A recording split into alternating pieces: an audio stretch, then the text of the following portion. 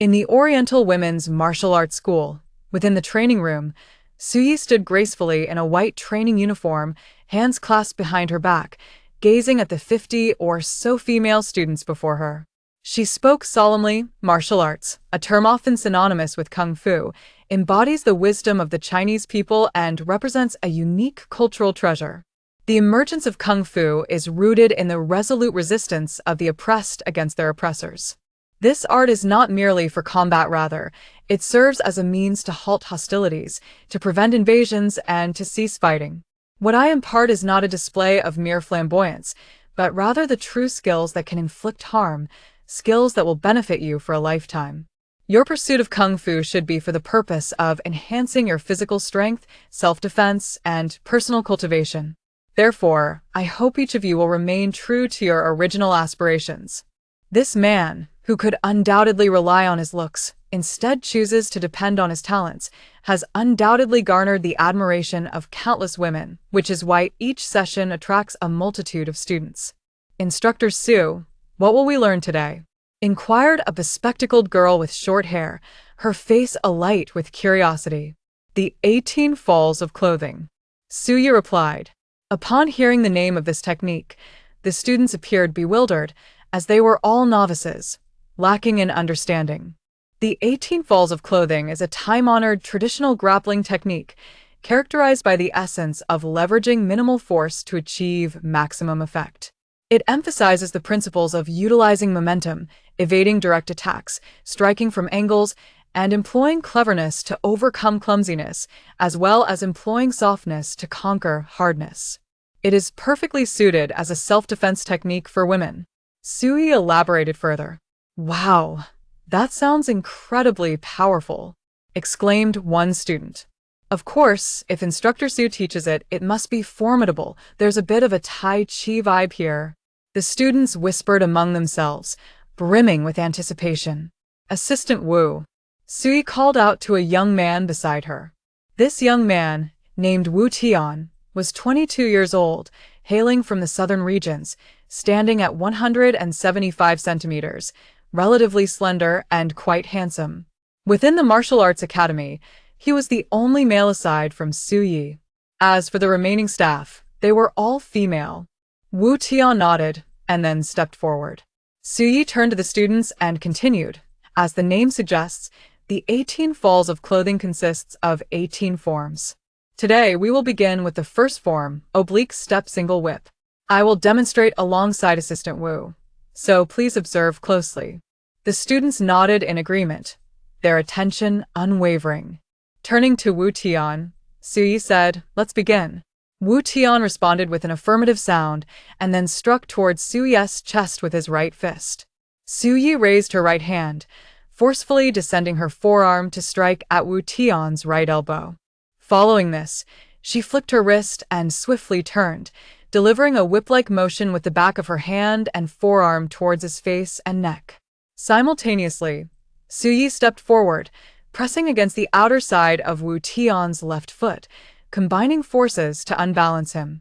With a sharp crack, Wu Tian winced in pain, his footing faltering, and he fell directly to the ground.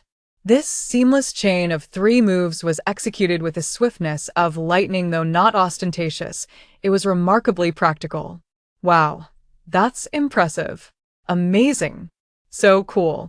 That must be 20 years of singlehood speed. The female students, having witnessed the demonstration, were left in awe. This particular maneuver proves effective when executed hidden, requiring minimal effort to effortlessly incapacitate the opponent. Instructor Su, you were too quick, I barely caught a glimpse. Can you demonstrate it once more? Indeed, it was far too swift. Allow me to perform it again in slow motion so you can follow along. Suya declared. Wu Tian, feeling quite disheartened, rose from the ground as the assistant instructor. He often found himself serving as a target, subjected to Suyi's various techniques on a daily basis. Alas, what choice did he have, being the only male assistant instructor present? Suyi demonstrated the move again in slow motion, once more toppling Wu Tian, and then addressed the students. Pair up and begin practicing. Should you have any questions, do not hesitate to call upon the assistant instructor. I shall conduct a review before the class concludes, and I hope all of you will pass. As the saying goes, a master can only guide one to the door. The journey of practice lies within oneself. These techniques are quite simple, and with earnest effort, anyone can master them. Su-yi then made his way to the office adjacent to the training hall, brewed a pot of Bai Luo Chun tea, and selected a book from the shelf before settling down at a tea table by the window, basking in the warm sunlight. This comprised his daily routine: teaching, sipping tea, and reading. Though unremarkable, it was fulfilling. Ding-dong, hearing a knock at the door, Su-yi utilized his clairvoyance to ascertain that it was Su-ing-hong, and he called out, "Come in." Su-ing-hong serves as Su-ye's assistant, overseeing the martial arts school's recruitment, procurement, dining, and various daily affairs. She possesses remarkable organizational skills and is exceptionally beautiful. At the age of 24, she boasts an enviable physique and a striking face, with legs that seem to extend endlessly from her neck downwards. Su-ing-hong pushed the door open and announced, "Brother Yi, there are some troublemakers outside." At that moment, unrest stirred beyond the entrance. Su-yi furrowed his brows, only to witness a group of thuggish individuals storming in with menacing expressions. They were neither martial artists nor individuals with extraordinary abilities. They were merely ordinary ruffians. After assessing the situation, Su-yi nonchalantly remarked, "Just have Wu Tian drive them away." Wu Tian, having trained under him for 3 years in authentic martial arts, could easily handle such lowly scoundrels, defeating 10 with little effort. Su-ing-hong nodded, turned to leave, and exchanged a knowing glance with Su-yi outside. Who is Su-yi? A buzz-cut young man barked, leading the group. Dressed in a black t-shirt and torn jeans, with shaved lines at his temples and sporting earrings, he wielded a baseball bat with a menacing air. The others were similarly attired, each exuding a bravado that screamed their intention to provoke. The female students, witnessing this intimidating display, were understandably alarmed, taken aback on their very first day of class by such a disruptive intrusion. Su-ing-hong stood at the doorway, silently observing, his heart heavy for these misguided souls. Su-yi took a sip from his tea and returned to his book with a serene demeanor. Meanwhile, Wu Tian, acting as a teaching assistant, was engaged in instructing a female student when he noticed the troublemakers. He approached them directly, his expression stern. "What do you want?" Wu Tian inquired coldly. The buzz-cut youth scrutinized Wu Tian with an air of arrogance, responding, "Are you Su-yi?" "Indeed, I am," Wu Tian replied. "Damn it, hit me." The youth with the cropped hair cursed vehemently. "Wait a moment." Wu Tian hastily waved his hands in an attempt to dissuade them as the confrontation escalated. "Wait my ass. Today, I will beat you to death," the cropped-haired youth shouted, swinging a baseball bat menacingly towards Wu Tian's head. There was no room for negotiation here. Upon witnessing this, Wu Tian ceased hesitating. Utilizing the teaching technique of the day, the diagonal step single whip, he swiftly brought the cropped-haired youth crashing to the ground. The youth let out a sharp cry, his face ablaze with pain, nearly dazed from the blow. He scrambled to his feet and bellowed, "What are you all standing around for? Get him!" Without a moment's pause, the others brandished their baseball bats and charged forward. Wu Tian scoffed at their attempts, unfazed by the odds of 1 against 10. He effortlessly executed a series of techniques such as the wing flapping elbow, hooking leg back strike, shoulder takedown, and trip, and dispatching them with remarkable efficiency. In mere moments, they lay sprawled on the ground, wailing in agony, their eyes wide with terror as they regarded Wu Tian. Was he not astonishingly formidable? Such a display of prowess and decisive technique struck the female students as exceptionally impressive. With one assistant instructor exhibiting such skill, it was evident just how formidable instructor Su-yi must be. Wu Tian, filled with pride, clapped his hands and looked down at the cropped-haired youth, demanding, "Who sent you here? Let them go." Su-yi, in the lounge, gazed contemplatively out the window at the street scene, uttering those words softly before lighting a cigarette. He had already begun to piece together the puzzle. Chapter 2. Rebirth through Nirvana. Yet, Su Yi consistently declined with a subtlety that kept others at arm's length. After experiencing profound disappointment, some chose to retreat, while others could not help but harbor secretive grievances, deeming Su Yi excessively pretentious, even questioning if he was fragile. Conversely, a few, driven by love turned to resentment, believed that should they pursue him, Su Yi ought to acquiesce. Otherwise, they would seek retribution. A few days prior, a young woman named Tang Biyun attempted to forge a closer connection with Su Yi. She was an arrogant and capricious young lady, born into affluence, and currently a university student. The Oriental Women's Martial Arts School boasted considerable repute in Zhengzhou, prompting her father to enroll her. Upon attending classes, she seemed captivated by Su Yi's aloof demeanor, leading her to repeatedly invite him to dine, yet Su Yi remained unresponsive, inciting her irritation and ultimately serving as the catalyst for ensuing events. Today, this group of individuals was evidently dispatched by Tang Biyun. However, having encountered such scenarios numerous times, Su Yi remained unfazed and emotionally unperturbed. After all, she was merely a petulant young girl. Why stoop to her level? These ruffians initially aimed to chastise Su Yi, yet they found themselves swiftly overwhelmed, retreating in disarray and humiliation. In the face of the astonished and admiring gazes of the students, Wu Tian felt an overwhelming sense of satisfaction, deliberately adopting a cool demeanor as he adjusted his hairstyle. With a cheerful grin, he proclaimed, "Ladies, who wishes for a hands-on lesson from me? Speak up." Su Yi remained indifferent, yet Wu Tian's enthusiasm was unabated. Su Yinghong, witnessing Wu Tian's antics, could only shake her head in bemused resignation before turning to Su Yi and inquiring, "Brother Yi, what do you wish to eat for lunch?" Casually, Su Yi extinguished his cigarette in the ashtray and resumed his focused reading.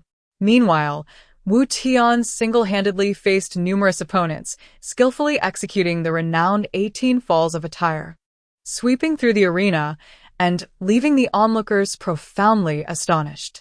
The students truly experienced the formidable nature of this martial art, prompting them to dedicate themselves earnestly during practice. Consequently, when Su Yi underwent his assessment, he passed with flying colors. Having grown up in an orphanage, Su Yi led a tumultuous life after graduating high school, engaging in brawls, creating disturbances, and mastering the art of drinking and gambling. On one occasion, he injured a wealthy heir, prompting the latter's father to threaten Su Yi's life, which compelled him to flee. After all, a wise man does not court disaster. Coincidentally, a close friend of his was enlisting in the military, and Su Yi wished to accompany him, not only to evade trouble but also to secure employment upon his return from service. With the assistance of his friend's father, Su Yi enlisted in the army. In his youthful exuberance, he often received reprimands, which tempered his rough edges while igniting his fighting spirit. What path should I pursue? What kind of person do I wish to become? Would I continue to drift aimlessly after my discharge? After a moment of profound realization, Su Yi resolved to strive for excellence. Hard work indeed pays off. He was fortunate enough to join an elite special forces unit. Following rigorous training, he began undertaking missions fraught with peril and bloodshed. Amidst this tumultuous journey, Su Yi fell deeply in love with his commanding officer, Xiao Yu. Although not his first love, she became the woman he cherished above all others. Their hearts intertwined, they found a profound connection and had silently pledged their lives to one another. During a particular operation, the team fell victim to an ambush by a skilled practitioner of supernatural abilities, resulting in heavy casualties. Xiao Yu perished in Su Yi's embrace. It was at that moment that Su Yi comprehended the truth. All of this turmoil stemmed from the ancestral jade pendant gifted to him by Xiao Yu. This heirloom bestowed upon Su Yi a rebirth, endowing him with formidable powers, enabling him to absorb the spiritual essence of the universe, as well as various forms of energy, thereby perpetually enhancing his abilities. Following his resurrection, the pendant transformed into a mark, merging seamlessly with him, indelibly inscribed upon his chest. Upon grasping this revelation, Su Yi felt not a flicker of joy. Instead, a deeper sorrow enveloped him. For this pendant rightfully belonged to Zhao Yuqing, who had given it to him as a token of their love. Had it not been for this, it would have been Zhao Yuqing who experienced rebirth, not he. Although Su Yi had returned from death, he found that life was more burdensome than the grave. 3 years prior, upon arriving in Zhongzhou, Zhao Yuhan had already turned 18. Su Yi purchased a modest apartment on an installment plan and borrowed a small sum from his comrades to establish the Eastern Women's Martial Arts School. Life, though simple, was fulfilling, offering a tranquility far removed from the chaos of gunfire and conflict. He had once entertained thoughts of leveraging his newfound abilities for wealth, given that his strength was growing daily. However, he ultimately dismissed this notion, fully aware that he and Zhao Yuqing had initially fallen victim to a powerful adversary. He understood well the adage that the one who stands out is often the first to be targeted. The world was rife with peril, inhabited not only by ancient warriors, but also by those wielding extraordinary powers. To draw attention was to invite trouble. Beyond the heavens, there are greater forces. And even though he had ascended to the rank of a superlative expert, his concern remained with his sister, Zhao Yuhan. Zhao Yuqing has departed from him, leaving him with a singular purpose, to ensure the safety of Zhao Yuhan. As long as she remains unharmed, healthy, and joyous, that constitutes his utmost happiness. As for other matters, he finds himself devoid of the mental space to contemplate them for the time being. In Chapter 3, Human or Ghost, it is imperative for young women to be mindful of their surroundings when consuming alcohol. It is best to refrain in the company of those with whom they share a tenuous relationship. Su Yi, drawing from his own experiences, offers sage advice. For many young women find themselves taken advantage of when intoxicated. In his solitary days, he often contemplated how to exploit others, but now, with Zhao Yuhan as his sister, he must vigilantly guard her against those rascally boys. Nevertheless, the primary focus remains on Zhao Yuhan's education. Su Yi will exert every effort to safeguard her from external threats. Yet one can never fully guard against one's own vulnerabilities. Indeed, a woman who willingly descends into depravity is the most formidable of all.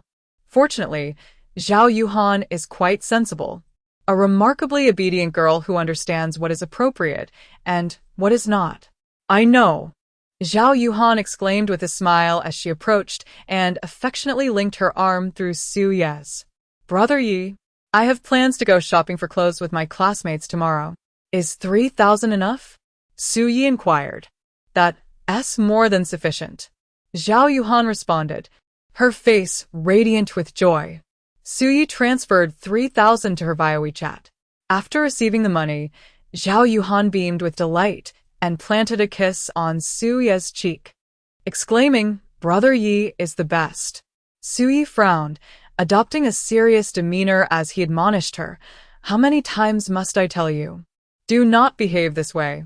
I am your brother, and you must maintain some distance." All right, it's quite late now. I need to take a shower and get some rest.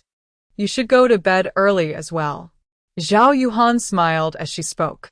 Upon seeing her rise to leave, Su Yi let out a resigned sigh. He regarded Zhao Yuhan as a younger sister, yet she did not share this sentiment. Their cohabitation had rendered their relationship exceedingly ambiguous, a source of great vexation for him, as his greatest fear was that Zhao Yuhan might develop feelings for him. After indulging in a cigarette, Su Yi prepared to retire for the night. However, just as he lay down, he was startled by the commotion emanating from the adjacent room. "Luoqing, you scoundrel, get out. If not, I shall call the police. Song Yueshi, don't you dare act high and mighty. I've pursued you for 3 years, and now you play the saint? Tonight, I shall have you, no matter what. You, don't come any closer. Ah, you brute, let me go. Help. Shout as much as you like, it won't matter. Let us see who can come to your rescue." Su-yi sat up, turning to glance through the wall, where he witnessed Luo Cheng pinning Song Yueshi onto the sofa, intent on committing an atrocity. Meanwhile, Song Yueshi fought back desperately, striking Luo Cheng while continuously calling for help. With a sigh, Su-yi thought it better to avoid involvement and simply focus on his own slumber. Suddenly, a chilling scream pierced the air. "You bit me, I'll kill you!" Luo Cheng, blinded by rage, had his hands around Song Yueshi's neck. Song Yueshi gasped for breath, struggling futilely against his grip. Impulsiveness can be a devil. When a man is fueled by alcohol and anger, he is prone to reckless actions. Su-yi could no longer stand idly by. While he had no desire to meddle in Luo Cheng's brutish advances, the prospect of violence was something he could not tolerate. At this moment, blood was streaming down Luo Cheng's shoulder as he wore a sinister expression, gripping Song Yueshi's neck with great force, causing her face to turn crimson, her eyes rolling back. On the verge of losing consciousness, Su-yi let out a cold snort, rising to his feet and phasing through the wall. He possessed the ability of instantaneous movement. Anywhere he could see, he could reach in an instant, thus allowing him to traverse walls.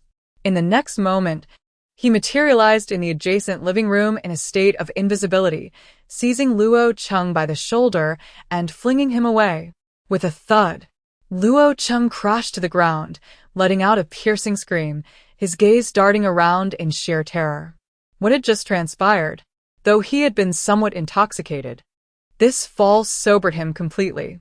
Song Yueshi was gasping for breath, coughing violently.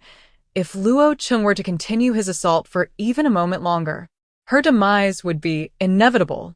Who? Luo Cheng stammered, panic surging within him. However, in this spacious living room, aside from him and Song Yueshi, there was no one else present. Yet, someone had indeed grasped him from behind and hurled him away. Had he encountered a ghost? Get lost, Su-yi commanded coldly. Luo Cheng, filled with dread, turned pale, nearly losing control of his bladder. The voice was heard, yet the figure remained unseen. This was no mere haunting, but rather a master of extraordinary abilities. Trembling uncontrollably, Luo Cheng crawled away in a desperate bid for escape. Meanwhile, Song Yueshi began to recover, though lacking Luo Cheng's awareness. She was equally frightened. Clutching her shoulders with both hands, she glanced around, yet found no one. Thus, she subconsciously believed that the presence was ghostly. My God! At that moment, she too wished to flee. But this was her home. Where could she possibly run to? Are you human or ghost? Song Yueshi was terrified to the core, yet she mustered the courage to inquire. After all, the stranger had rescued her. Even if they were a ghost, they should harbor no malice. Otherwise, why would they have saved her? Observing her neighbor up close, Song Yueshi was undeniably beautiful, with delicate features, flowing long hair, and a commendable figure, a quintessential beauty. However, at that moment, her attire was disheveled, her hair unkempt, and her face a picture of fear, rendering her exceedingly disheveled. Get some rest, Su-yi deliberately lowered his voice, uttering those words before turning to leave. He had come to save her with urgency, yet he was clad only in his undergarments. Moreover, he had no desire to reveal his identity, nor did he seek any form of gratitude from Song Yueshi. Having personally encountered such a bizarre and uncanny experience had utterly shattered her worldview. The following day, at 7 in the morning, Su-yi rose punctually, washed his face, brushed his teeth, prepared breakfast, and after eating, he set out. The Eastern Women's Martial Arts School was perpetually enrolling students, with classes held from Monday to Friday in the evenings, from 6 to 9 o'clock, and on weekends, all day long, from 8 to noon and 2 to 6 in the afternoon. Zhengzhou, a third-tier city, boasted a population exceeding 5 million, yet the cost of living was relatively low. However, those inclined to learn self-defense were predominantly affluent individuals, as the average working class could hardly afford such discretionary expenditures. This was quite similar to women who indulged in beauty treatments or practiced yoga to refine their skills. Upon arriving at the martial arts school, Suyi entered the office, brewed a pot of tea, and tended to the potted plants. The students began to arrive one after another, and the class commenced promptly at 8 o'clock. Today, I am set to teach the second form of the Zhan Yi Badai, known as Jade Maiden Shuttle. Just as Suyi was preparing to head to the training room, Su Yinghong entered with a woman. Upon seeing this woman, Suyi was taken aback. What is she doing here? Chapter 4. The beautiful neighbor. The newcomer was none other than the stunning neighbor, Song Yueshi. Yiga. This is a new student who came to enroll today, Song Yueshi, Su Yinghong introduced. Beautiful lady, this is our martial arts school's head and instructor, Suyi. Is it really you? Song Yueshi exclaimed, visibly astonished. Is this not her neighbor? Living in close proximity, they often cross paths. Typically, Song Yueshi would not initiate conversation with males, nor had Suyi ever made an effort to engage her. Despite their silence, they were familiar with each other. The events of the previous night had terrified Song Yueshi, leaving her with a profound sense of insecurity. She was not particularly fond of hiring bodyguards, as their effectiveness was limited. However, martial arts could offer lifelong benefits, applicable at any time and place. Additionally, the Eastern Women's Martial Arts School was quite renowned in the area, prompting her to seek self-defense training to prevent similar tragedies from occurring again. Across the land of Huaxia, Taekwondo studios are abundant, alongside numerous martial arts academies. Yet, martial arts schools are relatively scarce. In Zhongzhou, the Eastern Women's Martial Arts School stands unparalleled, facing no competition. Thus, those wishing to learn martial arts have no choice but to come here. Little did she expect that the head of the school would be her own neighbor. this Is quite the coincidence.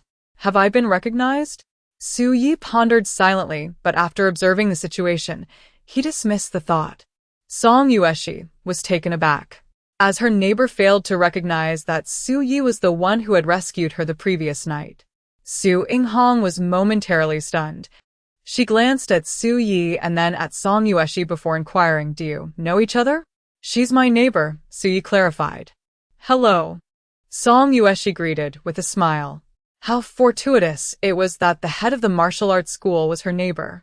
Suyi returned the smile and then addressed Su Yinghong, saying, Yingzi, please take her to change into her training attire. Inside the training room, the students had already donned their practice uniforms. Upon Suyi's arrival, they promptly formed a line.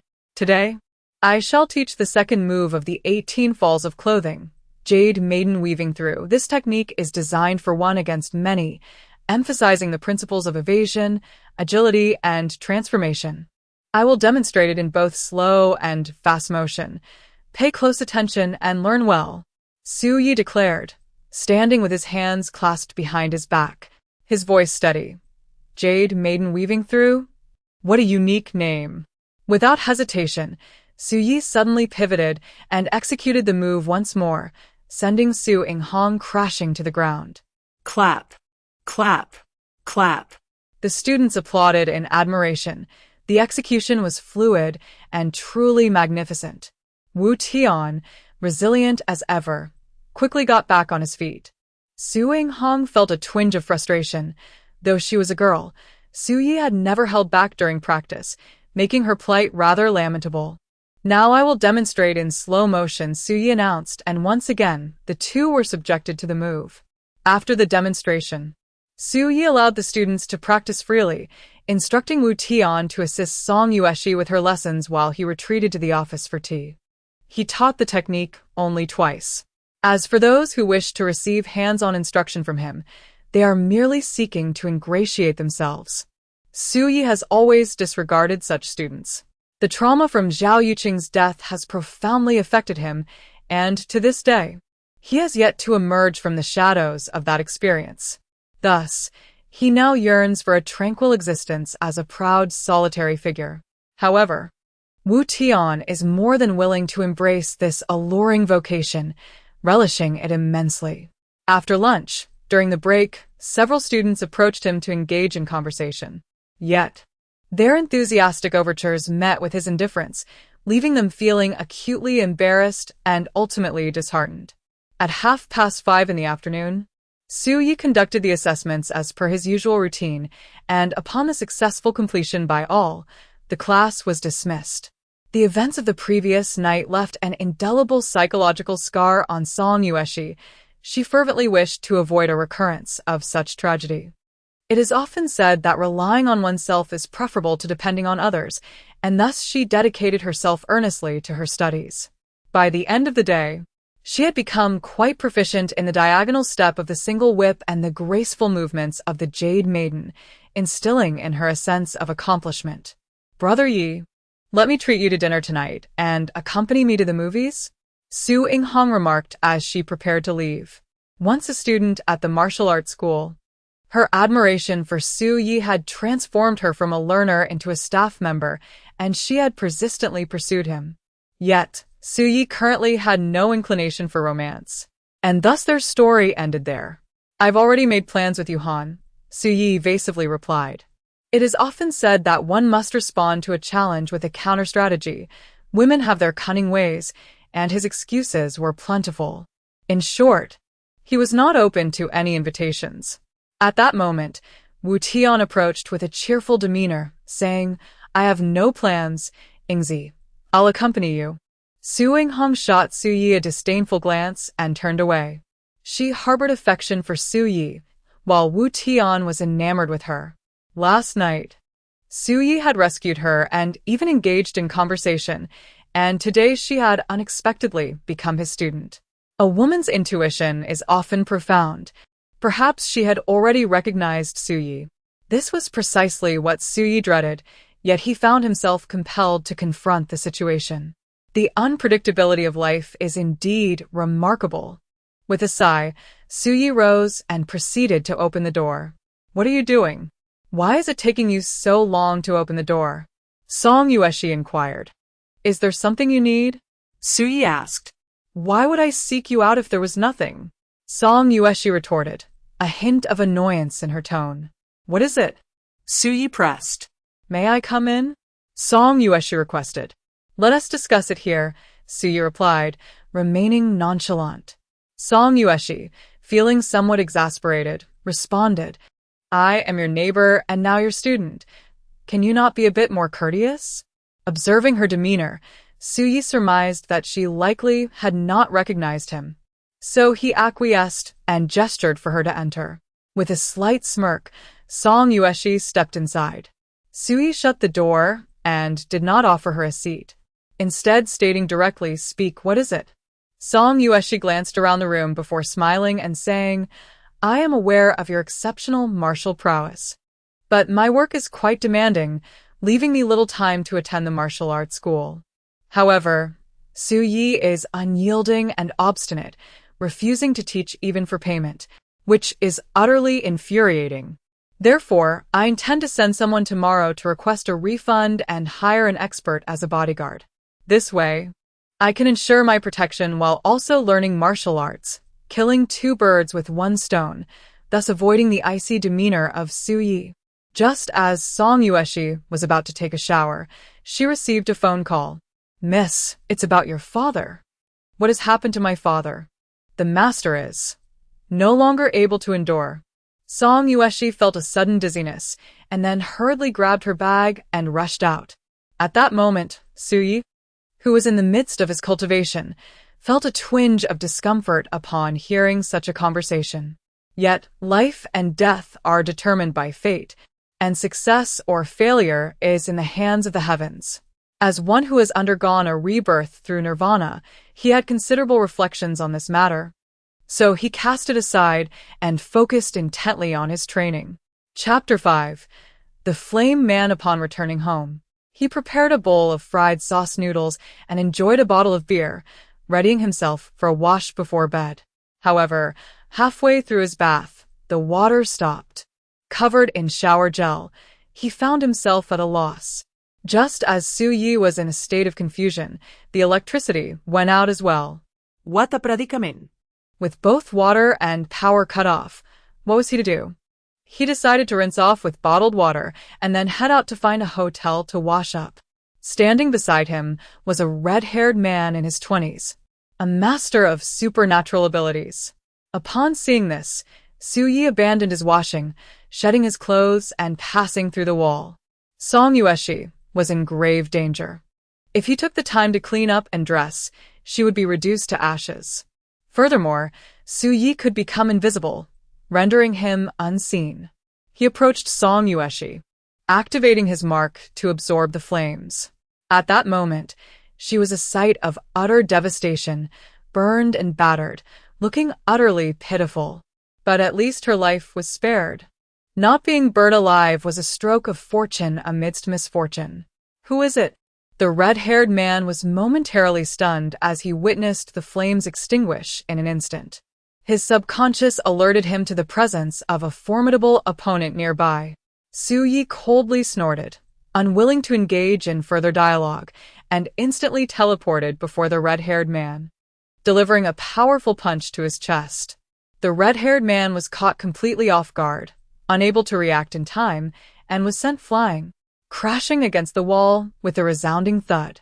Although the wall remained unscathed, he was left in a dire state, his chest shattered, slumped on the ground, spitting blood, and terrified beyond measure. "Why did you kill her?" Su-yi demanded. "I was merely following orders for money. Please spare me." The red-haired man pleaded desperately.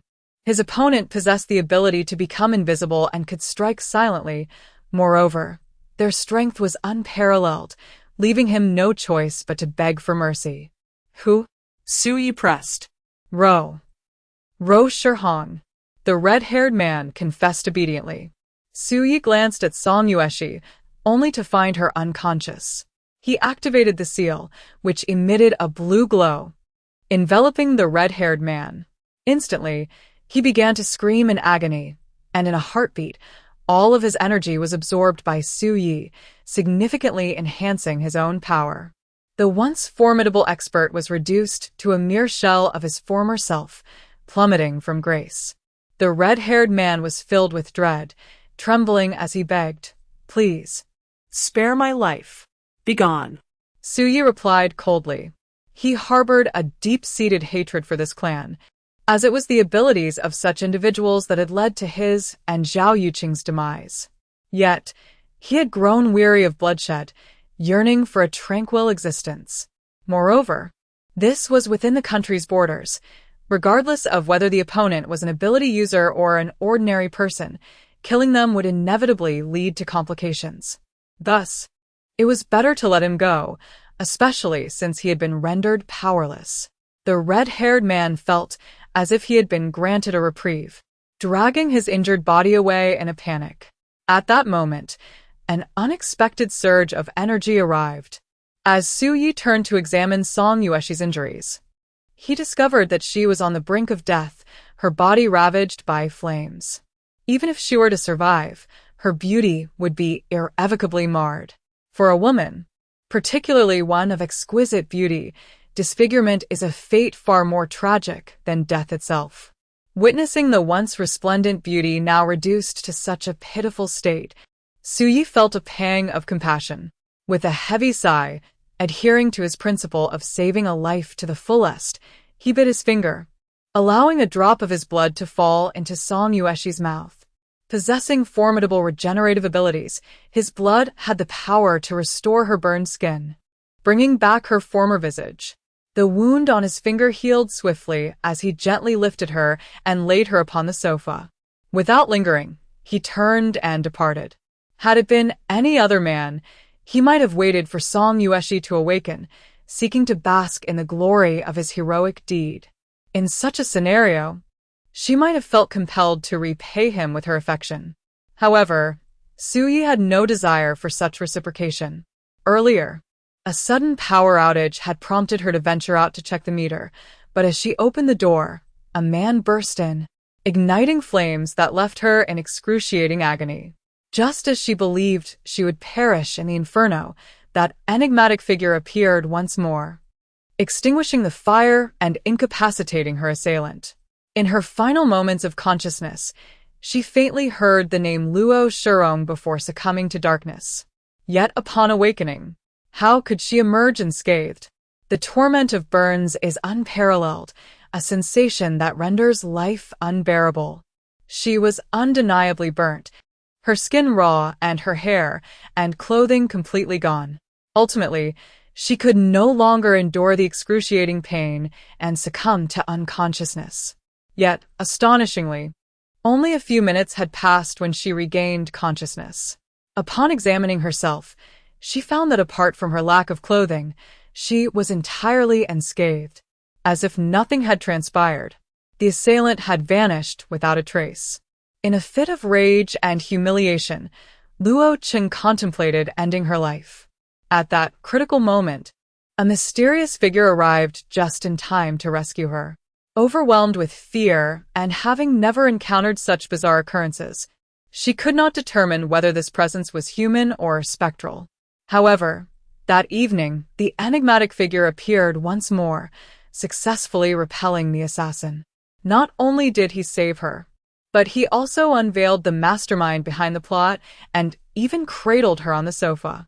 Yet her mind was in turmoil, and she could not recall where she had heard that voice before. Nevertheless, the revelation thrilled Song Yueshi, who resolved to find this man who had saved her twice.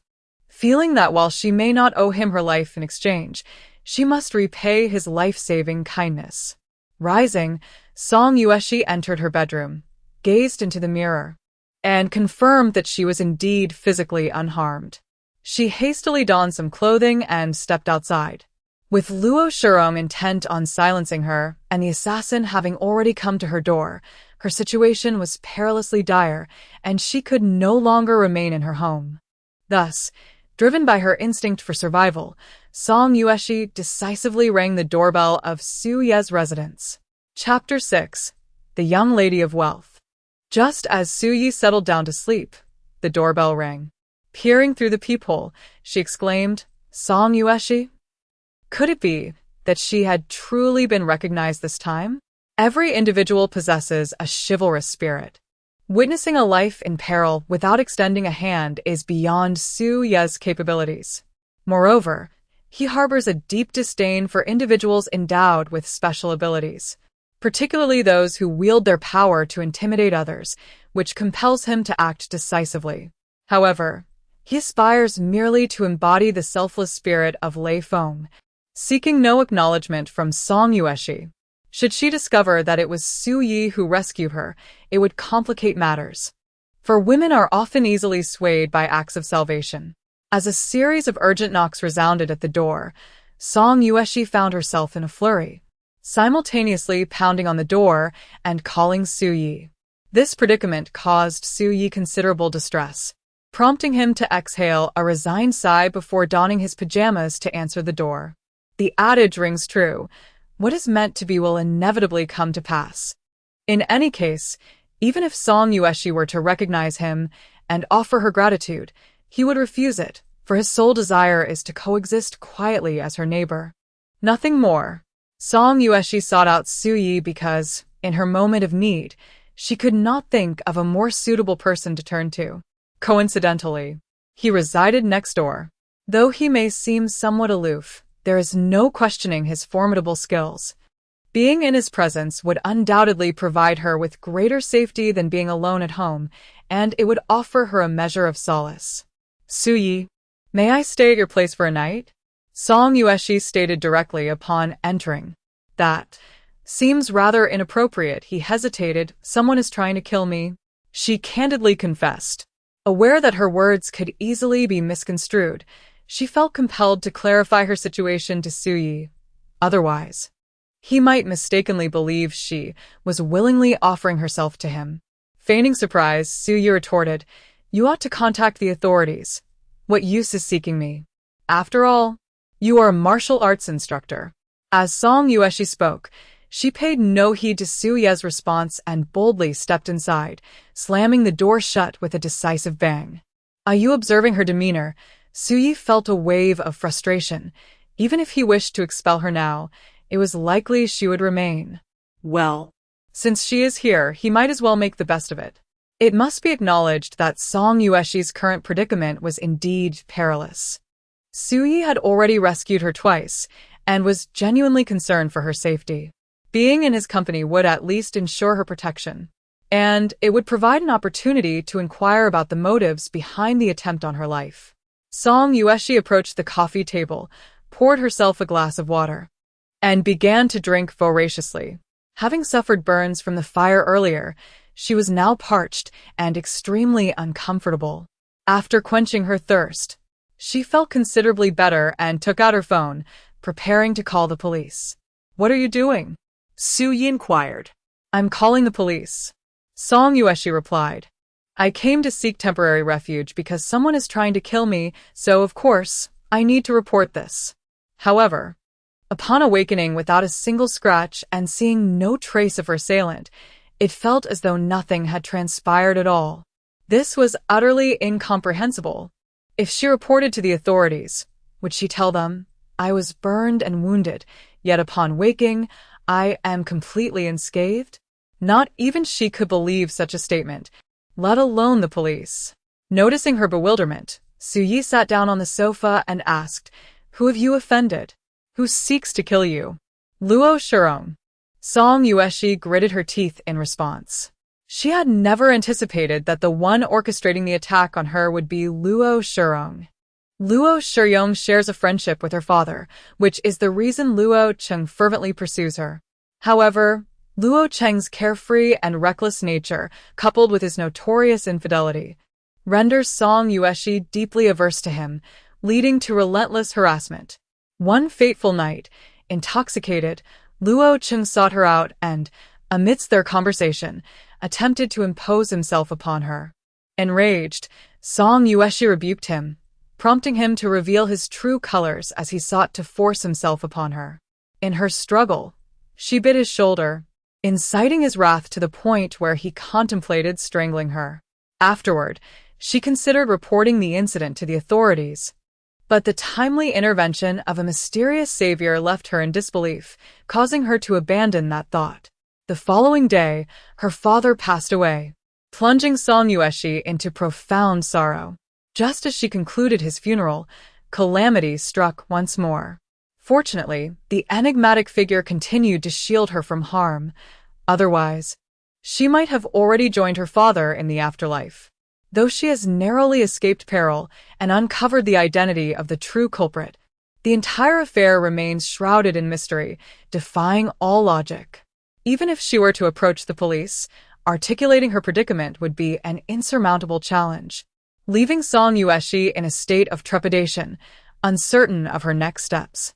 If only she could locate that benevolent stranger, perhaps she could resolve this crisis. Yet the dilemma lies in the fact that she does not even know who he is, nor where to seek him. "Why does he wish to kill you?" Suyi inquired. He had not heard of Luo Shiyong, nor was he aware of Song Yueshi's identity, but it was evident that this woman was far from ordinary. Otherwise, an adept with extraordinary abilities would not have been dispatched to silence her. "My father is Song Jianglong, the chairman of Zhongzhou Liquor Group." While Luo Shiyong is also a wealthy businessman from Zhongzhou, flourishing in his endeavors. However, his current success is largely attributed to the support of his brother-in-law, Yu Guangchuan. Yu Guangchuan, the wealthiest man in Yeqing and chairman of Dadi Group, had sought to acquire Zhongzhou Liquor Group a decade ago, but my father declined. Subsequently, he acquired the Fipingchun Liquor Group in Yeqing, aggressively expanding his business while encroaching upon the Zhongzhou market, even engaging in a trade war. As Song Yueshi remarked, "The business world resembles a battlefield, where the ruthless pursuit of profit is commonplace." Suyi sighed, acknowledging that Zhongzhou is renowned as a liquor-producing region, with Zhongzhou liquor being one of the illustrious wines of Huaxia. Although its prominence has waned over the years, it remains a leading brand within the province, particularly among locals who predominantly consume Zhongzhou liquor, achieving annual revenues in the billions. Despite her glamorous exterior, which suggests she is no ordinary girl, it is surprising to learn that she is the daughter of Song Jianglong. At such a young age, she has already assumed the role of the head of Zhongzhou Liquor Group, compelling Su Yi to regard her with newfound respect. However, one must wonder why such a privileged young lady would reside in such circumstances. Your relationship with your family must be strained, I suppose? Yu Guangchuan, With his extensive influence and wealth, poses a significant threat. If he wishes to eliminate me, I would find it exceedingly difficult to defend myself. Should I meet my demise, it is likely my sister would also face dire consequences. Alas, my only recourse now is to seek the protection of the police. You have a sister? su'ye eklemek in surprise. My sister, Song Yuelon, is 21 years old and currently in her third year at Zhongzhou University, Song Yueshi replied. Upon hearing this news, Su Yi lit a cigarette, contemplating the gravity of the situation. The death of Zhao Yuqing left him heartbroken. Now, residing in this central region, his sole purpose is to protect Zhao Yuhan with unwavering dedication. The sisters Song Yueshi and Zhao Yuqing share a profound bond of mutual suffering. In this moment, Su Yi discerned the shadow of Zhao Yuqing in Song Yueshi, igniting a torrent of emotions within him, for they are all kindred spirits adrift in the vastness of despair. Should misfortune befall Song Yueshi, her sister would undoubtedly suffer the same fate. Contemplating this, Su Yi realized that he must take action, for the police could not adequately safeguard Song Yueshi. Chapter 7. To save a life is to save it entirely. I can help you. After careful consideration, Su Yi made up his mind. He had never envisioned himself as a grand hero vanquishing evil. Yet, he could not remain passive in the face of such events unfolding around him. Every individual possesses a sense of justice and compassion, particularly a soldier. Although he lived a life of discretion, such modesty did not imply indifference to all matters. When the time comes to act, he would indeed take action. Song Yueshi's situation was perilous. Without the means to assist, he would be powerless to help. Yet the crux of the matter was that he did possess the capability to witness death without intervening. Could he still call himself human? When Zhao Yuqing perished in his arms, he felt utterly helpless. Now, he was determined to undertake whatever was within his power. What did you say? Song Yueshi's expression was one of astonishment. She thought she had misheard him. I said, I can help you, Su Yi asserted solemnly. You? Song Yueshi found it utterly ludicrous, then continued. Do you have any idea who that assassin was? My goodness. They nearly set me ablaze. Although your skills are commendable, they may prove insufficient against these individuals. Furthermore, this is her affair, and I do not wish to involve Su Yi in it. Disdained, Su Yi chuckled softly and then inquired, if I were to assist you in resolving this matter, what compensation might you offer me? Driven by a sense of compassion, he desired to help Song Yueshi through her predicament.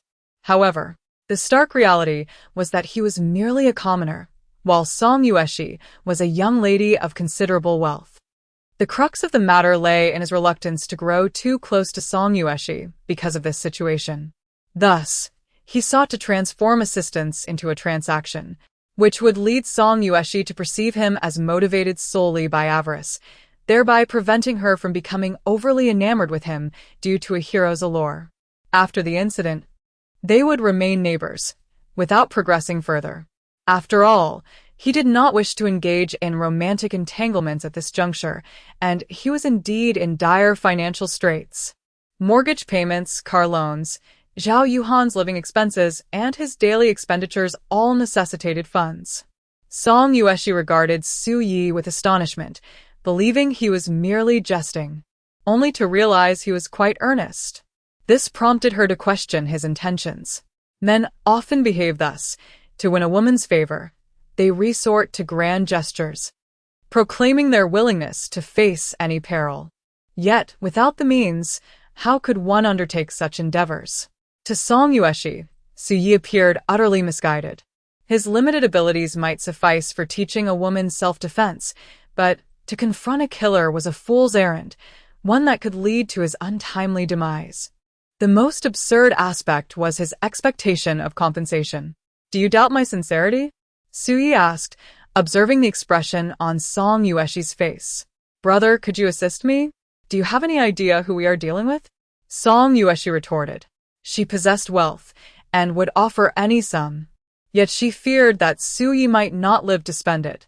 If she were to agree, only for Su Ye's predicament to remain unresolved, leading to his demise. That would be utterly devastating. Just tell me how much you can offer as remuneration, Su Yi replied. This matter does not concern you. It would be best for you to remain uninvolved. I do not wish to bring you harm, Song Yueshi insisted. Alas. Su Yi felt particularly helpless, uncertain of what to say. He yearned to lend a hand, yet Song Yueshi believed he lacked the capability to do so. If only he could reveal that he was the enigmatic figure who had rescued her twice, showcasing his prowess, Song Yueshi would undoubtedly be overjoyed. However, the predicament lay in the fact that he could not disclose his identity, and that was indeed a source of great turmoil. At that moment, Song Yueshi received an unfamiliar call. Hello, who is this? Yueshi, Yulan is in my possession. If you wish to see her alive, come immediately and do not alert the authorities, or you shall never see her again. Luo Shihong. You. Song Yueshi gasped in shock. She recognized the voice of Luo Shihong, yet she had not anticipated that he would go so far as to kidnap her sister, Song Yuelan, sending assassins to eliminate her while simultaneously abducting her sister. What a ruthless and treacherous scheme. Do not blame me. It is merely the consequence of your and your father's lack of appreciation. The abandoned chemical plant in the eastern suburbs. Time is of the essence. Luo Shihong chuckled. Please, do not harm my sister, Song Yueshi pleaded, her voice trembling with emotion. Rest assured, she is quite safe for the moment. Oh, by the way, bring along that extraordinary individual with abilities by your side. If he does not come, Yulan will perish, said Luo Shihong. Song Yueshi was taken aback. There was an extraordinary individual beside her? The mysterious savior who had indeed been quite impressive, but the crux of the matter was that she did not know him.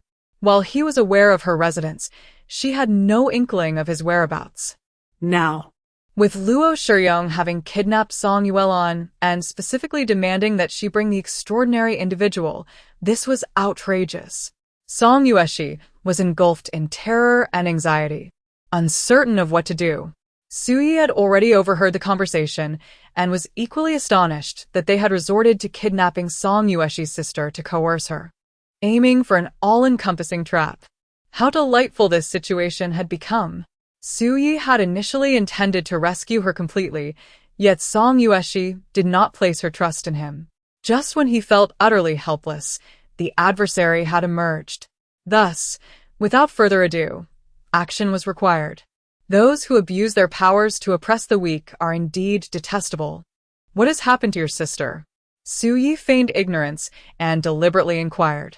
That scoundrel Luo Shihong has kidnapped Yulan. Song Yueshi cried out helplessly. Then why are you still hesitating? Let us go. I will accompany you. Su Yi urged. You do not understand the situation. A mysterious individual saved me earlier. And now Luo Shihong has specifically summoned him. Otherwise, Song Yueshi could not continue, her sobs growing more heart-wrenching. A mysterious individual? Su Yi pretended to be surprised. Yes. He has rescued me twice, yet remains unseen, seemingly capable of invisibility. However, I do not even know who he is or where he might be. What? What can we do? The tears of Song Yueshi, resembling rain on pear blossoms, truly evoke deep sympathy. This is manageable. Neither you nor I are aware of the circumstances, so allow me to accompany you, Su Yi declared. You? Are you coming along to accompany me to my demise? Song Yueshi retorted. If you were the enigmatic figure, it would indeed be permissible for you to join me. However, the critical point is that you are not. You merely serve as an impostor. If you refuse to go now, your sister's life hangs in the balance, Su Yi insisted. Song Yueshi found herself at a loss for words, for the reality was undeniable. She could not locate the mysterious figure, and as a result, She had no choice but to allow Su-yi to masquerade in that role. Thus, the two set forth on their journey. Along the way, Song Yueshi fervently prayed for the reappearance of that enigmatic individual. If not only would her sister's life be extinguished, but Su-yi would also be drawn into the abyss alongside her. Chapter 8. The ease of earning money. The pair drove to the abandoned chemical factory. Upon arrival, Song Yueshi felt a pang of regret and said, "Su-yi, you should leave. Regardless of the outcome, I am grateful to you." She had willingly walked into a den of danger, facing a perilous fate, yet her sister was here, leaving her with no alternatives. As for Su-yi, he was merely an outsider. What need had he to accompany her to the grave? After all, they were only neighbors. "You women are truly indecisive," Su-yi remarked, disregarding Song Yueshi as he strode confidently inside. "Oh, you!" Song Yueshi exclaimed in frustration, hurriedly following him. The factory had been abandoned for many years, overgrown with wild grass and sprawling in size. Su-yi remained calm and unperturbed, while Song Yueshi was riddled with trepidation. Following the light, they approached a nearby workshop. Several vehicles were parked at the entrance of the factory, their lights illuminating the interior. "There's still time to regret," Song Yueshi urged once more. She sensed that Su-yi believed he was playing the role of a hero rescuing a damsel in distress, seeking her gratitude and affection. "But you're no hero. So, what beauty are you saving? We should leave quickly. If we delay any longer, there will be no opportunity." Su-yi halted, turning to her and declaring 1 million. What? Song Yueshi was taken aback. "If I rescue your sister, you will pay me 1 million as a reward," Su-yi asserted. Upon hearing this, Song Yueshi's expression darkened. She had been genuinely moved by Su-ye's selfless bravery, willing to accompany her into this perilous situation despite the evident dangers, a courage that was indeed commendable. Yet, the demand for 1 million shattered the entire sentiment. "I have already advised you, yet you insist on being stubborn. If that is the case, so be it." Fine. Song Yueshi acquiesced, though it was a response born of frustration, as she held little hope for success.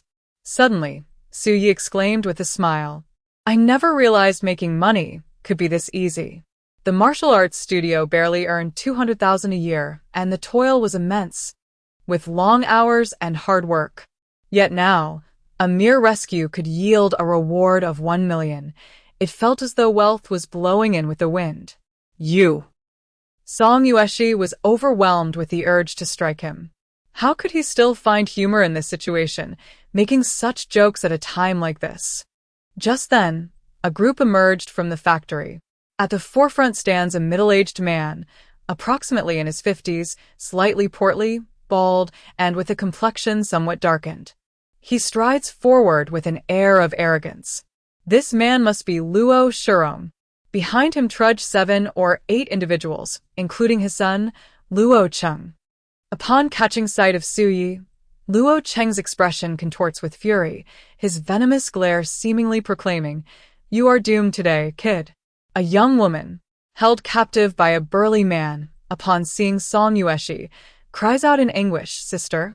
This is Song Yuelon, resembling her sister closely, youthful and beautiful, yet at this moment, her fear renders her spiritless, her sobs steeped in profound sorrow. "Yuelon, do not be afraid. Your sister is here." Song Yueshi hastens to reassure her. "Release her," Su-yi demands. He is disinclined to elucidate, particularly in the presence of Song Yueshi, for doing so would risk revealing his intentions. Luo Shurong scoffs derisively, a malicious grin spreading across his face. "Do you believe you can still escape? Spare us your prattle. I have work tomorrow." Su-yi retorts impatiently. How utterly audacious. The anger of Luo Shurong at his cohorts boils over. Su-yi's demeanor suggests he regards them with utter disdain. They had orchestrated this trap to ensnare Su-yi, intent on his demise, a matter of life and death that surely warrants a more solemn approach. Arrogance. One of Luo Shirong's companions coldly rebukes, stepping forward with thunderous intent. Su Yi has already assessed the situation. Among these individuals, 2 are practitioners of ancient martial arts, 1 possesses supernatural abilities, while the remainder are mere ordinary folk. As this man strides forth, closing the distance of several meters in an instant, Su Yi stands resolute, unleashing a powerful punch. The clash of fists produced a sharp crack, causing the man to grunt and stagger backward several steps before finally regaining his balance. In stark contrast, Su Yi remained as steadfast as a mountain, utterly unmoved. A single move revealed the disparity in their strengths. The man's face contorted in shock, his right palm throbbed with pain, and his entire arm trembled uncontrollably. Luo Shirong and others could easily discern the gap in power. Those who act with arrogance are either ignorant or overly confident.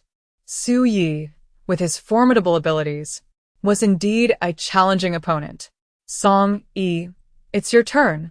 Luo Shirong directed to another individual beside him. Song Yi exchanged a glance with the one who had taken the lead, and together they launched their simultaneous assault. Su Yi let out a cold snort and stepped forward, taking the initiative in the attack. In truth, he possessed little knowledge of ancient martial arts. His training was rooted in military combat techniques.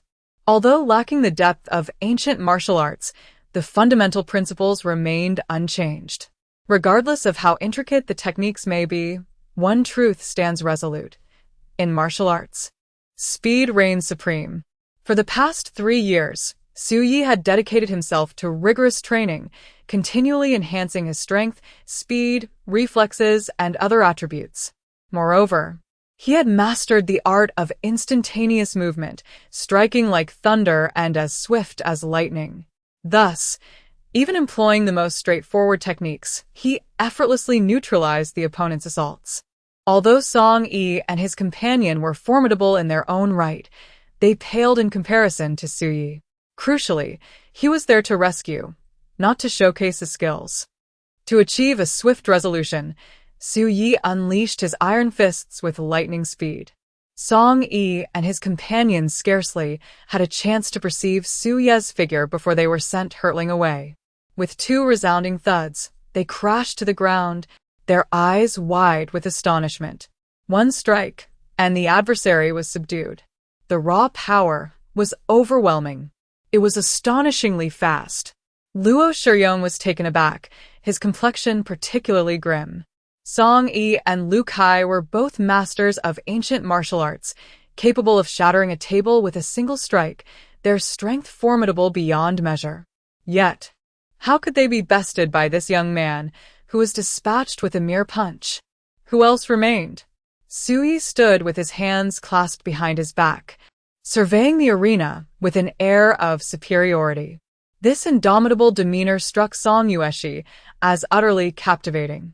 When Su Yi offered his assistance, she initially dismissed him as merely posturing, though she refrained from voicing her skepticism, harboring a degree of disdain within. However, upon learning of Song Yuelan's abduction and the inability to locate the mysterious assailant, she reluctantly permitted Su Yi to masquerade as a savior. Until that moment, Song Yueshi had been in a state of anxious suspense. Chapter 9.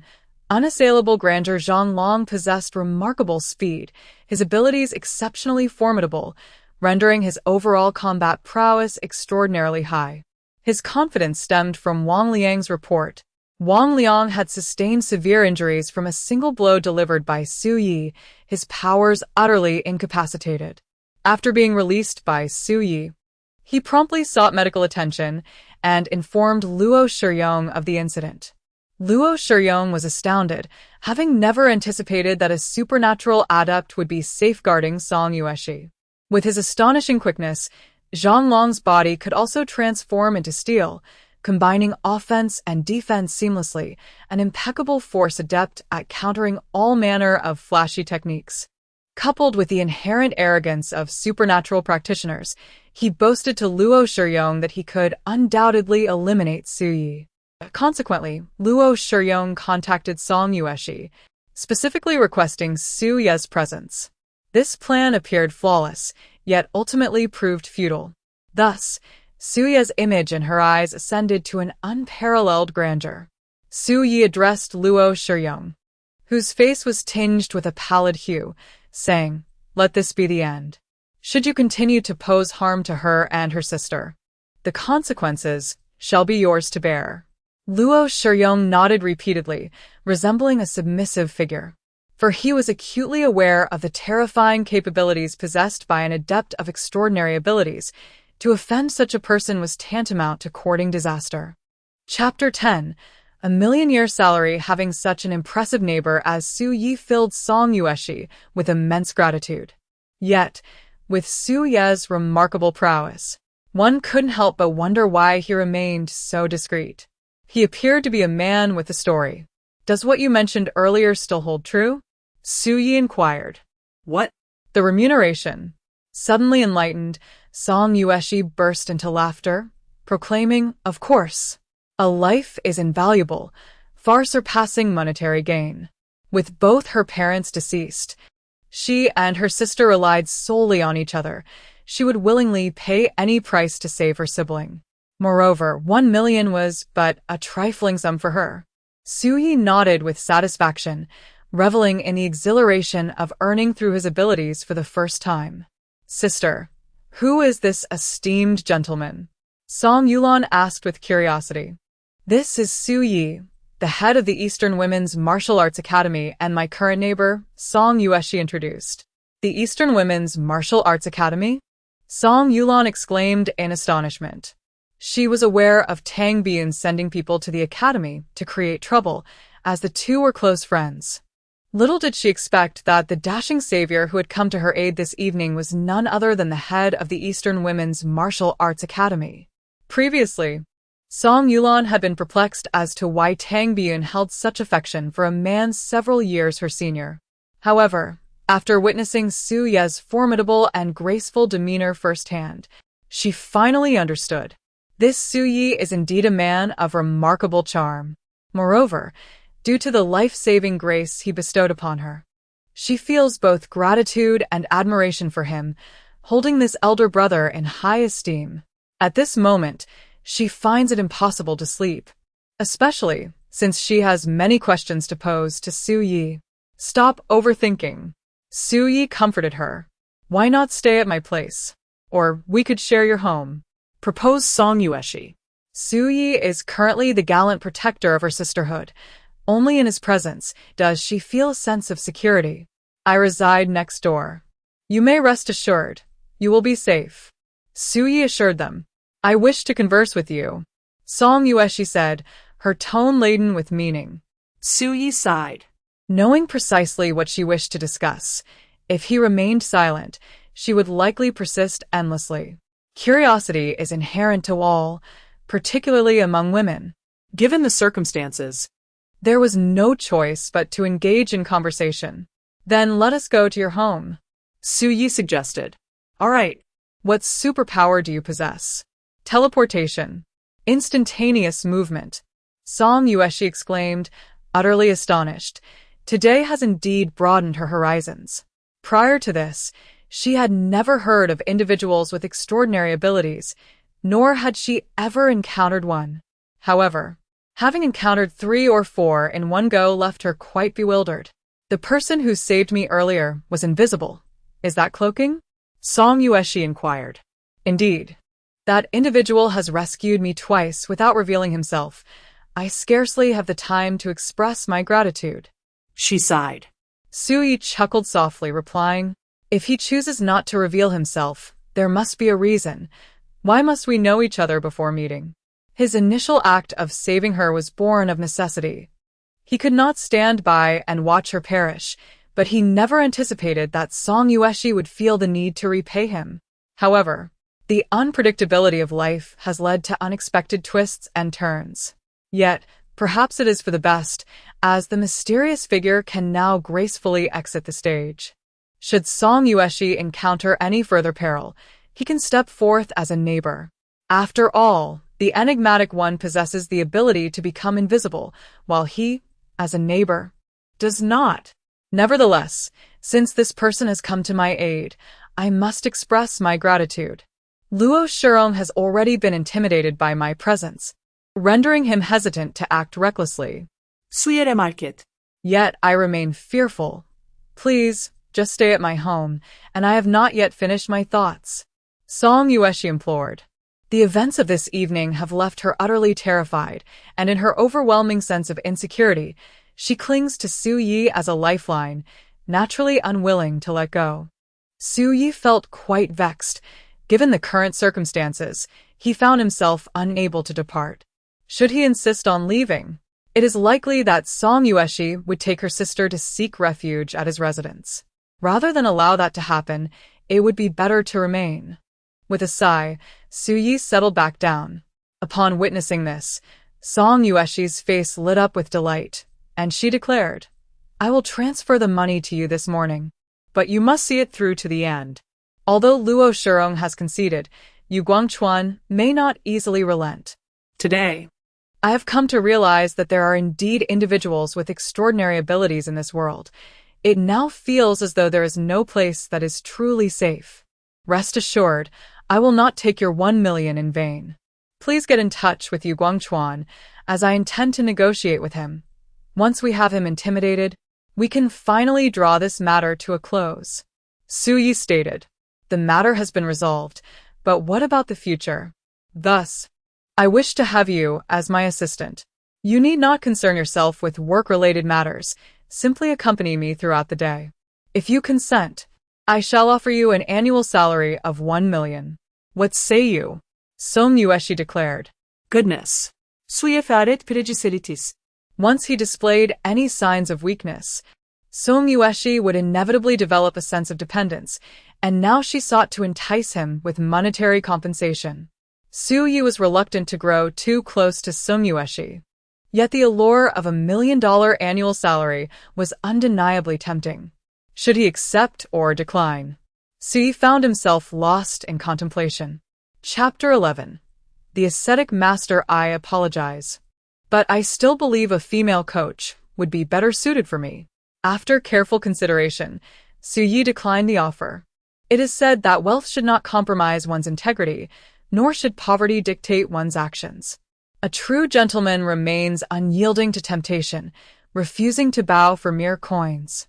Although his current life was rather mundane and he indeed lacked funds, he could not allow greed to lead him astray from his principles. Rescuing her was a matter of duty and justice, but becoming her assistant was another matter entirely. A man must possess dignity.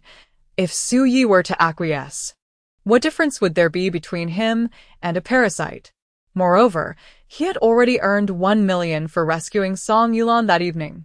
This sum was sufficient to enhance his current circumstances. He harbored no dreams of wealth, thus enough money to meet his needs sufficed. Upon hearing this response, Song Yueshi was taken aback. She had anticipated Su Yi would gladly accept, given the lavish salary, yet to her astonishment, he had refused. Could it be that he found the offer insufficient? Such a possibility seemed plausible. After all, he was a master hidden among the masses, and with his capabilities, earning a fortune would indeed be a trivial pursuit. 1.5 million. Song Yueshi announced a price increase. Su Yi waved his hand, stating, This is not a matter of money. Then what is it? Song Yueshi inquired, perplexed. I cherish my current life and do not wish for change. Su Yi replied. Song Yueshi was left speechless. People strive for higher aspirations, while water flows to lower grounds. It is often said that those without dreams are akin to salted fish. Su Yi, in this regard, is either a salted fish or a true recluse, one who does not seek fame or fortune, unperturbed by the banalities of society, adhering to his principles and living freely. However, Su Yi's demand of 1 million from Song Yulan indicates that he is still, after all, a man of the world.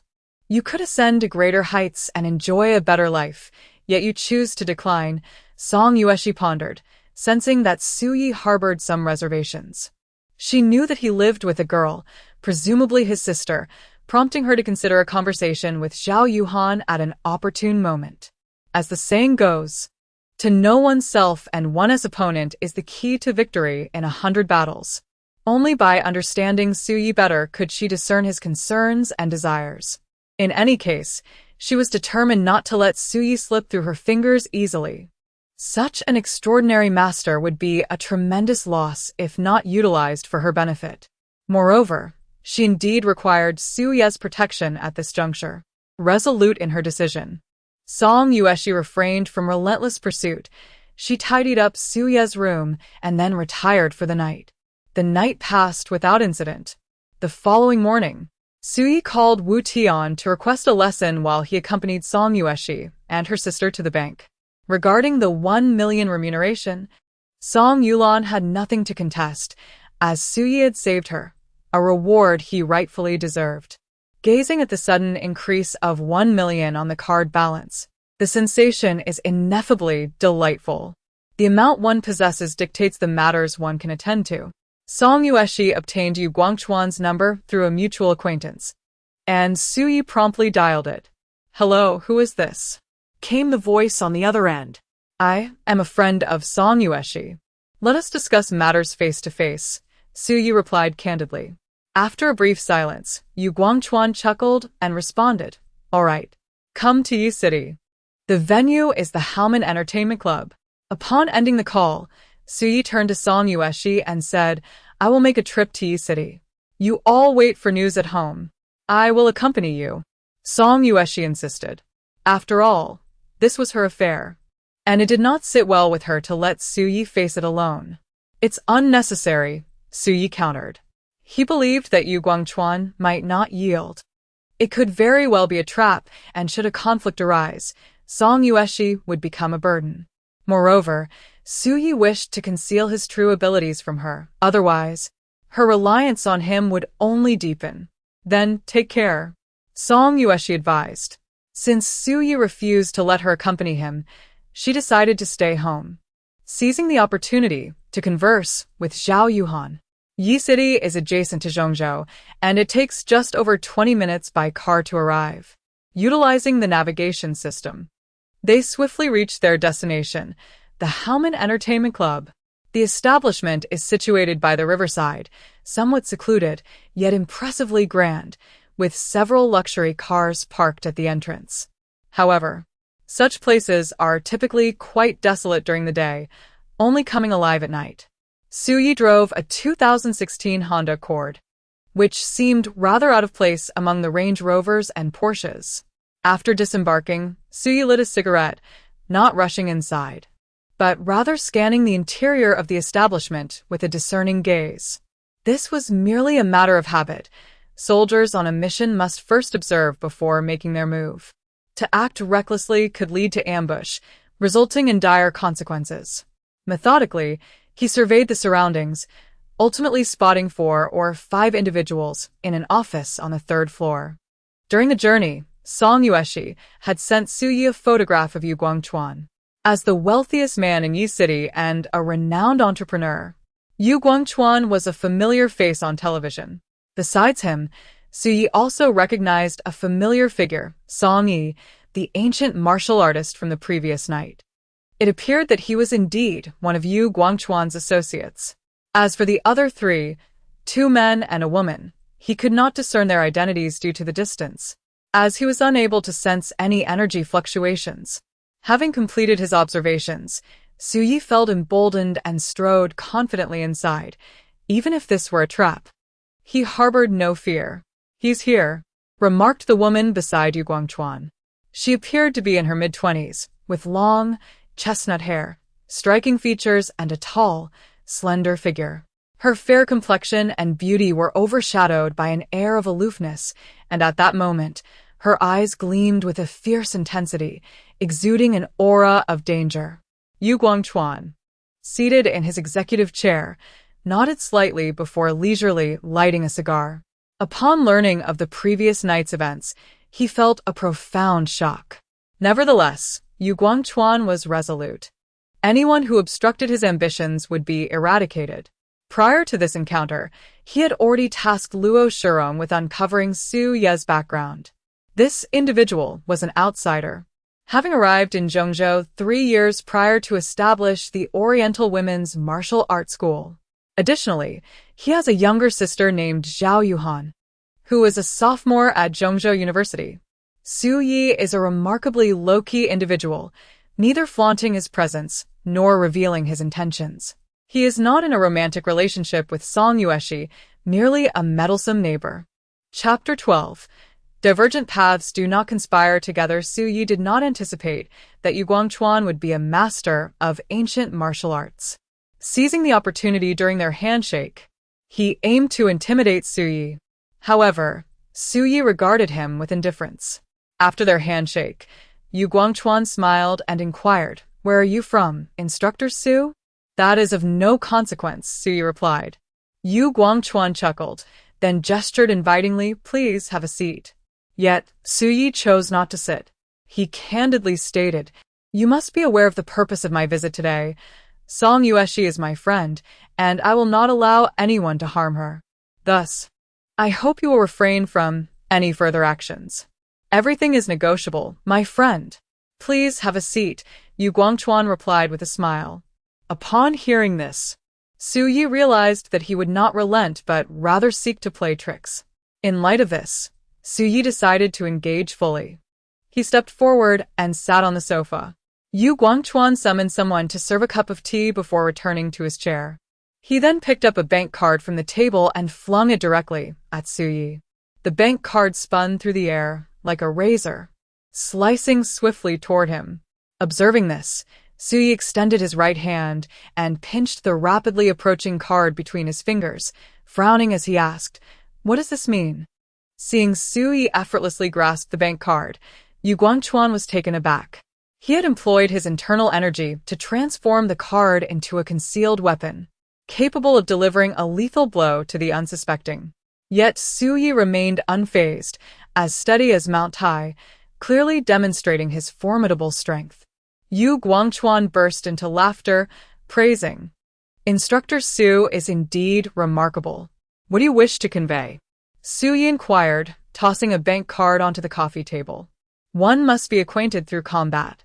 I am one who revels in making friends, especially with experts like Instructor Su. This card holds 5 million, a token of our first meeting. Should you choose to collaborate with me, I can provide you with wealth and beauty. Whatever you desire, I can fulfill," Yu Guangchuan declared. "Is that so?" Su Yi chuckled, realizing this fellow intended to buy him off. Yet, how could he possibly align himself with such a person? Of course, for one of your caliber, being an instructor is a gross underutilization of your talents. If you agree to follow me, I assure you a life of luxury and endless enjoyment," Yu Guangchuan insisted. "Our paths do not align," Su Yi stated succinctly, making his stance clear. "My friend, those who recognize the times are truly wise," Yu Guangchuan advised. "I believe it is you who fails to recognize the times," Su Yi retorted.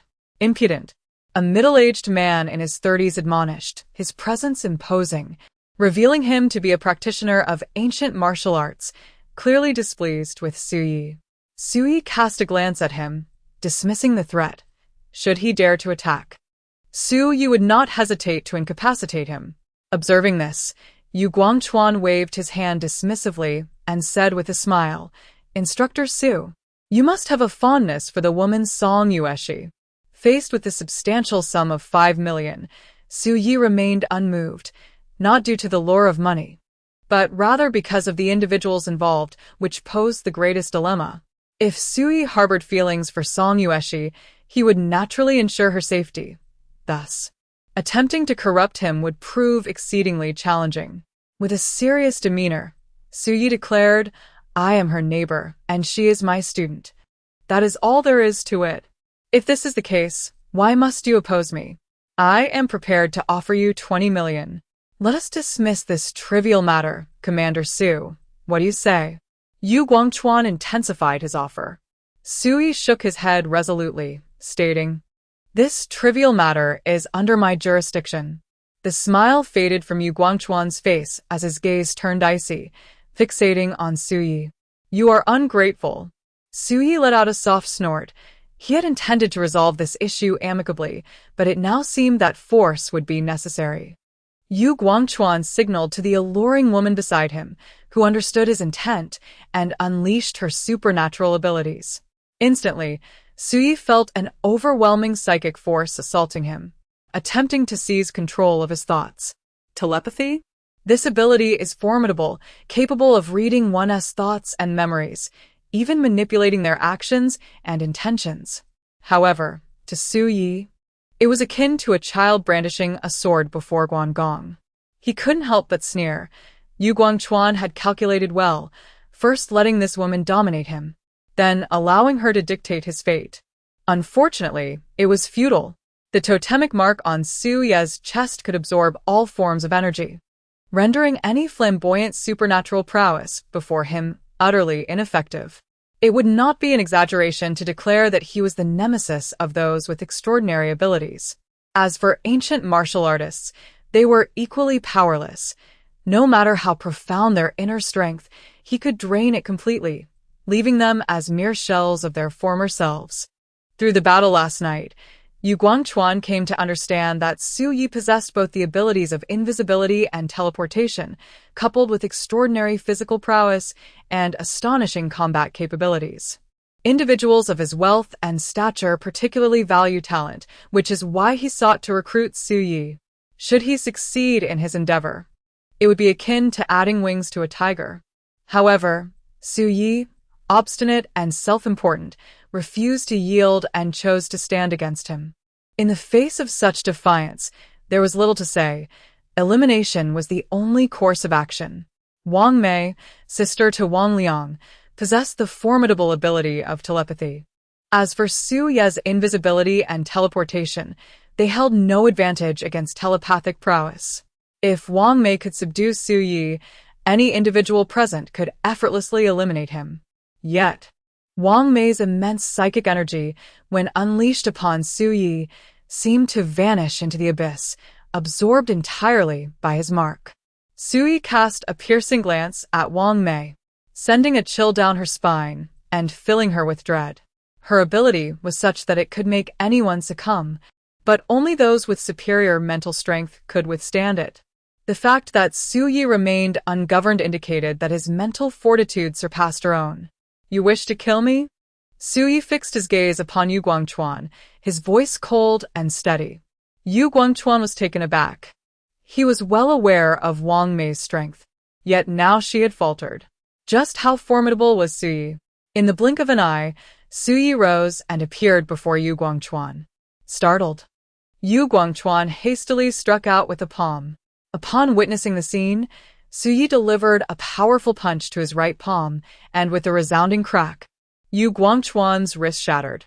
He was thrown back, crashing against the wall, and spat out a mouthful of fresh blood, clearly gravely injured.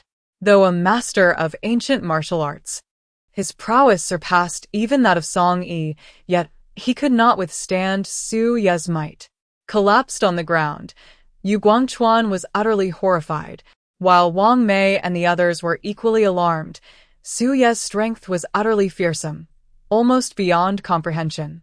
Although they were accustomed to the underworld, they had never encountered a figure as formidable as Su Yi. Looking down on Yu Guangchuan, Su Yi remarked, "To live or to die." As Su instructor. This is all a misunderstanding. I implore you to show mercy. Yu Guangchuan stammered in sheer terror. In that case, I shall spare your life. However, you are well aware of what you must do, Su Yi replied. Yes, I understand. Yu Guangchuan, having narrowly escaped death, nodded vigorously. Su Yi then cast a glance at Song Yi and Wang Mei. The two experts dared not utter a word, their eyes filled with astonishment. Having made his point, Su Yi said no more and turned to depart. Although he could have easily taken Yu Guangchuan's life, and Yu Guangchuan was acutely aware of this fact, the latter was a public figure and the wealthiest man in Yi City. Were Su Yi to kill him, it would undoubtedly invite significant trouble. Moreover, His objectives had been achieved, and there was no need for bloodshed. He had taken countless lives in the past, but now he sought to avoid further carnage. Once Su Yi had left, Song Yi quickly rushed forward to assist Yu Guangchuan, inquiring with concern, "Mr. Yu, are you all right? Let me take you to the hospital." Yu Guangchuan spoke coldly. At his level, he seldom took action. Even when insulted, others dared not strike him. Today, however, he had been severely injured by Su Yi and, more critically, had lost face. This humiliation was one he could hardly endure. Yet, a wise man does not rush to act in the moment of defeat. A gentleman's revenge is best served after a decade. His earlier concession was merely a strategic retreat, for his nature compelled him to seek retribution, regardless of the circumstances. Chapter 13. Millionaire? Only by instilling fear would he be compelled to yield.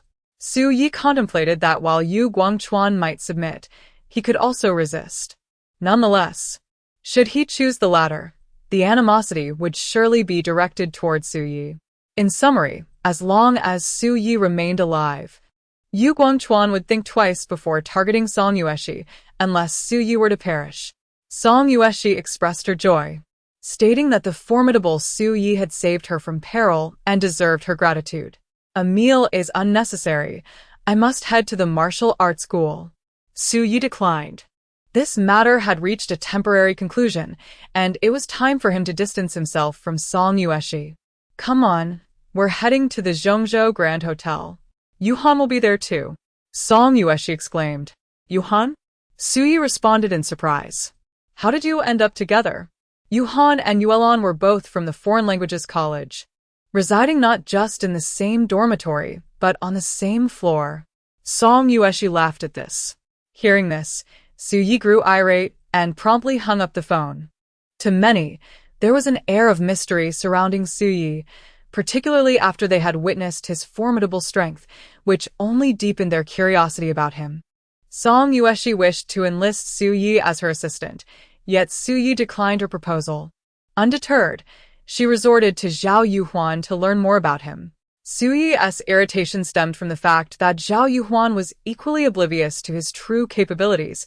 He had never revealed his prowess in her presence. Ultimately, he was unwilling to divulge the truth, irrespective of the circumstances.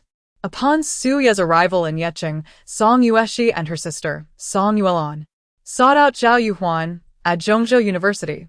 Through inquiries made among their classmates, they swiftly located him. As a neighbor, Zhao Yuhuan had encountered Song Yueshi before, though they had never exchanged words. Today, however, this neighbor had come to the school in search of her, especially significant as she was the sister of the renowned beauty Song Yuelan. Song Yueshi proposed hiring Su Yi as her assistant with an impressive annual salary of 1 million, initiating a conversation on that note. Zhao Yuhuan, without any reservations, shared everything she knew. Upon discovering Su Yi's past, Song Yueshi was profoundly astonished, realizing that his aloofness was a consequence of his beloved's untimely demise. What woman would not be drawn to a man of such unwavering devotion? This, coupled with the life-saving debt, naturally fostered feelings of admiration in her heart for Su Yi. Moreover, she believed that Su Yi should not endure his solitude any longer. Despite the loss of his former girlfriend, he needed to confront reality. To truly thrive, he must emerge from the shadows of sorrow. Song Yueshi remained single, primarily due to the absence of a suitable partner. However, she found Su Yi to be exceptionally fitting, steadfast, devoted, just handsome, and a master in his own right. Such a man epitomized her ideal type. Yet the issue lies in the fact that Su Yi is deliberately distancing himself from her. In his eyes, her youthful beauty seems to hold no value whatsoever. He abruptly ended the call. Song Yueshi expressed her frustration. If it were any other man, he would likely rush over eagerly, but Su Yi leaves her utterly helpless. "Brother Yi has never dined out with women," Zhao Yuhan remarked with a wry smile. "Your brother is truly devoted." Song Yuelan sighed. "Just last night, She had transformed into a devoted admirer of Su Yi, both adoring and infatuated with this older gentleman. Yet, unbeknownst to her, her sister Song Yueshi had also fallen under Su Yi's spell, and even Zhao Yuhan harbored feelings for this brother-in-law. As the text message alert chimed, Su Yi opened it and was instantly taken aback. Initially, he had merely over 30,000 yuan in his account, but this morning, Song Yueshi had transferred him 1 million, instantly making him wealthy. Now, however, he discovered that someone had transferred him an additional 10 million. Confounded by this sudden windfall, Su Yi found himself bewildered. Could it be Song Yueshi? But that seemed improbable. After all, it was a transaction of 1 million, and she had already settled the payment, while Su Yi had resolved the matter, rendering further funds unnecessary. Could it be Yu Guangchuan? He had mentioned giving Su Yi 20 million and advised him to stay out of affairs. However, that situation had ultimately been resolved through force, and there was no need for him to provide any compensation, unless he intended to use money as a means of apology, hoping to curry favor with Su Yi. Without further ado, he promptly ended the call and instructed his subordinates to transfer money to Su Yi immediately. He sought revenge, but not at this moment. Moreover, 20 million is merely a drop in the ocean for him. First, he must stabilize Su Yi and then seek further opportunities. Su Yi was utterly perplexed, completely unable to comprehend what Yu Guangchuan meant. Chapter 14. I am living quite well now. What does this 10 million signify? Su Yi called Song Yueshi for clarification. Song Yueshi chuckled and, instead of answering, countered with a question. Have you eaten yet? I am inquiring about you. Do you believe my life is not worth 10 million? Song Yueshi replied with a smile. Accepting money to alleviate troubles is unnecessary since you have already compensated. Su Yi stated. However, I find it quite necessary. Come now. Do not refuse. Just graciously accept it. I must end this conversation as I have a meeting to attend. See you tonight. With that, Song Yueshi cheerfully hung up. Su Yi's previous aloofness had irked her, leading her to believe he was merely putting on airs. Yet now, the more indifferent Su Yi appeared, the more she found herself drawn to him. His detachment signified a steadfast devotion, a quality that endeared him to women. Su Yi sighed helplessly. He had not anticipated Song Yueshi's generosity and stubbornness. Even if he wished to return the money, it was likely she would refuse. Thus, he could only graciously accept it. The leap from 30,000 in savings to 30 million felt surreal to Su Yi.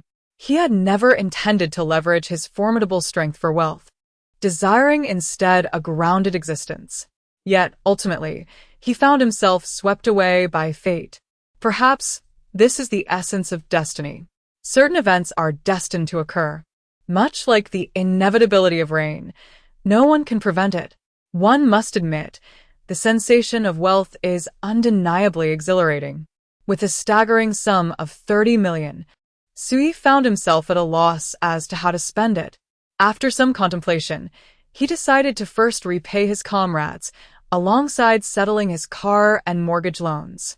A trip to the bank ensued, and he cleared all debts, feeling remarkably light and uplifted in spirit.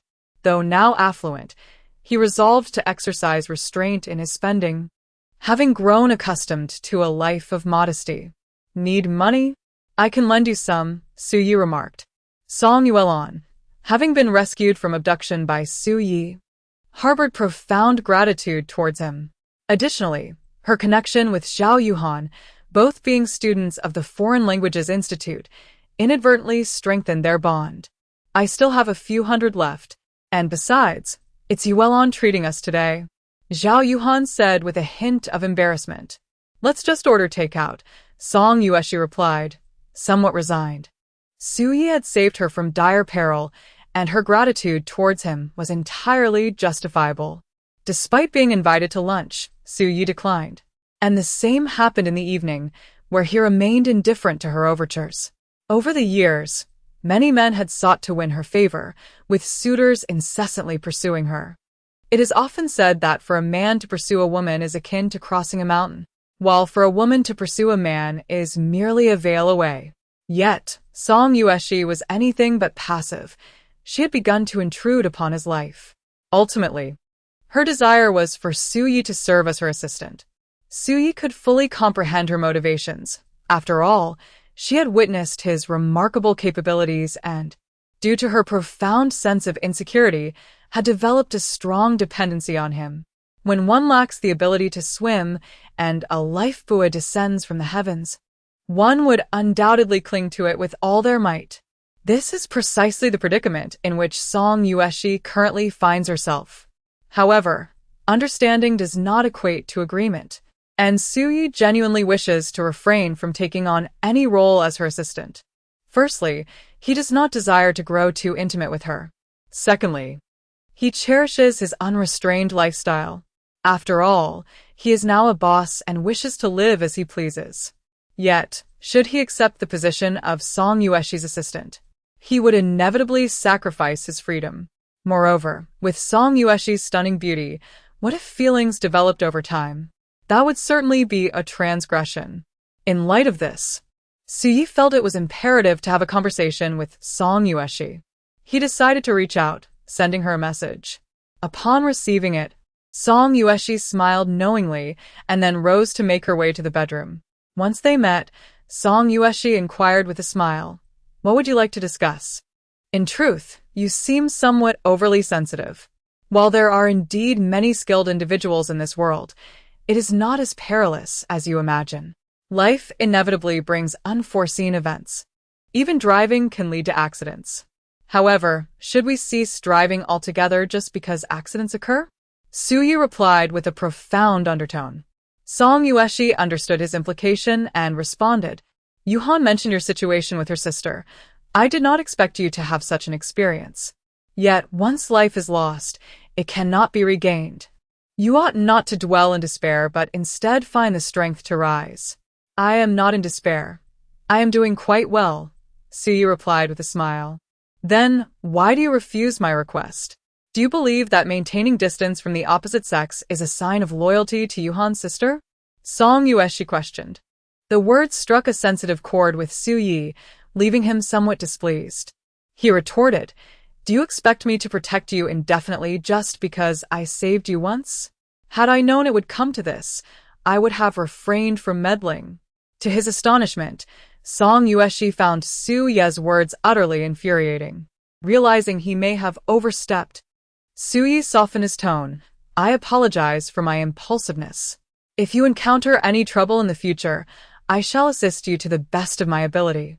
However, there is truly no need for me to be your personal assistant." Seemingly agitated, Song Yueshi huffed and turned to leave. With a sigh, Su-yi lit a cigarette. Chapter 15. Truly unsatisfactory. Once the takeout arrived, Song Yueshi and her companions began to eat.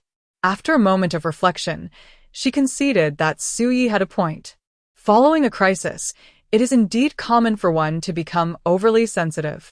Although there are many skilled individuals in this world, she had never encountered any until now. This incident was purely coincidental. Yet, such coincidences should not occur frequently. Nonetheless, Su-yi's aloof demeanor was disconcerting. He remained unfazed by monetary allure or her beauty, embodying the quintessential stoic man. Such a type was exceedingly challenging to manage. In her frustration, Song Yueshi abandoned that line of thought. However, it was still essential for Su-yi to instruct her in martial arts. She did not aspire to become a master. Simply being capable of defending herself against thugs would suffice. After all, with Su-yi as her neighbor, she could always seek his assistance should she encounter insurmountable difficulties. Although this individual may appear aloof on the exterior, he possesses a fervent heart and a strong sense of justice. Otherwise, he would not have come to her aid this time. However, she had previously broached this request, yet Su-yi was unyielding. Should she raise the matter again, she would likely face disappointment once more. Consequently, she turned her attention to Zhao Yuhan, who was indulging in a chicken leg. While Su-yi kept other women at arm's length, He showered Zhao Yuhan with meticulous affection. If Zhao Yuhan were willing to speak favorably on her behalf, perhaps Su Yi might reconsider his stance. With this thought in mind, Song Yueshi smiled and addressed Zhao Yuhan. Sister, I have something to discuss with you. What is it? Zhao Yuhan inquired. Song Yueshi leaned closer and whispered into Zhao Yuhan's ear. This matter, very well, I shall speak to my brother about it. Zhao Yuhan responded with an air of confidence. Earlier that morning, Song Yueshi had recounted her and Song Yulan's predicament to Zhao Yuhan, which elicited great sympathy from her. It was fortuitous that Su Yi intervened, otherwise, the two sisters would have faced dire consequences. Currently, Song Yueshi was also a student at the Eastern Women's Martial Arts Academy. But as the chairwoman of the Zhongzhou Beverage Group, her schedule was exceedingly demanding. If Su Yi could instruct her in martial arts at home, it would be far more convenient. Moreover, she and Song Yulan had become good friends. Women value loyalty, after all. Therefore, she felt compelled to assist. I need to speak with you, Zhao Yuhan stated. I am already aware, came Su Ye's reply. Ah! Zhao Yuhan exclaimed, astonished. Isn't Song Yueshi hoping for me to teach her martial arts at home? Very well, I shall agree. That is splendid. Zhao Yuhan was overjoyed. She had anticipated a lengthy discussion, yet it proved to be surprisingly effortless. Let us go eat, and once you finish, I shall commence, Su Yi remarked. Zhao Yuhan nodded with a smile and then bounced away. Upon reaching the living room, she gestured an okay sign, and after sitting beside Song Yueshi, she cheerfully announced, Brother Yi has agreed. Song Yueshi, equally astonished, realized it was resolved in mere moments. One must admit, Su Yi truly dotes on Zhao Yuhan, indulging her every whim. It seems that in the future, if she desires Su Yi to undertake any task, she must enlist Zhao Yuhan's assistance. I want to learn too, Song Yulan declared. Last night, she had witnessed Su Ye's formidable prowess firsthand and truly comprehended the value of strength. If she too could master martial arts, she could teach a lesson to those pesky admirers who sought to take advantage of her. Anyone daring to overstep would be swiftly put in their place.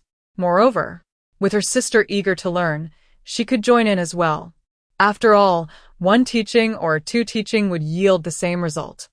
Such a splendid opportunity was not to be missed. Song Yueshi smiled and nodded, believing that Su Yi would likely not refuse. After perusing a book for a while longer, Su Yi noted that the three had finished their meal and then rose to leave. Upon his arrival, all three stood up. Brother Yi, Yulan wants to learn as well. Zhao Yuhan exclaimed. What about you? Do you wish to learn? Su Yi inquired. Ah! Zhao Yuhan was momentarily taken aback, glancing at Song Yulan beside her. Your brother is so formidable, hasn't he taught you? Song Yulan asked incredulously. She had assumed Zhao Yuhan would also possess some martial skills, but it appeared she had never learned. Yiko had previously expressed his desire to teach me, but I lacked interest, Zhao Yuhan remarked with a wry smile.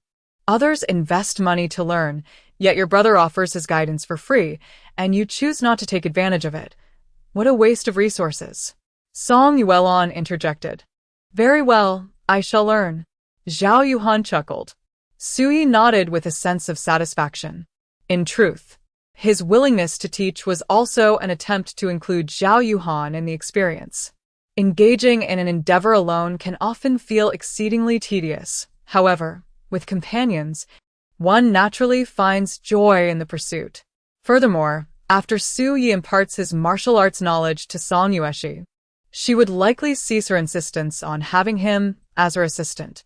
The traditional martial art known as Zhani Shiba Dai boasts a rich and ancient history, renowned for its effectiveness. Once one grasps its essence and learns to apply it flexibly, even a young woman can easily contend with multiple men. For the crux of this discipline lies in the principle of using softness to overcome hardness, achieving much with little effort. However, should you truly wish to master this art, you must commence a regimen of physical training starting tomorrow. Your current physical condition is rather inadequate. Without a solid foundation, it becomes exceedingly difficult to translate learning into practical application, Xia Yu asserted. The three exchanged glances, each reflecting a sense of understanding. Today's youth are increasingly lethargic, squandering time on live streams, scrolling through Douyin and chatting on WeChat. They prefer sitting when they could stand and lying down when they could sit, particularly among young women, who often appear frail and delicate. They enjoy makeup, photo editing, shopping, indulging in gourmet food, and watching idol dramas, yet few possess a penchant for fitness. When faced with danger, their response often culminates in tears. Zhao Yuhan and Song Yuelan are both 21 years old this year, while Song Yueshi is 23. At this tender age, one often remains blissfully unaware of the myriad benefits of physical fitness.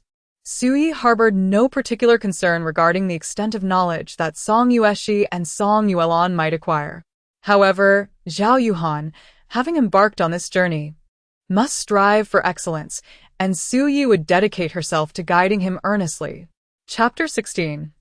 Bagua consistent daily running should suffice, right? Remarked Song Yueshi. She was quite lethargic and had never engaged in any form of exercise before. Yet now, for the sake of her own safety, she felt compelled to instigate a change.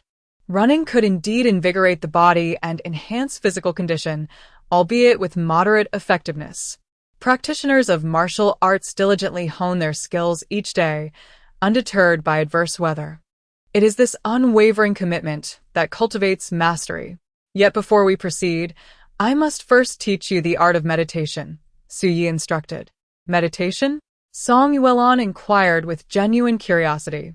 Within the realm of Chinese martial arts, meditation holds paramount significance.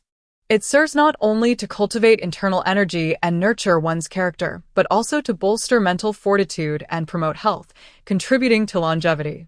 While you may not be versed in martial arts, you should be familiar with yoga, which places a strong emphasis on meditation to achieve a harmonious blend of movement and stillness, unifying body and mind. Thus, following our meditation, engaging in practice will yield remarkable results with minimal effort. Xia Yu elucidated. Who would have thought there was so much depth to martial arts? Song Yueshi mused. Let us sit on the floor and learn from my movements, Xia Yu instructed, gracefully settling into a cross-legged position on the ground. The three of them promptly followed suit, appearing quite earnest in their endeavor. With a straightened back, place your hands upon your knees, close your eyes, and position the tip of your tongue against the roof of your mouth. Let go of all distractions, empty your mind, and concentrate. Gradually inhale, then exhale slowly, mentally counting your breaths. 1, 2 Xia Yu demonstrated while instructing, and soon, Song Yueshi and her companions began to find their rhythm. This is the method employed by ancient martial artists during their training before engaging in their practice. Xia Yu followed this approach as well. Yet he possesses the unique ability to absorb the ethereal energies of the universe, directly enhancing his being and boosting his attributes. Thus, he need not practice in the traditional sense, for his prowess continually flourishes. After half an hour, Xia Yu concluded the meditation. The three young women rose to their feet, feeling invigorated and remarkably light. Do you feel as though your entire being is brimming with power, yearning for release? Xia Yu inquired. Indeed. I can hardly contain this primordial energy, Song Yuelan replied with a smile. As one of the campus beauties of Zhongzhou University, she typically exudes an air of aloofness, a trait cultivated by her privileged upbringing. However, as Xia Yu's savior, she holds him in deep admiration and, in his presence, adopts a sweet demeanor. Many beautiful young women exhibit this behavior. They appear tender in front of those they cherish, yet remain indifferent to outsiders. Now, I shall teach you the Bagua palm, a traditional martial art that enjoys widespread popularity in our nation. It is esteemed as one of the three renowned internal martial arts and is classified as a national-level intangible cultural heritage. The essence of this technique lies in its seamless integration of kicking, striking, throwing, and grappling with an endless cycle of mutual generation. It employs evasive angles, remains unpredictable in its dynamics, and embodies a softness that conceals sharpness, while its strength strikes with the swiftness of thunder. This set of palm techniques comprises 8 fundamental styles, yet it is ever-changing. I shall demonstrate it once.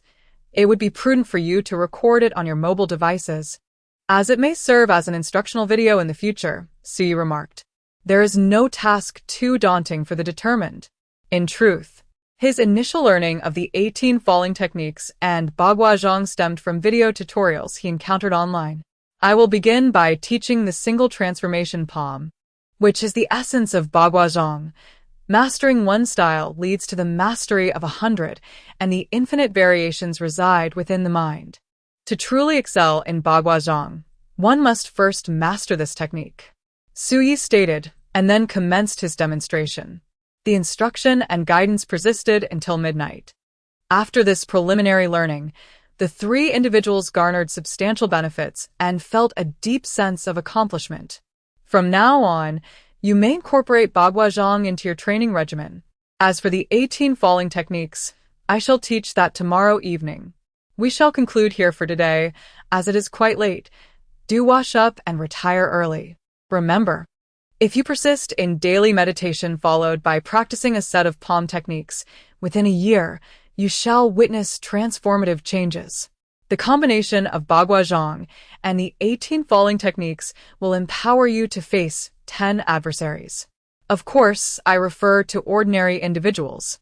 Should you encounter masters of ancient martial arts, you may still find yourselves outmatched, Xia articulated. This statement instilled hope yet also a tinge of disappointment. Brother Yi, can we truly become masters of ancient martial arts? Song Yuelon inquired. With diligence, there is certainly hope. However, those ancient warriors typically commence their training from a young age, enduring 10 to 20 years of rigorous practice before attaining mastery. Song Yueshi has likely informed you that I possess the ability to teleport. My speed is extraordinary, and my physical prowess is remarkable, which is why I am so formidable. This assertion contains both truth and embellishment, yet it should suffice to convince Zhao Yuhan. Zhao Yuhan was taken aback, then inquired, "Why did you keep this from me? Spider-Man is so formidable, yet he never confided in Aunt May. Not telling you is for your own good, and I certainly do not wish for you to feel estranged from me because of this.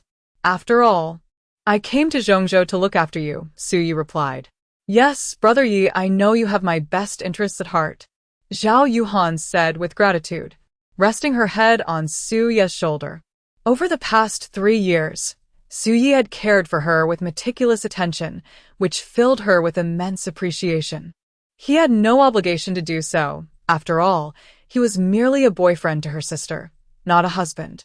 Yet, after her sister's passing, Xia treated her as if she were his own sister. This affection left her feeling indebted, which is why she harbored feelings for him and secretly hoped to marry him one day.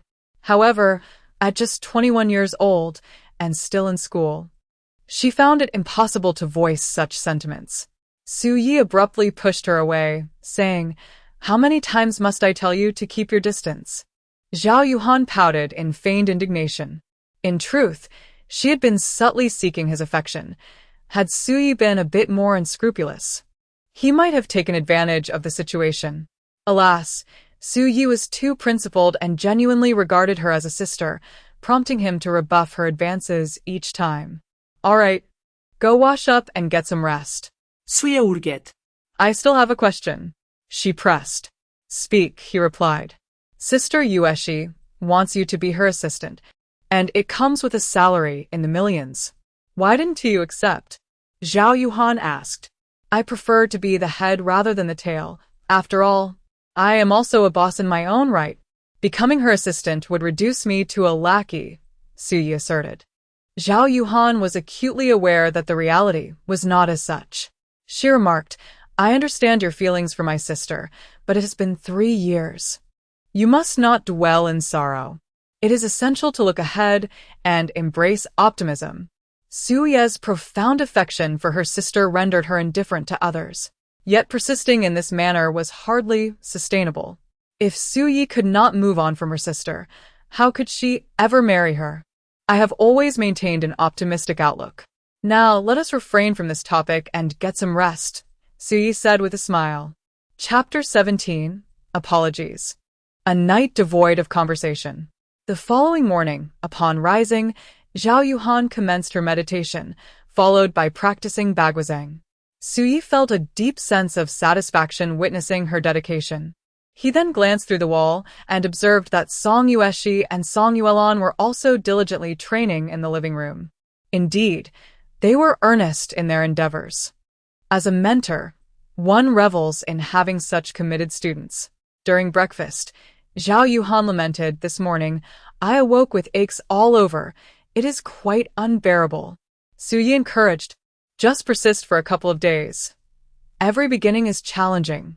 From now on, Lan and I shall have common topics to discuss." Zhao Yuhan chuckled. It was precisely because Song Yuelan aspired to learn that Zhao Yuhan exhibited such enthusiasm. Otherwise, her interest would remain negligible. Upon closer inspection, it was evident that this individual had sustained numerous wounds, several of which were life-threatening. With injuries of this severity, survival seemed improbable. Upon seeing Wu Tian, Su-Ye was reminded of his youthful self, having once been pursued in a similar manner. Fortunately, he had been swift enough to escape, or he would have long since perished. Once reckless in youth, he had now found his rightful path. If he could overcome such tribulations, Wu Tian could undoubtedly do the same. After 3 years of diligent effort, Wu Tian has become quite formidable. However, when compared to those masters of ancient martial arts, he still falls short. During lunch, Su-Ye beckoned Wu Tian over. "Why don't you get a driver's license?" Wu Tian replied with a wry smile. "But I don't have a car. What's the point of getting a license?" Su-Ye responded, "Once you have your license, I will give you my accord." Wu Tian was incredulous. "Really? Is that true?" He was well aware of Su-Ye's financial situation. Although he had a bit of money, he was not wealthy. The Accord had been purchased 2 years ago on an installment plan, and the car loan was still not fully paid off. Was it possible that Su-Ye had won the lottery? You spend all day taking the bus. Having a car would make commuting much more convenient. Su-Ye remarked. "Brother Yi, where did you come into such fortune?" Wu Tian inquired, curiosity piqued. "Don't ask." "All right." "With your capabilities, it would indeed be easy for you to make money." Wu Tian chuckled. "Furthermore, look for an apartment. I will cover the down payment, and you can gradually pay off the mortgage." Su-Ye suggested. "Brother Yi, you must be striking it rich." Wu Tian exclaimed in astonishment. The gestures of gifting a car and buying a house implied that without at least several million, one could not afford such extravagance. "Sort of," Su-Ye replied with a smile. He regarded Wu Tian as a brother. At 22 years of age, Wu Tian was now dating, but without a car, a home, a job, or savings, he was hardly attracting attention. Alone and desolate, Wu Tian found Su-Ye to be his sole support. Naturally, as the elder brother, Su-Ye felt it was his duty to look out for his friend. "Brother Yi, if you were to amass wealth, it would be wiser to engage in another venture. Although the martial arts hall yields decent returns, the profits are rather modest." Wu Tian suggested. "I am not particularly adept at business or investment, and I find my current life quite satisfactory, steady and uncomplicated," Su-Ye replied. His lack of ambition was not due to a deficient spirit, but rather a desire for a less strenuous existence. "Very well. Let's disregard that notion. In truth, running a martial arts hall has its merits," Wu Tian chuckled. At that moment, the phone rang. Upon checking, it was a local unknown number. "Hello, who is this?" "Brother Yi, it's me, Song Yuelan." "Oh, is there something you need?" Su-Ye was somewhat surprised. "I came to the martial arts hall with my friend, but you weren't here." Song Yuelan informed him. "I'm dining nearby," Su-Ye replied. "Then please enjoy your meal. I shall wait for you."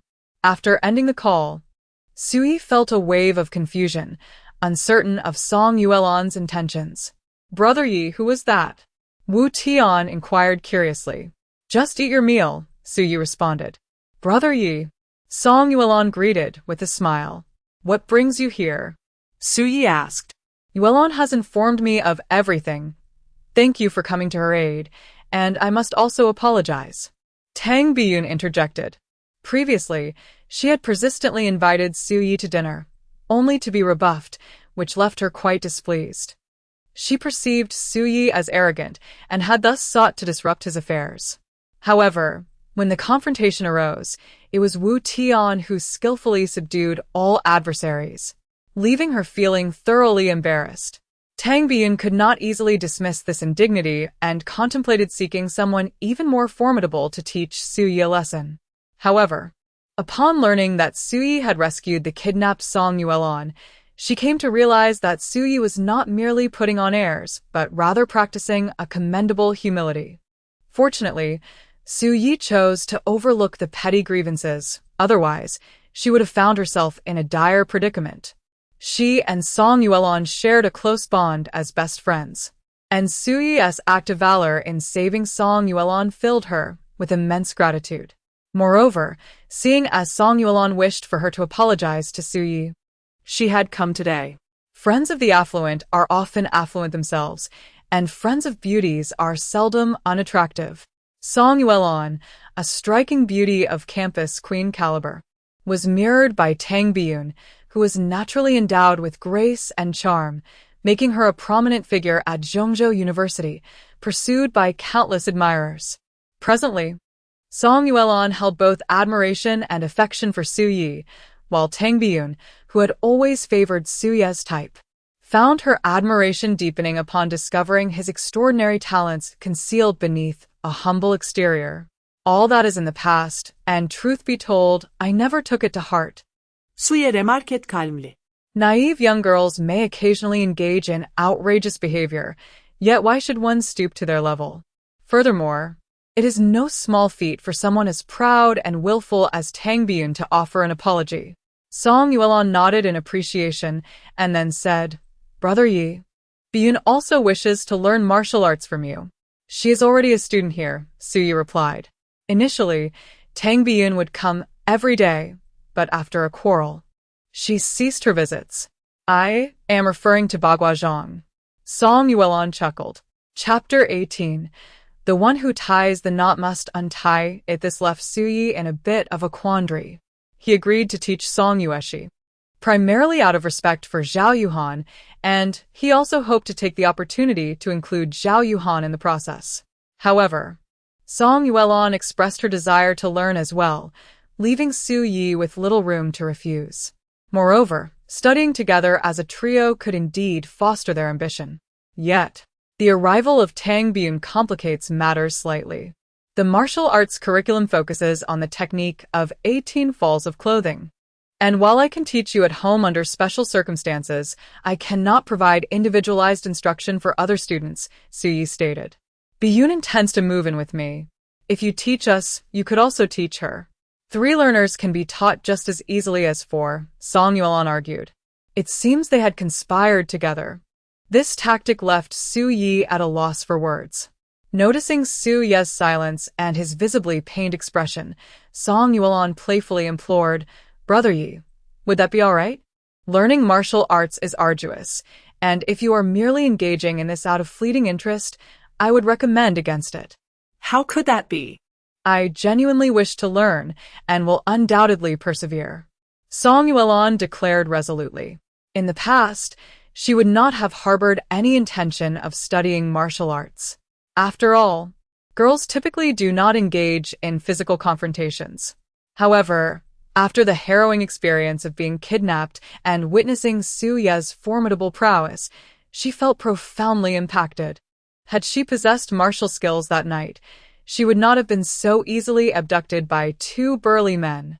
Once bitten, twice shy. Both she and her sister have come to recognize the value of martial arts, and now, lacking a sense of security, they are naturally motivated to study diligently. Tang Biyun nodded in agreement, stating, I too shall dedicate myself to diligent study henceforth. The abduction of Song Yueshi served as a sobering reminder. Should she find herself in a similar predicament one day, would she not weep in despair within the confines of a restroom? In numerous first-tier cities, there exists a plethora of bodyguard companies catering to the needs of celebrities and entrepreneurs alike, who typically employ personal security due to the substantial market demand. Given Su Ye's formidable capabilities, he would undoubtedly excel in the role of a bodyguard. However, the absence of such firms in Zhengzhou posed a significant challenge. His arrival in Zhengzhou was primarily to care for Zhao Yuhan, thus precluding any thoughts of expanding his horizons to other cities. This was the very reason he had initially abandoned the notion and opted to establish the Oriental Women's Martial Arts Academy. As a retired serviceman, his exceptional skills were his only asset, leaving him with little alternative but to pursue this profession. The crux of the matter remained his financial constraints. Many aspirations lay unfulfilled due to a lack of capital. Yet now, he had amassed considerable wealth, 30 million. Thus, he began to ponder the prospect of opening a bodyguard company in Zhengzhou. The Oriental Women's Martial Arts Academy stood alone, devoid of competition. Establishing a bodyguard firm would undoubtedly secure his position as a local leader in the industry. Although Zhengzhou is classified as a third-tier city, a market still exists. With prudent development, he could monopolize both Zhengzhou and its neighboring cities. After all, the affluent populace is abundant, and individuals like Song Yueshi, who harbor feelings of insecurity, are far from rare. With this thought in mind, Su Yi summoned Wu Tian to his office to share his ideas. Indeed. Launching a bodyguard company would unquestionably yield greater profits than running a martial arts academy, and I could also serve as a bodyguard.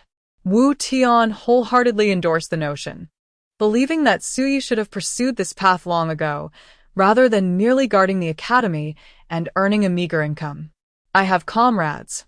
These are resources that can also recruit local veterans and then provide them with professional training, Su Yi remarked. That's settled then. Wu Tian replied with a smile. Su Yi nodded and handed Wu Tian a cigarette, and the two began to indulge in smoke while further deliberating the matter. Before long, Su Yinghong arrived. Yigo. There's a beautiful woman who wishes to see you. A beautiful woman? Su Yi furrowed his brow and used his keen perception to observe, soon spotting the woman on the first floor. Why is it her? This woman was Wang Mei, an extraordinary abilities expert who was always by Yu Guangchuan's side. Yesterday, during negotiations in Yi City, Wang Mei had attempted to manipulate Su Ye's thoughts using her formidable telepathic abilities. Though she was a master in her own right, she appeared considerably weaker in the presence of someone as formidable as Su Yi. Su Yi had decisively intimidated Yu Guangchuan, effectively ending the matter. Yet today, this woman had come seeking him once more, leaving him curious about her intentions. Let her come up, Su Yi instructed. Su Yinghong nodded and turned to leave. With the same 9 years of compulsory education, Yigo, how are you so exceptional? Why don't any beautiful women come looking for me? Wu Tian lamented, filled with a mix of envy and admiration. Su Yi shot him a glance and replied, You may as well leave too. Wu Tian said nothing more and departed with a wry smile. Shortly thereafter, Wang Mei entered the room. Su Yi regarded the proud and stunning woman before him and inquired, Did Yu Guangchuan send you? It was my own decision to come, Wang Mei stated. What do you wish to discuss? Su Yi asked again. Su Ye's strength was evident. He could have easily eliminated Wang Liang if he had chosen to. However, he did not resort to violence, which made Wang Mei feel particularly relieved for Wang Liang. Although he had narrowly escaped death, the loss of his abilities was an excruciatingly cruel fate for one endowed with supernatural powers. As the saying goes, to untie the bell, one must be the one who tied it. Wang Mei believed that since Su Yi had the power to incapacitate Wang Liang, she would surely possess a means to remedy the situation. Therefore, she paid a visit. As long as Su Yi was willing to assist, any sacrifice on her part would be worthwhile. No comment, Su Yi replied. Consider this my plea. Wang Mei implored. This was precisely what she had anticipated, prompting her to adopt a humble demeanor in her request. Su Yi scoffed and countered, "Your brother committed a heinous act, and you sought to harm me yesterday. Now you come seeking my help. Is this not amusing?" Wang Mei was momentarily taken aback, realizing the predicament. She then stated, "We merely serve under President Yu. We bear no grudge against you. Bullying others by virtue of one's power is a crime that deserves punishment. Further discussion is futile. Please leave," Su Yi declared with indifference. "You." Wang Mei felt an urge to explode, but she restrained herself.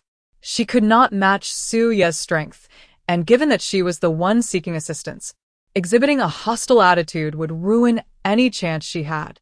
"Name your terms. As long as you are willing to help, I will do my utmost to meet your demands," Wang Mei said. She was aware of Su Yi's subtle extortion of Yu Guangchuan, recognizing that money and beauty are often the greatest temptations for men. If Su Yi desired wealth, she could provide it, as she possessed considerable riches herself. Should Su Yi seek her company, for Wang Liang's sake, she would not hesitate to spend a night with her. After all, Yu Guangchuan was resolute in his intent to eliminate Su Yi and was currently in contact with professional assassins. Thus, she arrived early to solicit Su Yi's assistance. Otherwise, once he perished, Wang Liang would be utterly beyond salvation. Chapter 19. The sympathy of a brother-in-law, regardless of the conditions? A mocking expression adorned Su Yi's face. Indeed, Wang Mei nodded gravely. As she felt Su Yi scrutinizing her physique with such a gaze, an ominous premonition enveloped her. The world is rife with uniformity. Men are all alike. When women seek assistance from men for ulterior motives, they often bear the burden of their bodies as a price. Yet for Wang Liang, she, as a sister, was willing to pay such a toll. Furthermore, Su Yi's days were numbered. Even if she were to share a bed with him, this affair would remain undisclosed. A life for a life, would you agree? Su Yi inquired. Upon hearing this, Wang Mei clenched her fists, her heart ablaze with indignation. Damn it, this scoundrel is toying with her. Her demeanor was earnest, yet Su Yi remained obstinate, leaving no room for negotiation. At this juncture, should she persist in her pleas, she would only subject herself to greater humiliation. Those who engage in wrongdoing shall inevitably face their own demise. Wang Mei coldly uttered a parting remark before turning to leave. Su Yi chuckled. This pair of siblings had played the sycophants to someone like Yu Guangchuan, committing a plethora of misdeeds. Whether they met a fatal end or faced ruin, it was but a consequence of their own actions. With his own head of white hair, he dared to label others as monsters. How utterly absurd. Casting this matter aside, Su Yi drained his cup of tea and proceeded to his lecture. Upon concluding his teaching, he sought relevant information online.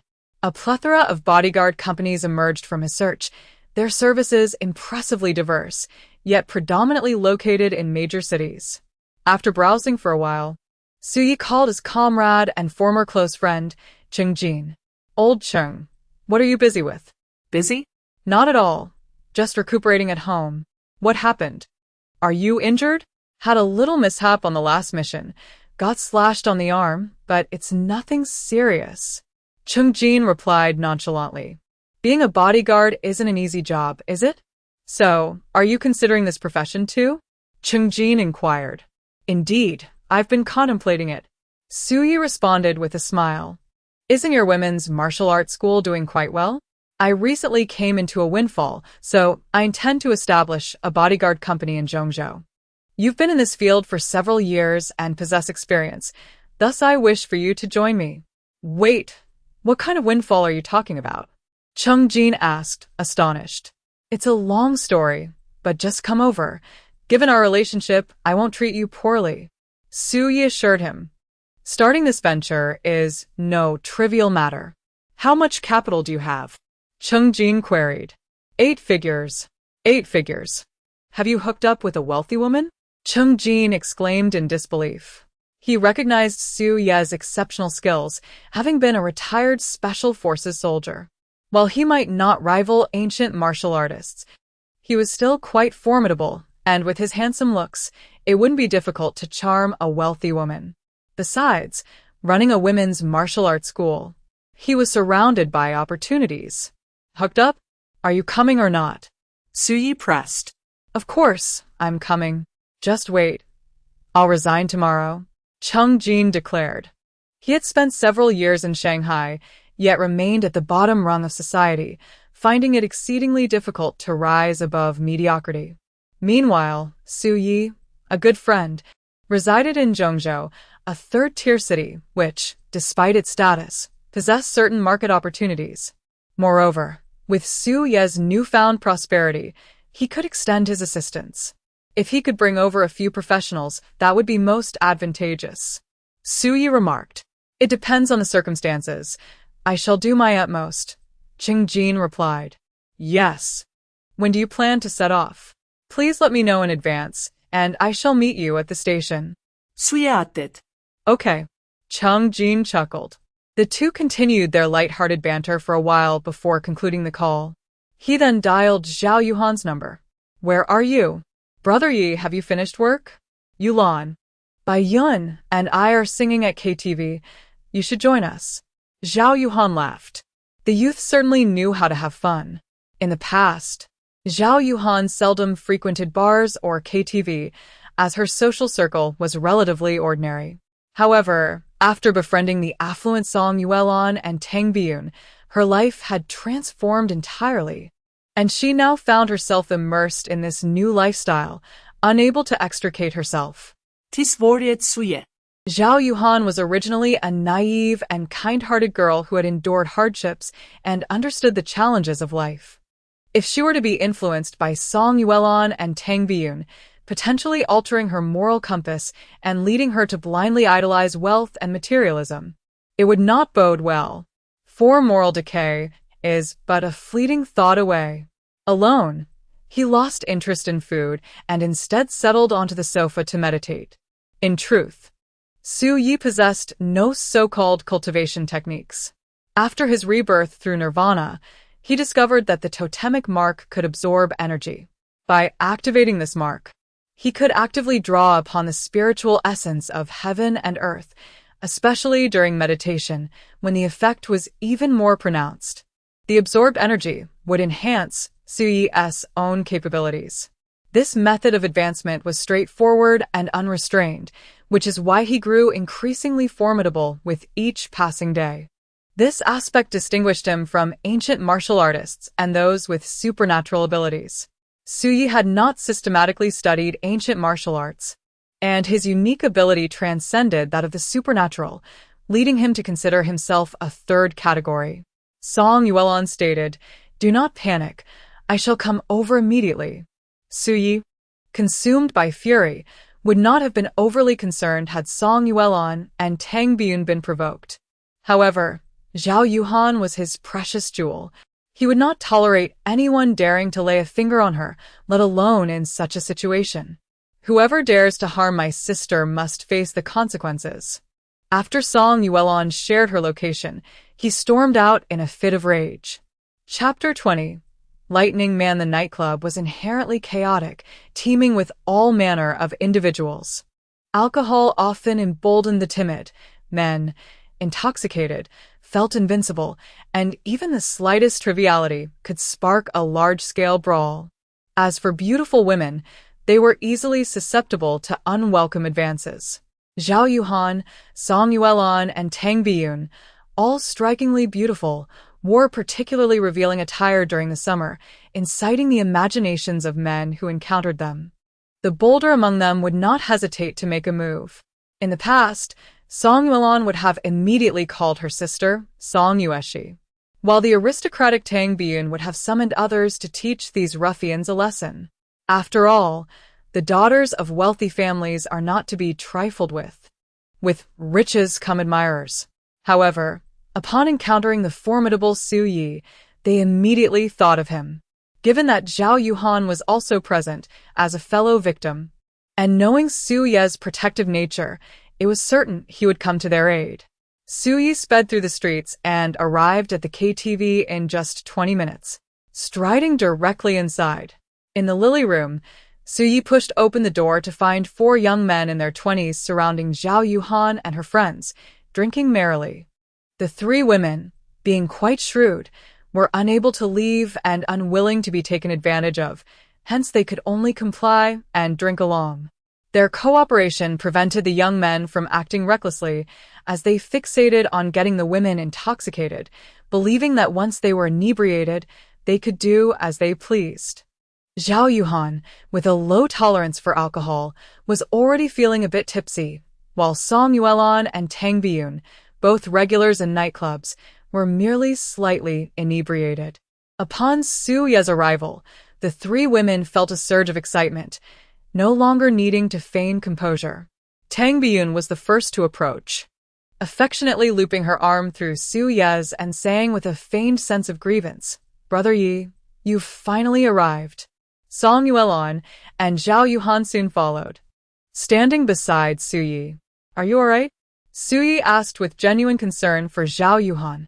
"I'm fine." Zhao Yuhan managed a smile. Although it was her first encounter with such a situation, she initially intended to swallow her pride and not trouble Su Yi. However, Tang Biyun was not pleased with this and urged Song Yuelan to confide in Su Yi.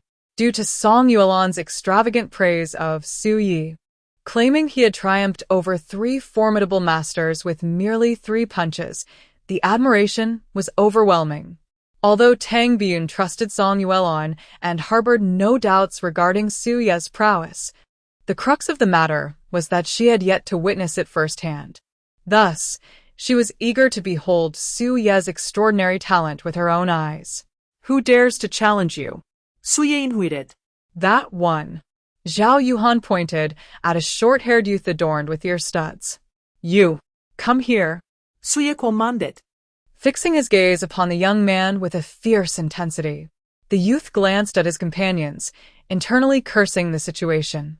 Initially, he had perceived Zhao Yuhan and her friends as mere lambs to the slaughter, anticipating an easy victory that evening.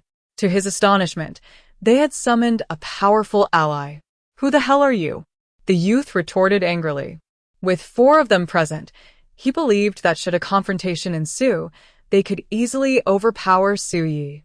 However, Su Yi, uninterested in further dialogue, swiftly approached the youth and seized a beer bottle from the table, shattering it over his head. With a loud crash, beer splattered everywhere, and shards of glass flew as the youth immediately fell into a state of disarray, howling in pain. Su Yi then grasped the youth by the neck, lifting him off the ground, before slamming him down, leaving him dazed and nearly incapacitated. With a foot planted firmly on his back, Su Yi coldly demanded, "Apologize." "Damn it." The youth cursed vehemently. Su Ye's swift actions had left him utterly unprepared, and he was taken aback by the sheer strength displayed. Nonetheless, he refused to back down or apologize, emboldened by the presence of his companions. "Stop. Do you wish to die?" The other 2, witnessing Su Ye's aggression, erupted in fury, rising to confront him. Upon witnessing the scene, Su Yi stepped firmly upon the arm of the young man, and with a resounding crack, his right arm was shattered, eliciting a scream akin to that of a slaughtered pig. The 2 individuals, who had been eagerly preparing for a confrontation, were instantaneously paralyzed with fear at this sight. Goodness, this fellow is exceptionally ruthless. Zhao Yuhan and Tang Biyun were equally astonished, never having anticipated that the usually gentle and refined Su Yi could display such overwhelming ferocity. This was the first occasion they had seen Su Yi take action against someone, and her swift, precise, and decisive movements left them utterly astonished. In contrast, Song Yuelan maintained a semblance of composure, having witnessed an even more formidable side of Su Yi in the past. As the 2 men stood in a daze, Su Yi launched a lightning-fast assault, delivering 2 powerful kicks that sent them sprawling to the ground. With a chilling command, she demanded, "Apologize to me." "I'm sorry. I'm sorry." The trio, now thoroughly cowed, hastily offered their apologies. After all, they had seen the consequences of provoking this individual, as he was far too merciless. Zhao Yuhan and the others felt a sense of vindication, and Suya's stature in their eyes rose significantly. Girls with older brothers often turned to them for support during times of trouble, and these brothers would go to great lengths to protect their sisters. In this moment, Song Yuelon and Tang Biyun, who both lacked such siblings, felt a twinge of envy towards Zhao Yuhan. "And you, come here." Su Yi turned her gaze toward the young man sitting on the sofa, smoking nonchalantly. He had remained unmoved and appeared surprisingly calm. Su Yi had observed him closely. He was not a practitioner of ancient martial arts, but he might possess some extraordinary abilities. The ancient martial artist, having trained for many years, possesses a physique that distinguishes him from ordinary individuals and exudes a unique aura that is easily recognizable. In contrast, those with extraordinary abilities remain indistinguishable by mere appearance unless they unleash their powers. Regardless of their identity, anyone who dares to bully Zhao Yuhan must be taught a lesson. "How brazen they are," the man sneered. At this moment, the three individuals on the ground had managed to rise, retreating to a safe distance. The young man with ear studs had a broken right arm and was sweating profusely from pain, grimacing as he addressed the man on the sofa. "Brother Ji, take care of him." Deep down, the trio harbored resentment, for Brother Ji, despite his formidable prowess, had chosen to sit idly by and watch the unfolding drama instead of intervening at the first opportunity.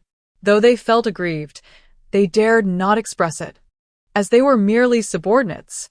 Brother Ji smiled and nodded, then pointed with his right hand, unleashing a bolt of electricity that surged toward Su Yi. The electric man. Noticing this, Su Yi deftly tilted her head and easily evaded the strike. The bolt zipped past her ear, crashing into the wall-mounted television behind her. Chapter 21. The Forbidden Scale. Especially when they observed Su Yi standing motionless, seemingly unperturbed by the barrage of over a dozen electric bolts striking her. They could not help but feel anxious for her. "My goodness, why aren't you dodging?" Gao Mingji was equally perplexed. The current he unleashed was more potent than high voltage, capable of incinerating a person with its immense power. Given Su Ye's previously demonstrated astonishing reflexes, one would expect her to evade this attack as well.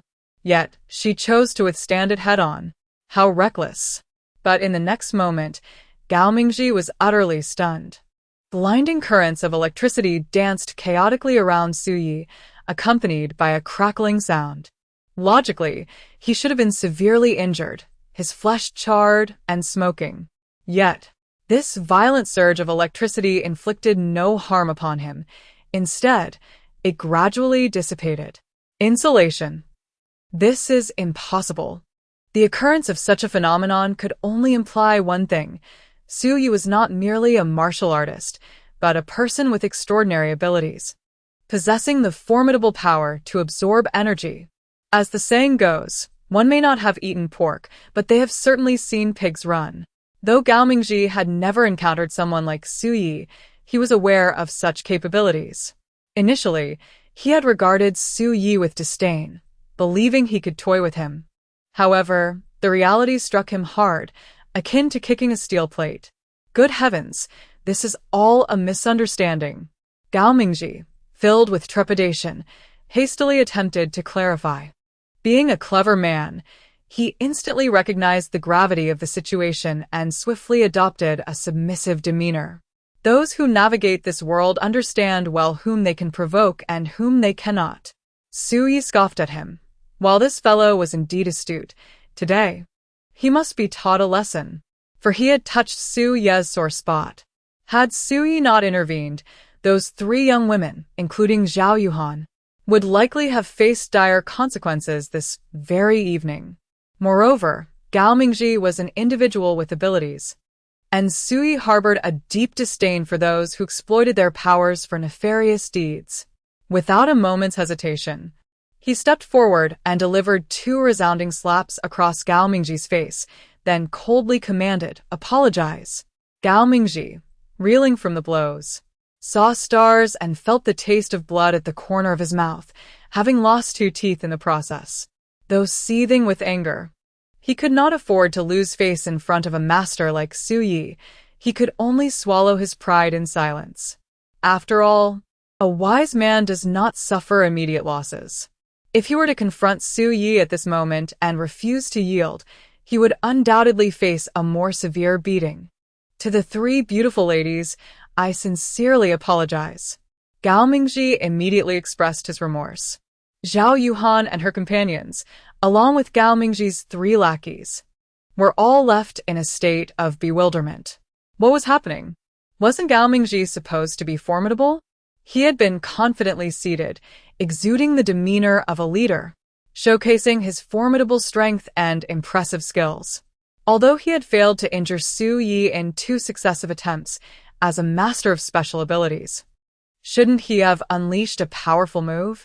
Yet, before Su Yi could even demonstrate his prowess, Gao Mingji had already cowered in fear. In the blink of an eye, he transformed from a dominant figure to a mere subordinate. The shift in dynamics was utterly astonishing. Su Yi turned to Zhao Yuhan and her companions, inquiring, "Did he bully you?" "He attempted to corner me at the bathroom door," Song Yuelon reported. Corner? Su Yi replied, "Come here and deal with him." Ah. This. Song Yuelon hesitated, feeling a bit intimidated, considering that Gao Mingji was a person with special abilities, quite formidable indeed. What is there to fear? He wouldn't dare retaliate, Su Yi asserted. Upon hearing this, Gao Mingji felt on the verge of tears. It was one thing for Su Yi to strike him, after all. He was outmatched, but this was intolerable. He was being compelled to let Song Yuelon hit him, and he couldn't even fight back. This was outrageous. Song Yuelon nodded in determination and then approached him. Su Yi stood close by, and Gao Mingji, now in a position of submission, dared not retaliate. Slap. Song Yuelon delivered a crisp slap to Gao Mingji's face. Though it lacked strength, the sound resonated sharply. Gao Mingji was seething with rage. In all his years, he had never been struck by a woman, especially not by a young girl, and certainly not in front of so many witnesses. Being slapped was an utter humiliation. He yearned to explode in anger, yet he refrained, for Su Yi was watching him intently, her gaze piercing and unwavering. Her strength was unfathomable, and she had yet to reveal her true power. Being struck by Song Yuelon was shameful, but if Su Yi were to intervene, the disgrace would transcend mere embarrassment. Thus, he could only endure. After delivering a few slaps, Song Yuelon felt an exhilarating sense of vindication and positioned herself beside Su Yi. Su Yi then addressed Tang Biyun, inquiring if she wished to strike. "I want to hit this one. He touched me just now," Tang Biyun declared, pointing at another young man. "Go ahead," Su Yi encouraged. The young man bore a look of utter dismay, his mind racing with curses. However, witnessing Gao Mingji's subjugation, he dared not resist. As Tang Biyun approached him, his expression darkened, for he knew that what was to transpire would become a permanent stain on his life. With a sharp reprimand, Tang Biyun delivered a swift kick to his groin. Ah! He shrieked, his face contorted in agony as he clutched his injury, curling into a fetal position before collapsing to the ground. Gao Mingji and the 2 others present felt a chill run down their spines at the sight. This girl was ruthlessly fierce, even more so than Song Yuelon. In comparison, receiving a slap felt like a blessing. Su Yi maintained her composure and imparted wisdom to the onlookers. This is a classic self-defense technique. Should anyone attempt to take advantage of you in the future, remember this move. Zhao Yuhan and Song Yuelon have both learned their lesson, for this tactic is undeniably simple yet effective. After having vented their frustrations through confrontation, Su Yi stated, "Let us depart." Zhao Yuhan and her companions nodded in agreement, gracefully following Su Yi, their charming companion, as they exited with poise. Once Su Yi was gone, Gao Mingji, who had been suppressing his anger, erupted in fury, cursing loudly before appending the table in frustration. The three henchmen felt particularly miserable. What was intended to be a night of revelry had turned into an embarrassing debacle, with Suyi intervening and besting them all. "Brother Ji, why were you so intimidated earlier?" inquired a youth adorned with earrings, bewildered. "Are you blind? Couldn't you see he was a master?" Gao Mingji retorted vehemently. The man, disheveled and defeated, had no words to counter. "How come you didn't inflict any harm upon him?" Another queried. "He can absorb energy, and his rank surpasses mine." Gao Mingji provided a logical explanation. "What shall we do now? Are we to simply let this go?" Gao Mingji scoffed, his teeth clenched in indignation. "I will make him pay." Every person possesses a sense of pride, especially those with a modicum of skill. As a B-class electric man, although Gao Mingji may not be exceptionally formidable, he is not one to be trifled with. Today, he was humiliated, a disgrace he cannot tolerate. While he may not be able to confront Suyi directly, his sister, Gao Mingzhu, certainly can. Chapter 22. The heroine. "Brother Yi, you were absolutely magnificent just now," exclaimed Tang Biyun, brimming with excitement as they emerged from the private room. "That night was truly impressive," sighed Song Yuelon, reminiscing with admiration. At that moment, she was held captive, gripped by fear, when Suyi made a dramatic entrance, effortlessly dispatching three formidable opponents, illuminating a glimmer of hope for her. It was in that instant that he appeared invincibly handsome, leaving an indelible impression on her. As for this evening, Suyi did not reveal his true formidable demeanor. Yet he still managed to deal with Gao Mingji and his cohorts. Zhao Yuhan felt profoundly moved, for Suyi's performance tonight was a stark contrast to his usual self, allowing her to reassess her brother-in-law and genuinely experience a sense of security. Suyi lit a cigarette, his expression grave as he cautioned, "In the future, you should avoid such places. They are far too chaotic." He had long been aware of the existence of those with extraordinary abilities and had maintained a particularly low profile in Zhongzhou over the past 3 years, avoiding any interactions with supernatural beings and ancient martial artists. He never anticipated that even in this third-tier city, there would be so many.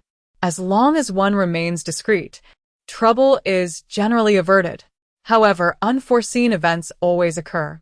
For instance, had it not been for Suyi tonight, Zhao Yuhan and her companions would have faced dire consequences.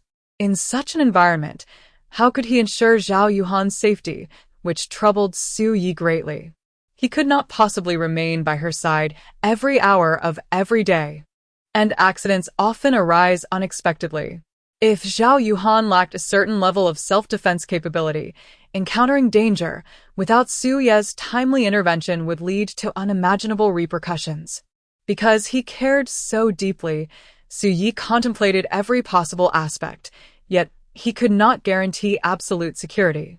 The only viable solution was to diligently instruct Zhao Yuhan in martial arts, empowering her to defend herself against ordinary threats. After concluding their meditation, Suyi led a review of the 8 trigrams palm before commencing the instruction of the first move of the 18 falling techniques. Song Yueshi and Tang Biyun had both previously studied this move, thus they considered it a mere refresher. Subsequently, Suyi demonstrated all 18 moves once more, instructing the 4 of them to record a teaching video on their phones. Following this, Song Yueshi paired with Song Yuelon, while Zhao Yuhan teamed up with Tang Biyun to practice in the living room, with Suyi continuously guiding and correcting them from the side. It must be said that all 4 were quite diligent. When one dedicates oneself wholeheartedly to a task, excellence is invariably attainable. 2 hours swiftly elapsed. Let tonight's events serve as a cautionary tale. In this world, masters abound and danger lurks everywhere. To protect yourselves, you must engage in earnest study. And I too shall teach with utmost dedication, Suyi remarked. Song Yuelon had already relayed the events of the evening to Song Yueshi, who felt particularly incensed. As a stunning beauty, she had encountered such situations more than once, Yet tonight was somewhat exceptional, given that the opponent was an adept of extraordinary abilities. Fortunately, Su Yi arrived in time to defuse the crisis. Otherwise, it would have inflicted significant physical and psychological trauma on Song Yuelon and her companions. You all should frequent nightclubs less in the future, do you understand? Song Yueshi admonished. Today was an anomaly. Song Yuelon replied. Both she and Tang Biyun were regular patrons of nightclubs and had indeed faced some troubles in the past. Being beautiful, many young men attempted to intoxicate them and lead them away, yet they were not naive and always remained vigilant, thus avoiding any tragedies. One who frequently walks along the riverbank is bound to get their shoes wet. It is best to avoid harboring a sense of false security. The intention is not to prohibit your outings, but rather to advise caution. In the future, it would be prudent to avoid venturing out in small groups. A larger company is preferable, Su Yi remarked. Young people naturally seek adventure, and imposing excessive restrictions is often impractical, he continued. Understood. Song Yuelon replied with a smile. Brother Yi, I've come to realize that martial arts may not suffice against those with supernatural abilities, Tang Biyun expressed. Indeed, supernatural powers surpass martial arts, as their awakening occurs instantaneously, allowing for rapid mastery and formidable application. In contrast, martial arts demand years of relentless practice to unleash their full potential. Although supernatural abilities are formidable, they are not without their drawbacks. The exertion of such powers depletes energy. Once exhausted, one resembles an ordinary individual. You may liken it to a mage in a game. A mage devoid of mana is merely a common soldier. Conversely, ancient martial artists are akin to warriors, possessing enduring combat prowess that far exceeds that of those with supernatural abilities. Even when grievously injured, they can still vanquish ordinary foes. Moreover, the most formidable ancient martial artists are indeed fearsome. Thus, nothing is absolute. Each possesses its merits and demerits, Su Yi elaborated.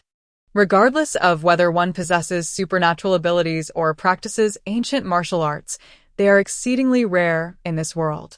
In our central province, with a population exceeding 5 million, the combined total of individuals with supernatural powers and ancient martial artists is likely no more than a dozen or so, perhaps even fewer, Su Yi noted. This is a gamble with one's life. It is a matter of survival or demise, Song Yueshi remarked. Therefore, do not romanticize this notion. Besides, those with supernatural abilities are not necessarily enviable, Su Yi cautioned. Brother Yi, what was your experience during your own awakening? Tang Biyun inquired curiously. During the execution of the mission, we encountered an ambush, barely escaping with our lives. Su Yi was reluctant to elaborate, as it was a source of personal anguish. Then I shall diligently practice martial arts, aspiring to become a formidable heroine in the future. That would indeed be quite splendid. Tang Biyun declared. You? A heroine? Song Yuelon scoffed with a smile. Why can't I be a heroine? Tang Biyun retorted indignantly. In any case, focus on your training. In critical moments, it will empower you to protect yourselves. When men attempt to take advantage of you, strike decisively without hesitation. As for ancient martial artists and those with supernatural abilities, do not overly fret, as the likelihood of encountering such individuals is exceedingly rare. Moreover, skilled practitioners are often arrogant and typically refrain from bullying ordinary folk, unless they are like the scoundrel we face tonight, Su Yi asserted. The four felt that Su Ye's words were reasonable, and their minds were considerably eased. Chapter 23. A martial arts prodigy. Xia Yu lamented, "My stomach hurts." Su Ye's heart sank, a sense of foreboding washing over him. Stomach pain in a girl can stem from numerous causes.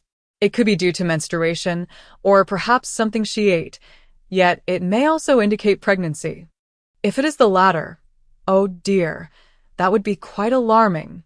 Well, it doesn't hurt when I'm not practicing, but the moment I do, the pain intensifies. Especially during meditation. It aches all over. Zhao Yuhan explained. It hurts while meditating? Su Yi queried, puzzled. Indeed, I asked Yuelon and Biyun, and they both feel fine. Zhao Yuhan replied, "Perhaps you should visit a hospital." Su Yi remarked that he was not a doctor and was unaware of the symptoms.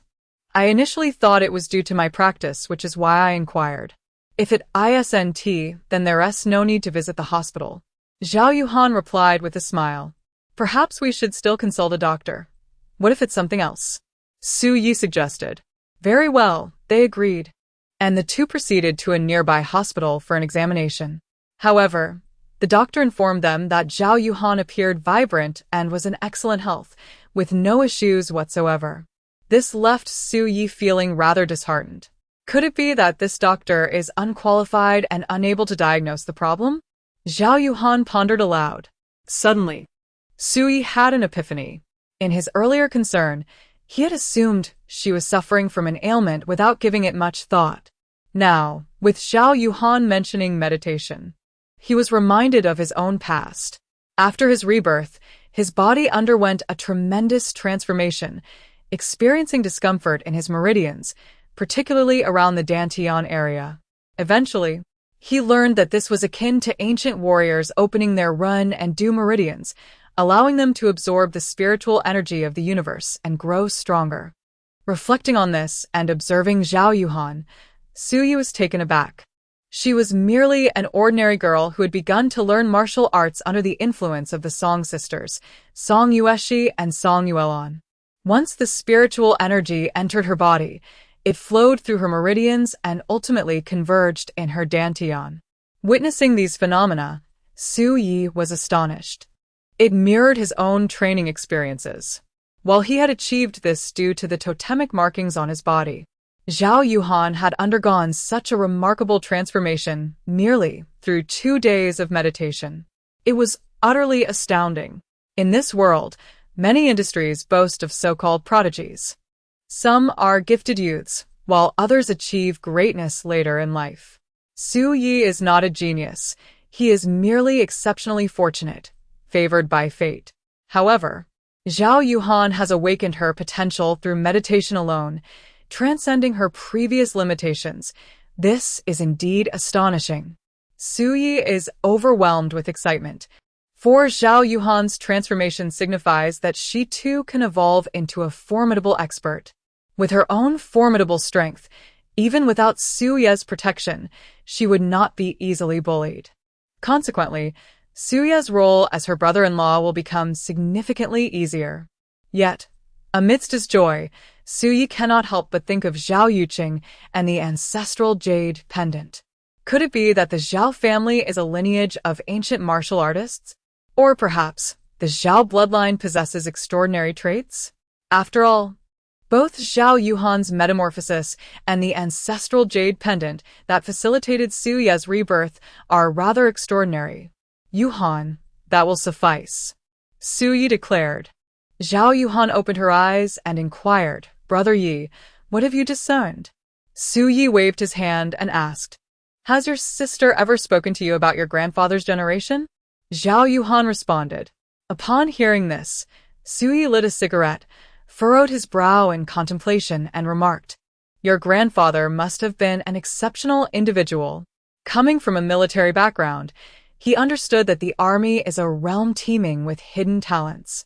Many extraordinary individuals devoted to their country, including both extraordinary abilities and ancient martial artists, retreated from the limelight after achieving their goals during times of peace, having no desire for fame or fortune. Otherwise, they would have become prominent figures. Let us speak of Su Yi himself. After his rebirth through nirvana, he became akin to a sharp blade. Had he chosen to remain in the military, he undoubtedly would have shone brilliantly and ascended to great heights. However, the demise of Zhao Yuqing plunged him into profound sorrow, compelling him to depart. My grandfather? A master? Zhao Yuhan appeared utterly perplexed. Su Yi smiled gently and remarked, Practicing martial arts can open one's meridians. Initially, it may be somewhat painful, akin to stretching one's muscles. Yet, in a few days, it will pass without concern. As for you, your bone structure is extraordinary, a rare talent in martial arts. While you need not safeguard world peace if you diligently train alongside me, you will undoubtedly become a master akin to myself. Am I truly a martial arts prodigy? Brother Yi, are you jesting?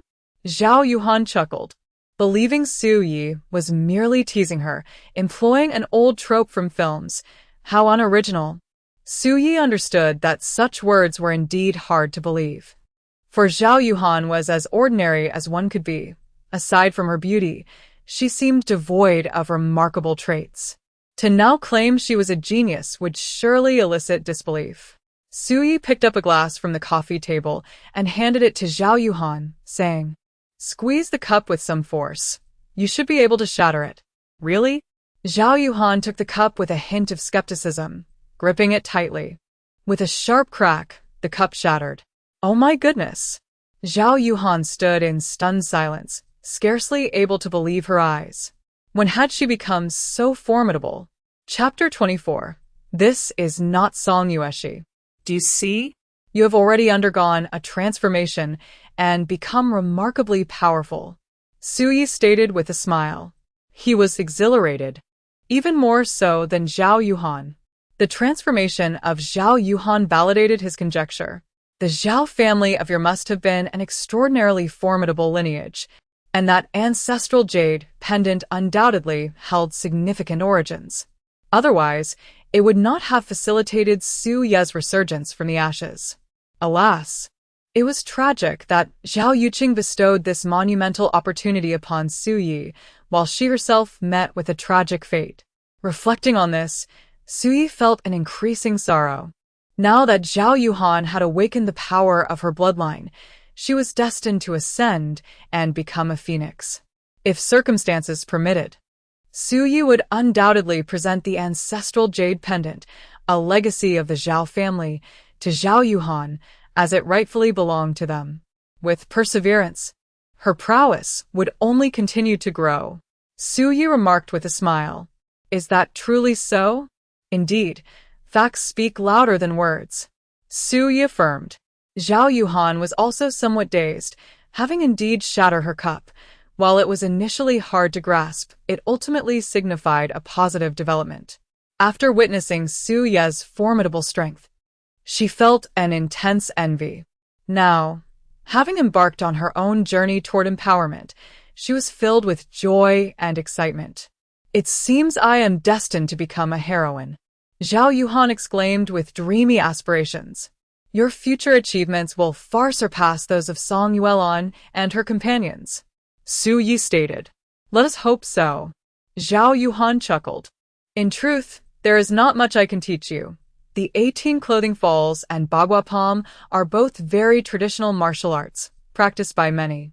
In fact, one could even learn them through instructional videos online. However, ordinary does not equate to mundane.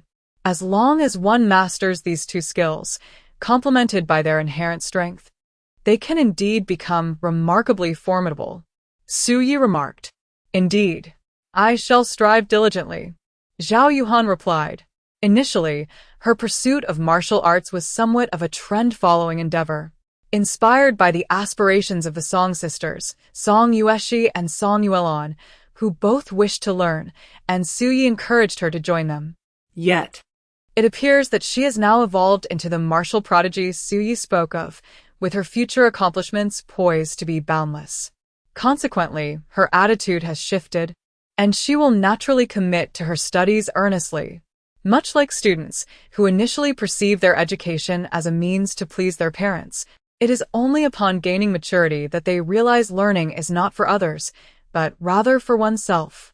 Remember, do not seek the spotlight. Be a modest and reserved beauty, Su Yi advised. "Haha, understood." Zhao Yuhan laughed heartily. "It's late. You must rest as you have school tomorrow," Su Yi added. "By the way, Brother Yi, does this fall under supernatural abilities or ancient martial arts?" Zhao Yuhan inquired. "Ancient martial arts. After all, you practice martial techniques," Su Yi clarified.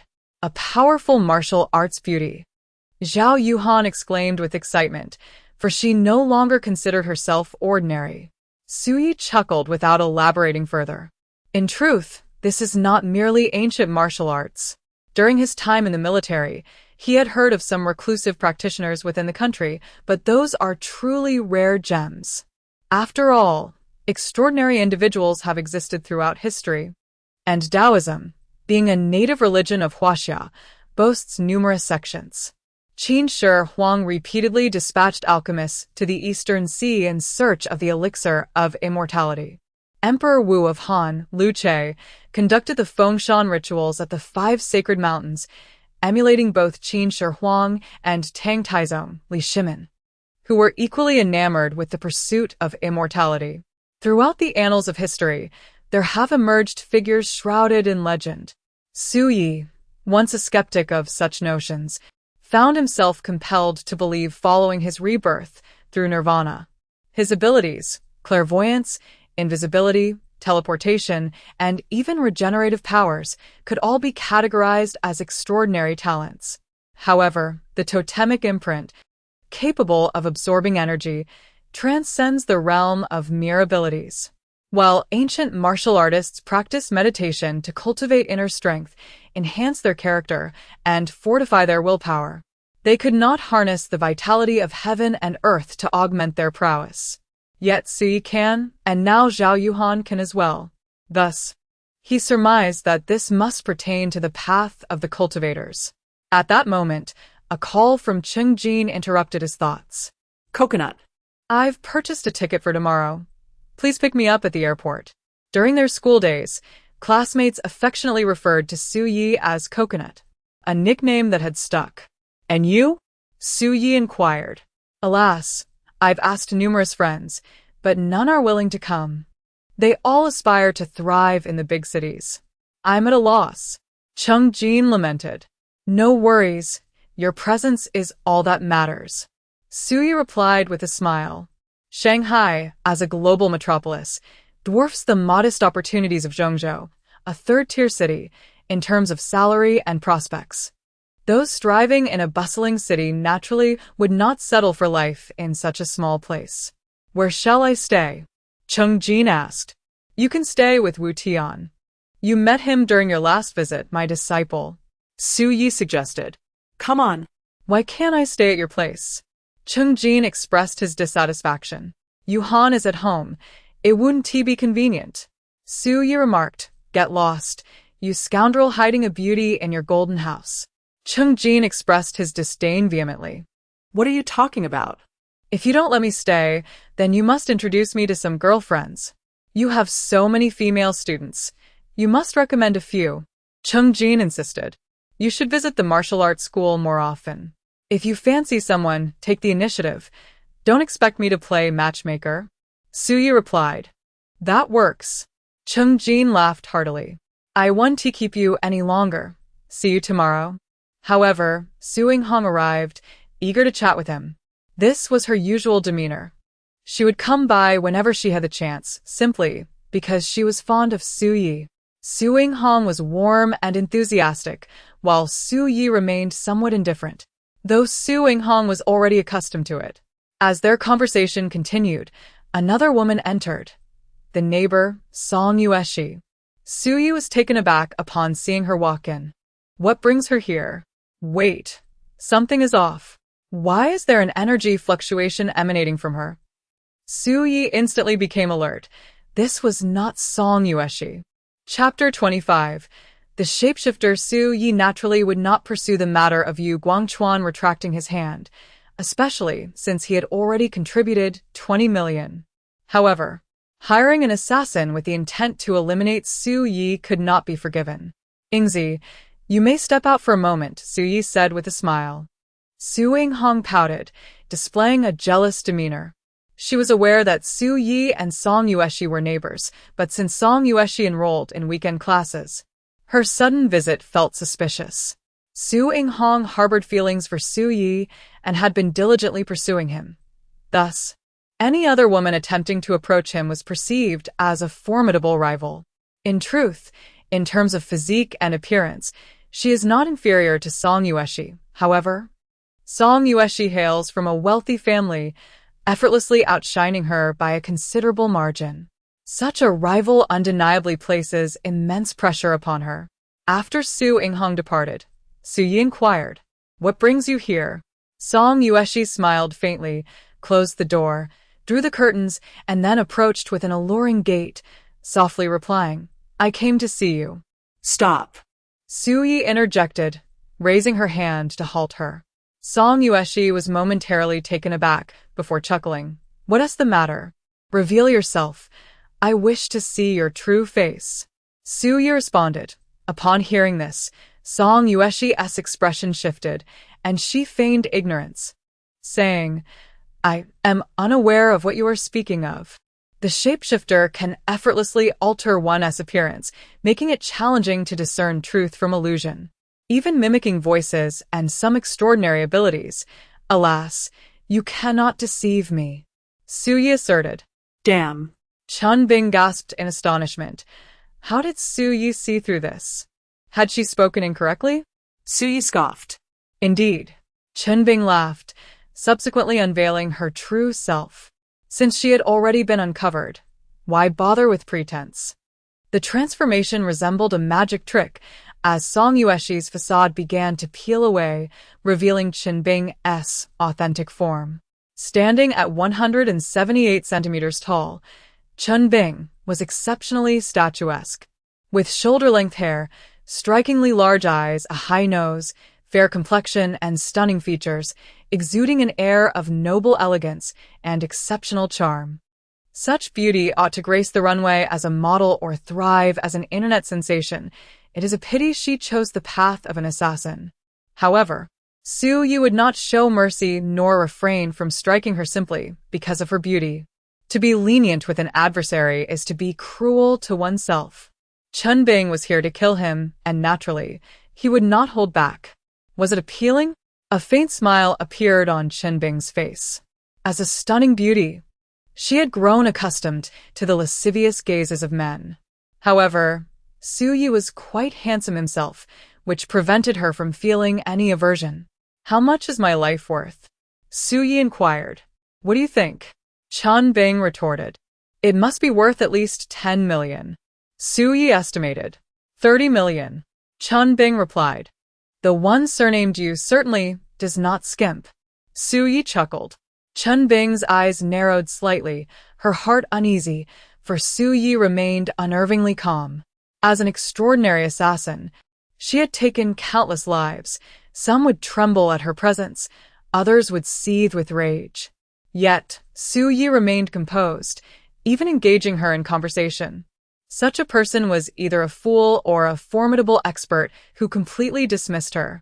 Based on her experience, Chun Bing surmised that Su Yi likely belonged to the latter category. "Make your move.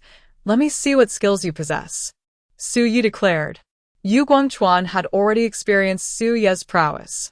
Since he was willing to hire a killer and offered a hefty price of 30 million, this Chun Bing was undoubtedly no ordinary shapeshifter. With a cold sneer, Chun Bing drew a dagger from her waist and charged forward. Upon witnessing this, Su Yi sprang into action, causing Chun Bing to miss her target. Chun Bing abruptly turned and glared at Su Yi, exclaiming, "Damn that teleportation. Let's settle this quickly. I have a class to teach soon." Su Yi remarked. Damn. This is simply mockery. Chun Bing seethed, her anger boiling as she coldly stated, "You are quite confident." With that, she began to unleash her extraordinary abilities. Suddenly, Su Yi felt an overwhelming pressure, making it difficult for her to breathe. The ability to manipulate objects with one's mind is indeed formidable. It is no wonder she dared to demand a remuneration of 30 million. Her prowess is truly worth that sum. As the term suggests, mind control allows one to manipulate objects through thought, and one can also exert control over oneself, thereby achieving flight. This extraordinary ability is remarkable. Once an adversary is subdued, they are left at one's mercy, even to the extent of being torn apart. Previously, Wang Mei was an extraordinary individual with the ability of telepathy, which was already quite impressive. Unfortunately, she was powerless against Su Yi. This is precisely why Yu Guangchuan spared no expense in hiring Chun Bing. while Su Yi could teleport and outmatch the formidable Wang Mei, Chen Bing, an S-rank expert endowed with the ability of mind control, was the perfect solution to counter Su Yi. Yu Guangchuan firmly believed that Chen Bing could certainly eliminate Su Yi. Alas, it proved futile. Any flamboyant abilities paled in comparison before Su Yi, rendering them utterly ineffective. At that moment, the mark unleashed its power, absorbing the surrounding mental energy. While Su Yi remained calm, a smile gracing her lips. However, upon witnessing Su Ye's demeanor, Chen Bing furrowed her brow. As an S-rank master, Chen Bing had always been invincible, never having faltered. Yet, this individual before her seemed to disregard her capabilities entirely. The audacity to absorb energy was infuriating. Well-versed in various abilities, Chen Bing quickly discerned Su Ye's prowess. Countless extraordinary abilities, much like the interplay of yin and yang, exist in a dynamic of mutual reinforcement and opposition. While Chen Bing's ability was incredibly formidable, Su Ye's power was equally astonishing. However, no ability in this world is truly invincible. Every power harbors its own vulnerabilities. Although Su Yi possesses the ability to absorb energy and enhance himself, should he exceed his limits, he would face severe backlash, potentially resulting in catastrophic consequences. Alternatively, he might simply be overwhelmed by absolute strength. If Su Yi were to be considered a novice, he would undoubtedly be unable to withstand Chen Bing's control. However, Su Yi effortlessly resisted her influence, showcasing his prowess as a formidable expert. The classification of supernatural abilities ranges from low to high: D, C, B, A, S, super, ultimate, supreme, and divine. Assassins, while living on the edge, hold their lives and assets in high esteem, particularly someone as seasoned as Chen Bing. If the opponent is feeble, they may be mercilessly dispatched. Yet, when confronted with a formidable adversary, it would be foolish to stubbornly engage in a futile struggle. Thus, upon witnessing Su Ye's indifference to her control, she began to entertain thoughts of retreat. This transaction was not worth the risk for a mere 30 million. It simply was not worth it. Chapter 26. 3 Types of Abilities. In truth, Chen Bing's strength is formidable. Individuals of her caliber are particularly daunting. Had Su Yi lacked the totemic mark, he would have faced certain death today. Unfortunately for her, she crossed paths with Su Yi and must now reckon with her misfortune. Su Yi remained steadfast as Chen Bing launched her attack. With astonishing speed, he deflected her right arm and then struck her chest with a powerful palm. Chen Bing emitted a muffled gasp, stumbling several steps back before violently spitting out blood. As an instructor in self-defense, Su Yi can effortlessly neutralize his opponent's moves, whether they approach from the front or rear, and his speed is akin to lightning. Although Chen Bing is formidable, speed is not her forte. When her abilities fail to manifest, she can only succumb to Su Ye's overwhelming might. With a single strike, Su Yi unleashed tremendous force, shattering Chen Bing's sternum. Yet, in the next moment, he was startled by the sound of cracking, not from a fracture but from healing. The art of metamorphosis, telekinetic manipulation, and regenerative recovery. This woman astonishingly possesses 3 superhuman abilities. In the blink of an eye, Chen Bing returned to her former self, wiping the blood from her lips before coldly declaring, "You have provoked me. You are indeed impressive, but ultimately futile," Su Yi retorted. He marveled at Chen Bing's trio of powers, as the awakening of extraordinary abilities typically results in only 1, with 2 being exceedingly rare, and 3, a true anomaly. Such individuals, once fully developed, become masters among masters. The ability to transform, control, and regenerate is enviable. Chen Bing's overall strength is unparalleled. However, it is still insufficient, as Su Yi could incapacitate her in an instant. "Is that so?" Chen Bing scoffed, brandishing a dagger as she charged once more. Although Su Yi possesses the ability to teleport and wields immense strength, her formidable regenerative capability leaves her unafraid of injury. Moreover, she is well-versed in combat, fully capable of engaging Su Yi in a life-or-death struggle. Is this all you've got? Su Yi thought, reluctant to linger as he had a lesson to teach. Thus, he summoned the power of his mark, deftly sidestepping the thrust of her dagger before delivering another crushing blow. With a sickening sound, Chunbing coughed up blood, her chest once again shattered. However, this time, the damage did not heal rapidly.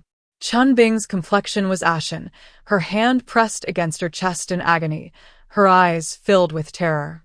A torrent of chaotic energy radiated from the mark, spreading throughout Su Yi's limbs and bones, nourishing and augmenting him.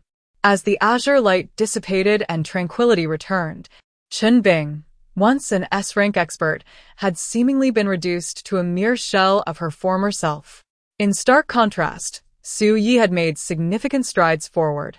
It all began with a koan, and evolution relied solely on devouring. This has become the very essence of the game. Su Yi's ability mirrored the koan in remarkable ways. Deprived of energy, Chunbing appeared particularly feeble, compounded by her injuries, rendering her incapable of supporting her frail body. And she collapsed onto the ground. "What have you done to me?"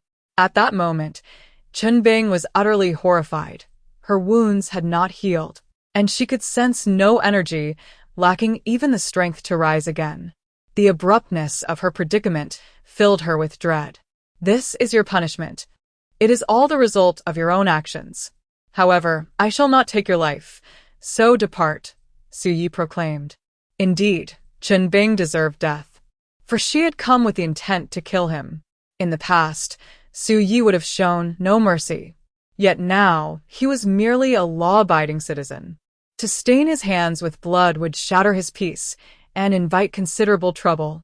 A common person who commits a crime faces the appropriate consequences, but for one with abilities, the nature of their transgressions is far graver. Moreover, he was a retired soldier. Of course, he could assert self-defense. However, such a declaration would expose his identity and might even attract the attention of special agencies. Once placed on the regulatory blacklist, every endeavor thereafter becomes exceedingly inconvenient.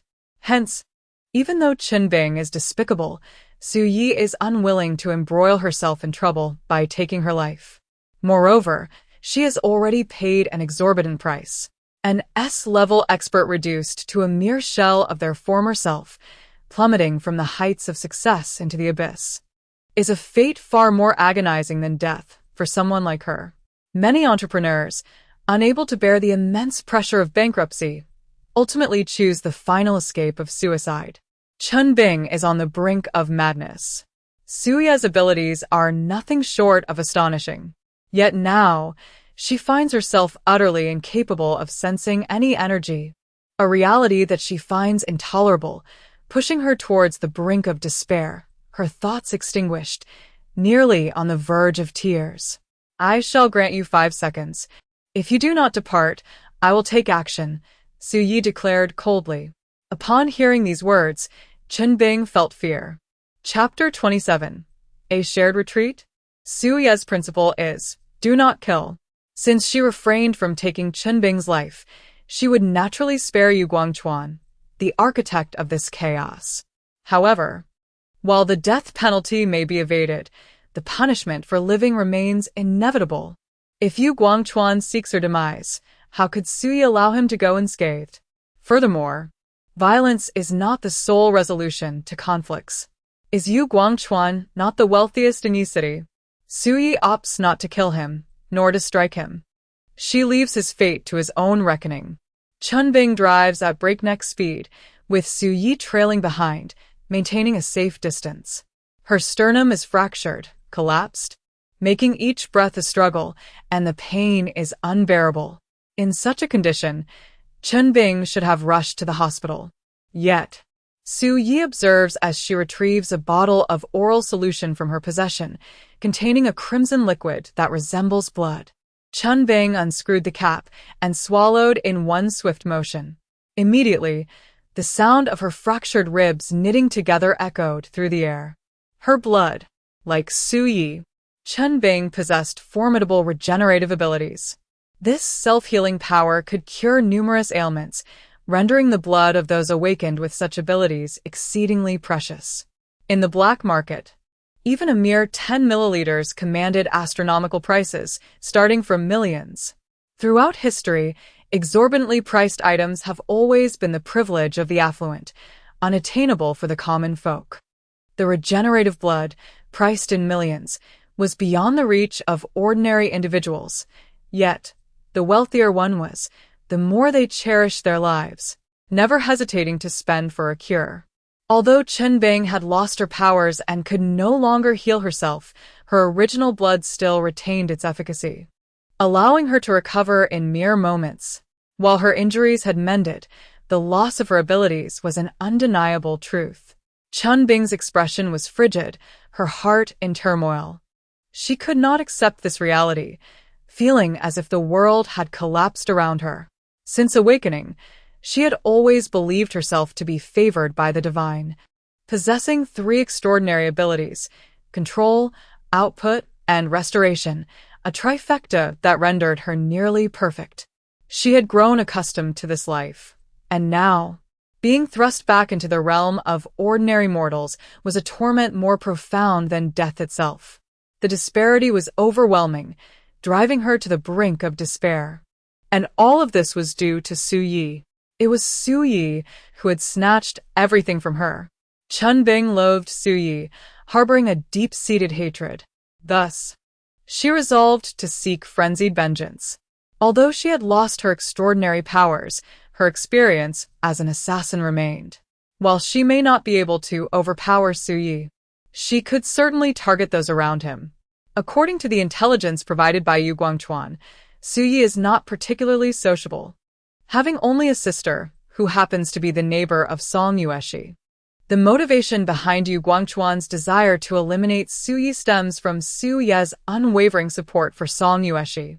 One can evade a direct assault, but a concealed attack is far more treacherous. Though I may not be able to match you in strength, I can certainly annihilate everyone around you. Chen Bing, consumed by rage, has resolved to exact her revenge. However, her immediate objective is to confront Yu Guangchuan. The information provided by Yu Guangchuan is erroneous.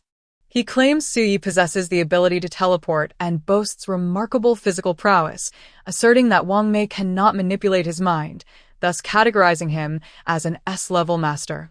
Upon grasping this, Chen Bing feels a sense of confidence, believing that the outcome is virtually assured, as she has previously hunted many S-level masters. Yet, this is no mere S-level master. Su Yi is evidently a superlative expert, possessing an incredibly formidable ability that rendered her powerless. Had she known of Su Ye's extraordinary capabilities beforehand, no amount of monetary incentive would have persuaded her to undertake this task. Alas, it is too late for regrets. Meanwhile, Su Yi has parked his vehicle at the corner of the street and proceeded stealthily. The villa is adorned with numerous structures, and it has ingeniously channeled the river's waters to create an artificial lake, upon which sits a wooden cabin. Chen Bing strides directly into the cabin, with Su Yi silently trailing behind. At that moment, Yu Guangchuan, Wang Mei, and Song Yi are within the wooden cabin, awaiting favorable news. They are convinced that an S-level ability assassin like Chen Bing can undoubtedly eliminate Su Yi. Once Su Yi, this impediment, is dealt with, Song Yueshi will be left vulnerable. Yu Guangchuan inquires further, noting that he can absorb energy and possesses another ability that is utterly unprecedented and terrifying. Chen Bing stated. She did not confess that if Yu Guangchuan were to discover her complete loss of abilities, she could find herself in peril. Unheard of. What could that possibly be? Yu Guangchuan inquired further. I do not know, but it is exceedingly terrifying. Chen Bing leaped.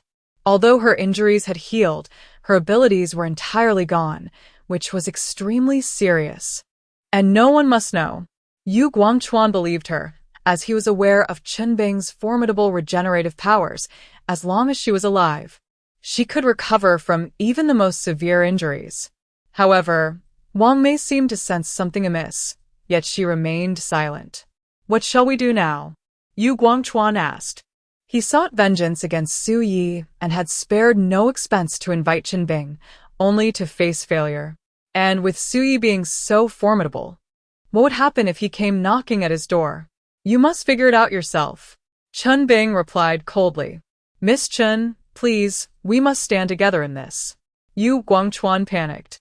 He had 3 capable subordinates, but Wang Liang had been incapacitated by Su Yi and was currently lying in a hospital bed. Song Yi and Wang Mei were no match for Su Yi, and it was unrealistic to find more powerful allies in such a short time. So he had to rely on Chen Bing. Stand together? My desire to eliminate you is growing. Had you not misreported the information, I would not have suffered such a significant loss. Give me the remaining payment, and then seek someone more competent. Chen Bing replied. In truth, she wanted to say that Yu Guangchuan should count himself fortunate. For someone like Su Yi, a hidden master in the world, if provoked, would unleash a devastating wrath. Hiring a hitman, such an abhorrent act, is universally condemned, especially when the perpetrator is a formidable master. Therefore, Chen Bing surmised that Su Yi would soon confront Yu Guangchuan, while she, on the other hand, should make her escape post-haste, seeking an opportunity to exact revenge upon Su Yi. In summary, given the profound suffering Su Yi had inflicted upon her, she would undoubtedly not let Su Yi off the hook. Chapter 28. Shoot me dead, alas. Yu Guangchuan found himself in a most helpless predicament. He yearned to seek Chen Bing's assistance, yet she, paralyzed by fear of Su Yi, was now hastily departing. With her exit, Yu Guangchuan realized he could not find another ally as capable. Song Yi and Wang Mei were equally unreliable, and he was now exceedingly fearful of Su Yi. Thus, it seemed he too must find a place to hide. After all, when Su Yi last sought him out, he had been spared only by her mercy. Yet, in his arrogance, he had presumed his wealth and influence could lead to Su Yi's downfall. What was the outcome?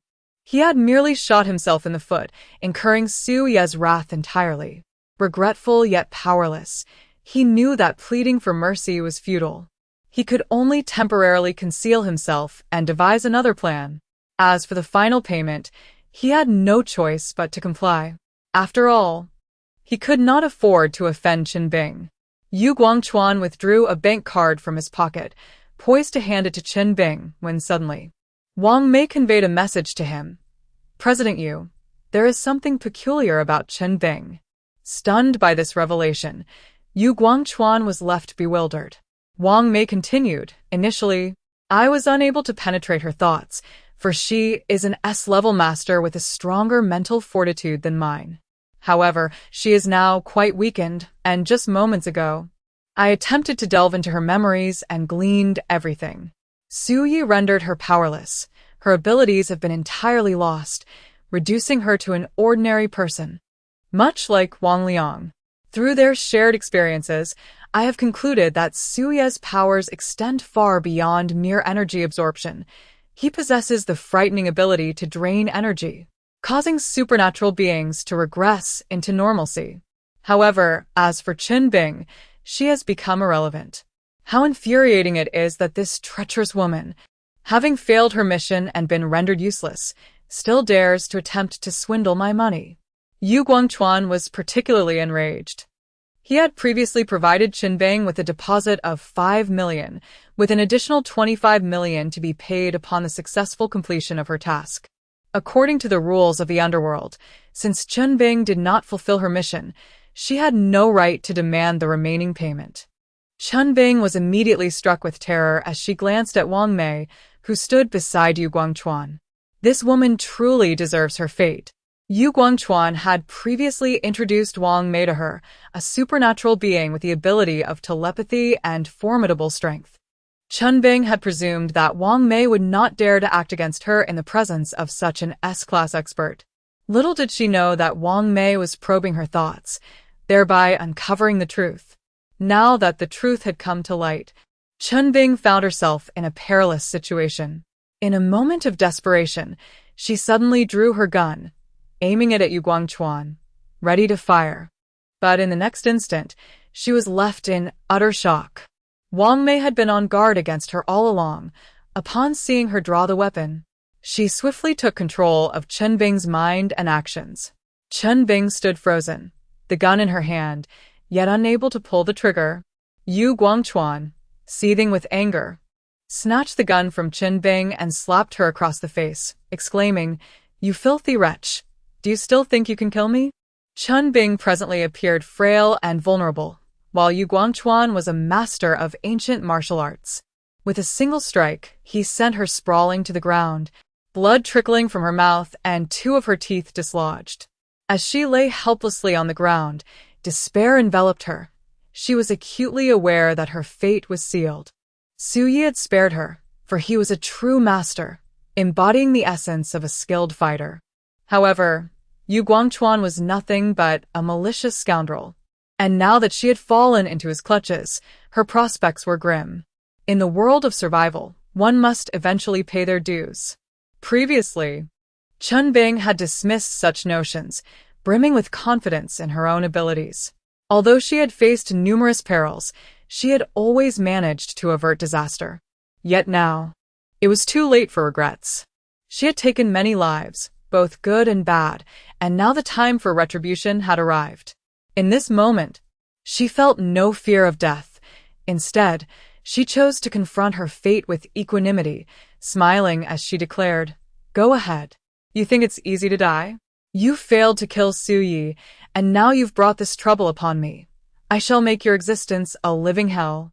Wealthy men, particularly those of a certain age, often gravitate towards young and beautiful women. At 27 or 28, Chen Bing possessed a model-like figure and the allure of a star, wielding a potent charm over men. In the past, Yu Guangchuan had refrained from harboring any lascivious thoughts towards her, as she was a formidable S-rank expert.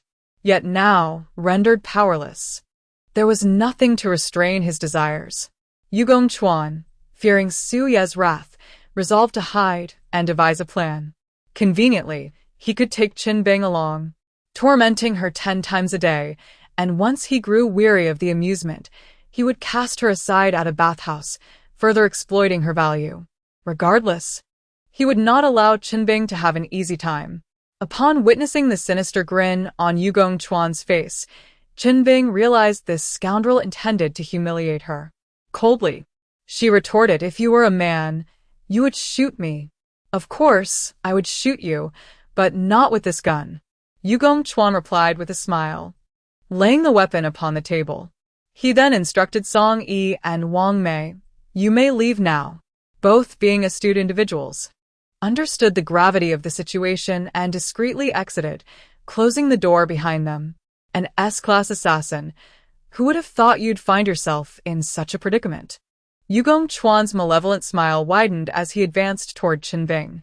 At this moment, Chen Bing was utterly panicked. Embracing her fate, she believed this was her just retribution.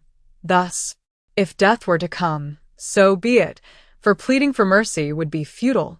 However, the despicable Yu Guangchuan sought to humiliate her, an affront she could not bear. How could she, once a fierce tiger, now be so woefully degraded? Do not come any closer," Chen Bing stammered in terror. "Resist, and it will only incite him further," Yu Guangchuan taunted. He had encountered countless women, many more beautiful than Chen Bing, yet in terms of prowess, she stood unparalleled.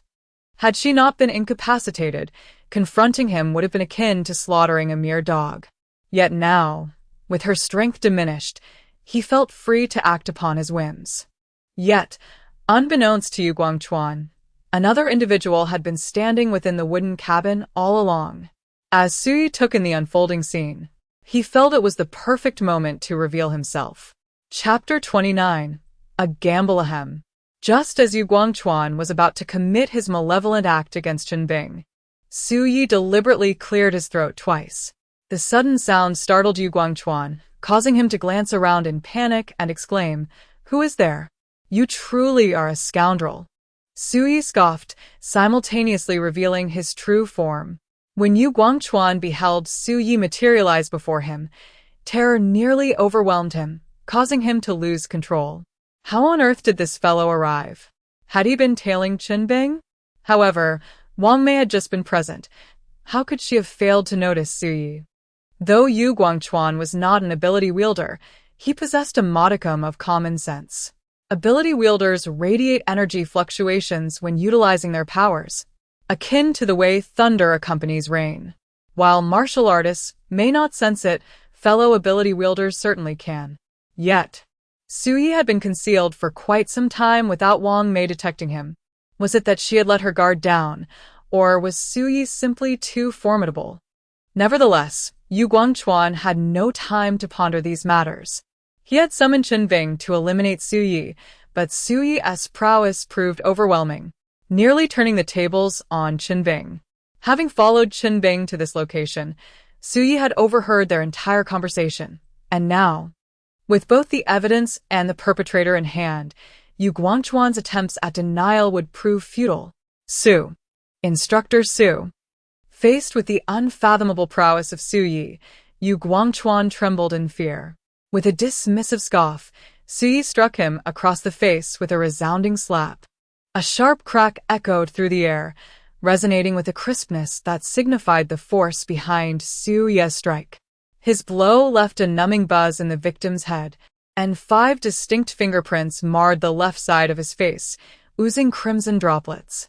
The absurdity of the situation was almost laughable. Moments ago, he had struck Qinbing, who had been powerless to retaliate. Now, faced with Su Yi, he found himself unwilling to resist, despite the strength he could muster. If someone as formidable as Qinbing had been incapacitated by Su Yi, how could he dare to feign bravado? Another resounding slap followed, this time across the right side of his face. Waigu in Chu En's countenance, already severely pallid, swelled in response to the blows. Instructor Su, I was foolish. I acknowledge my mistakes. Please spare me.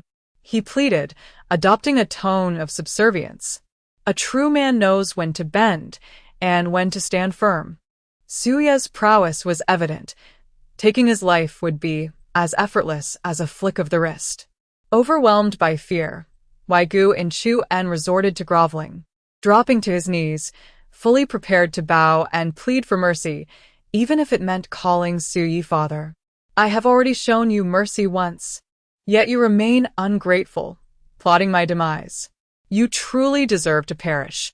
Su Yi's voice dripped with cold disdain. It is I who am blind to the formidable. I am but a fool. Grant me a reprieve. Waigu in Chu En implored, prostrating himself like a submissive disciple. He understood that only by appeasing Su Yi could he hope to salvage his life. Ah, the illustrious wealth of Yi City, Su Yi scoffed. Individuals like you, who prey on the weak and abandon all dignity, are truly contemptible. Instructor Su, I possess wealth beyond measure. If you spare my life, I shall grant you anything you desire. Chuen exclaimed desperately. Would you offer me all your assets? Su Yi inquired with a smirk. This left Waigu in Chu En utterly bewildered. His assets exceed 10 billion. If Su Yi were to request 10 or 20 billion, he would readily comply, as it would not significantly impact his vitality. However, relinquishing his entire fortune would be akin to cutting off his own lifeblood. If he were to hand everything over to Su Yi, what would he have left for himself? Money holds more value than life, Su Yi remarked. No. I will give it. Yu Guangchuan hastily replied. In the face of life and death, nothing is more important than survival. If he could overcome this immediate crisis, he could abscond with the funds and continue his life with nonchalance. Su Yi similed, Retrieving a cigarette from his pocket and lighting it. Yet, as he ignited the cigarette, Qinbing, who had been leaning against the table, abruptly seized the handgun resting on the surface and aimed it at the back of Yu Guangchuan's head.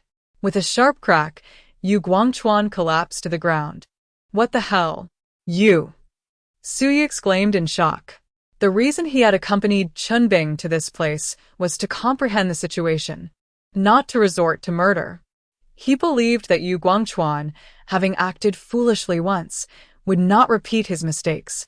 After experiencing Su Ye's formidable prowess, he would surely refrain from provoking him again, and in doing so, Su Yi could also demand compensation for emotional distress, truly a win-win situation. However, he never anticipated that Chen Bing would unexpectedly fire when he was not paying attention. Had it been a face-to-face confrontation, Yu Guangchuan's reflexes might have allowed him to evade the bullet. But from behind, and in such a sudden manner, neither Yu Guangchuan nor even Su Yi himself could escape. This cigarette is truly infuriating. Chen Bing harbored a deep-seated hatred for Su Yi, as he had rendered her incapacitated, and she was still plotting her revenge against him. However, she did not anticipate that Su Yi would silently follow her and suddenly appear just as Yu Guangchuan sought to humiliate her. Initially, she believed Su Yi aimed to ensnare her completely. Yet, upon further reflection, it seemed unlikely. Su Yi was far too formidable. If he truly wished to eliminate her, he could have acted during their time at the martial arts school.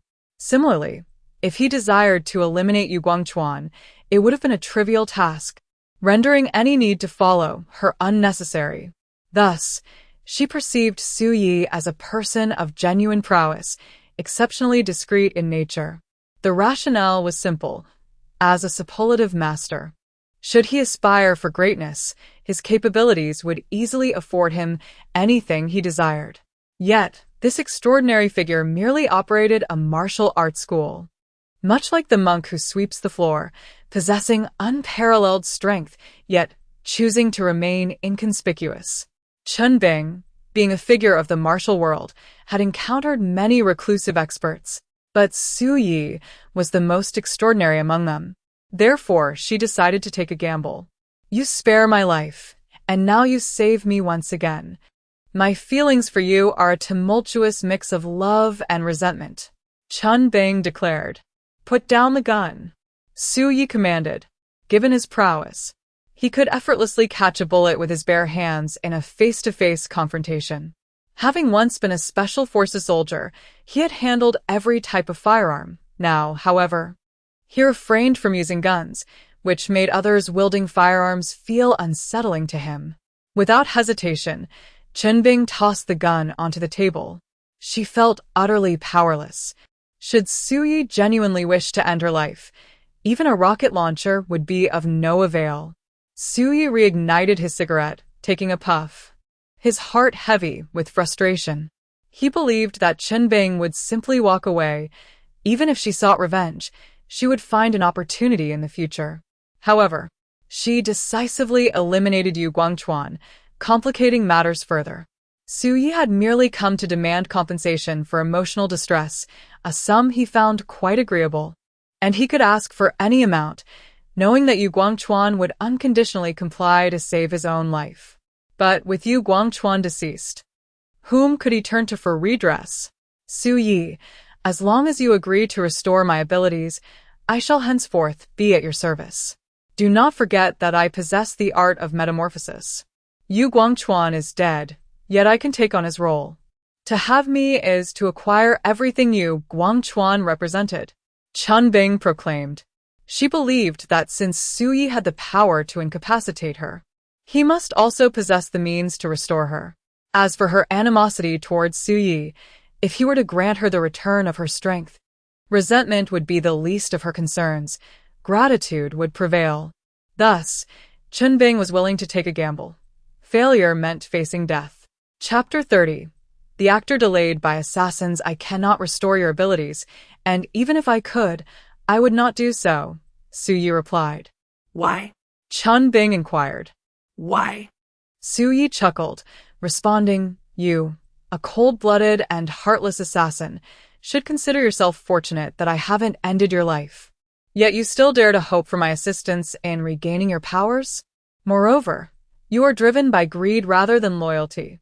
Your betrayal is swifter than turning the pages of a book. To allow you to accompany me would be akin to nurturing a tiger at my side. Chen Bing understood that persuading Su Yi to trust her would be exceedingly difficult. Yet, with no other options available, She was left with no choice but to seek Su Ye's aid. In the past, I was indeed quite wicked, with a notorious reputation. However, just moments ago, I experienced a profound awakening and am now filled with remorse. Therefore, I earnestly hope that you can grant me the opportunity to start anew and transform my life. If you are willing to assist me, I will be utterly devoted to you. Chun Bing spoke sincerely. What use do I have for you? Su Yi replied. Only when one truly requires something do they realize its scarcity. The same applies to individuals. With my capabilities, I can accomplish much for you. I admire your character and wish to work alongside you, so please, grant me a chance. Chun Bing implored. In the end, you still cannot accept the loss of your abilities and refuse to face reality. Su Yi astutely remarked. The loss of her powers struck her deeply, akin to an entrepreneur yearning for resurgence after bankruptcy. Yet for Chun Bing, starting anew seemed insurmountable. Su Ye's prowess was nothing short of terrifying. While it could be fearsome, it possessed the capacity to save as well as to destroy, much like a skilled physician. It is said that the one who ties the bell must untie it, and thus she believed that Su Yi, who could bring about her downfall, could also restore her to her former glory. She was unwilling to succumb to despair, recognizing that only Su Yi could aid her. Hence, to regain her erstwhile strength, she was prepared to pay any price. Indeed, you are correct. I refuse to live such an ordinary existence. Help me, and you will gain an S-rank general in return, allowing me to fulfill any task you set forth, and I shall not disappoint you. But if you choose not to assist me, then end my life. I would rather perish than continue living in this manner, Chun Bing declared. Her natural beauty was striking, and she had often employed her charms to great effect in the past. She possessed an unwavering confidence in her beauty, captivating the desires of numerous men, most of whom harbored a tender heart. Now, it remained to be seen how Su Yi would navigate this predicament. Well, then you might as well die, Su Yi exclaimed. Chun Bing was taken aback. This person truly lacked compassion? No, Su Yi was undoubtedly compassionate.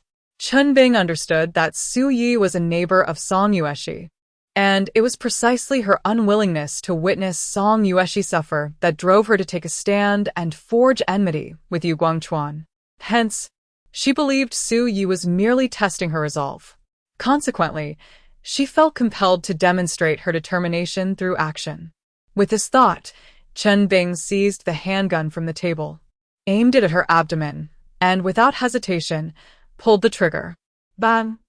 Blood soaked her clothing, and with a muffled groan, Chun Bing collapsed to the ground. Goodness. How ruthless. Yet Su Yi remained unperturbed, scoffing.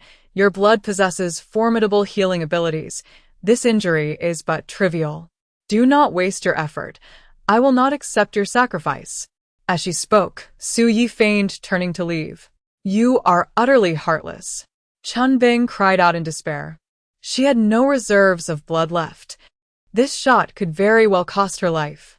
Yet, Su Yi remained indifferent, her resolve unyielding, leaving Chun Bing despondent and devoid of hope. Just as Su Yi turned away, a fleeting glance revealed the scene, sending a shiver down her spine. This woman was indeed fierce, truly willing to gamble with her life. Although Su Yi was aware of Chun Bing's intentions, whether she genuinely sought to end her life or wished for intervention remained uncertain. Nonetheless, Su Yi could not afford to take that risk. Chun Bing's suicide, though a consequence of her own actions, left an indelible mark on the heart of the onlooker. It is undeniable that witnessing her demise was profoundly distressing. One could only describe her actions as exceedingly reckless, entangling Su Yi in a moral quandary. Yet, in this critical moment, there was little room for contemplation. He hastily exclaimed, "Stop." As Chun Bing prepared to pull the trigger, she awaited Su Ye's intervention. For who among the living would willingly embrace death? Ultimately, fortune favored them. In this pivotal instant, Su Yi could no longer restrain himself. Chun Bing opened her eyes. gazing earnestly at Su Yi, her expression brimming with hope and gratitude. "I knew you wouldn't be so heartless," she declared. "If you wish to die, you may choose any place, but do not let it happen before my eyes." Su Yi retorted with irritation. For heaven's sake. Chun Bing was left speechless. Su Yi's lack of sentimentality was disheartening. Had he uttered a few kind words at that moment, she would have been utterly moved. Instead, his words felt like a dagger to her heart. "You are a person of great integrity, not only sparing my life, but also rescuing me. I am eternally grateful. Please keep me by your side, for I genuinely wish to start anew," Chun Bing pleaded, even as blood continued to seep from her abdomen and cold sweat beaded on her forehead. Her sincerity was palpable. In the face of imminent death, her words bore the weight of truth. "I see you as an actor whose talents have been squandered by the world of assassins," Su Yi remarked. He came seeking compensation for mental anguish from Yu Guangchuan, yet Chen Bing ended his life. The assassination of the wealthiest man in Yi City, once it spreads, will undoubtedly stir a tremendous uproar. Although Yu Guangchuan was indeed deserving of his fate, the manner of his demise carries profound ramifications. Chen Bing, in her relentless pursuit of her objectives, resorted to extreme measures, even threatening her own life to elicit trust and sympathy from Su Yi. Should Chun Bing genuinely wish to turn over a new leaf, retaining her presence would not be unreasonable. For the ability to recognize one's errors and seek redemption is of utmost value. Su Yi, who once was a rebellious youth himself, would be inclined to grant others the opportunity for transformation.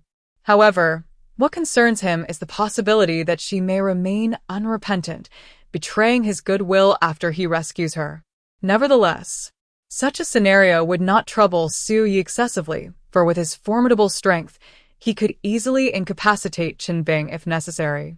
Although she possesses considerable prowess, she holds no sway in Su Yi's presence.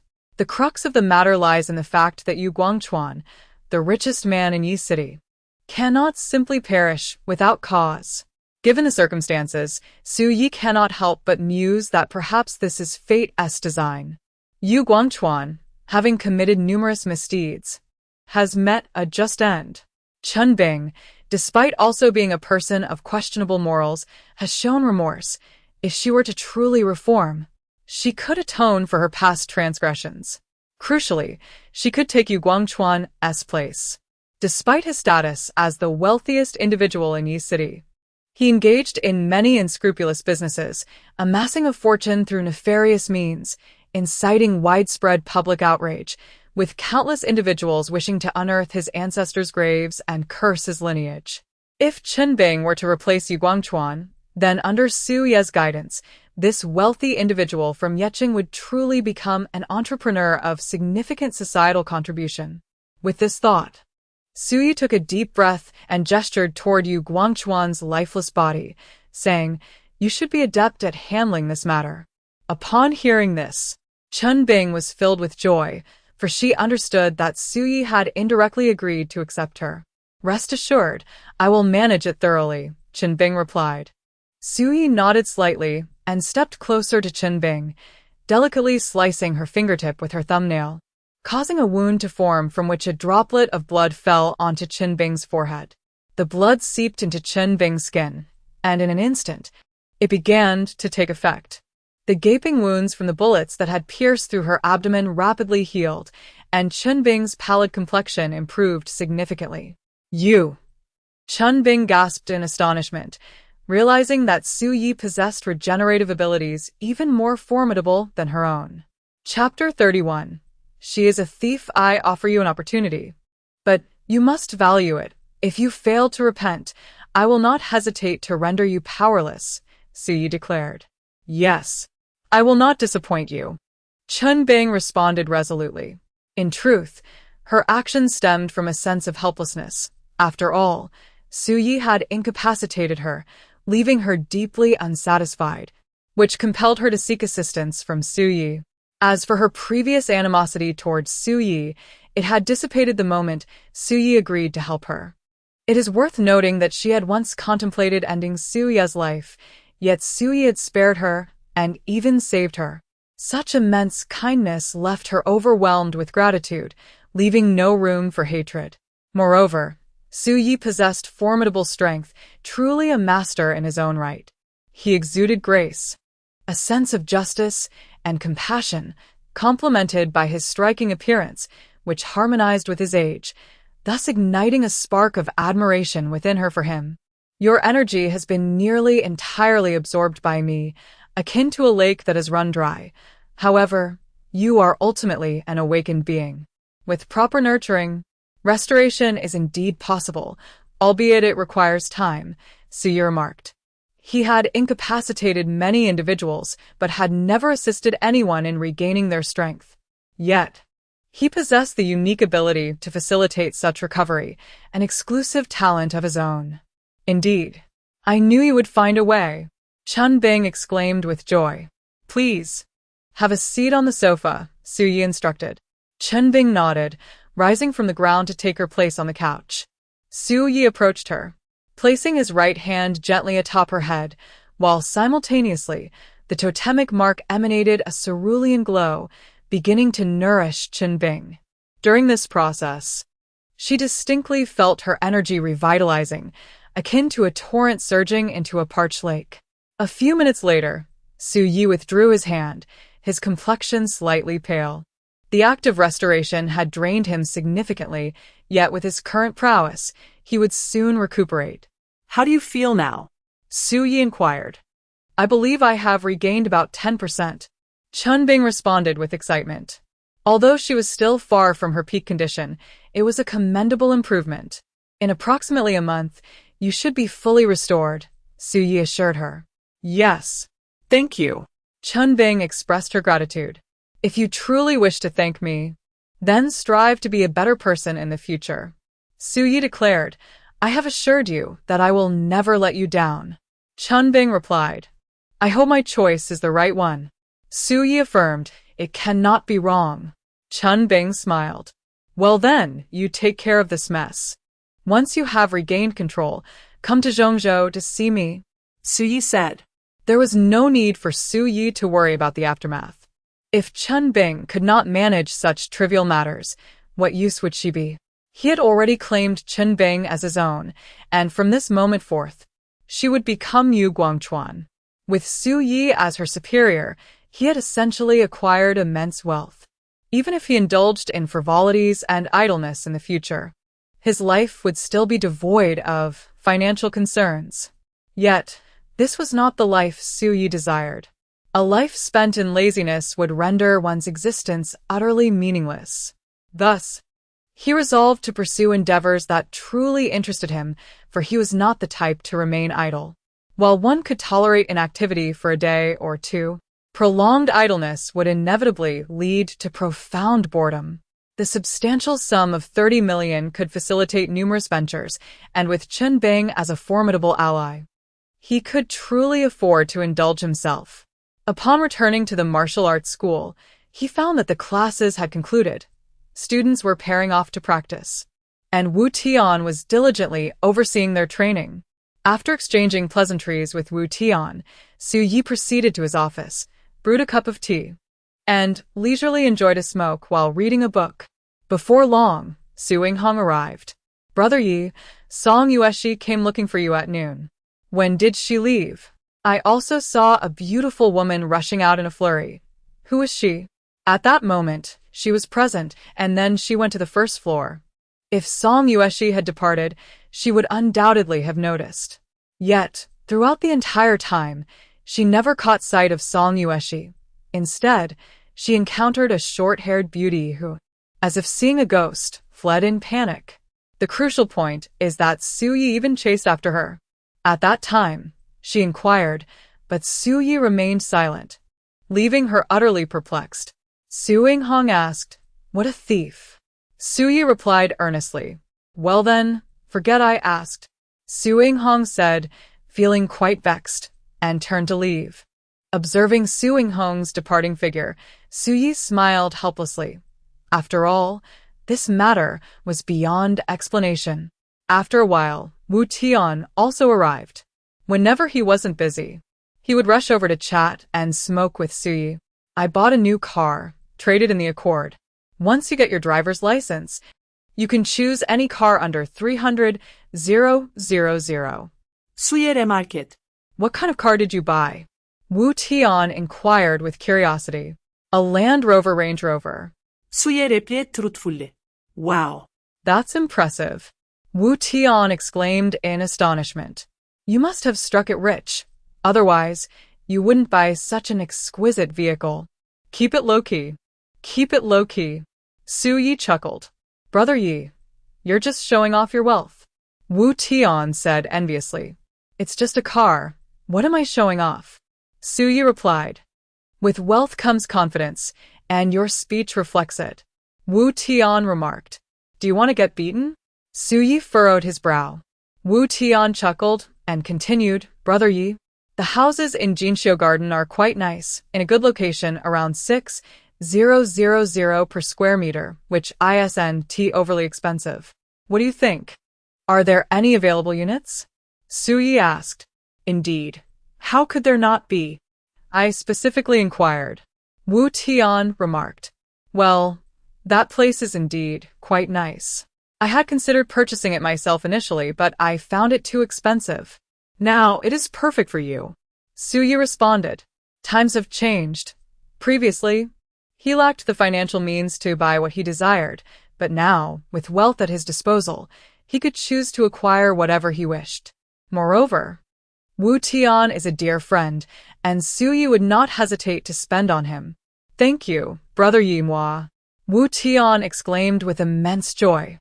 Get lost. Su Yi laughed heartily. And off I go. Wu Tian chuckled as he exited. Chapter 32. Who bumps into whom? Zhao Yuhan laughed mischievously. All right. Su Yi replied, feeling rather vexed. This girl is truly something. She even made Su Yi buy her sanitary products. It is indeed quite embarrassing for a grown man to purchase such items in a supermarket. However, there was no alternative. As a brother-in-law, he had to endure this predicament. Setting his phone aside, Su Yi prepared to play a song to uplift his spirits. Just then, a loud bang echoed as he was jolted. Damn it! Su Yi slammed on the brakes and turned to see a middle-aged woman on an electric bike sprawled behind his vehicle. His heart ached. He had just purchased the car that afternoon and had yet to warm up before being involved in an incident. The road was narrow, bustling with both vehicles and pedestrians, prompting him to drive particularly slowly. In these times, those riding electric bikes often possess a sense of entitlement, believing that drivers should yield to them. While confrontation is unwise, avoidance is certainly possible. However, a rear-end collision is exceedingly frustrating. Had it been a car, Su Yi would undoubtedly seek compensation, as the other party would be entirely at fault. However, a middle-aged woman riding an electric bike, what compensation could one possibly expect? One can only resign to misfortune. Yet, a single remark from this middle-aged lady shattered Su Ye's composure entirely. How do you drive? Have you no eyes? She bellowed, seated on the ground with a determination that suggested she had no intention of rising, but rather aimed to extort. Goodness. Su Yu was taken aback. What manner of person is this? I did not collide with you. It was you who struck my vehicle, he retorted. I see you are a middle-aged woman, and I had no intention of demanding compensation, but instead of gratitude, you dare to retaliate and attempt to extort me? You crashed into my car, Su Yi stated with a serious expression. If you had driven faster, would I have hit you? You drive slower than an electric bike. Do you even know how to drive? The woman boldly asserted. Every locale has its share of onlookers, never one to shy away from a spectacle. Witnessing the incident, passers-by paused and began to murmur among themselves. It was clear to any reasonable person that this affair bore no relation to Su Yi. The middle-aged lady was at fault. Even if she felt guilty, to retaliate was indeed excessive. Yet, no one rose to defend him. Su Yi chuckled. This woman was utterly unreasonable. Moreover, She had already positioned herself to extort, making it futile to reason with her. Thus, one must accept the loss to avoid further calamity. Xia Yu withdrew 500 yuan from his wallet and offered it to the middle-aged lady, saying, "Get up." She bore no injuries, and her electric bike was unscathed. Sitting on the ground, she extorted 500 yuan. Truly, one could consider themselves fortunate. However, the actions of the middle-aged woman left Xia Yu utterly bewildered once again. She waved her hand, dismissing the money Xia Yu offered, exclaiming, "I can't even stand up, and you think this meager sum will suffice? Do you take me for a beggar? There are rules to extortion. Xia Yu drives a Land Rover, undoubtedly a man of wealth. For someone of his stature, failing to extort at least 10 or 20,000 would be a disservice to oneself." Xia Yu took a deep breath, desperately suppressing the fury that surged within him. At that moment, he was tempted to deliver a resounding slap to this shameless woman. Her audacity and reliance on age were simply infuriating. Yet, he refrained from resorting to violence. With so many onlookers, any act of aggression would render him in the wrong, regardless of his justification, and the situation could escalate into something far more serious. Just then, a young couple made their way through the crowd. "Who bumped into my mother? Mom, are you all right?" The young man glanced at the Land Rover before directing his gaze at Xia Yu, speaking condescendingly. "Did you cause this?" Xia Yu retorted, "This lady collided with my car while riding her electric bike from behind. Who is at fault here?" Upon hearing this, the young man faltered momentarily. After all, the nature of the collision was somewhat questionable. However, he was unconcerned about the technicalities. Having already embarked on this path of extortion, he intended to see it through. Moreover, wealthy individuals often preferred to resolve matters with money, and involving the police would complicate the situation further. "My mother is sitting on the ground. You're responsible for this. Stop your excuses and pay up, or you won't be leaving today. My family lives nearby, and we have plenty of relatives," the young man asserted, adopting an impatient demeanor. "How much do you want?" Xia Yu 20,000. The young man held up 2 fingers. "Damn it," Xia Yu said. Then struck him across the face. The young man staggered back, nearly losing his balance, utterly astonished that Xia Yu would resort to violence. Yet, this was precisely to his advantage.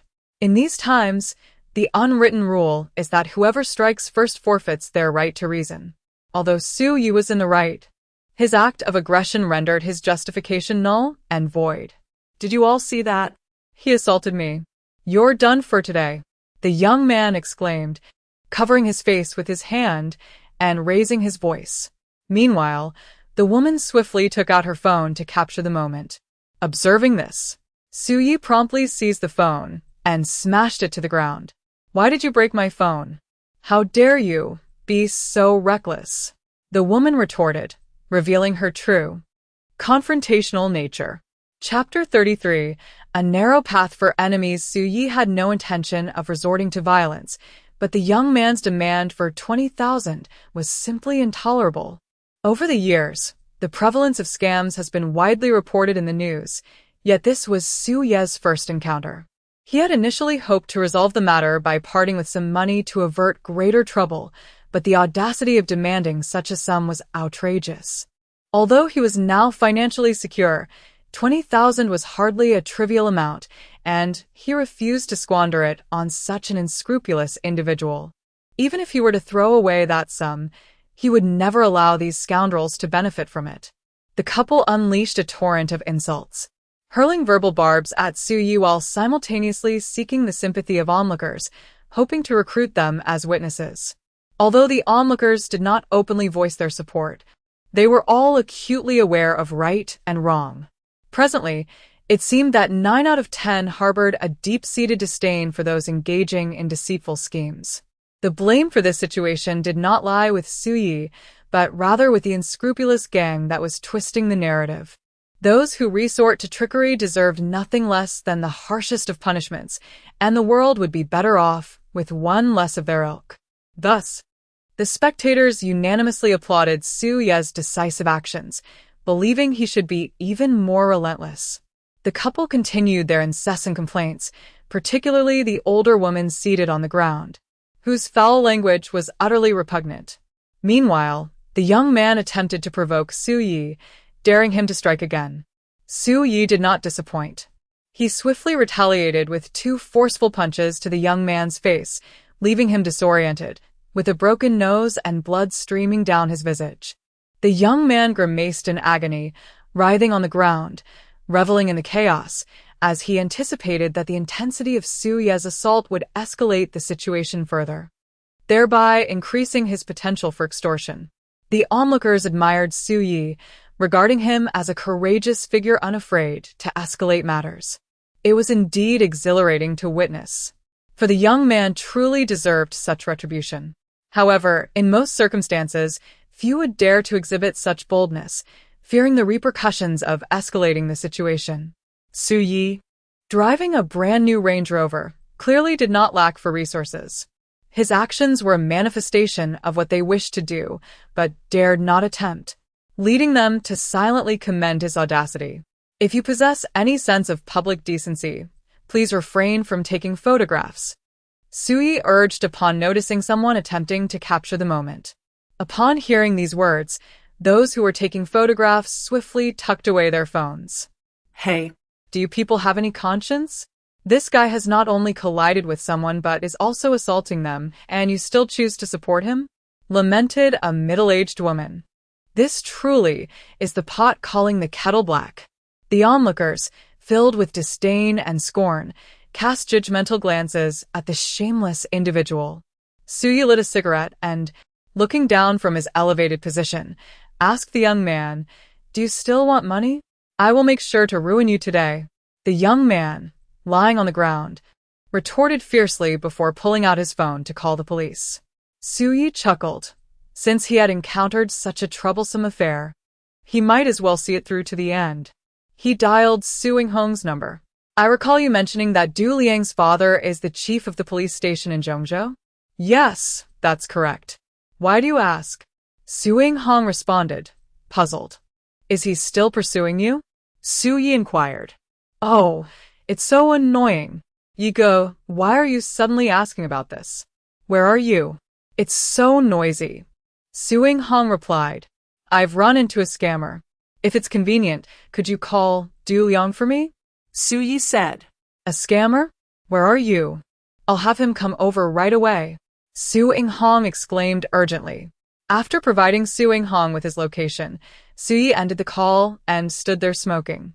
Du Liang, the privileged son of an official, had been a university classmate of Su Yinghong and had pursued her for several years. He had once regarded Su Yi as a rival. However, upon realizing that Su Yi had standards that far surpassed his own and had no interest in Su Yinghong, he began to admire Su Yi, relieved to have one less formidable competitor. Moreover, Du Liang had also served in the military, and upon his discharge, his father arranged for him a rather unremarkable position within the bureau. Sharing a military background, he held a particular admiration for Su Yi, a special forces soldier. Du Liang aspired to forge a friendship with Su Yi. However, Su Yi was reluctant to associate too closely with someone of Du Liang's privileged background. After all, they belonged to different social circles and shared little common ground, leading to Su Yi politely declining his invitations to dinner on several occasions. Since then, their communication dwindled to virtually nothing. If Su Yi were to call, Du Liang would likely come, but if he were to approach through Su Yinghong, Du Liang would hastily retreat, for it was a splendid opportunity to impress his idol. The personnel from the district bureau arrived first, followed closely by the young couple and a middle-aged woman who began to narrate their grievances. The matter of staged accidents is often murky, yet with street surveillance and in-car dash cameras, the truth would inevitably surface with the presentation of evidence. Su Yinghong arrived as well, outpacing Du Liang. Su Yi succinctly recounted the events to her, and she too felt a sense of indignation.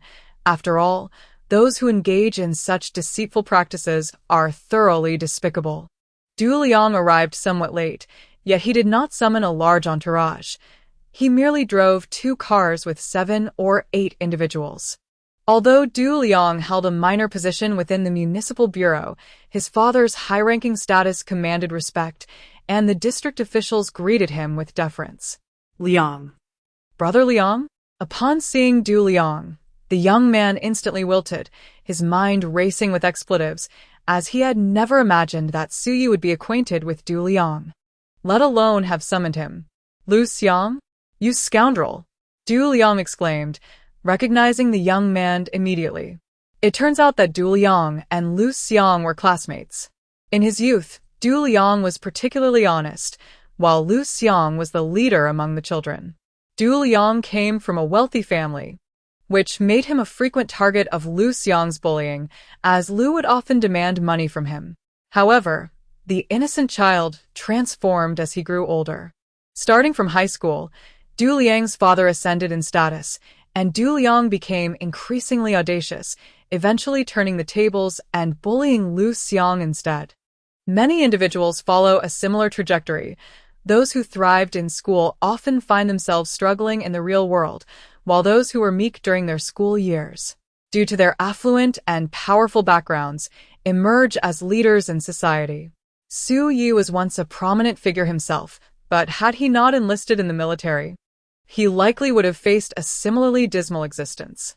Fortunately, his military service, along with a fortuitous incident, radically altered the course of his life.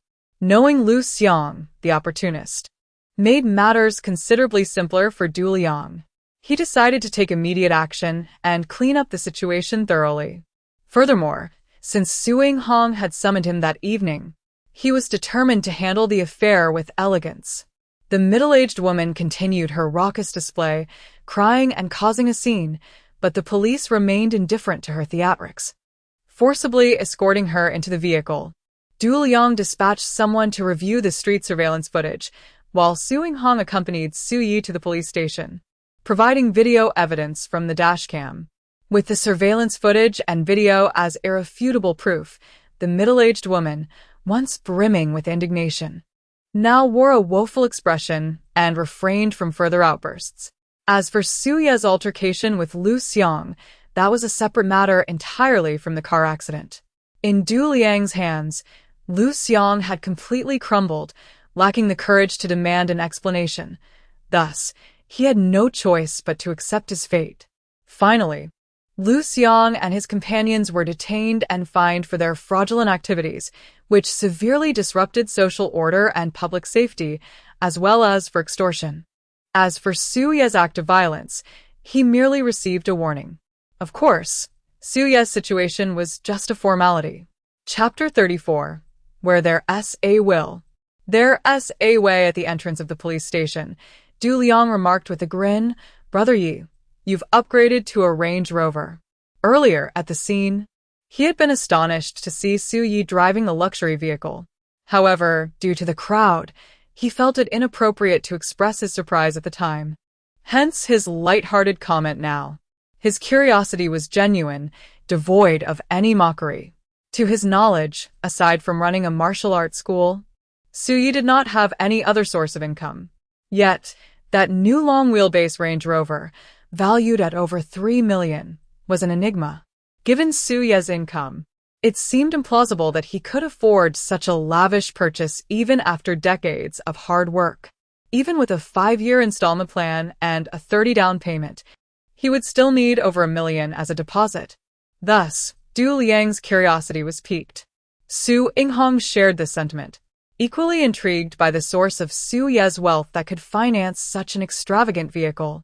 "I struck it lucky and won the lottery," Su Yi replied with a smile. He certainly wouldn't divulge that the money came from Yu Guangchuan and Song Yueshi as a gesture of gratitude. Claiming a lottery win was a much more convincing tale. "Is that for real? Brother Yi, your luck is unparalleled," Du Liang exclaimed in disbelief. "Indeed, sheer luck," Su Yi affirmed, offering Du Liang a cigarette. "Brother, thank you for today." Su Yi turned to Su Yinghong and said, "You must express my heartfelt gratitude to Brother Du Liang." Du Liang exchanged a knowing glance with Su Yi, silently acknowledging the commendable job done. Su Yinghong scoffed. I've already had my meal. If Su Yi was willing to go, she would certainly accompany him. However, it was rather unreasonable for him to expect her to accompany Du Liang while he himself refrained from joining. Take care, Brother Yi. Let's connect another day. Du Liang felt a surge of joy. Watching Su Yi drive away, Su Yinghong stamped her foot in frustration. Has Brother Yi found himself a wealthy benefactor? Du Liang inquired with a smirk as he observed the receding silhouette of the luxurious Range Rover. If he were to court a rich woman, even pigs would climb trees. Su Yinghong retorted. Wu Tian had informed her that Su Yi had become aloof following the death of his former girlfriend. Yet it was precisely this steadfast devotion that compelled her to pursue him relentlessly. As for the notion of him seeking a wealthy patron, she found it utterly implausible. Since the establishment of the Eastern Women's Martial Arts School, many affluent young ladies, often exceptionally beautiful, had enrolled. Yet, regardless of their advances, Su Yi remained indifferent. If he were truly enamored with wealth, he would have acted long ago. Why wait until now? Where would he find the money? Du Liang inquired further. Does that concern you? Su Yinghong replied curtly. In truth, she was quite curious, but Su Yi's reticence left her in a quandary.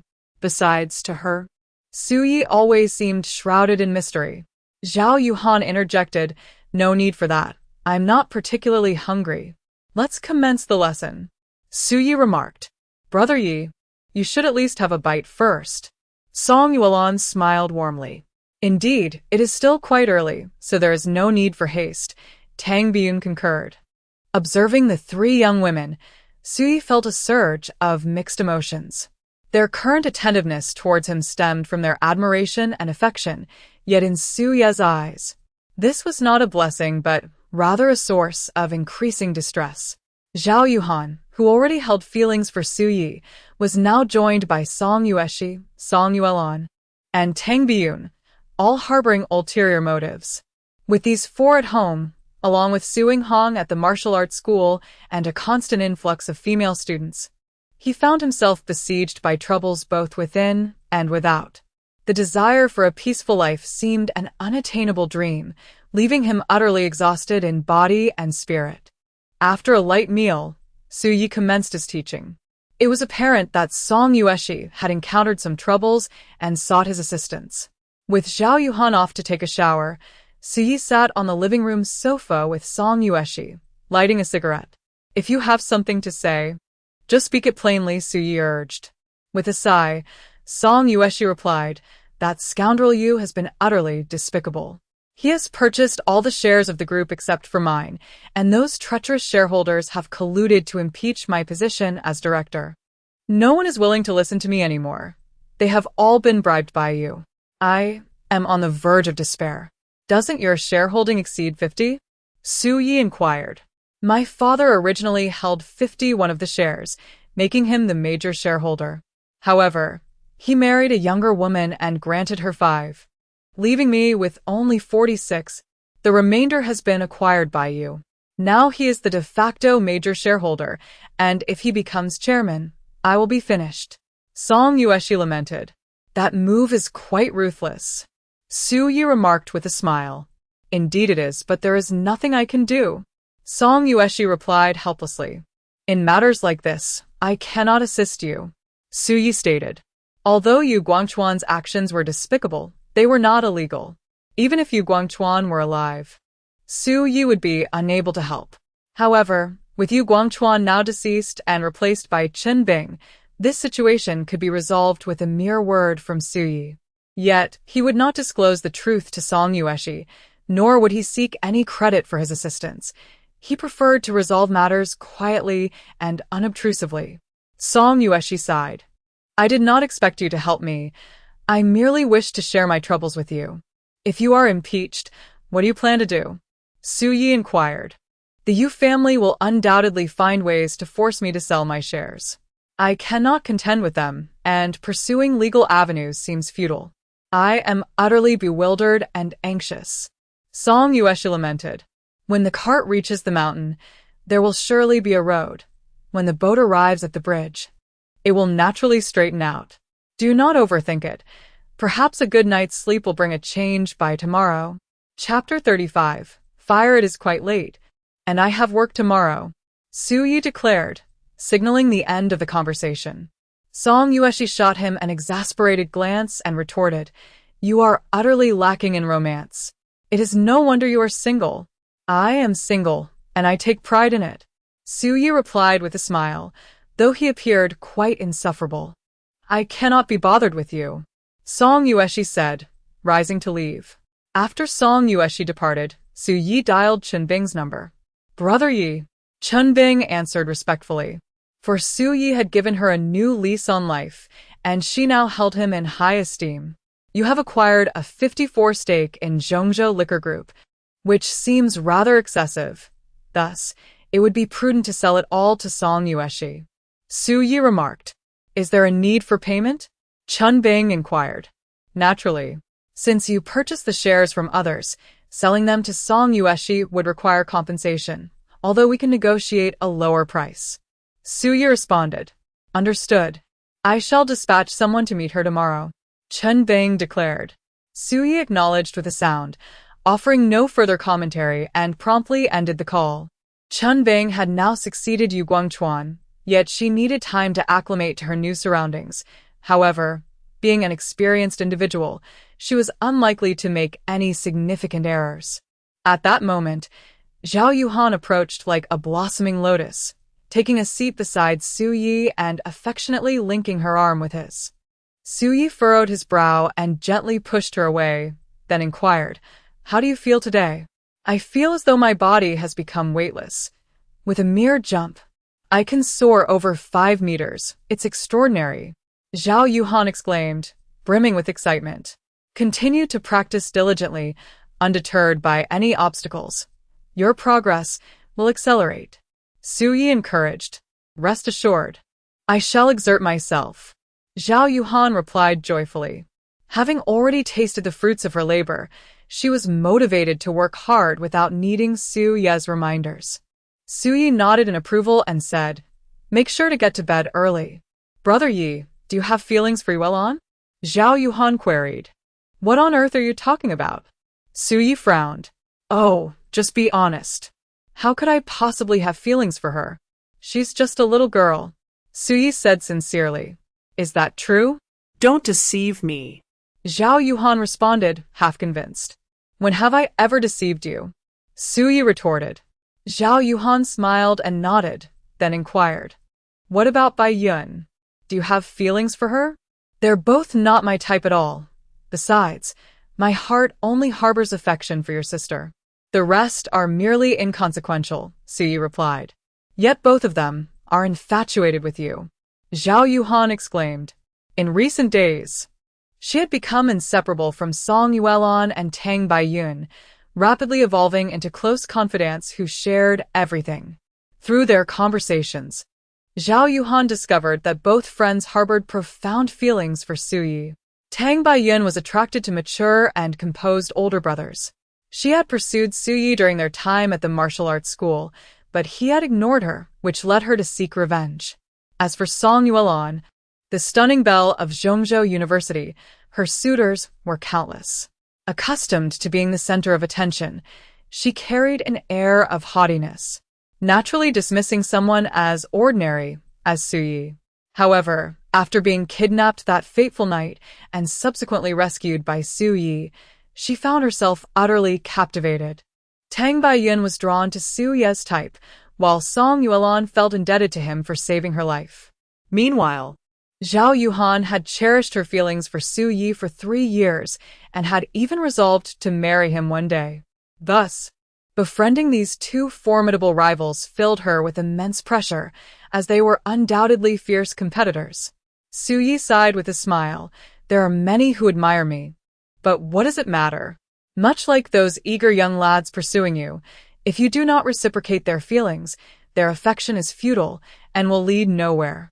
Zhao Yuhan nodded with relief and remarked, "Indeed, there are many pursuing me, but my heart solely belongs to Brother Yi, he. Su-yi retorted, "You're merely indulging in your own fantasies." "Humph. Can it be a mutual affection?" Zhao Yuhan pouted. You might as well wash up and retire for the night. Suyi replied. Zhao Yuhan was accustomed to this, as Suyi always behaved in such a manner. Yet, she remained undeterred. Having cohabited with Suyi for 3 years, she was confident that they would continue sharing a life together. Sooner or later, she would win over Suyi's heart, and thus, she felt no urgency whatsoever. What about Sister Yueshi? Do you have feelings for her? Zhao Yuhan inquired further. If it weren't for our neighboring circumstances, I wouldn't even consider her a friend, let alone harbor any affection. Teaching her martial arts is solely out of regard for you. Otherwise, I would have never acquiesced, Suyi stated. Alas, I've come to realize that you possess a rather fierce, yet dim-witted demeanor. Don't you know who I am? Zhao Yuhan instinctively lowered her gaze. Although the phrase big-chested and brainless was meant to be a jibe, Suyi's words filled her with an unexpected sense of pride, prompting a shy smile to blossom upon her face. As for Song Yueshi, Song Yulan, and Tang Biyun, Suyi held no affection for any of them, which granted her peace of mind. Perhaps she was indeed being a tad overly sensitive, but that was an inevitable consequence of caring so deeply for Suyi. It was precisely this concern that fueled her anxiety. However, now she could rest easy, for Suyi had consistently harbored lingering thoughts for her sister. While this may not be an ideal situation, it provided Zhao Yuhan with a unique advantage against her perceived rivals. Very well, I shall retire for the night. Brother Yi, you should also wash up and rest, Zhao Yuhan remarked with a smile. Indeed. Good night, Suyi responded. The night passed in silence. The following morning, Suyi did not head directly to the martial arts school. Instead, he made his way to the 4S dealership. The previous day, he had been bumped by an audacious woman attempting to extort money, leaving a dent in the rear of his new car. Though the damage was minor, it troubled him, for it was a new vehicle. Thus, he resolved to have it repaired. However, midway through his journey, a call from Wu Tian interrupted him, delivering some dreadful news. Brother Yi, the martial arts school has caught fire. Fire? Suyi exclaimed in shock. How could that possibly happen without reason? I just opened the door, and upon entering, I was stunned to see the first and second floors engulfed in flames. Everything has been reduced to ruins, Wu Tian reported. He was the one holding the keys to the school, responsible for opening and closing it each day. I'll be there immediately, Suyi declared, then made a swift U-turn, hurrying towards the school. Upon his arrival, he found Su Yinghong, other staff members, and many students gathered outside. Brother Yi, there has been a fire at the school, Su Yinghong announced. Suyi nodded and walked straight inside. To his dismay, the scene was catastrophic. The first and second floors had been utterly devastated, nearly everything reduced to ashes. How could this have happened? Wu Tian shared his confusion, equally perplexed by the cause of the fire. What about the surveillance footage? Suyi inquired. All the cameras were destroyed in the blaze, Wu Tian replied. Suyi furrowed his brow. While there were indeed many flammable materials within the school, without an apparent source of ignition, how could a fire ignite unexpectedly? He endeavored to uncover clues and discovered that the wiring had suffered the most severe damage, which was rather peculiar. Excluding the possibility of a fire caused by aging wires, Suyi recalled The Electric Man Chapter 36, Life is a Play that evening. Zhao Yuhan and her companions were singing at a KTV, regarded as prey by a group of young men. Upon Suyi's arrival, a fierce altercation ensued, particularly with the Electric Man, whom Suyi not only struck, but also humiliated. Regardless of whether they were ancient martial artists or those endowed with supernatural abilities, it was common for individuals with even a modicum of strength to display arrogance. In contrast, Suyi, who possessed the wisdom to remain humble and reserved, was a rarity. Yet, this individual, oblivious to the consequences, harbored resentment and sought revenge, setting the martial arts hall ablaze. This was tantamount to courting disaster. Su Yi concluded that the electric man was undoubtedly responsible, for there was no one else who could have perpetrated such an act. Over the past 3 years, Su Yi had maintained a notably low profile, scarcely offending anyone. His only transgression had been in rescuing Song Yueshi and Song Yuelon, which had incurred the wrath of Yu Guangchuan, who subsequently hired the S-class assassin Chen Bing to silence him. However, Yu Guangchuan was now deceased, and Chen Bing had pledged allegiance to him. As for anyone else, Su Yi could think of no one. Thus, it had to be the electric man. Infuriatingly, this scoundrel had resorted to treachery, igniting the martial arts hall and causing Su Yi significant losses. This time, he was determined to cripple him. "Let us close down and renovate," Su Yi instructed Wu Tian. "But we still owe compensation to the students." Wu Tian replied, "Given the circumstances, we shall compensate as necessary." Suye stated resolutely. "This session has effectively been a waste, and we still have to shell out money." Wu Tian lamented. "Alas, it appears we have no other choice." Wu Tian sighed. "Ingzi, I entrust the renovation to you. How much do you need?" "I will transfer the funds," Su Yi instructed. All right. Su Yingheng nodded. Both she and Wu Tian believed this was merely an unfortunate fire, never suspecting it was an act of deliberate vengeance. Suye 스태프다 우치대. Offering her apologies to the students, who were understandably disheartened, none could have anticipated such an event. Alas, natural disasters and calamities are beyond control, leaving them no choice but to accept the refund from the martial arts school. After a hectic day, all refunds were processed. Cheng Jin was quite displeased. "Some grandson set the school ablaze. I will make him pay," Su Yi declared. "Who could be so audacious?" Cheng Jin exclaimed in astonishment. "I know him, but I do not know his name or whereabouts, so I must investigate." Su Yi replied. "All right, contact me when you arrive," Cheng Jin said. "Understood." After hanging up, Su Yi departed from the martial arts school. In a city as vast as Zhongzhou, finding an individual could prove challenging. However, with Gao Mingji being an ability user, the search was significantly narrowed. Su Yi was unaware of how many ability users or ancient warriors resided in Zhongzhou, but he could gather information through others. Su Yi called Chen Bing. "Please have your brother-in-law, Luo Shurong, reach out to me. I have matters to discuss." "Sure, Brother Yi." Additionally, "I have dispatched someone to Zhongzhou to meet with Song Yueshi." Chen Bing responded. "Noted." Shortly after hanging up, an unfamiliar local number called. "Is this Luo Shurong?" Su boss. Indeed, Luo Shurong found himself somewhat bewildered, for just moments ago, his brother-in-law, Yu Guangchuan, had called him, stating that Su Yi wished to meet him. Luo Shurong immediately inquired, "How is Su Yi still alive? Did you not seek the assistance of an S-class master to eliminate him? Why then am I to meet with him?" However, Yu Guangchuan clarified that he had reconciled with Su Yi and even acknowledged him as an elder brother, henceforth pledging absolute loyalty to him and insisting that Luo Shurong must also treat Su Yi with the utmost respect. Upon hearing this, Luo Shurong felt utterly shattered, for the plot twist was utterly unforeseen. He could scarcely believe that his formidable brother-in-law, the wealthiest man in Yi City, a figure who wielded immense power and influence, would choose to recognize Su Yi as an elder brother. Luo Shurong pressed for an explanation. Why was this so? This behavior was entirely uncharacteristic of Yu Guangchuan. The truth was not a matter of their inadequacies, but rather the extraordinary prowess of Su Yi, an S-class master, capable of swift vengeance. Who would dare provoke such a formidable individual?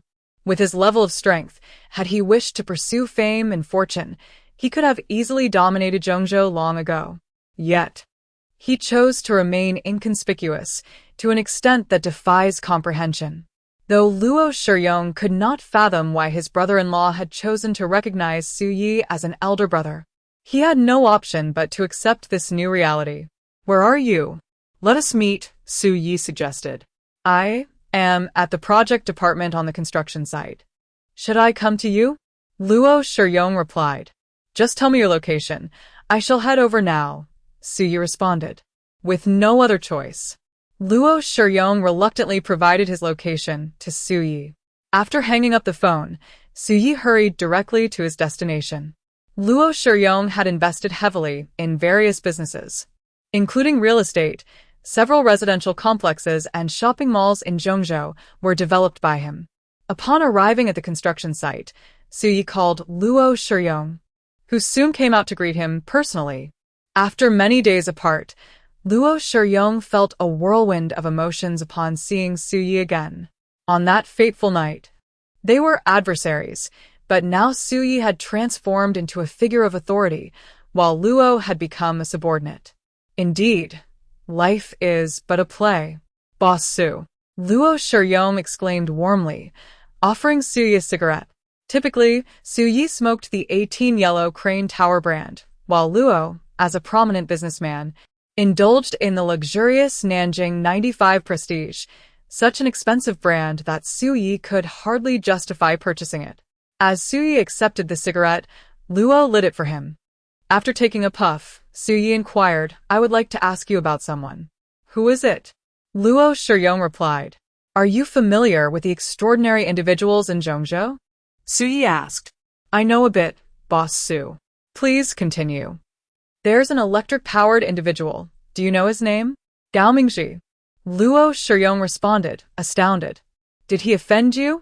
Suyi explained, my martial arts school was set ablaze, and I suspect he is responsible. What? He burned down your school? Luo Shiyong exclaimed, incredulous. The formidable Suyi, whose influence even extended to his sister's husband, was now facing such an absurd situation. Had Gao Mingji lost his mind? One evening, this fellow harassed my sister at the KTV, and I taught him a lesson. He may have held a grudge, for he subsequently set fire to my martial arts school. Zhang Long is that infamous Iron Man. That night, he foolishly believed he could overpower Suyi, only to find himself utterly defeated and terrified, completely cowed. Boss Su. Luo Shiyong hesitated, words lingering on his lips. What is it? Suyi inquired. Gao Mingji is not easy to deal with, Luo Shiyong replied. Does he have some sort of backing? Suyi asked. Gao Mingji is merely a B-class superhuman, a lightning wielder who may appear formidable to others. Yet before Suyi, he is nothing more than a weakling. With a mere finger, Suyi could extinguish him. However, Luo Shiyong's demeanor suggests that Gao Mingji must possess some form of support. Boss Su surely knows of the Superhuman Association, Luo Shiyong stated. The Superhuman Association? He is one of their members? Suyi expressed disbelief. Ancient martial artists have existed since time immemorial, with legendary figures throughout history leaving behind remarkable tales. Superhumans are no different. In the past, they were collectively referred to as extraordinary individuals. Chinese martial arts have gained worldwide recognition. Over 2 centuries ago, French missionaries introduced the concept of kung fu, derived from Taoist practices in China, to Europe. By the 1960s, with the emergence of kung fu superstar Bruce Lee, Chinese martial arts achieved global fame, with styles such as Shaolin, Tai Chi, and Wing Chun spreading widely across the world. In ancient times, martial artists and those endowed with extraordinary abilities operated without restraint. Such formidable individuals, when serving their nation, could naturally achieve great accomplishments. However, if they succumbed to malevolence, they could inflict significant harm upon society. To counter this, the government established 2 major associations specifically tasked with regulating and managing martial artists and those with supernatural powers. After decades of development, the Ancient Martial Arts Association and the Supernatural Abilities Association have expanded extensively, with branches established in cities across the nation. Although they appear to be subordinate departments of the police force, their actual authority is considerable.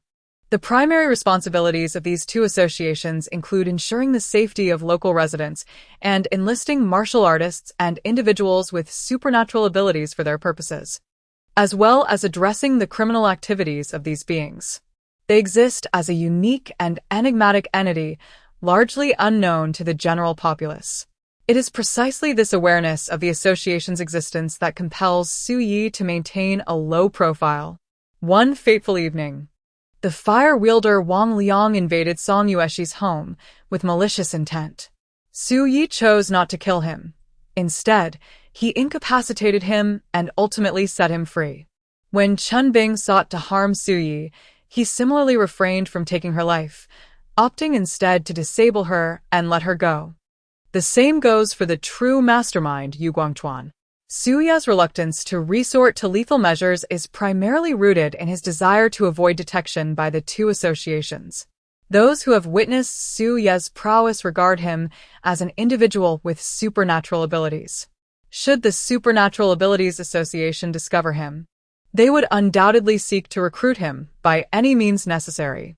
If recruitment proves impossible, they would closely monitor him, leading to potentially troublesome situations. Should he engage in any unusual activities, he might find himself summoned for a team meeting. Thus, true concealment amidst the bustling crowd allows for a carefree existence, where one can act freely without the prying eyes of others. However, the mention of the Ability Association by Luo Shirong left Su Yi somewhat disheartened. It is not he who is involved, but rather his sister. Her name is Gao Mingzhu, the chairperson of the Ability Association in the Zhongzhou region, often referred to as Angel. Angel, as the name suggests, possesses the ability to sprout a pair of wings from her back. Those of a higher rank can even metallize their wings, launching feathered steel blades as projectiles. Individuals with such abilities exhibit extraordinary endurance, speed, strength, vision, and healing capabilities. They are also capable of flight, achieving speeds that can reach several hundred kilometers per hour, rendering them formidable in combat. Given Su Yi's current prowess, should he encounter Gao Mingzhu, he could easily teach her a lesson with a mere slap. Yet, her position complicates matters. As the chairperson of the Zhongzhou region, if she were to protect her kin, Su Yi's attempts to deal with Gao Mingzhi would become exceedingly troublesome. The two associations are sacrosanct and inviolable, and regional chairpersons wield immense power over life and death, possessing the authority to act with impunity, potentially fabricating charges against Su Yi and summarily executing him without recourse. Of course, Gao Mingzhu could not eliminate Su Yi. Even 10 of her would not suffice. Nevertheless, it is evident that she is protective of her family. For if she were not, she would not tolerate Gao Mingzhi's nefarious deeds as a chairperson. This predicament left Su Yi in a quandary, as he stood there, smoking incessantly. Observing Su Yi's demeanor, Luo Shirong sensed that he appeared somewhat intimidated. However, this can be understood. Although Su Yi is an extraordinary expert, it is essential to recognize that Gao Mingzhi's sister is the president of the regional branch. Such a person is not one to offend lightly. After some contemplation, Su Yi ultimately decided it would be prudent to let it go. Engaging in a confrontation with a specialized department like the Ability Association, merely to vent one's frustrations, is not worth the potential fallout. If Gao Mingzhu, the branch president, were to create difficulties for Su Yi in subtle ways, it would be most unfortunate. Moreover, contending with individuals entrenched within the system is a futile endeavor. One will invariably end up on the losing side. Of course, Su Yi does not fear Gao Mingzhi's sister. A mere angel holds no significance in his eyes, and as for Gao Mingzhi, a B-class electro-man, he is nothing more than a trifling opponent.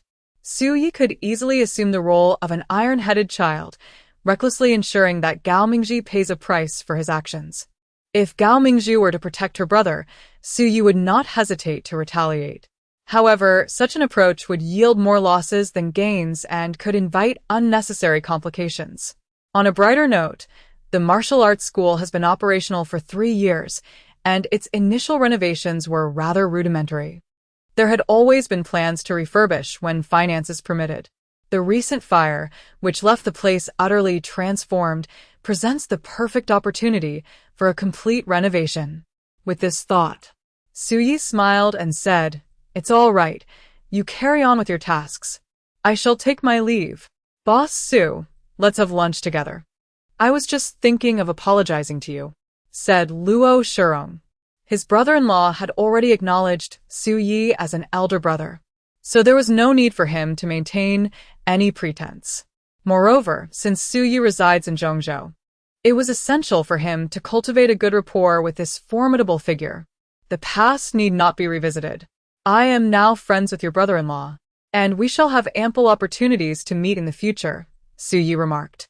"Indeed, take care, Mr. Su," Luo Shurong replied with a smile. This time, Su-yi chose to endure the humiliation, unaware that his forbearance only served to embolden Gao Mingji's arrogance. For Gao Mingji believed that Su-yi would not dare to confront him. Little did he know that Su-yi simply preferred not to stoop to his level. "The first time, I can tolerate. However, the second time, regardless of my good temper and expansive capacity, I too shall reach my limit." Chapter 38. Purchasing a house and a car. Casting aside this trivial matter and ceasing to dwell on it, Su-yi glanced at the time. It was still early. Thus, he drove to the provincial airport and en route sent a message to Qingjin, "Call me when you land." Upon arriving at the airport, after merely the time it took to smoke a cigarette, Qingjin's call came through. "I've arrived. I'm right at the exit. You'll see me as soon as you come over." "Wait, didn't you say you weren't coming? Are you reluctant to let me pick you up now?" Su-yi replied with a chuckle. "Weren't you supposed to be busy? I've taken care of everything. How did you resolve it? Let us discuss it in person." "All right, I'll be there shortly." When they met, they exchanged a warm embrace. Qingjin and Su-yi shared a bond akin to childhood friends. They had endured school together, faced challenges side by side, and engaged in numerous misadventures. He was one of Su-ye's few true brothers. "You've lost weight," Qingjin remarked. "No. This is my ideal physique. It is you who have put on weight," Su-yi remarked. "With such a perfect physique, can you at least manage a somewhat refined demeanor?" Qingjin retorted with a hint of mockery. "Let's walk and talk," Su-yi responded with a smile. Qingjin had visited Su-yi in Zhongzhou over a year ago, and their communication had been sparse, limited to occasional banter over WeChat. During this reunion, the two engaged in extensive conversation. When Qingjin inquired about the incident involving the burning of the martial arts school, Su-yi candidly shared the details. Indeed, the individuals from the Ability Association are not to be trifled with, Qingjin expressed with a sense of resignation. Although he felt a surge of indignation, he recognized the harsh reality. Being victimized by such people meant one had to accept their misfortune. Otherwise, one might not even realize their peril until it was too late.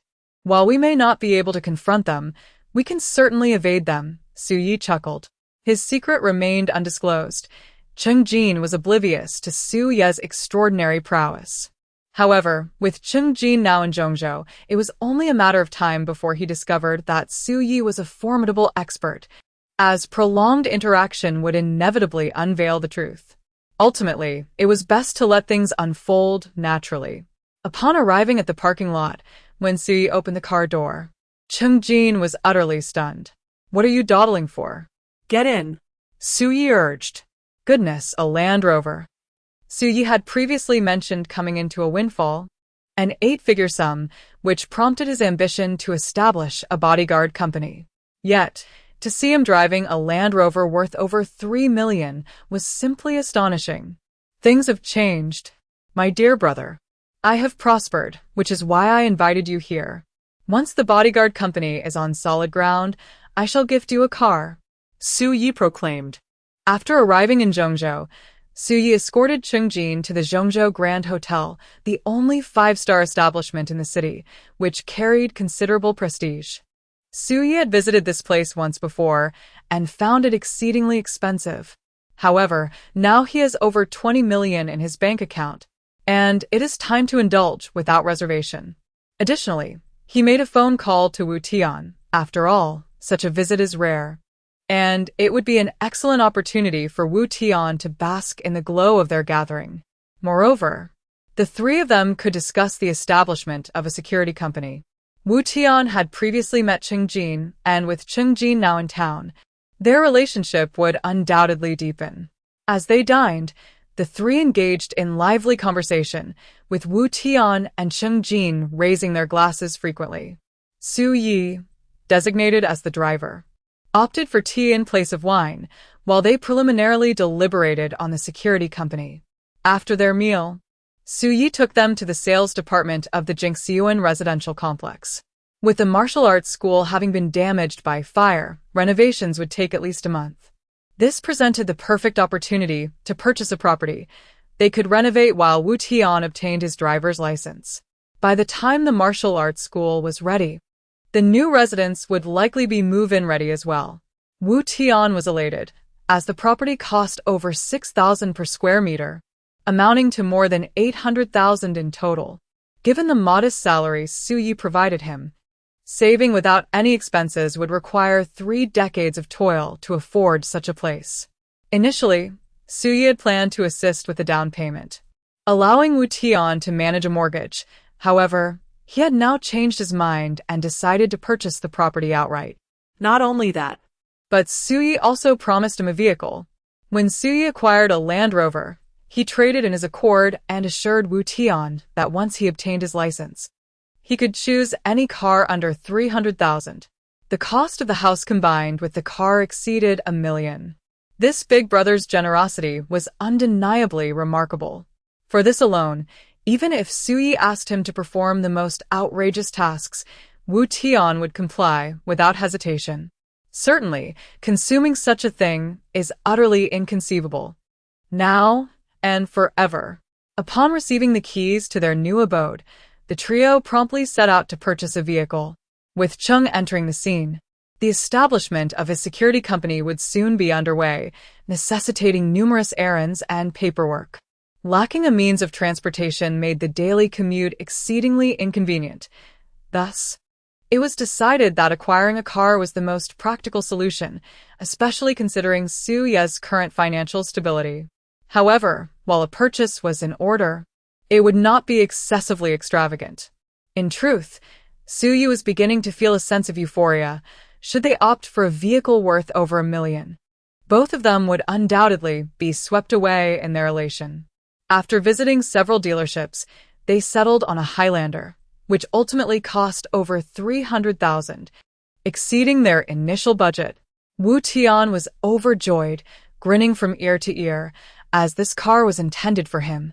Even though he had yet to obtain his driver's license and would have to rely on Cheng to act as the driver for the time being. With a house and a car acquired, it seemingly left only one thing lacking: a girlfriend. My dear brother, with your abundant resources, it is high time you showcase your true skills, Cheng remarked. Perhaps Wu Tian could introduce you. His rapport with the students is far more established than mine. Su Yi suggested. Brother, that's a splendid idea. Cheng chuckled, patting Wu Tian on the shoulder. Rest assured, I shall handle it, Wu Tian confidently asserted. That said, exercise caution, especially with those who are married. Do your utmost to keep your distance.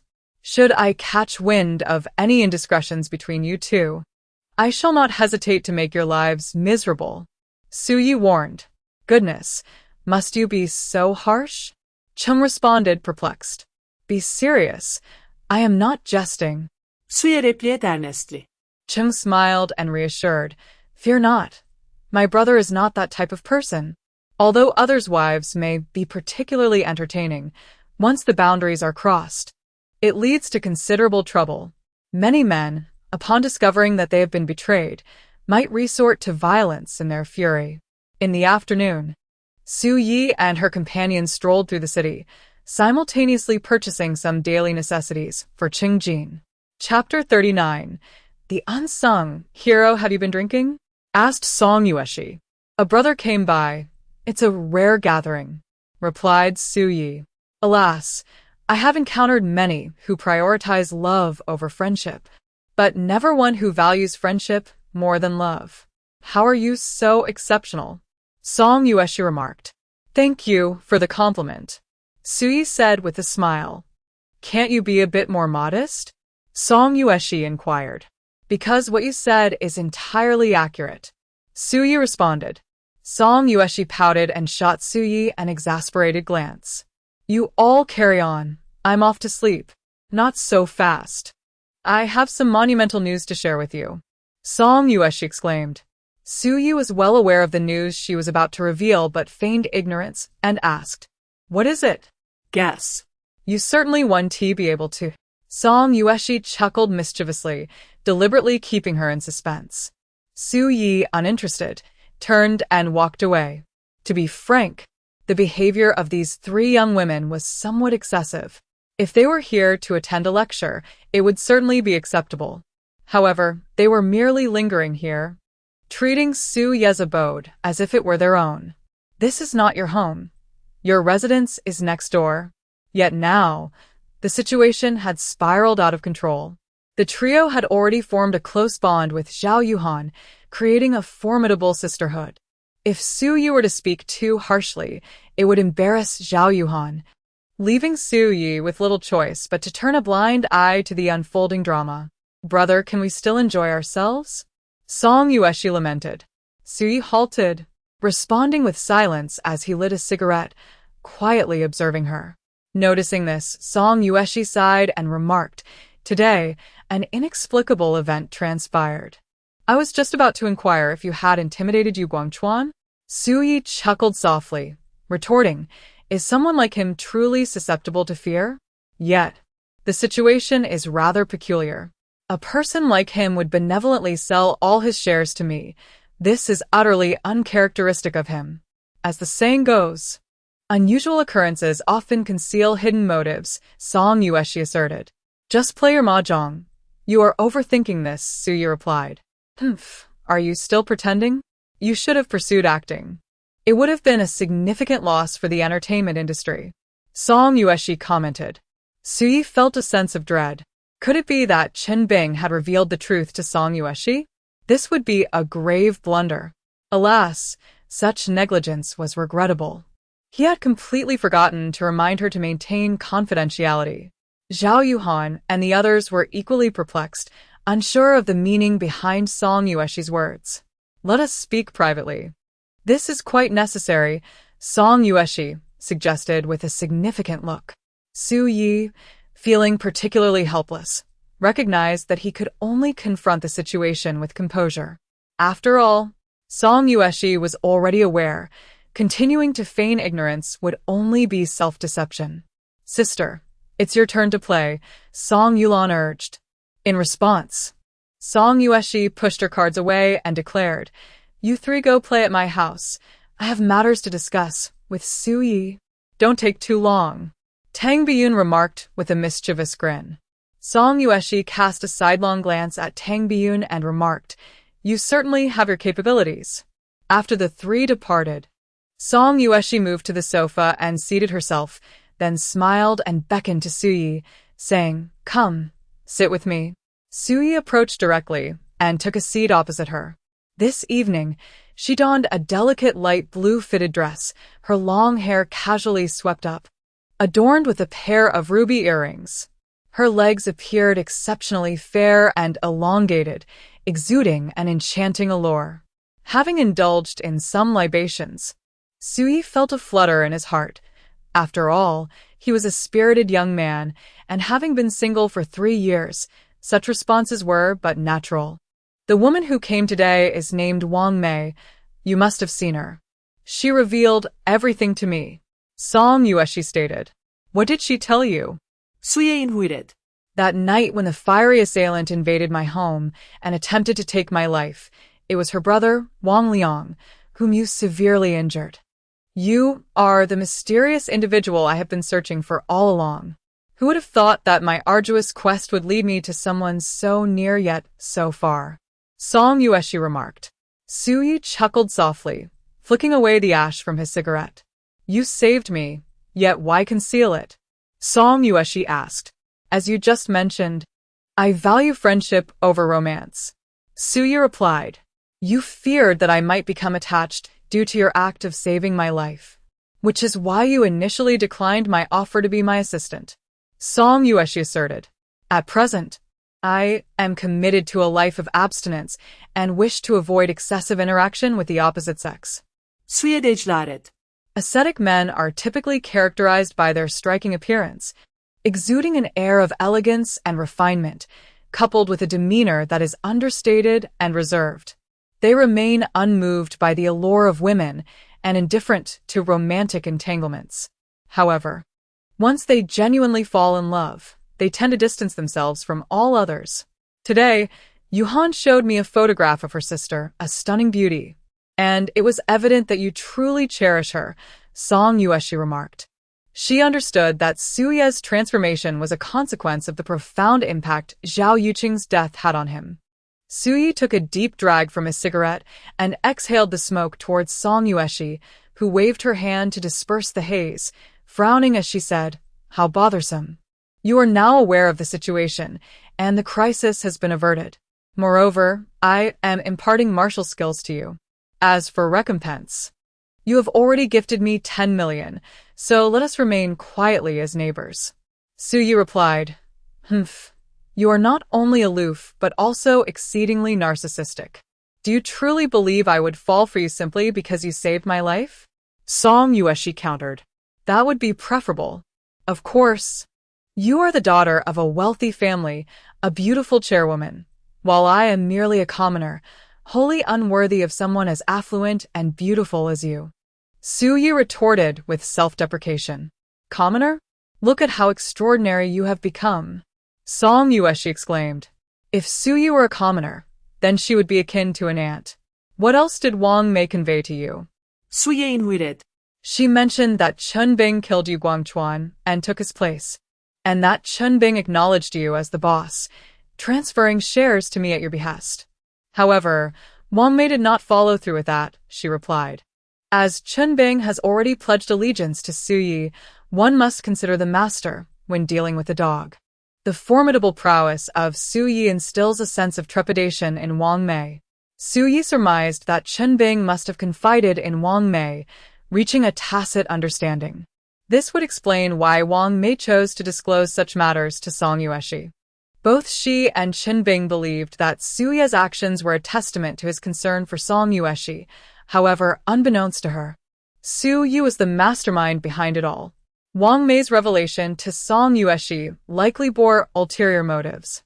"It appears that Wang Mei seeks something from you," Su Yu remarked. Chapter 40. The human currency printer, you managed to deduce all this? How exceptionally astute you are! Song Yueshi exclaimed in astonishment. Su Yu lit another cigarette, inhaling deeply before continuing. "When Yu Guangchuan assigned Wang Liang to eliminate you, I arrived just in time to save you and incapacitated Wang Liang, rendering him a mere shadow of his former self. A few days later, Wang Mei approached me at the martial arts school, pleading for my assistance in restoring Wang Liang's abilities, but I declined her request. Subsequently, Yu Guangchuan hired Chen Bing to assassinate me, yet I succeeded in neutralizing her as well. In a twist of fate, Chen Bing then killed Yu Guangchuan and implored me to restore her powers, resolutely determined to start anew. Should Yu Guangchuan be slain, it would undoubtedly cause a stir, hence I acquiesced to Chen Bing's wish. Wang Mei's appeal to you is evidently driven by a similar motive. Who would have imagined so many intricate events transpired in between?" Song Yueshi responded, her astonishment palpable. Prior to this, her understanding of the enigmatic figure was that they could become invisible and possessed an unfathomable ability to heal. As for Su Yi, he could teleport and was exceptionally skilled, capable of subduing even the most formidable adversaries with a single move. However, she remained oblivious to Wang Liang's fate, unaware that Wang Mei had sought assistance from Su Yi, and even more so that Yu Guangchuan had dispatched an assassin to eliminate Su Yi. At present, the mysterious figure seemed to intertwine with Su Yi, yet Su Yi's prowess appeared to be even more formidable. Invisibility, teleportation, healing, he seemingly possessed the ability to incapacitate others as well. How many secrets does this individual harbor, and what makes him so extraordinary? Since Chun Bing has already become your subordinate and Wang Mei has aligned herself with Chun Bing, you now stand as their leader. Why, then, does Wang Mei still seek me out? Song Yueshi inquired. She felt that her affection for him was genuine, yet she harbored resentment because Wang Liang had nearly taken his life. Wang Mei had implored her once, but she had declined. It seemed inappropriate to have Chun Bing intercede on Wang Liang's behalf. Thus, she approached you, for as long as you set aside past grievances and advocate for Wang Liang, I am certain I shall acquiesce. 수의 remarket. It appears my influence is quite substantial. Song Yueshi chuckled. Merely an illusion. 수의 countered. Song Yueshi pursed her lips and then asked, what do you intend to do? The root of the trouble lies with Yu Guangchuan, who has since passed. Regardless of Wang Liang, Wang Mei, or Qin Bing, they are merely acting on behalf of Yu Guangchuan, and there exists no enmity between you and me. As the saying goes, debts should be settled with their rightful owners. In this world, there are no eternal enemies nor everlasting friends, yet interests remain constant. You comprehend my meaning, do you not? Su Yi articulated. I understand. Business operates on similar principles. However, do you believe you can reign in these individuals? Song Yueshi expressed a hint of concern. After all, these individuals are not to be trusted, especially Qin Bing, who was once a professional assassin. In the realm of ordinary people, wealth reigns supreme, and money is akin to paternal authority. However, in the world of ancient warriors and those with extraordinary abilities, strength commands respect, and might is the ultimate truth. The one who possesses power is the true leader. Their capabilities pale in comparison to mine, and eliminating them would be effortless. Yet, I have chosen to show them mercy. As long as they retain their sanity, they will heed my words. Su Yi remarked. Song Yueshi nodded, finding Su Ye's reasoning quite compelling, and then teasingly responded, your strategy is truly astute, a veritable leap to success. I almost feel a twinge of sympathy for Yu Guangchuan, who has toiled for much of his life only to end up as a mere stepping stone for you. With fortune falling into your lap, shall I now address you as Director Su? In all honesty, I never contemplated taking Yu Guangchuan's life, nor did I ever intend to seize his assets. If I sought fame and fortune, I would not have chosen to reside in Zhongzhou in seclusion. Unfortunately, due to a momentary lapse in judgment, just a brief moment to light a cigarette, he met his demise at the hands of Qin Bing. Thus, I must confront the reality. Perhaps this is fate's design. Yu Guangchuan amassed a considerable fortune through unscrupulous means and engaged in numerous illegal activities. With his passing and Qin Bing's ascension, I intend to put an end to all illicit enterprises and guide her towards a lawful path. This can be regarded as a contribution to society. Suye stated. I find myself increasingly impressed by you. Song Yueshi sincerely expressed. Su Yi, with his integrity, kindness, and strength, is indeed a remarkable individual, though somewhat lacking in romantic finesse. Exuding an air of aloofness and indifference, does this not embody a peculiar, magnetic charm? The crux lies in his unwavering devotion. Even 3 years after his ex-girlfriend's passing, he remains steadfast, impervious to the advances of countless admirers. In this tumultuous era, a man of his caliber is indeed a rare find. While winning his heart may prove to be a formidable challenge, once captivated, his loyalty is unwavering. One need not fret over the possibility of betrayal or infidelity. For someone like Su Yi, if he holds no affection for you, even if you were to stand before him unclad, he would hardly spare you a glance. Perhaps even respond with harsh words, urging you to leave. Given the life-saving debt and Su Ye's character, Song Yueshi resolved at that moment to pursue him relentlessly. She was determined to make him hers. It would be a grave injustice to let such an exceptional man slip into the arms of another. Human nature is inherently selfish. Precious treasures should be retained for oneself, particularly in matters of the heart, as they pertain to one's lifelong happiness. The topics we discuss today are particularly sensitive. So, do not divulge them to outsiders, Suyi cautioned. In truth, she ought not to be privy to so much information, as knowledge can often be a double-edged sword. Yet, having acquired this knowledge, she is bound to keep it secret. Of course, Suyi could enlist Wang Mei to alter Song Yueshi's memories directly, but such an act would violate ethical principles. Nevertheless, there is no need for excessive concern, for Song Yueshi is an astute individual, capable of discerning between right and wrong. I understand, rest assured. Song Yueshi smiled and remarked that Suyi was now her guardian angel.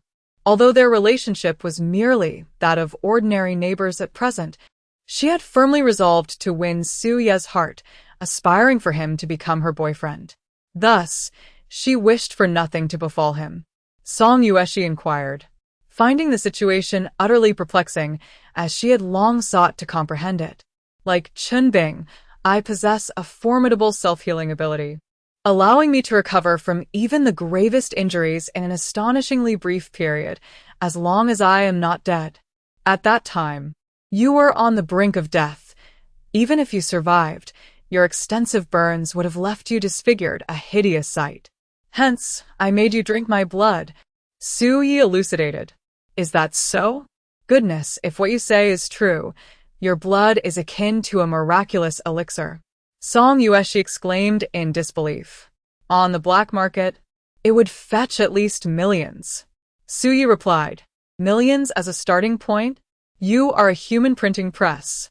Why, even run a martial arts school.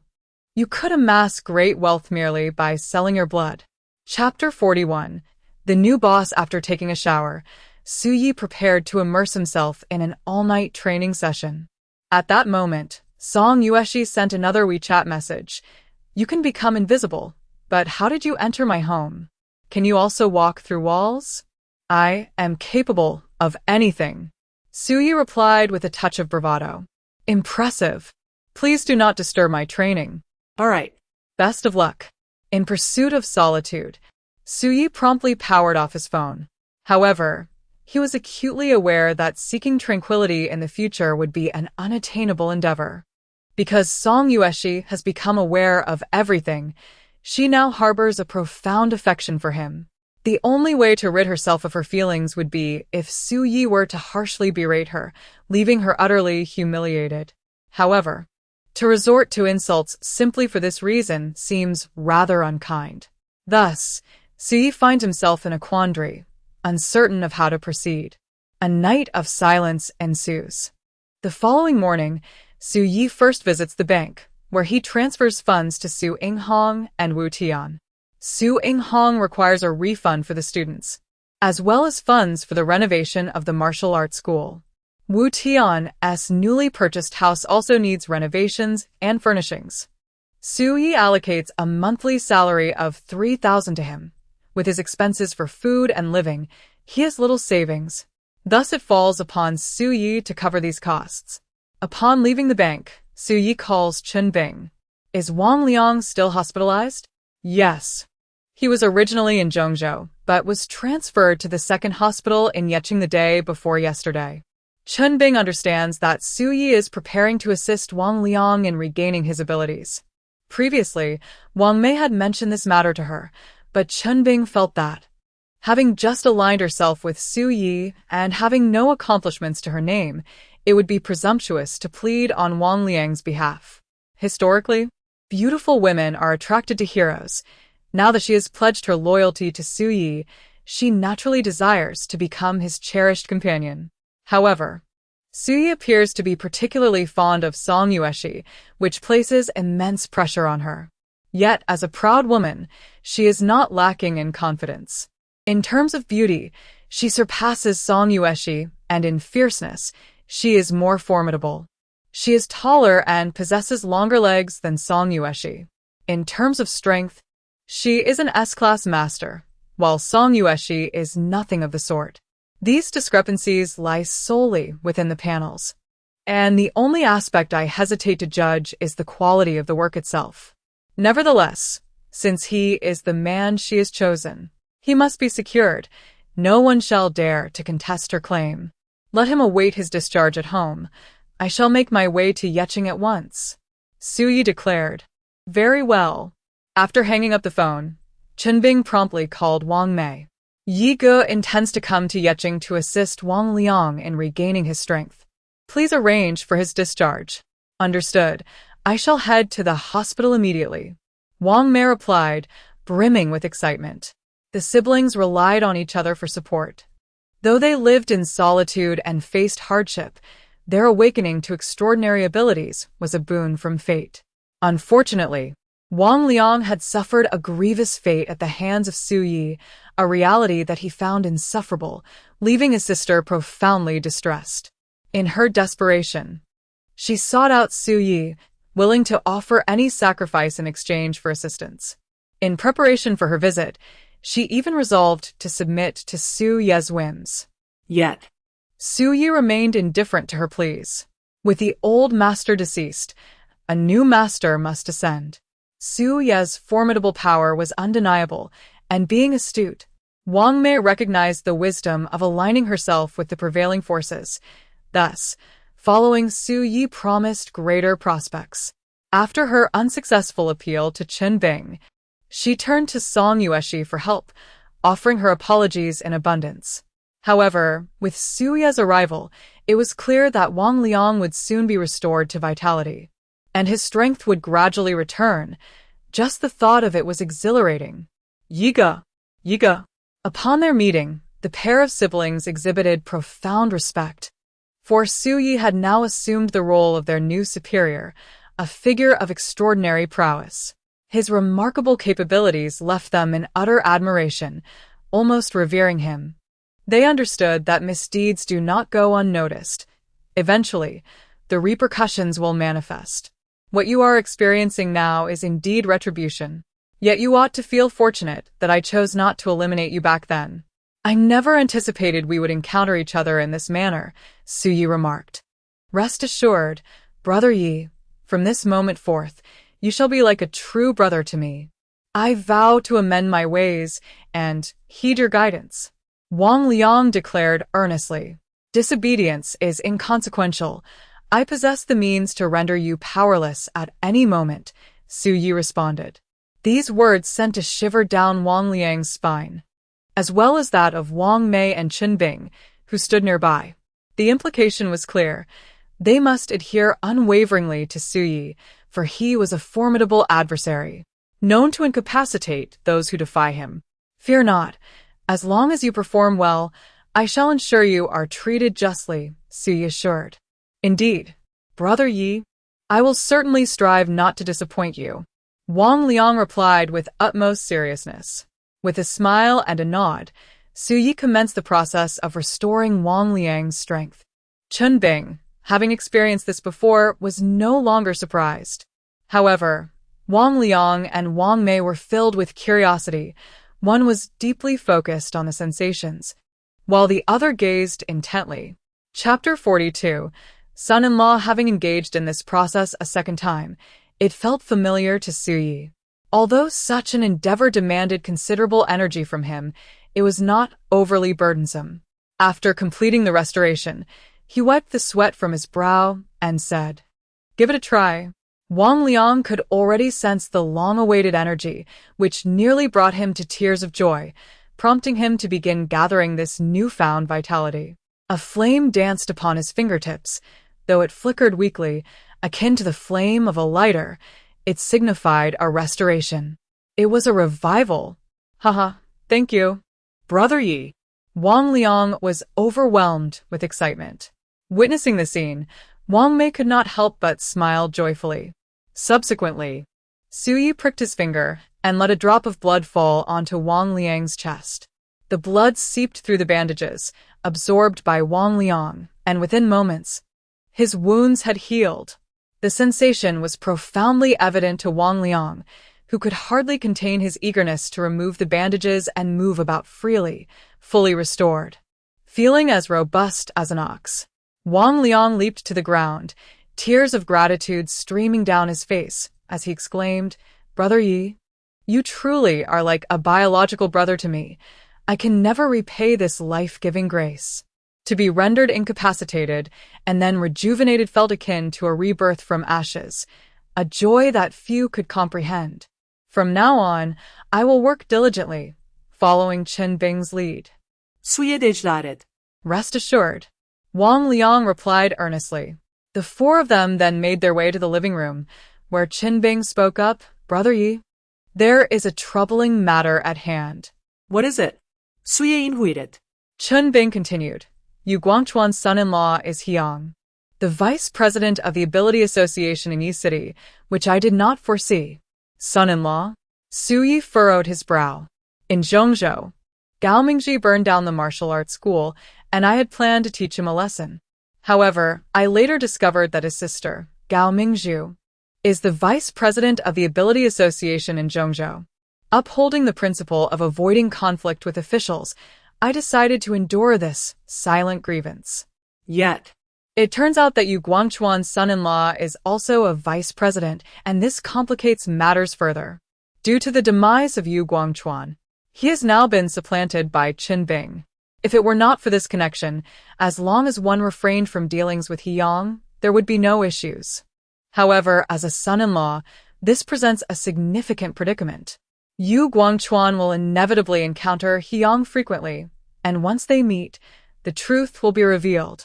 Individuals with extraordinary abilities emanate energy fluctuations, akin to the distinct scent of perspiration from a man or the fragrance from a woman, making it easily discernible. Thus, upon their meeting, Hyang will detect the anomaly. As a son-in-law, he will undoubtedly seek vengeance for Yu Guangchuan. Therefore, the only course of action now is to withdraw. Chen Bing can no longer masquerade as Yu Guangchuan, for it is only a matter of time before the ruse is uncovered. At that point, even if Chen Bing possesses formidable skills, she will be held accountable, and Su Yi will be unable to shield her. In fact, Su Yi had harbored concerns about this from the outset, considering that Yu Guangchuan is the wealthiest individual in Yi City, frequently engaging with the city's prominent figures. However, as long as the counterpart is not an extraordinary being, there should be no discrepancies. Yet, Su Yi could never have anticipated that his son-in-law is, in fact, the vice president of the Yi City branch. Alas, unexpected fortune is not easily attained. The Earth Group primarily focuses on cement production, while also delving into sectors such as plastic weaving, commerce, logistics, power generation, brewing, real estate, and hotel entertainment, overseeing numerous subsidiaries with an annual revenue exceeding 5 billion. However, Yu Guangchuan, having risen through nefarious means, remains inherently unchangeable in his nature. His insatiable desire for wealth drives him to pursue every conceivable opportunity, and his domineering demeanor, bolstered by an extensive network of connections, renders him untouchable yet universally reviled. Many of his enterprises are marked by brazen theft and underhanded tactics, painting him as a notorious figure in Yi City, where he is regarded as a local tyrant, inciting deep-seated animosity among the populace. Nevertheless, Su Yi harbors no sentimental attachments, as these possessions were never rightfully his, and he has never envisioned seizing Yu Guangchuan's assets. The mere fact that Chen Bing, a shapeshifter, can impersonate Yu Guangchuan, coupled with his reluctance to see Yu Guangchuan meet an untimely demise, led to his reluctant agreement. Yet now, it is imperative that Yu Guangchuan meets his end. Failure to do so would invite dire consequences. The power of the Ability Association is formidable, instilling a sense of caution in Su Yi. Since the establishment of the two major associations, the Ancient Martial Arts Association has tirelessly endeavored to promote martial arts culture, establishing schools across various regions to cultivate a plethora of martial talent for society. After all, disciplines such as Sanda and Taekwondo fall within the realm of competitive sports, and these individuals are relied upon to secure gold medals in both national and international competitions. Furthermore, martial artists significantly contribute to the entertainment industry, serving as stunt coordinators and doubles. Additionally, these skilled practitioners are often recruited into the military and government agencies, becoming pivotal forces. The Ancient Martial Arts Association is dedicated to the promotion and development of Chinese martial arts, and should any martial artist engage in wrongdoing, the association will impose sanctions, albeit with limited intervention. In contrast, the Ability Association operates purely as an enforcement agency, overseeing the criminal conduct of both martial artists and individuals with special abilities. The two associations possess fundamentally distinct characteristics, hence, the regional leaders of the Abilities Association, in terms of both status and authority, surpass those of the Ancient Martial Arts Association. And they are also the primary targets for flattery and gifts. Ordinary individuals certainly have no reason to concern themselves with such specialized entities. However, practitioners of ancient martial arts and those with abilities hold this matter in high regard. This is because the Abilities Association wields considerable power. Students fear their teachers, officials dread the disciplinary committee, and criminals are apprehensive of the police. This is a natural order. Opposing them guarantees dire consequences. Although Su Yi is formidable, even she would not dare to act recklessly before the Abilities Association. Those who challenge the law enforcement agencies often meet a grim fate. Furthermore, Su Yi's principle is to remain low-key and abide by the law, rather than to flaunt her prowess. Let us retreat. It would be best to escape unscathed. 수의 remarket. In truth, we need not regard Hyang with such significance, Chen Bing stated. Su Yi smiled and replied, I merely wish to proceed steadily and securely with my endeavors, eschewing risks and not coveting unexpected fortune.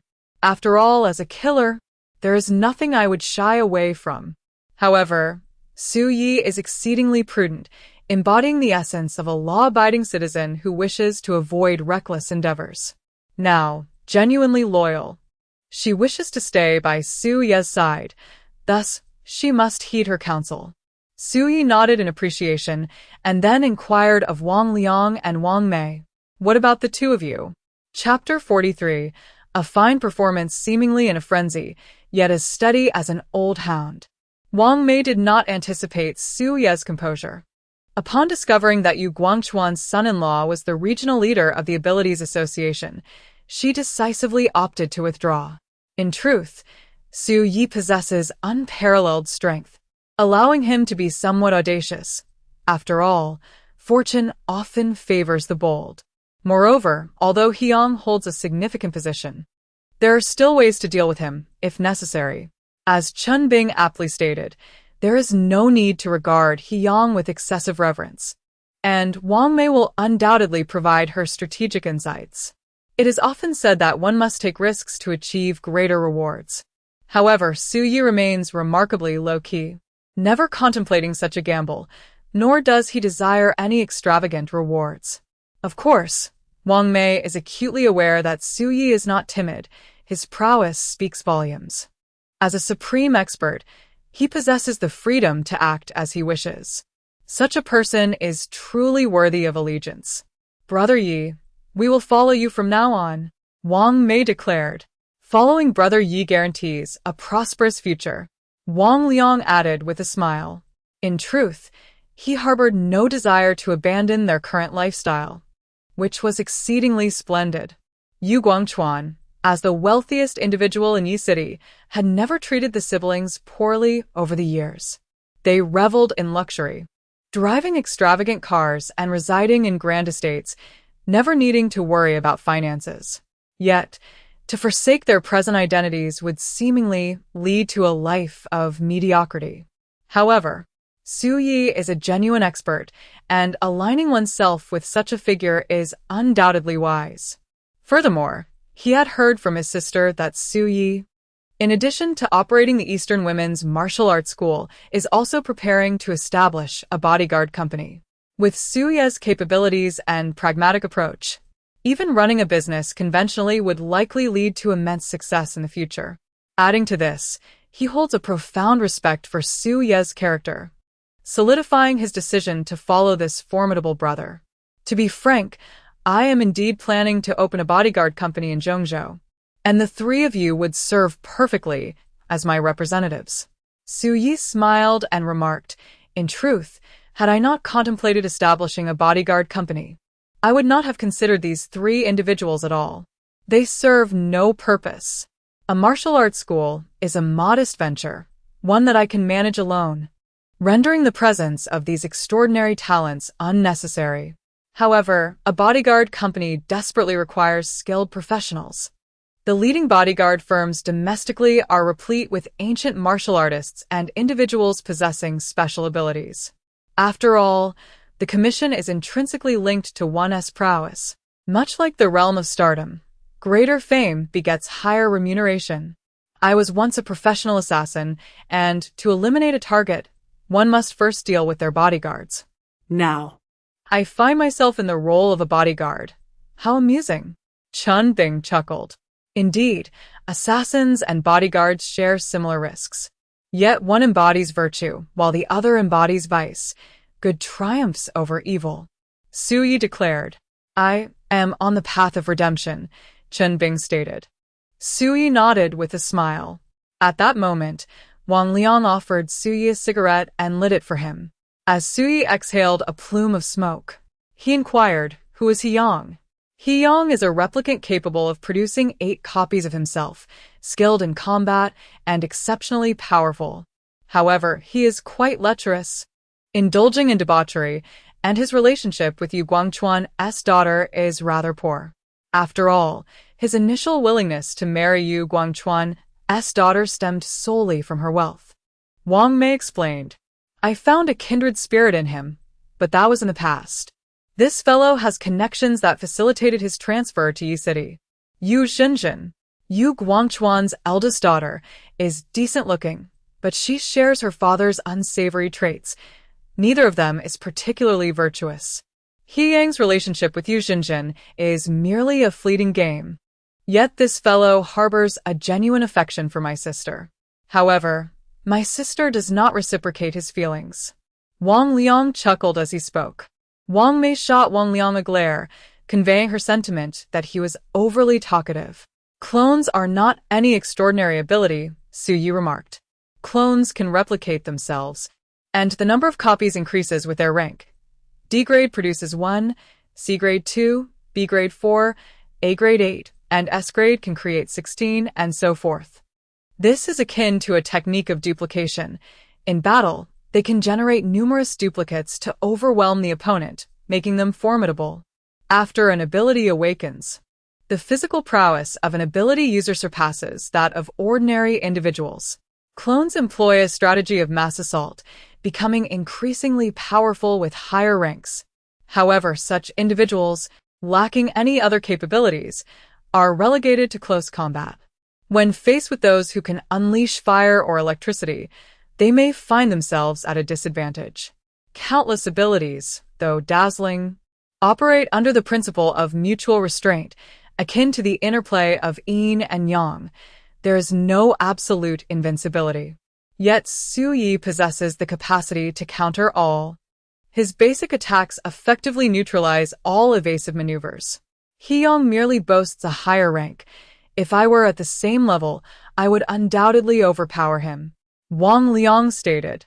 He Yang is akin to a warrior, excelling in close combat, while Wang Liang resembles a mage, capable of striking from a distance. Should they be of equal rank, before He Yang could close the distance, Wang Liang could incinerate him to a crisp.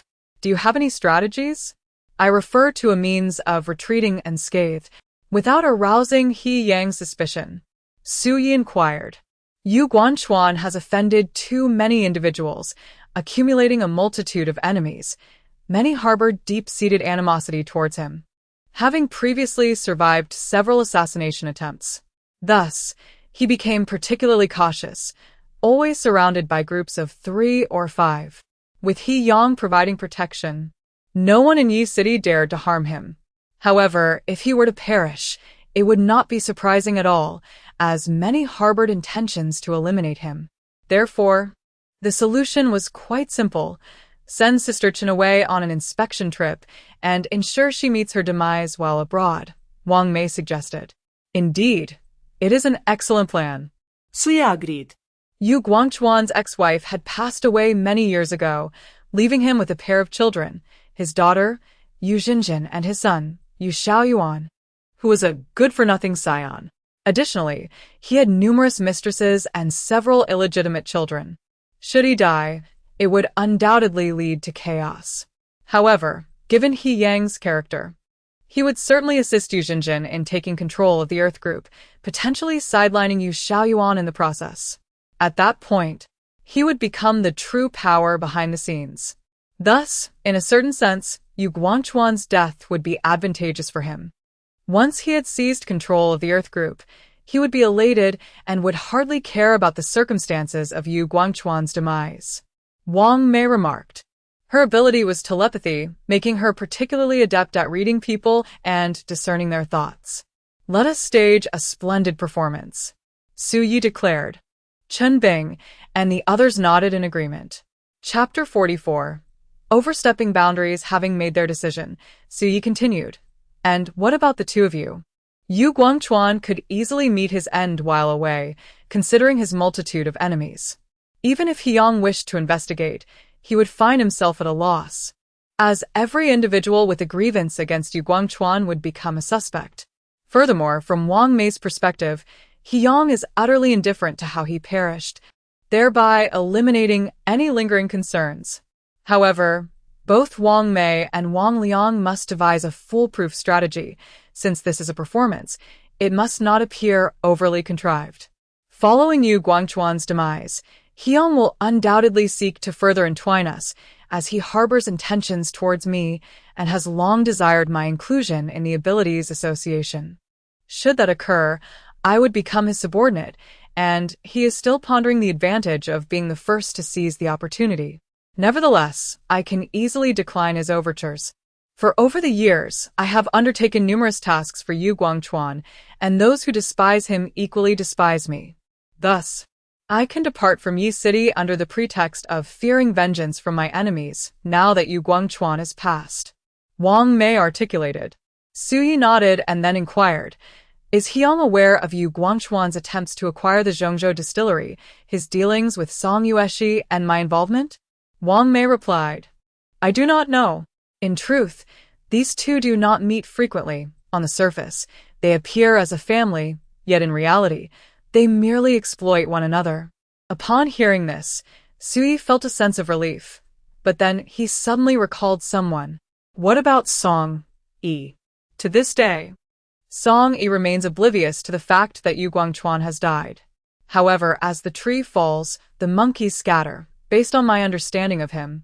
Once Yu Guangquan's death is confirmed, he will seek an alternative path, as he has been entangled with one of Yu Guangquan's mistresses. And the child born from that liaison is his, not Yu Guangquan's.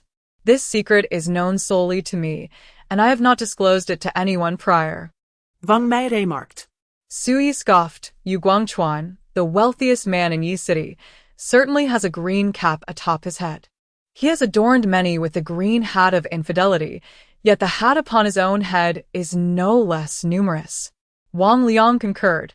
In truth, he too has shared the bed of Yu Guangquan's woman, but such disgraceful matters are too ignoble to disclose to Su Yi. Su Yi extinguished his cigarette in the ashtray and remarked, let it be decided then. You shall execute this promptly, while I await you in Zhongzhou. The Earth Group, a lucrative prize, is not yet warm in his grasp, yet he is poised to relinquish it. Were it another, they might lament this loss, for after all, wealth is a universal desire, and many toil tirelessly throughout their lives in its pursuit. However, Su Yi felt no regret. He never intended to pursue this course. His initial agreement to have Qin Bing impersonate Yu Guangquan was born of necessity. Now, choosing to withdraw, he found a newfound tranquility in his decision. Illegitimate gains equate to unearned wealth, especially when it involves Yu Guangquan's staggering assets. To seize them would invite perpetual anxiety. Now he feels liberated. As for who ultimately claims it, he cares not. Su Yi harbors neither jealousy nor envy. He possesses hands capable of earning his keep. The fruits of his own labor bring him contentment. Furthermore, he never aspired to riches. To live honestly and with a clear conscience surpasses all. Nevertheless, Chen Bing, In the guise of Yu Guangchuan, accomplished a significant deed. He sold all of Yu Guangchuan's previously acquired shares at a low price to Song Yueshi, thereby granting her an extraordinary benefit. Yet, having resolved to withdraw, Su Yi must now reveal the truth to Song Yueshi and implore her to keep it a secret. You abandon it so easily. Are you content with that? Song Yueshi inquired. For the sake of stability. Su Yi remarked, certainly. You possess great fortitude, and I stand by you. Song Yueshi responded, to embrace wealth yet remain unperturbed by its allure is indeed admirable. You have not lost your essence. Truly. You are the man I cherish. The farce had come to an end, and she expressed her hope that he could treat it as if nothing had transpired. Su Yi replied, do not underestimate my intelligence. Song Yueshi lamented. Very well. Su Yi smiled. In the ensuing week, Su Yi busied herself with the acquisition of various licenses and permits. As for the company, there was no immediate need to secure a separate office. Utilizing the martial arts school as a temporary headquarters sufficed. Once operations stabilized and expanded, leasing an office would not be a concern. Chen Bing had already departed for Hong Kong with Song Yi for an inspection. In such an international metropolis, even the simplest inquiries could prove daunting. For it was a realm teeming with hidden talents and diverse factions, both domestic and foreign.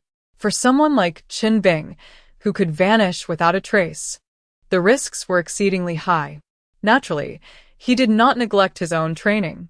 What was initially thought to be a tranquil period suddenly took a turn, igniting within Su Yi a fierce desire for retribution. Her martial arts school had been vandalized. Just days after its renovation, it had been attacked again. This was intolerable. Without a moment's hesitation, Su Yi directed her ire towards Gao Mingji. Given that his sister was the vice president of the Zhongzhou Ability Association, Su Yi had initially chosen to overlook the incident involving the fire at the school. I initially believed that taking a step back would quell this matter. But to my astonishment, this young man has grown increasingly brazen, pushing his luck further. He seems to think that Su Yi is merely a coward, unwilling to take action against him, especially since his sister is the vice president, a figure of considerable influence in Zhongzhou. This audacity has emboldened him to further bully others. However, this time, Su Yi is genuinely enraged. When the tiger refrains from roaring, does he assume I am merely a sickly cat? This time, no matter what, I shall bring you down. Chapter 45. One is sufficient. That morning, Su Yinghong, Cheng Jin, and Wu Tian were all present, witnessing the disarray within the martial arts school. Their hearts filled with righteous indignation. Damn it, who is this scoundrel? I shall not let him escape unscathed. Cheng Jin exclaimed, filled with resentment. Brother Yi, let us report this to the authorities. Su Yinghong suggested. Previously, when the martial arts school was set ablaze, Su Yi endured it, chalking it up to misfortune. However, the audacity of the perpetrators has escalated as they have vandalized the school once more. Do they think they can trample upon the good-natured? I will handle this in my own way, Su Yi declared. In truth, reporting to the police would be futile. Gao Mingji's sister is the vice president. And even if the police are aware that he is behind this, they will feign ignorance. It would be a fruitless endeavor, so why bother? Do we know where this brat resides? Let us repay him in kind and raid his home. Cheng Jin suggested. If a dog bites you, would you not retaliate? Otherwise, would you not become a dog yourself? Su Yi remarked with a smile. What do you plan to do? Cheng Jin inquired. Extract the dog's teeth. Su Yi replied. I will accompany you. Cheng Jin asserted. Take me along. Wu Tian chimed in. He has already discerned the identity of Gao Mingji, a B-class electromancer, while his elder sister holds the position of vice president. Despite this, he remains unafraid. The martial arts school has been both burned and vandalized, and he feels even more enraged than Su Yi. Thus, he is determined to see this through to the end. No need, I can handle it myself, Su Yi declared. This guy is an ability user. You cannot defeat him alone. Chung Jin interjected, his concern evident as he remained unaware of Su Ye's true strength. If brute force fails, then cunning will prevail. Rest assured, I have my own methods, Su Ye asserted. Although the martial arts school has been damaged, renovations must continue. Su Yinghan contacted the renovation company to have him come and remove the wreckage, starting anew. After leaving the martial arts school, Su Yi called Wang Mei. Are you familiar with Gao Mingxi? He inquired. I am. What's the matter? Wang Mei responded. You should be able to locate him, right? Indeed. Wang Mei possessed formidable telepathic abilities, making the task of finding someone a mere basic operation for her. Then come to Zhongzhou now. All right. Wang Mei did not ask further questions and readily agreed. Half an hour later, they met on the streets of Zhongzhou. Yi Go, what has transpired? Wang Mei asked. Su Yi recounted the entire sequence of events, leaving her particularly astonished. Gao Mingxi was indeed courting disaster. He had set fire to the martial arts school, and rather than retaliate, Su Yi chose to endure, only for this fool to become even more brazen. Yi Go, allow me to handle this. I will make him kneel and apologize, or even take his own life, if necessary. Wang Mei volunteered eagerly. She has the power to drive Gao Mingxi to madness, rendering him an imbecile. If necessary, she could easily push him to take his own life. Should she choose to act, her methods would be so discreet that they would evade detection entirely. It is precisely this uncanny ability to kill without leaving a trace that has garnered her the esteem of Yu Guangchuan. I shall personally dismantle him, Su Yi declared. Upon hearing this, Wang Mei refrained from further comment, recognizing the gravity of the situation. It is indeed more ruthless. To take a life is simple. Once a person is dead, the matter is settled. We shall act tonight, Su Yi continued. Wang Mei nodded in agreement and then suggested, It is noon, Brother Yi. Shall we go for a meal? Her loyalty to Su Yi had evolved into deep admiration and affection. A woman of her beauty and formidable strength possesses discerning tastes. Yet she genuinely harbored feelings for Su Yi and hoped for a deeper bond beyond mere subordination. Su Yi responded, Perhaps. Let me accompany you tonight. Wang Mei proposed. No need. I am perfectly capable alone, Su Yi replied. Wang Mei felt a sense of helplessness. Even a simple meal seemed out of reach. As the saying goes, a man must be bad for a woman to love him. When a woman truly cares for a man, she does not desire him to be a paragon of virtue. Brother Yi, let us go for a meal. Song Yuelon chimed in. You may go, I have no appetite. Su Yi politely declined. Then we shall forego our meal as well. Time for a diet, Song Yuelon declared. Brother Yi, Yuhan says your cooking is exceptional. Why not prepare something for us? Tang Biyun suggested. I crave fried sauce noodles, Zhao Yuhan exclaimed. In that case, you may purchase noodles from the supermarket outside, Su Yi replied. Song Yuelon and Tang Biyun were indifferent to food, yet Zhao Yuhan, feeling famished, desired to eat, which compelled Su Yi to prepare a meal for her, a duty of a brother-in-law. The trio, in high spirits, skipped out joyfully. Dishes like fried sauce noodles were a mere trifle. Su Yi showcased his culinary prowess, and once completed, the three relished the meal with great delight, offering endless praise for Su Yi's skills. Chapter 46. Fury shall wound at that moment. Su Yi seized the ashtray from the table and smashed it upon Gao Mingxi's head. The ashtray shattered into pieces, leaving Gao Mingxi bloodied and bewildered. This sudden assault jolted him into awareness. The audacity of an unseen assailant lurking within his home was utterly detestable. Come out, Gao Mingxi bellowed. Fear and rage coursed through him as he became increasingly certain that the perpetrator was indeed Su Yi. Overwhelmed by Su Yi's formidable strength, he resorted to treachery. Upon discovering that Su Yi was the proprietor of the Eastern Women's Martial Arts School, he had set the school ablaze, assuming that Su Yi would seek retribution. Yet, how could he confess to such an act without evidence, knowing Su Yi would be powerless against him. To his astonishment, Su Yi remained unfazed, a reaction he had not anticipated. However, it soon dawned upon him. Su Yi was not indifferent. He was merely afraid. Having inquired about Su Yi, it was evident that Su Yi had similarly investigated him. Thus, Gao Mingji concluded that Su Yi must have learned of his sister's position as the president of the Zhongzhou chapter, leading him to cower. This realization only fueled his arrogance, prompting him to send more henchmen to wreak havoc upon the martial arts school. Yet, He did not foresee that the seemingly submissive Su Yi would take the initiative to confront him. Damn it, do you wish for death? Do you even know who my sister is? The president of the Zhongzhou branch, Gao Mingji, erupted in fury, aiming to intimidate Su Yi. Suye, however, Thought to himself that he had already come to confront him, disregarding who his sister might be. He seized Gao Mingji by the hair and forcefully slammed his head onto the table. With a resounding crash, the glass tabletop shattered, and Gao Mingji let out a piercing scream. Blood splattered across his face. Overcome with rage, Gao Mingji bellowed, his body emanating blinding arcs of electricity.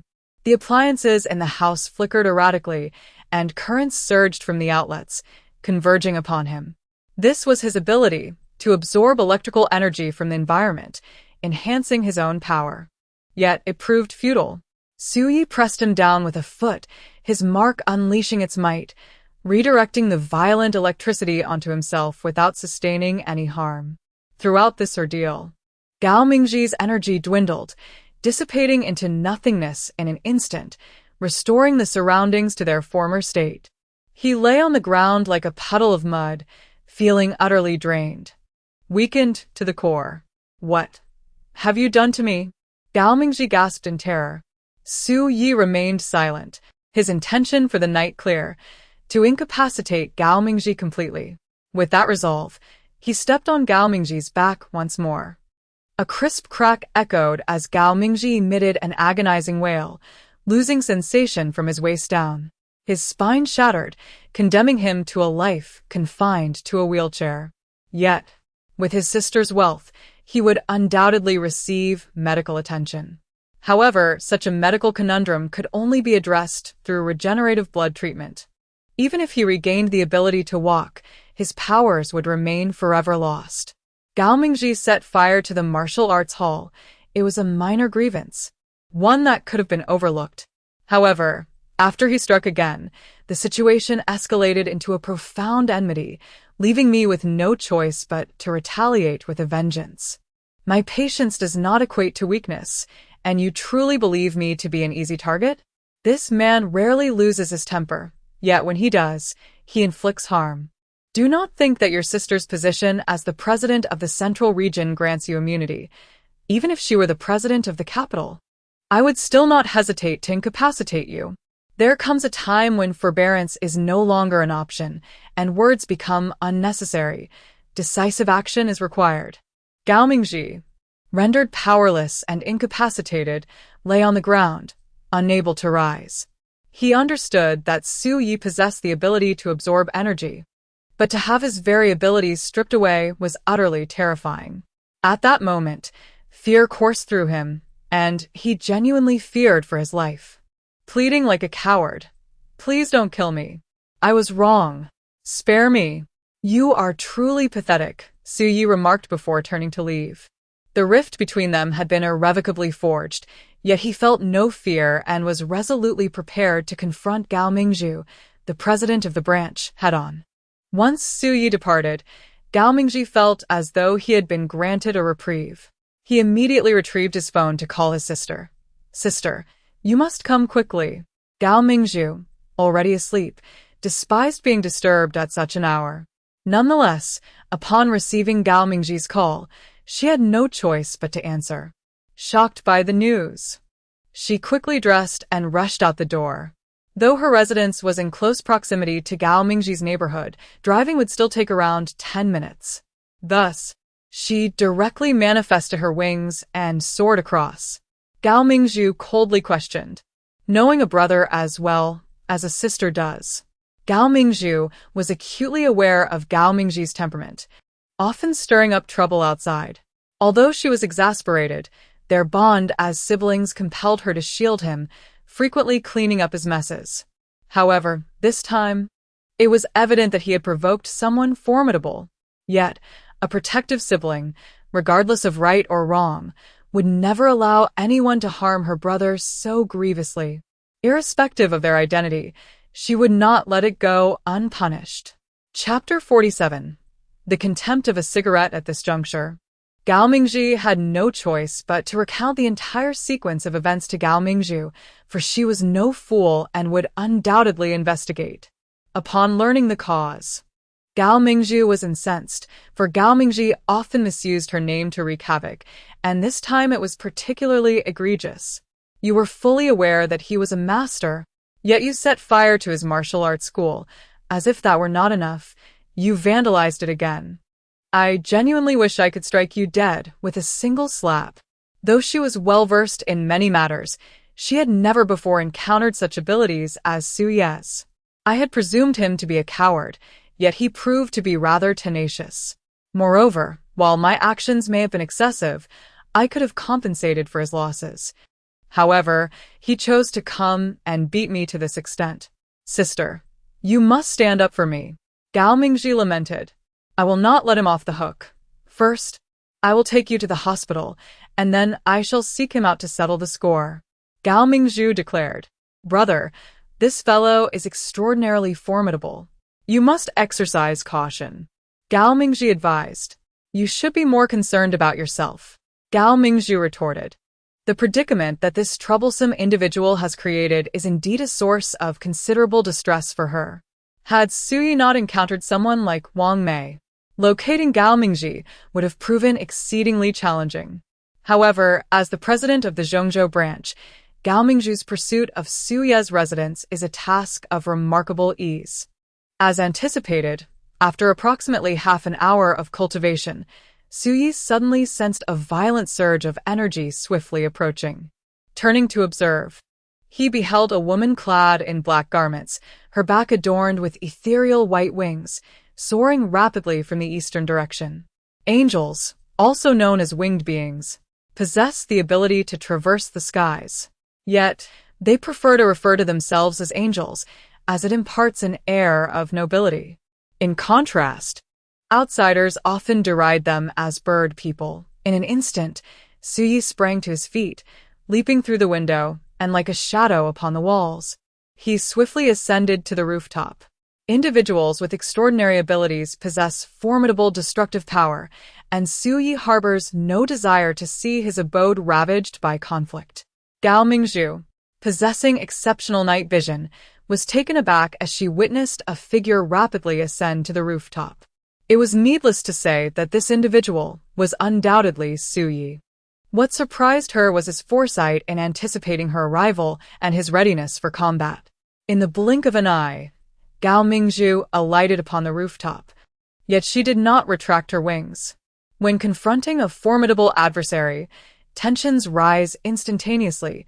She has never underestimated her opponents, particularly one as formidable as Su Yi, who wields such terrifying power. At this moment, the two stood in a stalemate, scrutinizing one another. Gao Mingzhu, tall and statuesque, with her long black hair tied into a ponytail, possessed a fair complexion and strikingly large eyes. Appearing to be in her late 20s, she exuded an air of maturity and sensuality. However, her expression was cold, radiating an intimidating aura. Tell me your abilities, Gao Mingzhu demanded. To rescue Gao Mingji, one must first discern Su Yi's capabilities. It is akin to diagnosing an illness. Understanding the root cause is essential before prescribing a remedy. This is not an extraordinary power, but rather an ancient martial art, beaming divine skill. Su Yi declared. Nonsense. Utterly absurd. Gao Mingzhu retorted. The ancient martial arts of China encompass various forms of boxing, palm techniques, and body movements. There is no such thing as divine skills. Su Yi's attempt to deceive her with tales reminiscent of martial arts novels was an affront to her status as vice president. Ignorant. Su-yi scoffed. Enraged, Gao Mingzhu huffed and sprang into action. With a powerful flap of her wings, a metallic sheen enveloped her once white feathers, transforming them into a series of elongated, gleaming blades. These feathered weapons, akin to arrows released from a crossbow, shot forth towards Su-yi with astonishing speed.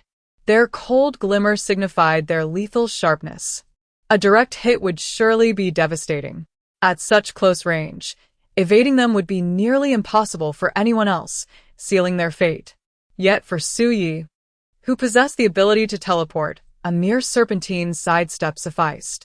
Observing that Su-yi did not evade at the first opportunity, Gao Mingzhu scoffed inwardly, deeming him arrogant. Yet, in the next instant, she found herself rendered speechless. As Su-yi vanished from his original position, dozens of feathered blades struck nothing but air. Turning his head, he found Su-yi had already taken his place 10 meters away. Dame instant téléportation. Yet, this was not the most infuriating part. What truly enraged Gao Mingzhu was witnessing Su-yi, with utter composure, light a cigarette and begin to smoke. How outrageous! She was an angel, possessing unmatched combat prowess. He should be quaking in fear at her intent to kill. Even if he maintained his composure, he ought to show some respect for her position as the branch president. But instead, he opted to smoke a cigarette. This was nothing short of contempt. Gao Mingzhu seethed with fury, her eyes ablaze with murderous intent. As the esteemed president of the Central State Branch, others trembled at her approach, yet this Su-yi dared to disregard her. In a duel against a master like her, he had the audacity to light a cigarette. She had witnessed arrogance before, but never such brazen insolence. In her fury, Gao Mingzhu took flight, drawing 2 feathered blades as weapons, transforming into a streak of silver lightning as she charged forward. Though she was aware that Su-yi might still evade her, she had no choice but to press on, for this was her way of battle. However, this time, Su-yi did not evade at all. Gao Mingzhu believed that Su-yi's smoking was an act of disdain, a clear indication that he regarded her with utter disregard. In truth, Su-yi indeed held her in contempt, for she was not worthy of his attention. Even an S-rank expert like Chen Bing could not withstand a single strike from Su-yi. What was a mere bird-like figure compared to that? With feathered blades in hand, Gao Mingzhu lunged at him from both sides, thrusting upward and downward. Su-yi, cigarette pinched between his fingers, stood proudly unmoving. As Gao Mingzhu was forced to the forefront, he struck with lightning speed, his right hand flicking like a carp's tail, deftly deflecting the feathered blade with 2 sharp sounds, before delivering a powerful blow to Gao Mingzhu's chest. Her peaks were indeed imposing, a pure natural D, as evidenced solely by their resilience. Yet, in this grave confrontation, the notion of tactile sensation was utterly disregarded. Gao Mingzhu was grievously injured by the strike, spitting a mouthful of crimson blood, her body soaring backward. However, she hastily spread her wings to create resistance, executing a hurried backflip, and managed to stagger back a few steps before regaining her footing. Clutching her chest, she felt as though her entire ribcage might explode, struggling to breathe. Meanwhile, a glance at Su-yi revealed a look of sheer terror and a hint of existential doubt. Was she truly inadequate, or was Su-yi simply too formidable? After all, she was an angel, renowned for her exceptional combat prowess, characterized by strength, speed, reflexes, and other attributes that surpassed the average, making her a natural warrior. Yet, such formidable strength proved futile against Su-yi's single strike. His hand speed was so rapid that it was nearly imperceptible, leaving her utterly unresponsive. Even a seasoned fighter like Kato Eagle would likely concede defeat. Particularly striking was the sheer magnitude of his strength, which was overwhelming enough to make her vomit blood with just 1 blow. The disparity was staggering, placing them in entirely different leagues. Thus, Gao Mingzhu found herself in a state of utter panic.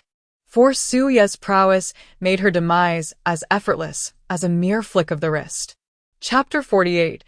A troubling mind under Gao Mingzhu's horrified gaze. Su Yi calmly took a drag from his cigarette. This was a scenario that rendered the opponent as inconsequential, evoking the sensation of a father striking his daughter. Gao Mingzhu was infuriated to the point of nearly spitting blood. She had never been so contemptuously regarded by anyone before. Yet, she found herself powerless. For Su Yi was simply too formidable for her to contend with. Your brother has taken liberties with my sister, and I have dealt with him as he deserved. He set fire to my martial arts school, causing me significant losses, yet I endured, unwilling to stoop to his level. However, he grew ever more audacious, completely demolishing my school. His provocations warrant my vengeance. Yet, considering your position as the president of the Central State Branch, I have refrained from delivering a fatal blow. Regardless, this remains a personal vendetta. Should you misuse your authority, leveraging your status to escalate matters and trouble me, I would willingly bear the consequences to ensure your utter annihilation. Should you doubt my resolve, I urge you to test it. Su Yi declared. Gao Mingzhu had come to reprimand Su Yi. Even if she did not intend to kill him, she aimed to inflict serious harm. In truth, even if she were to slay Su Yi, no one would hold her accountable. However, this was merely her unilateral perspective, for she could not possibly triumph over Su Yi. Killing him would be akin to scaling the heavens. Conversely, Su Yi could dispatch her as easily as one would a chicken. Now, having sustained a grievous injury from Su Ye's strike, she was consumed by fear, and this was the perfect moment for Su Yi to intimidate her. If she succumbed to fear and yielded, the matter would become significantly easier to resolve. However, should she insist on a relentless confrontation with Su Yi, it could only be said that she was exceedingly foolish. When faced with the specter of death, 9 out of 10 individuals would become increasingly fearful for their lives. The more one possesses, the greater their aversion to death becomes. Having danced with death on numerous occasions, Su Yi held profound insights on this truth. His words proved effective, for the truth was evident. Su Yi indeed possessed the capability to kill her, instilling an undeniable fear. Although Su Yi was an exceptionally formidable expert, she was no slouch herself. As the vice president of the Central State, her position was quite illustrious, and she aspired to grow even stronger, aiming for S rank, or even transcending into the realms of the superlative and ultimate. Should she perish, all her ambitions would be rendered null and void. Who exactly are you? Gao Mingzhu inquired. She was well acquainted with the ancient martial artists and superhumans of the Central State, having meticulously compiled records of these individuals as part of her professional duties. Yet, she had never heard of someone like Su Yi.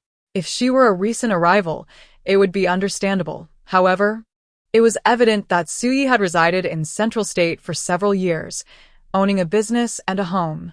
The existence of such a powerful expert, remaining obscure and unrecognized, was truly perplexing. I am merely a retired soldier, awakened in an unexpected manner, harboring no grand ambitions. I simply wish to live quietly, as an ordinary citizen. However, your brother has crossed a line, leaving me with no choice but to act. Nonetheless, I have shown considerable mercy. Otherwise, you would find him a mere corpse upon your next encounter. Su Yi declared. Gao Mingzhu understood that Su Yi was not exaggerating. If she could inflict severe injury with a single strike, the act of killing Gao Mingzhu would be trivial. Thus, she replied, I apologize on his behalf. As for compensation, feel free to state your terms. However, I implore you to enlighten me on what you have done to him and how he might be restored. It is beyond restoration. He is beyond saving. Su Yi remarked, taking another drag from his cigarette. I do not believe you. You certainly possess a solution. Let us each take a step back, allowing for a broader perspective, and resolve this matter amicably. What do you say? Gao Mingzhu began to negotiate. A doctor can save lives, yet can also take them. Nothing is absolute. Many abilities are intertwined in a dance of mutual existence and conflict. Since Su Yi has the power to render one's abilities dormant, he must surely know how to restore them. Protecting him in such a manner is not an act of love, but rather a disservice. He harbors the illusion that with you as his sister shielding him, he is invincible, that no one would dare to challenge him. But can you truly safeguard him? Beyond our realm, there exist forces that are beyond reckoning, those whom he cannot afford to offend, who can extinguish him without a second thought. Su Yi asserted. Gao Mingzhu found herself at a loss for words. She had been enlightened. Many individuals endowed with extraordinary abilities often carry an air of arrogance, especially those affiliated with the Supernatural Association, akin to certain local enforcers who believe themselves to be cloaked in a halo of power, presuming that the majority would cower before them. Yet, in reality, those of genuine prowess do not regard them with any significance, exemplified by individuals like Su Yi, an enigma, a profound presence in the bustling city, wielding immense strength while remaining understated and unassuming. Should they provoke his ire, the repercussions would be dire indeed. Gao Mingzhu understood this principle well. After all, she had traversed the urban jungle, where hidden dragons and crouching tigers abound, and where formidable figures are plentiful. However, in the relatively small sphere of Zhongzhou, such masters are nearly non-existent, and the intricate networks of power are absent, which is why she had come to regard herself with such pride. Over time, this inflated sense of superiority had naturally developed. Moreover, being the sole protector of her brother, Gao Mingzhu felt compelled to defend Gao Mingzhi. Every individual requires personal growth. Through adversity, wisdom is gained. You have imparted a valuable lesson to him, and I shall also educate him in the future. Thus, I sincerely hope you can show mercy and grant him an opportunity for redemption. Rest assured, I shall not treat you unfairly. Should you need my assistance in Zhongzhou, do not hesitate to ask, and I will do my utmost to help. Gao Mingzhu declared. Within every heart lies a scale of justice. As the president of the Zhongzhou branch and a member of the Ability Association, Su Yi refrained from engaging in petty disputes with her, given her esteemed position. For instance, when Gao Mingzhi set fire to his martial arts school, Su Yi chose to endure. However, when Gao Mingzhi subsequently vandalized the school, a trivial matter escalated into a significant one, tipping the scales and crossing Su Yi's threshold of tolerance. At that point, he unleashed his wrath, rendering Gao Mingzhi incapacitated. In that moment, Su Yi disregarded everything, including her status as branch president. A cornered dog may leap over the wall. How much more so for a master like Su Yi?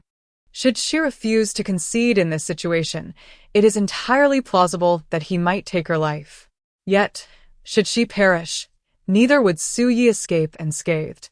The crux of the matter is that her life in exchange for his is not a worthy trade. Moreover, she still wished for Su Yi to rescue the incapacitated Gao Mingzhi. Therefore, reconciliation is imperative. My martial arts school has suffered at the hands of your brother, both through fire and destruction. Demanding 1 million in compensation is not excessive, is it? Su Yi stated. Gao Mingzhu, delighted, readily replied, I shall grant you 2 million.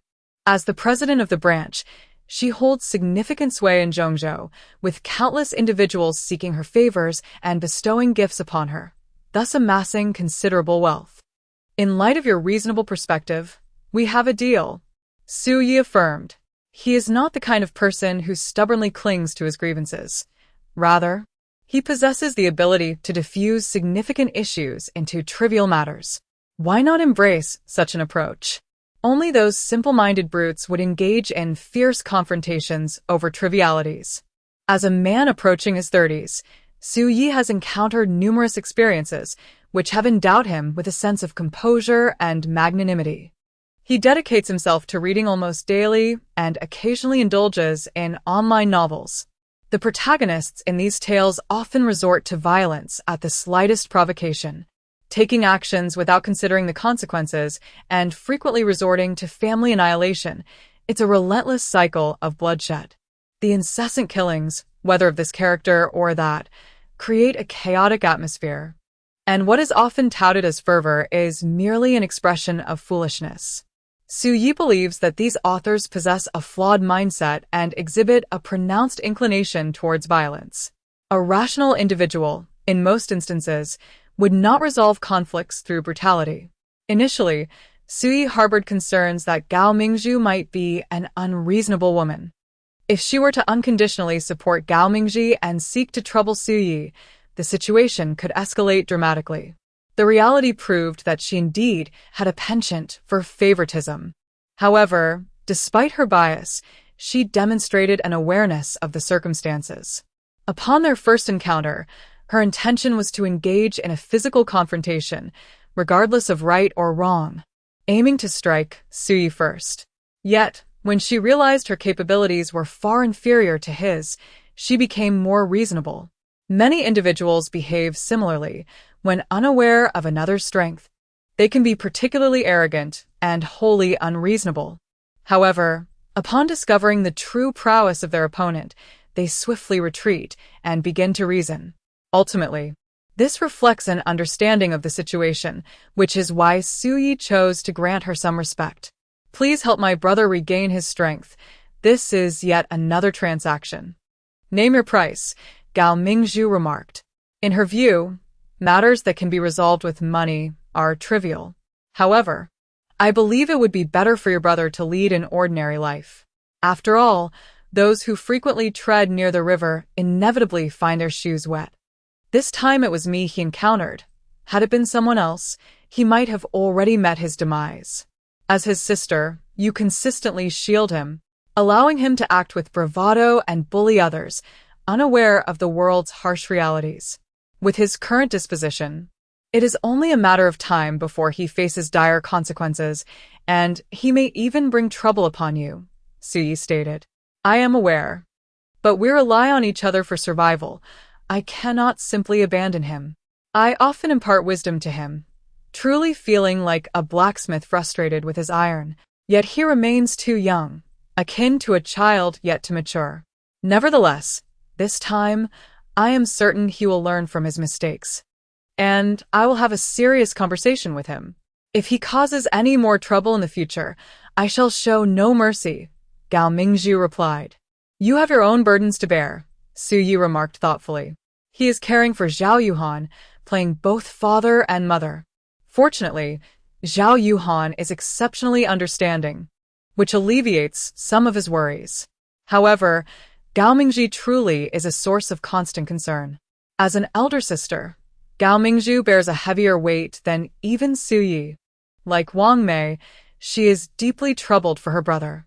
Previously, when Wang Liang was incapacitated, Wang Mei sought Su Yi as assistance, willing to pay any price for his well-being.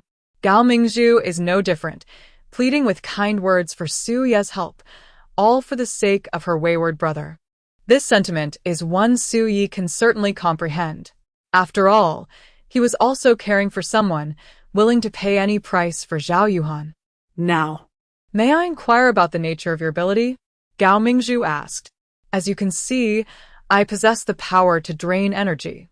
However, this ability, unlike mere energy absorption, lacks a formal designation in the realm of supernatural powers, making it difficult for me to elucidate, Su Yi replied.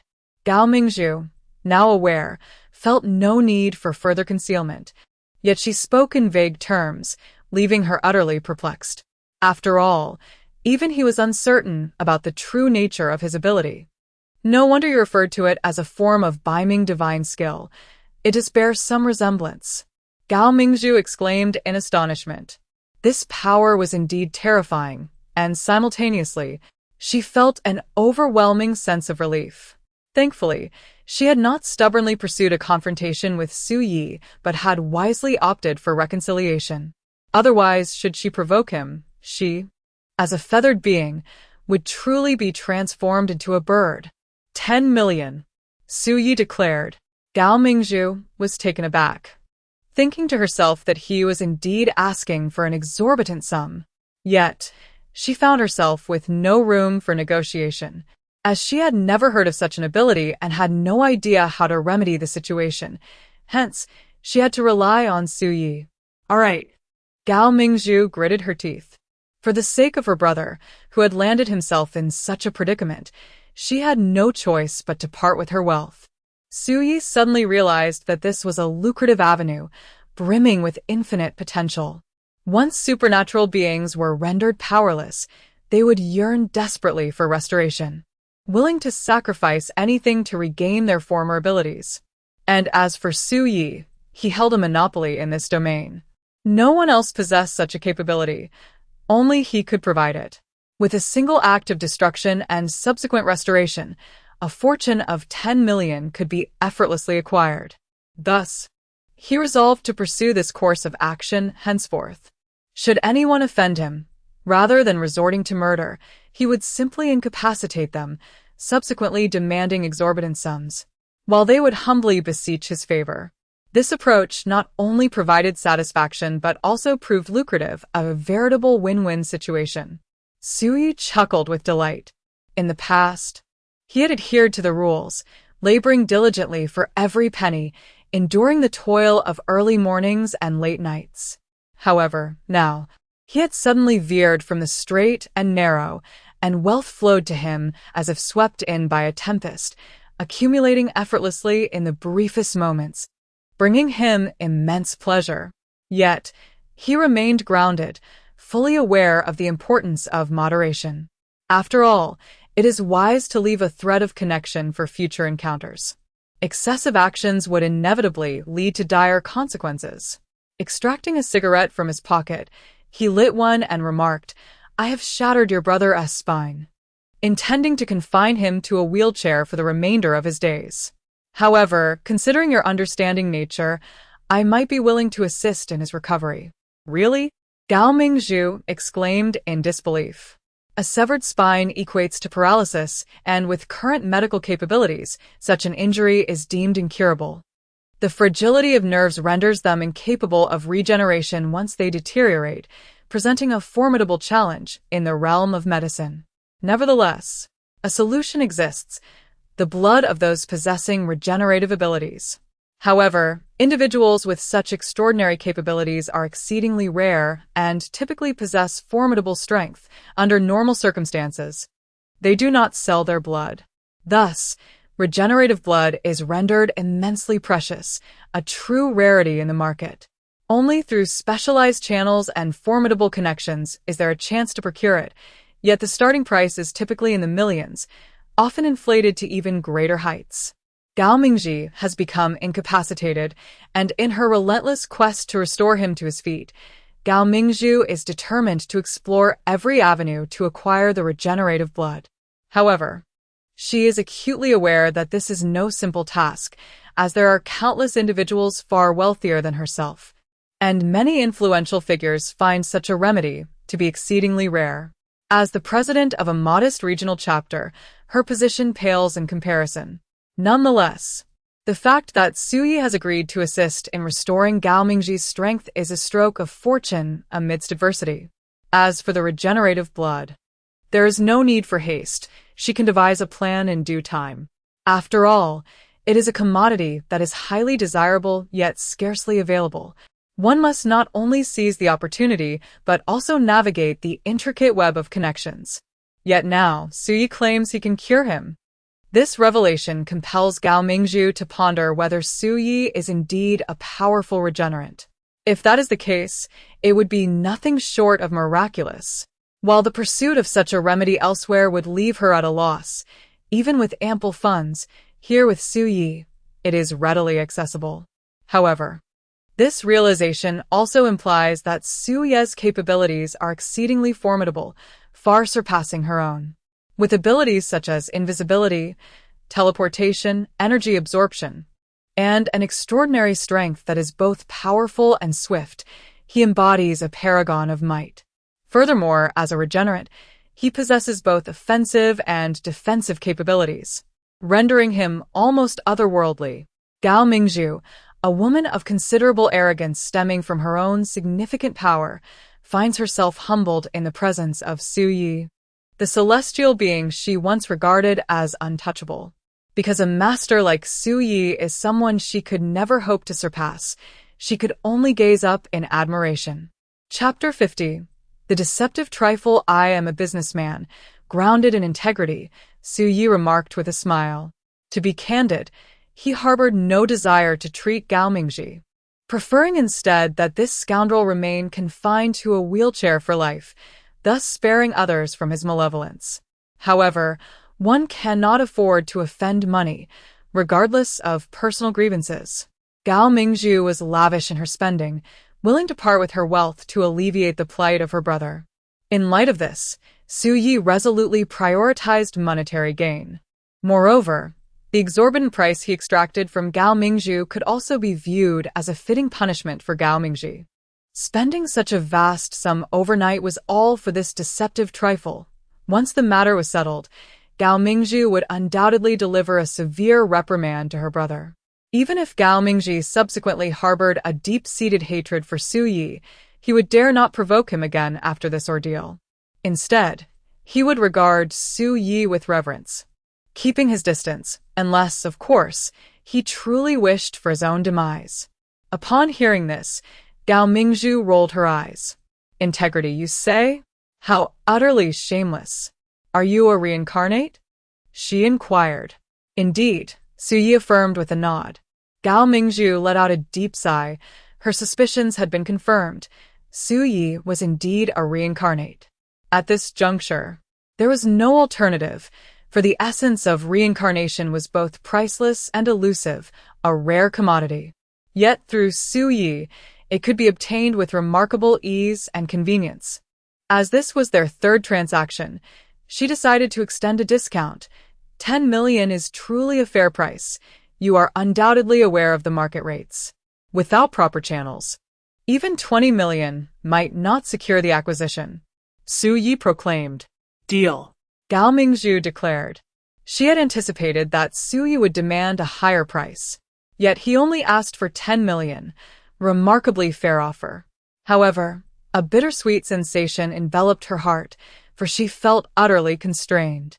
Gao Mingji, her brother, had offended the formidable Xu Yi, resulting in her spending such an exorbitant amount of money unnecessarily. The anguish she felt was unspeakable, a taste too bitter to articulate. The crux of the matter lay in her inferiority.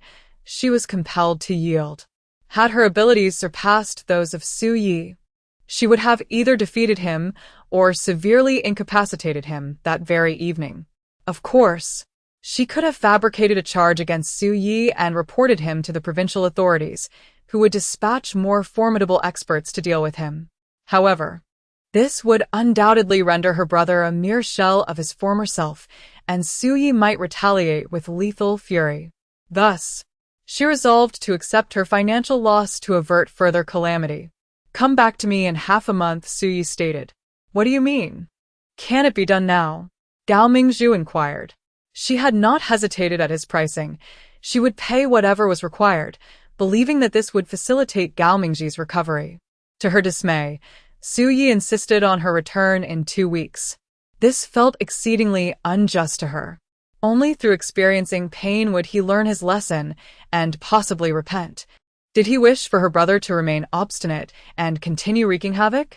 Xu Yi countered. Gao Mingju found herself at a loss for words.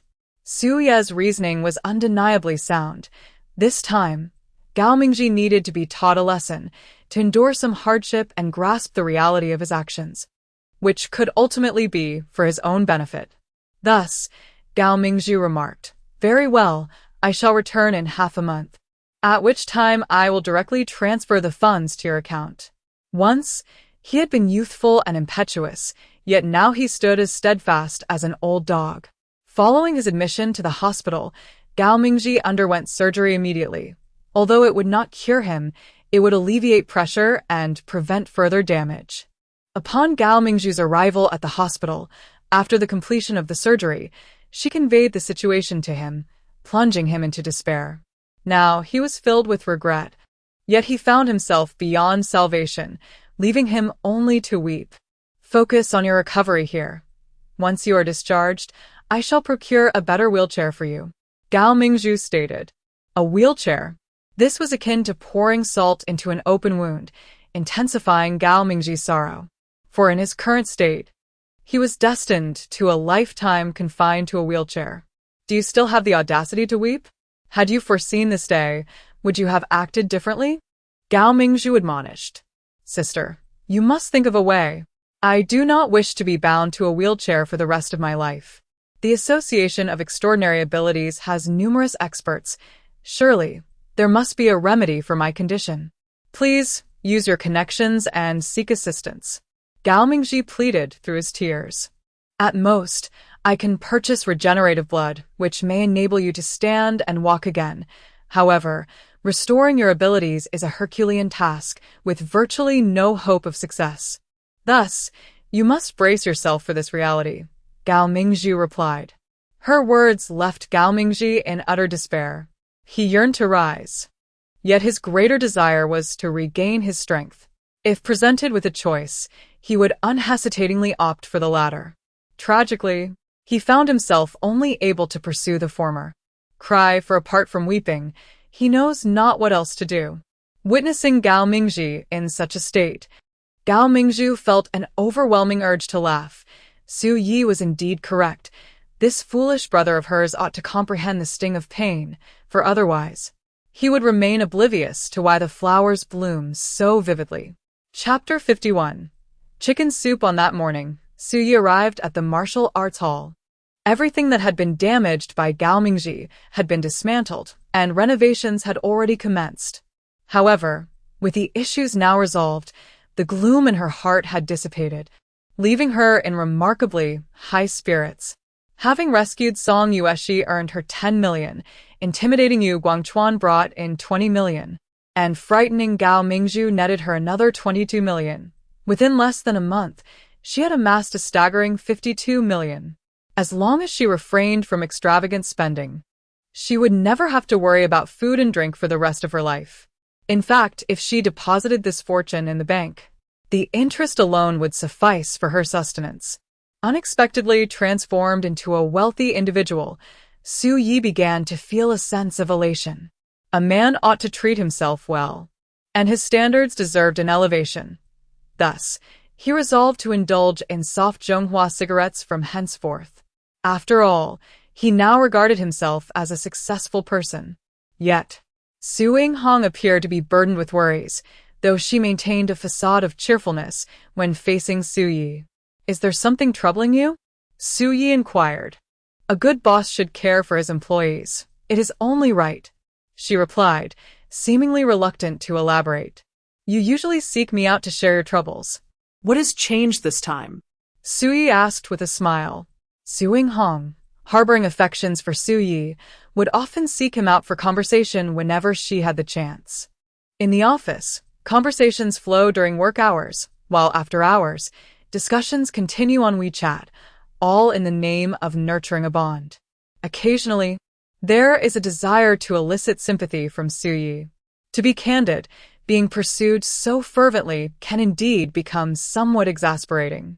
However, Su Yinghong dedicates herself wholeheartedly to her work at the martial arts school, alleviating much of Su Ye's burdens. People tend to empathize with one another. Su Yinghong's kindness cannot go unacknowledged. Although he is not inclined to reciprocate her romantic feelings, he cannot afford to be excessively aloof.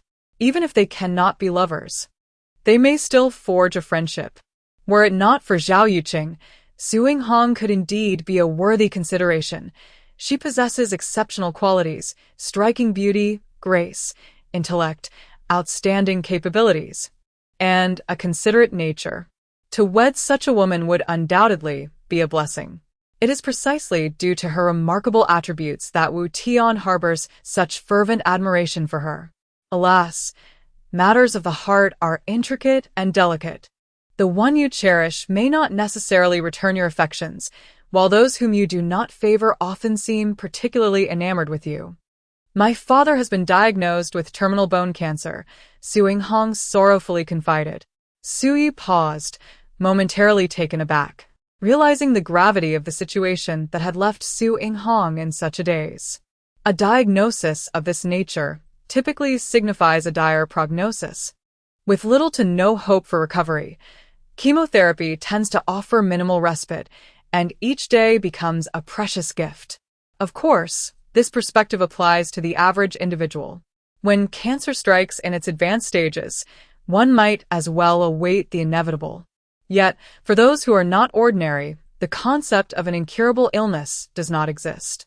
In fact, many developed nations are conducting research based on individuals with special abilities, particularly focusing on those endowed with regenerative capabilities. In the natural world, there exists a plethora of animals endowed with regenerative capabilities. For instance, the antlers of deer, when severed, can regenerate anew. The tail of a gecko, once detached, has the remarkable ability to regrow. The axolotl exhibits even more extraordinary powers, as it can not only regenerate limbs but also organs. The starfish's regenerative prowess is equally astonishing, with even a fragment capable of developing into a complete new starfish. However, medical research in this field has progressed slowly. While some achievements have been made, widespread application remains elusive. Su Ing-hong's mother is an ordinary middle school teacher, and her father is a common clerk at the Water Resources Bureau. They belong to a well-off family, but not one of affluence. Now that her father has fallen ill, substantial expenses are inevitable, leading to a seemingly hopeless situation.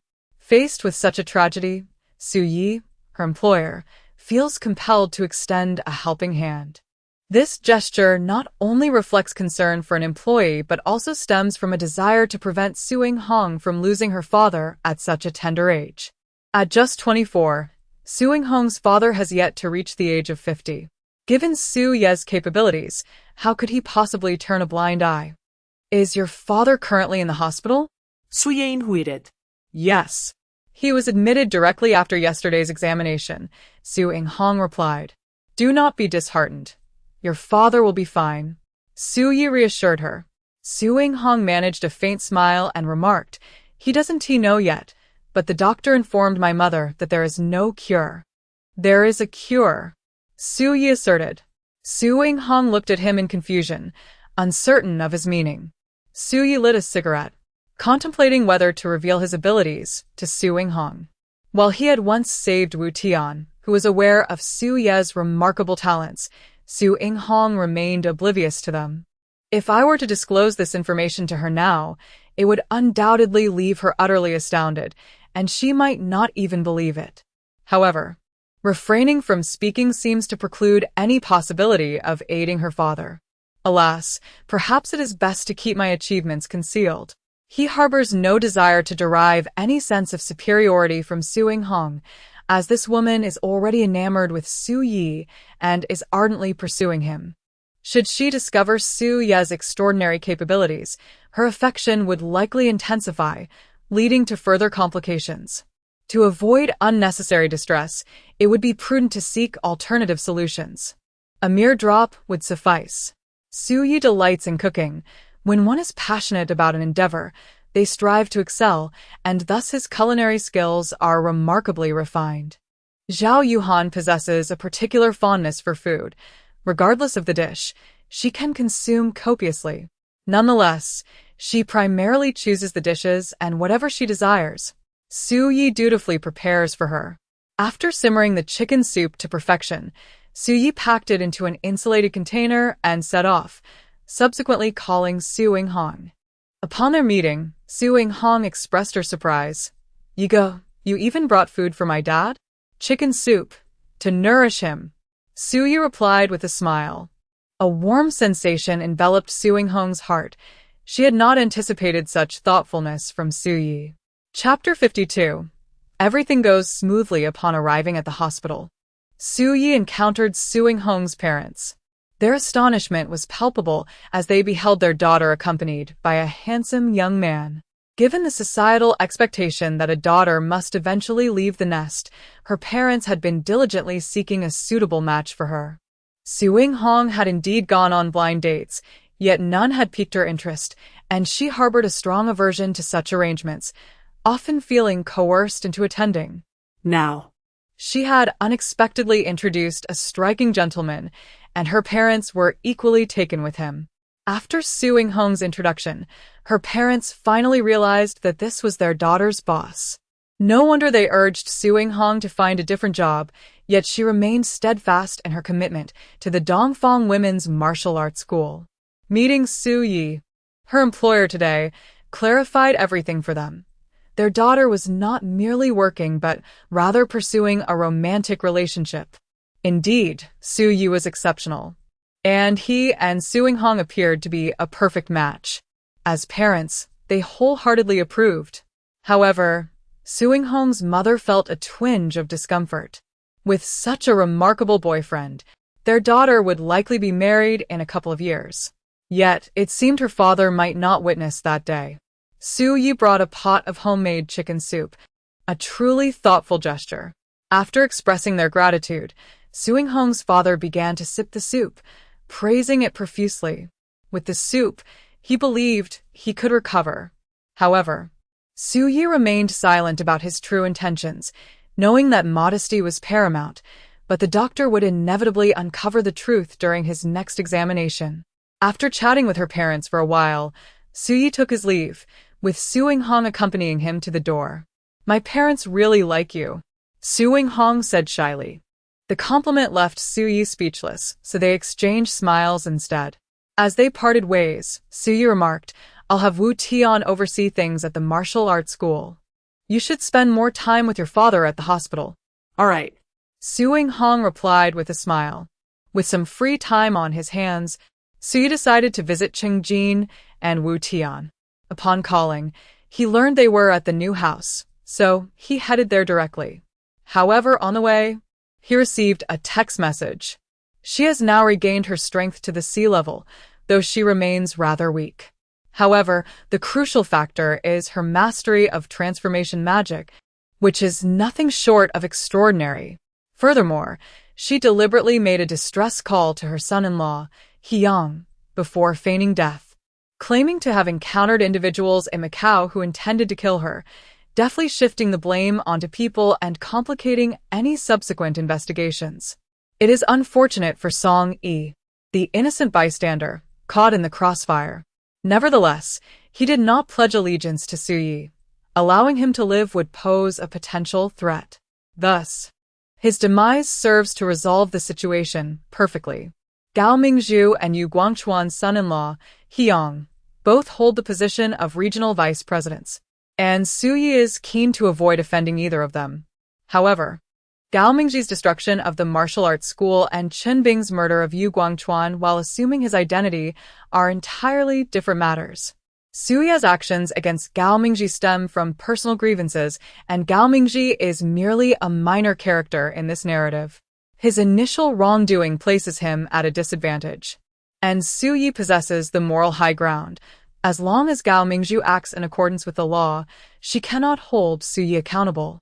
In contrast, Chen Bing's assassination of Yu Guangchuan and subsequent usurpation of his estate is far more egregious, especially considering Yu Guangchuan's status as the wealthiest man in Yi City. Should the matter be pursued, Su Yi would find it difficult to absolve himself of responsibility. Of course, Su Yi could attempt to sever ties with Chen Bing, claiming no acquaintance, since it was indeed Chen Bing who committed the act. However, such an approach would be utterly dishonorable. After all, this incident transpired only after he decided to accept Chen Bing's allegiance. She regards him as her elder brother, so how could he betray her trust? Thus, with Song Yi's death, Wang Liang, Wang Mei, and Chen Bing's loyalty is secured, as long as they keep the secret and Hyang refrains from further investigation. The matter can be closed. Her admiration for Su Yi has blossomed into affection, and her affection has deepened into emotion. This evening, she completed her tasks and arrived in Zhongzhou. Should Su Yi come to the hotel to meet her, it would be a warm welcome, and they could enjoy a delightful night together. In her interactions with Su Yi, she would be exceedingly proactive, ready to engage until dawn without hesitation. Must she only apply herself when I am instructing? Having just dined, she felt quite full and suggested playing a few rounds of mahjong to aid digestion. Let us stop playing and begin meditating, Suyi replied.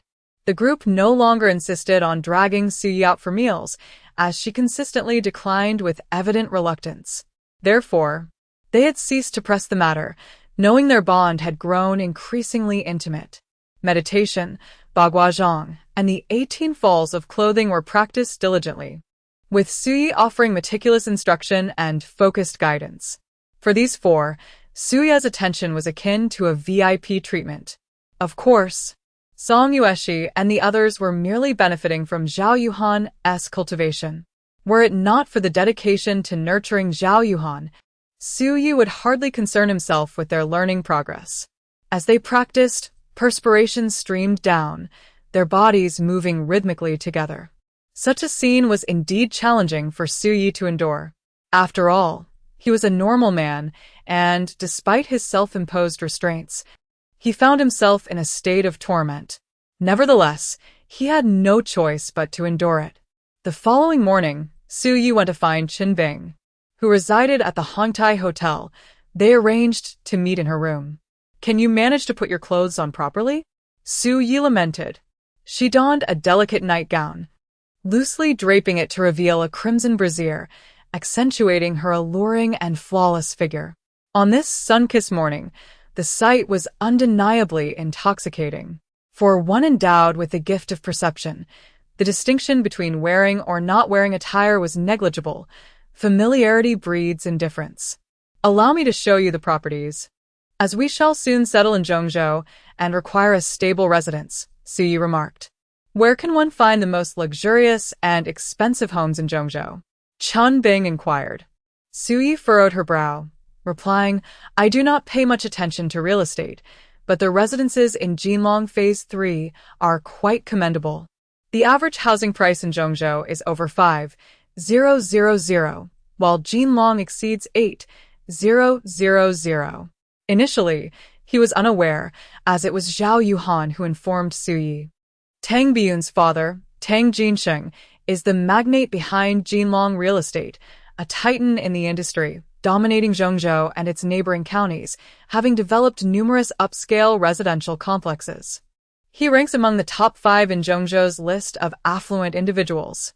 Currently, Tang Biyun is a student of Suyi, and she harbors a particular fondness for her. Should Suyi reach out to her, a significant discount would be assured. However, such measures were unnecessary, for Qin Bing was a wealthy individual. As an S-class assassin, her commissions commenced in the millions.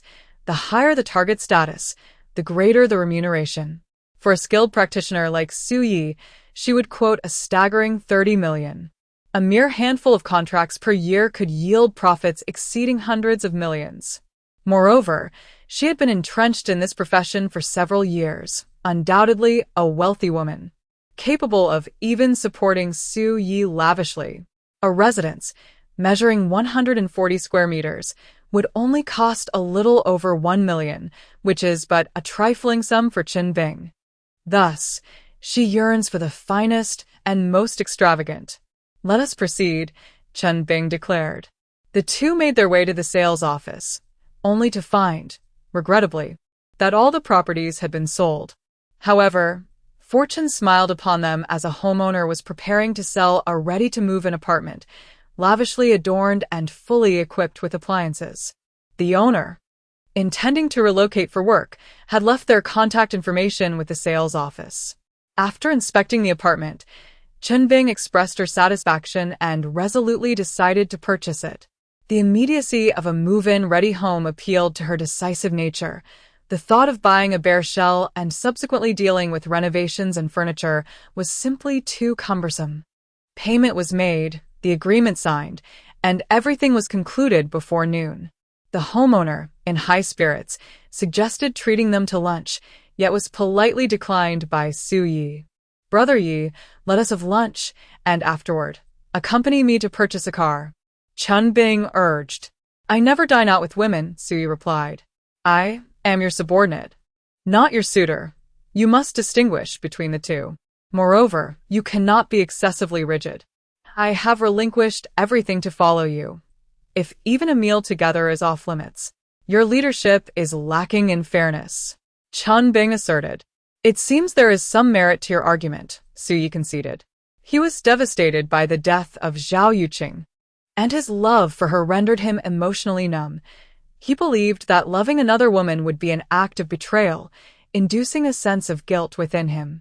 After all, his rebirth was made possible by the ancestral jade pendant gifted by Xia Yu. Yet, he found it impossible to treat all women the same. For Chun Bing and Wang Mei were unlike any others. Girls like Su Yinghong and Tang Biyun approached him out of affection, while Chun Bing and Wang Mei were captivated by his formidable strength, which compelled them to follow him. He might choose not to dine or engage with his admirers, yet Chun Bing and Wang Mei would eventually become his trusted confidants. Although they too exhibited fondness towards Su Yi as their leader, he must not appear overly aloof. Thus, Su Yi realized that some changes were indeed necessary. As for dining, it would be prudent to partake, irrespective of the intentions of others, as long as he remained indifferent. That sufficed. No matter how fervently you may feel, I shall remain steadfast, he declared. Let us go. It is my treat, Chun Bing replied with a smile. The duo ventured to a Western restaurant for steaks and a modest amount of red wine.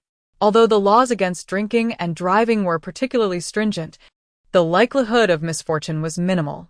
Moreover, with Su Ye's prowess, he could swiftly metabolize alcohol, rendering breathalyzers utterly ineffective.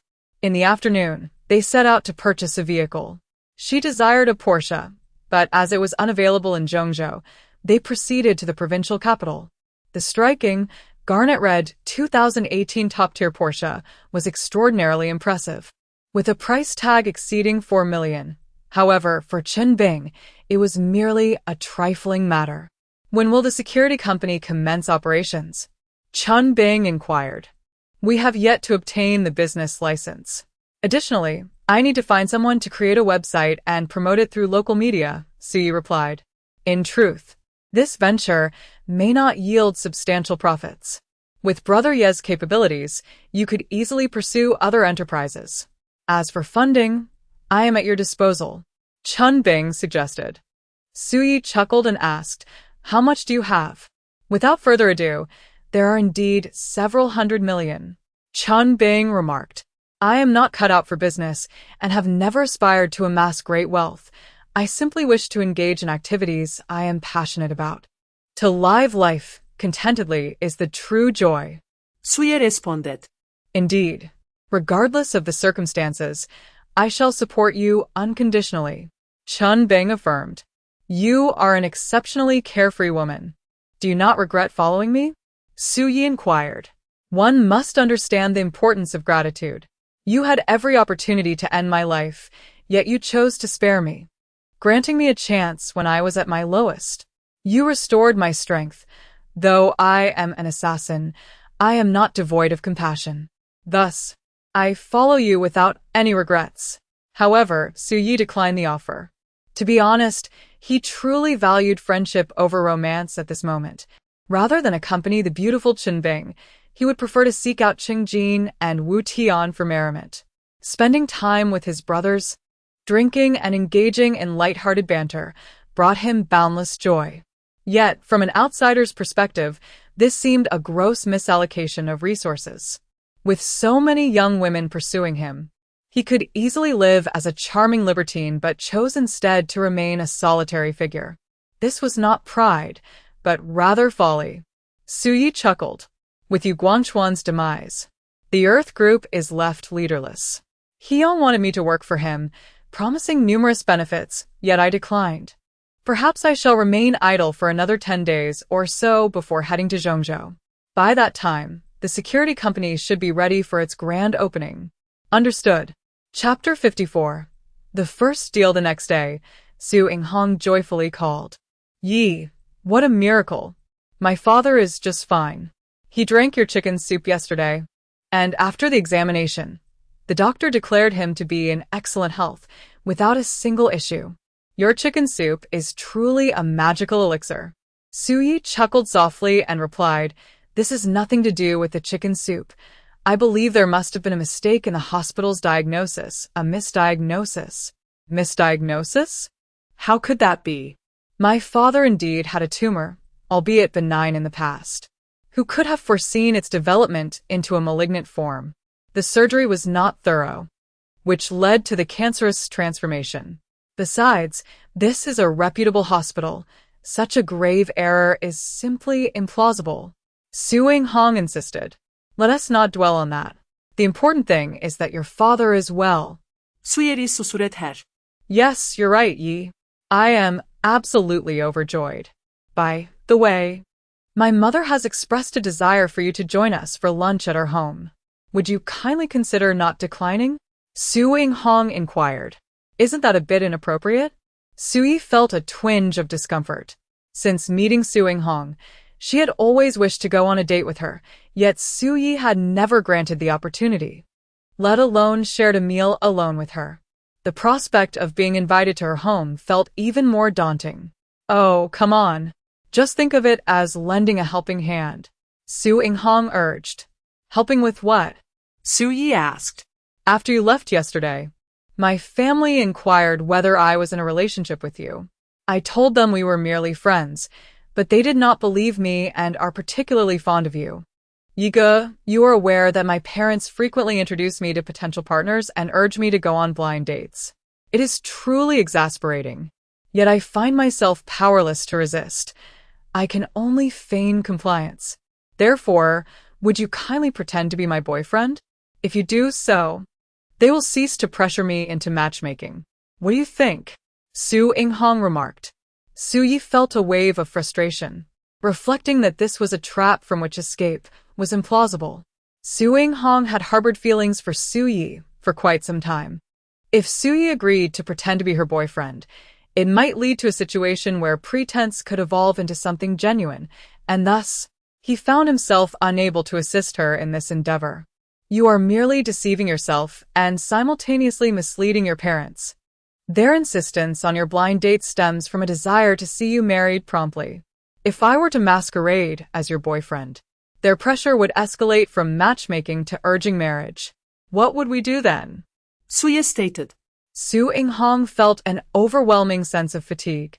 This scheme had once again proven ineffective.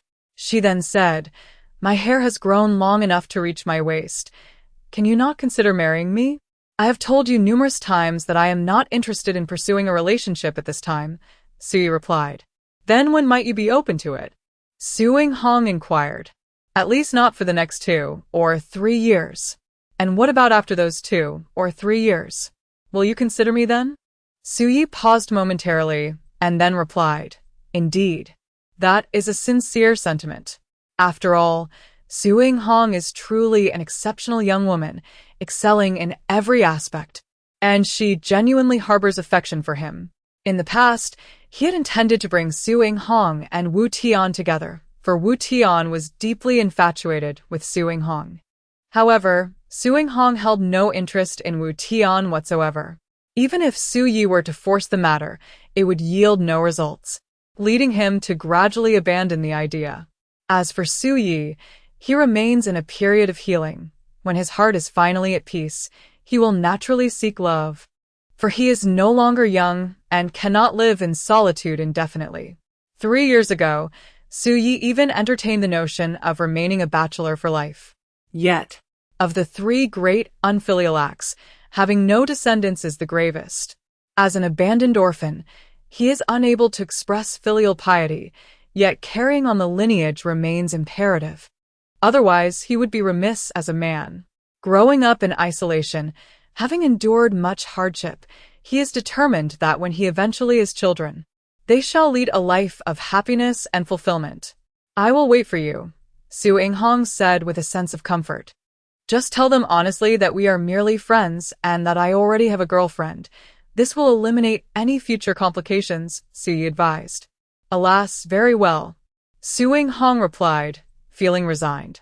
Currently, Su-yi can only appease Su Hong, as the future remains uncertain. As a beauty, Su Yinghong has never lacked suitors. It is entirely possible that one day she may change her mind, cease her pursuit of Su Yi, and seek solace in another's embrace. As for Su Yi, he too has numerous options. The beautiful neighbor, Song Yueshi, is a prime candidate, and Wang Mei is also a possibility, while Chen Bing and Gao Mingzhu could suffice as well. Moreover, in the future, he will undoubtedly encounter more remarkable young women, who can predict whom he will choose in a year or two. Thus, for now, it is best to refrain from such thoughts and focus on being a devoted single individual. Days of tranquility and comfort passed, and Su Yi obtained the business license, commissioning a website design for the company and enlisting Su Yinghong for Baidu promotion. This way, he could accept business from all corners of the nation.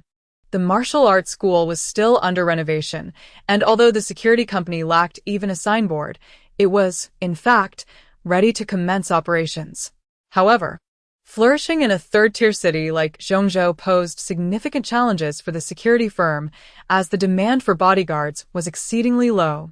Unlike larger cities teeming with wealthy merchants and numerous celebrities, the need here was minimal. To address this, Su Yi reached out to Song Yueshi and Tang Bian. Song Yueshi, the head of the Zhongzhou wine group, was well acquainted with many local affluent individuals, while Tang Bian's father was a renowned real estate magnate, likely to have connections with potential clients. After all, ordinary people are often unafraid of risks, while the wealthy are acutely aware of the existence of ancient martial artists and those with extraordinary abilities, placing great emphasis on their personal safety. The idea of establishing a security company initially arose when Song Yueshi proposed that Su Yi become her assistant. Therefore, even with a limited number of contracts, targeting these affluent individuals would suffice. A few clients over the course of a year would be ample. After all, this venture required no initial investment, ensuring profit with minimal risk, merely a matter of how much one could earn. Song Yueshi was very considerate, as she had personally endured terrifying experiences, leaving her with an acute sense of insecurity. Initially, she had offered Su Yi a staggering annual salary of $1 million to work as her assistant, but Su Yi adamantly refused, leaving her in a state of despair. Ultimately, with no other options, she decided to learn martial arts from Su Yi, seeking to protect herself. However, she was acutely aware that her meager skills were barely adequate to handle a few young ruffians. Should she encounter a master of ancient martial arts or a practitioner of supernatural abilities, she would be utterly defenseless. Moreover, with her hectic schedule and frequent business trips to unfamiliar locales, her safety was far from assured. Thus, upon learning that Su Yi had established a bodyguard company, she felt a surge of joy and facilitated their first business deal. She excluded veterans like Cheng Jin from consideration, as she sought formidable experts. The more powerful, the better. Currently, Su Yi's team consisted solely of Wang Liang, Wang Mei, and Chen Bing. In terms of strength, Chen Bing was the strongest. Yet her past as an assassin made Song Yueshi uncomfortable. As for Wang Liang, he was the very one who had invaded her home and nearly caused her demise. Had Su Yi not intervened in time, her fate would have been sealed. Although Song Yueshi had come to terms with that incident, a lingering resentment remained. After all, such feelings are not uncommon among women. Consequently, her only option was to select Wang Mei. Thus, Su Yi contacted Wang Mei, inviting her to meet Song Yueshi in Zhongzhou. Chapter 55. The conscientious boss Wang Mei was stunningly beautiful, on par with Song Yueshi, each possessing their unique charms. However, due to her status as a supernatural expert, her expectations were exceptionally high. Previously, Wang Mei had already met Song Yueshi, and this time, the three convened at Su Yi's residence. As for the commission, this has already been discussed privately.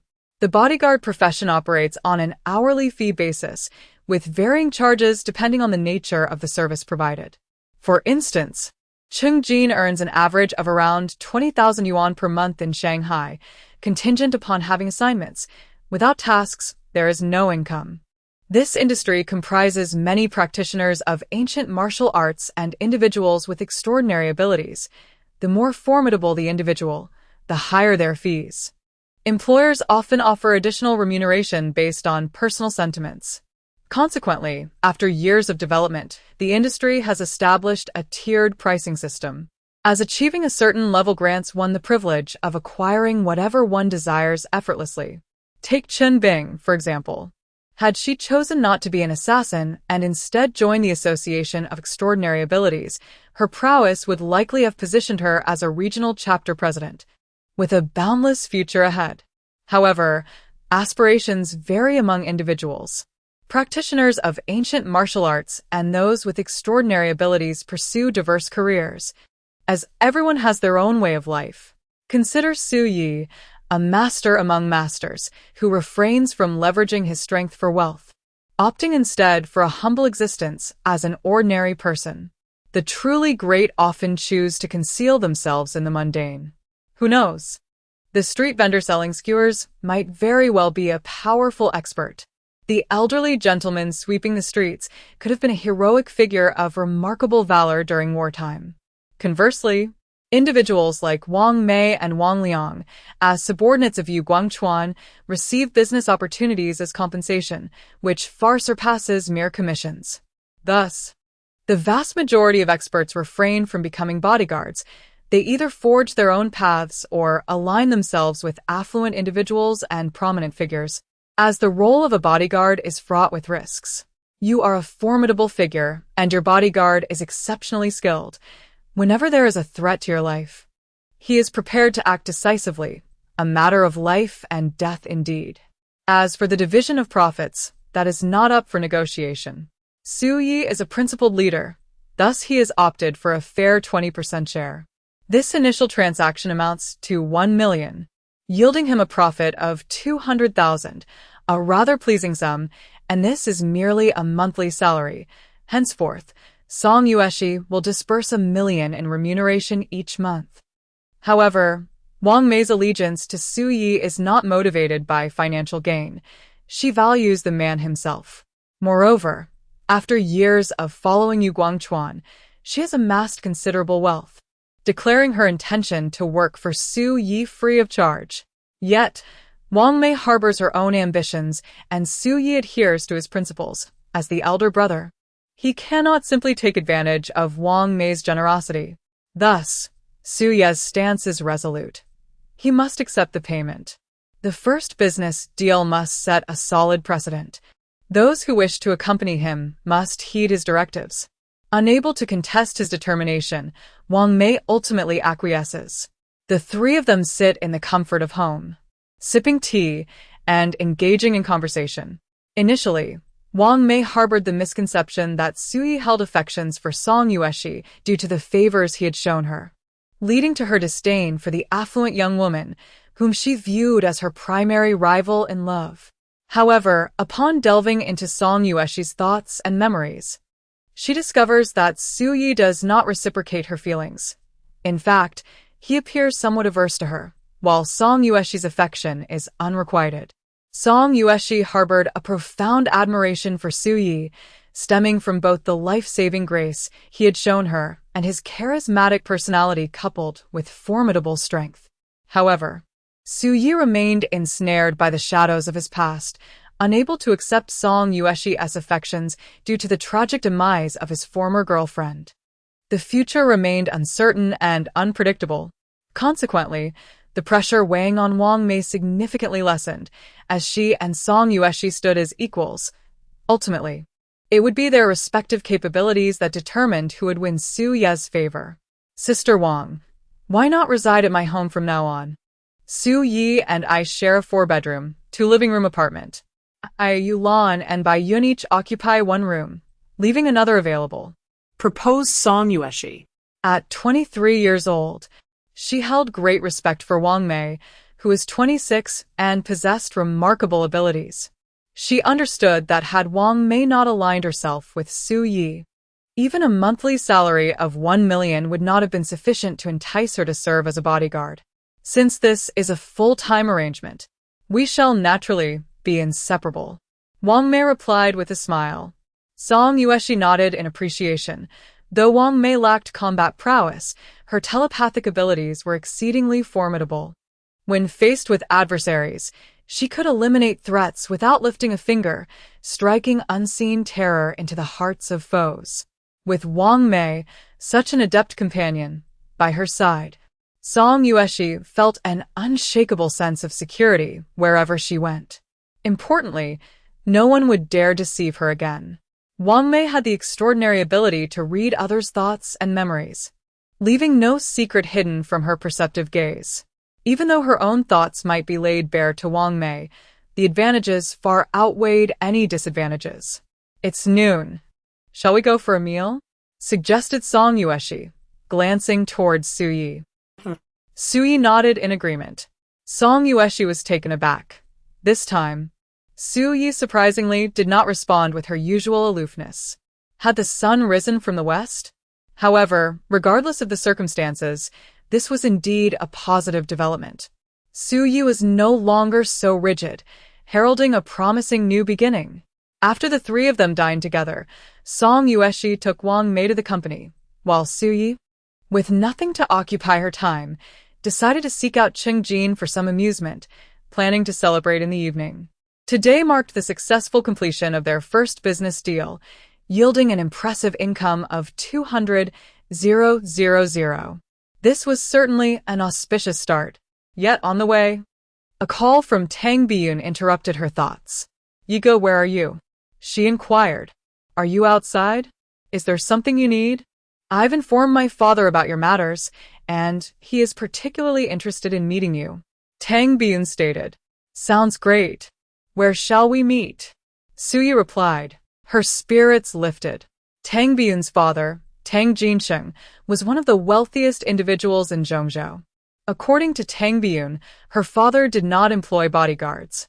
If Tang Jinsheng had the inclination to engage, it could potentially lead to a second business deal, and the thought of another substantial income delighted Su Yi. After all, the earnings were remarkably gratifying. Chapter 56. May I seek your guidance?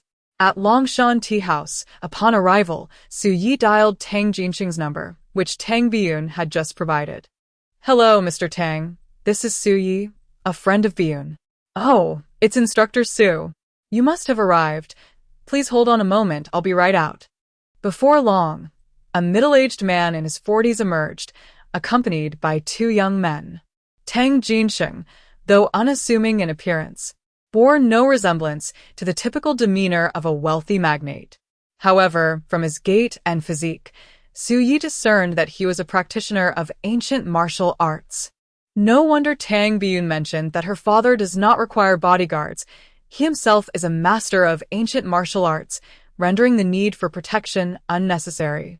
This revelation left Su Yi feeling somewhat disappointed, as it appeared that Tang Jinsheng was not seeking to hire a bodyguard, but rather to establish an acquaintance. However, this could prove beneficial, for after their introduction, Tang Jinsheng might very well introduce Su Yi to potential clients. With a warm smile, Tang Jinsheng approached and cordially shook hands with Su Yi, remarking, Instructor Su, you are even younger than I had envisioned.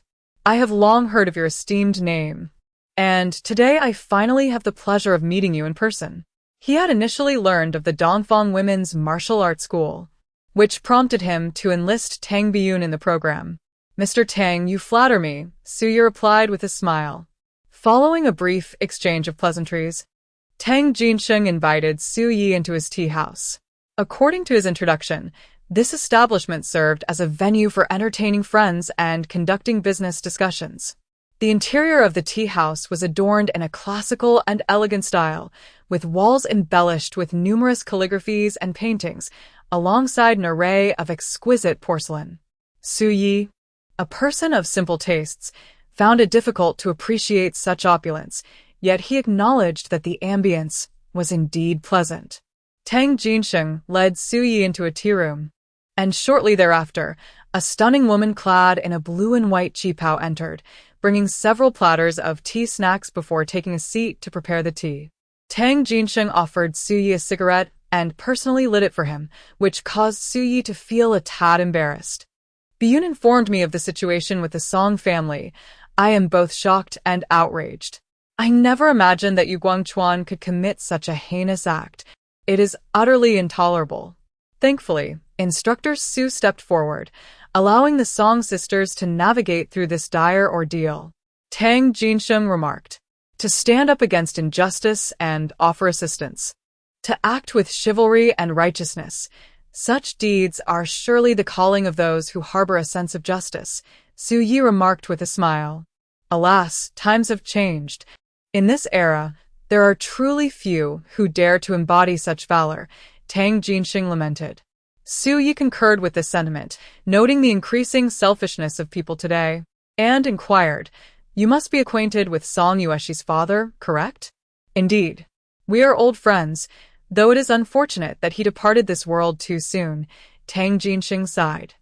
Life and death are fated, and wealth is determined by the heavens. Such is the inescapable truth.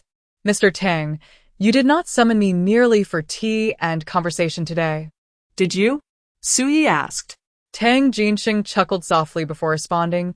I am aware of your prowess, Su instructor. I have heard you are teaching the Biyun martial arts, for which I am particularly grateful. As an ancient martial artist, I once suggested that she train under my guidance, but she showed little interest.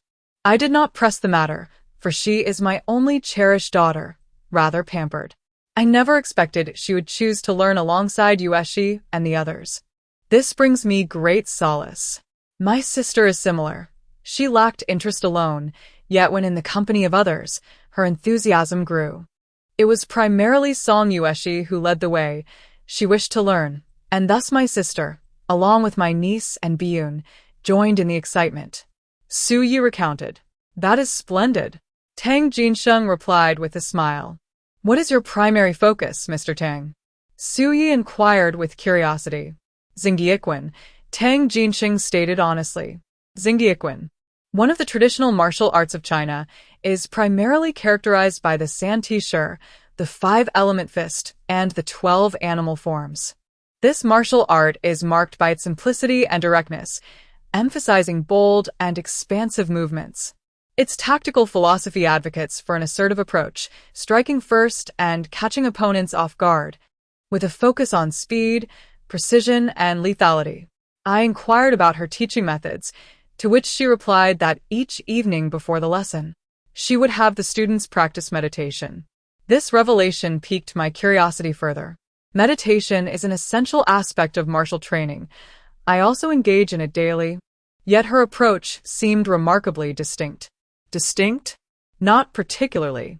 Su Yi remarked with a smile. Meditation is merely about breath control. It involves no special techniques. With practice, anyone can master it. I initially learned from instructional videos online. You learned online? Tang Jinsheng exclaimed in disbelief. He was aware that Su Yi was an exceptional martial artist with extraordinary abilities, as well as a skilled fighter who had once served as an elite special forces soldier. Therefore, he assumed that Su Yi had received formal training under a master, as it is often said that great teachers produce outstanding disciples. However, Su Yi now claimed that his knowledge stemmed from the internet. Indeed, Su Yi affirmed, this was the truth. During his time in the military, he had trained primarily in grappling and combat techniques tailored for real-world situations. Later, to establish the Oriental Women's Martial Arts Academy, he specifically sought online resources to learn Bagua Zhang and the 18 falling techniques. As for meditation, the plethora of yoga tutorials and various assorted videos available online made it easy to acquire the knowledge. In essence, he was essentially a self-taught practitioner, having never undergone formal education in the discipline. After his rebirth from the ashes, he experienced a significant enhancement of his attributes. When facing adversaries, there was no need for flamboyant techniques or intricate routines, adhering to the fundamental principle that in martial arts, speed triumphs over all. He could easily overpower anyone. However, the practice of meditation offered immense benefits.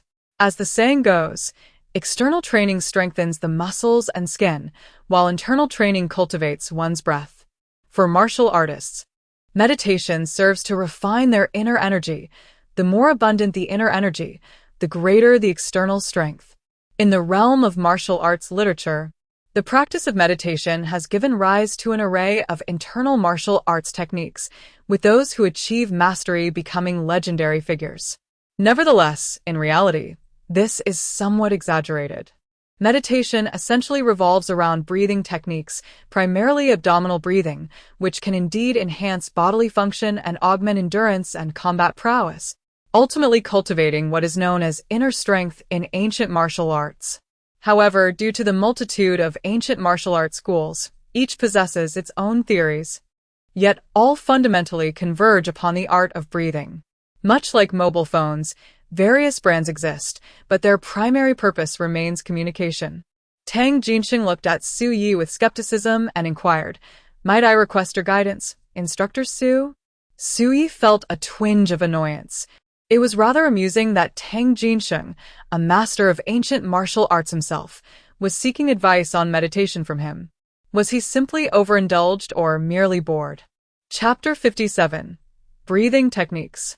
Given Tang Jinxing's request, Xu Yi felt reluctant to decline, for he genuinely believed that meditation held little technical complexity. Ancient martial arts have a profound and enduring history, genuinely existing with numerous schools of thought. However, in the contemporary world, there exists no such thing as an extraordinary internal energy technique. Masters of ancient martial arts are forged through relentless practice. With a focus on physical training complemented by breath control, meditation serves merely as an auxiliary to the training. To date, he has yet to hear of a master who gained renown solely due to exceptional internal techniques. As for Xu Yi, he possesses the ability to enhance himself by inhaling and exhaling the spiritual energy of nature through his breath.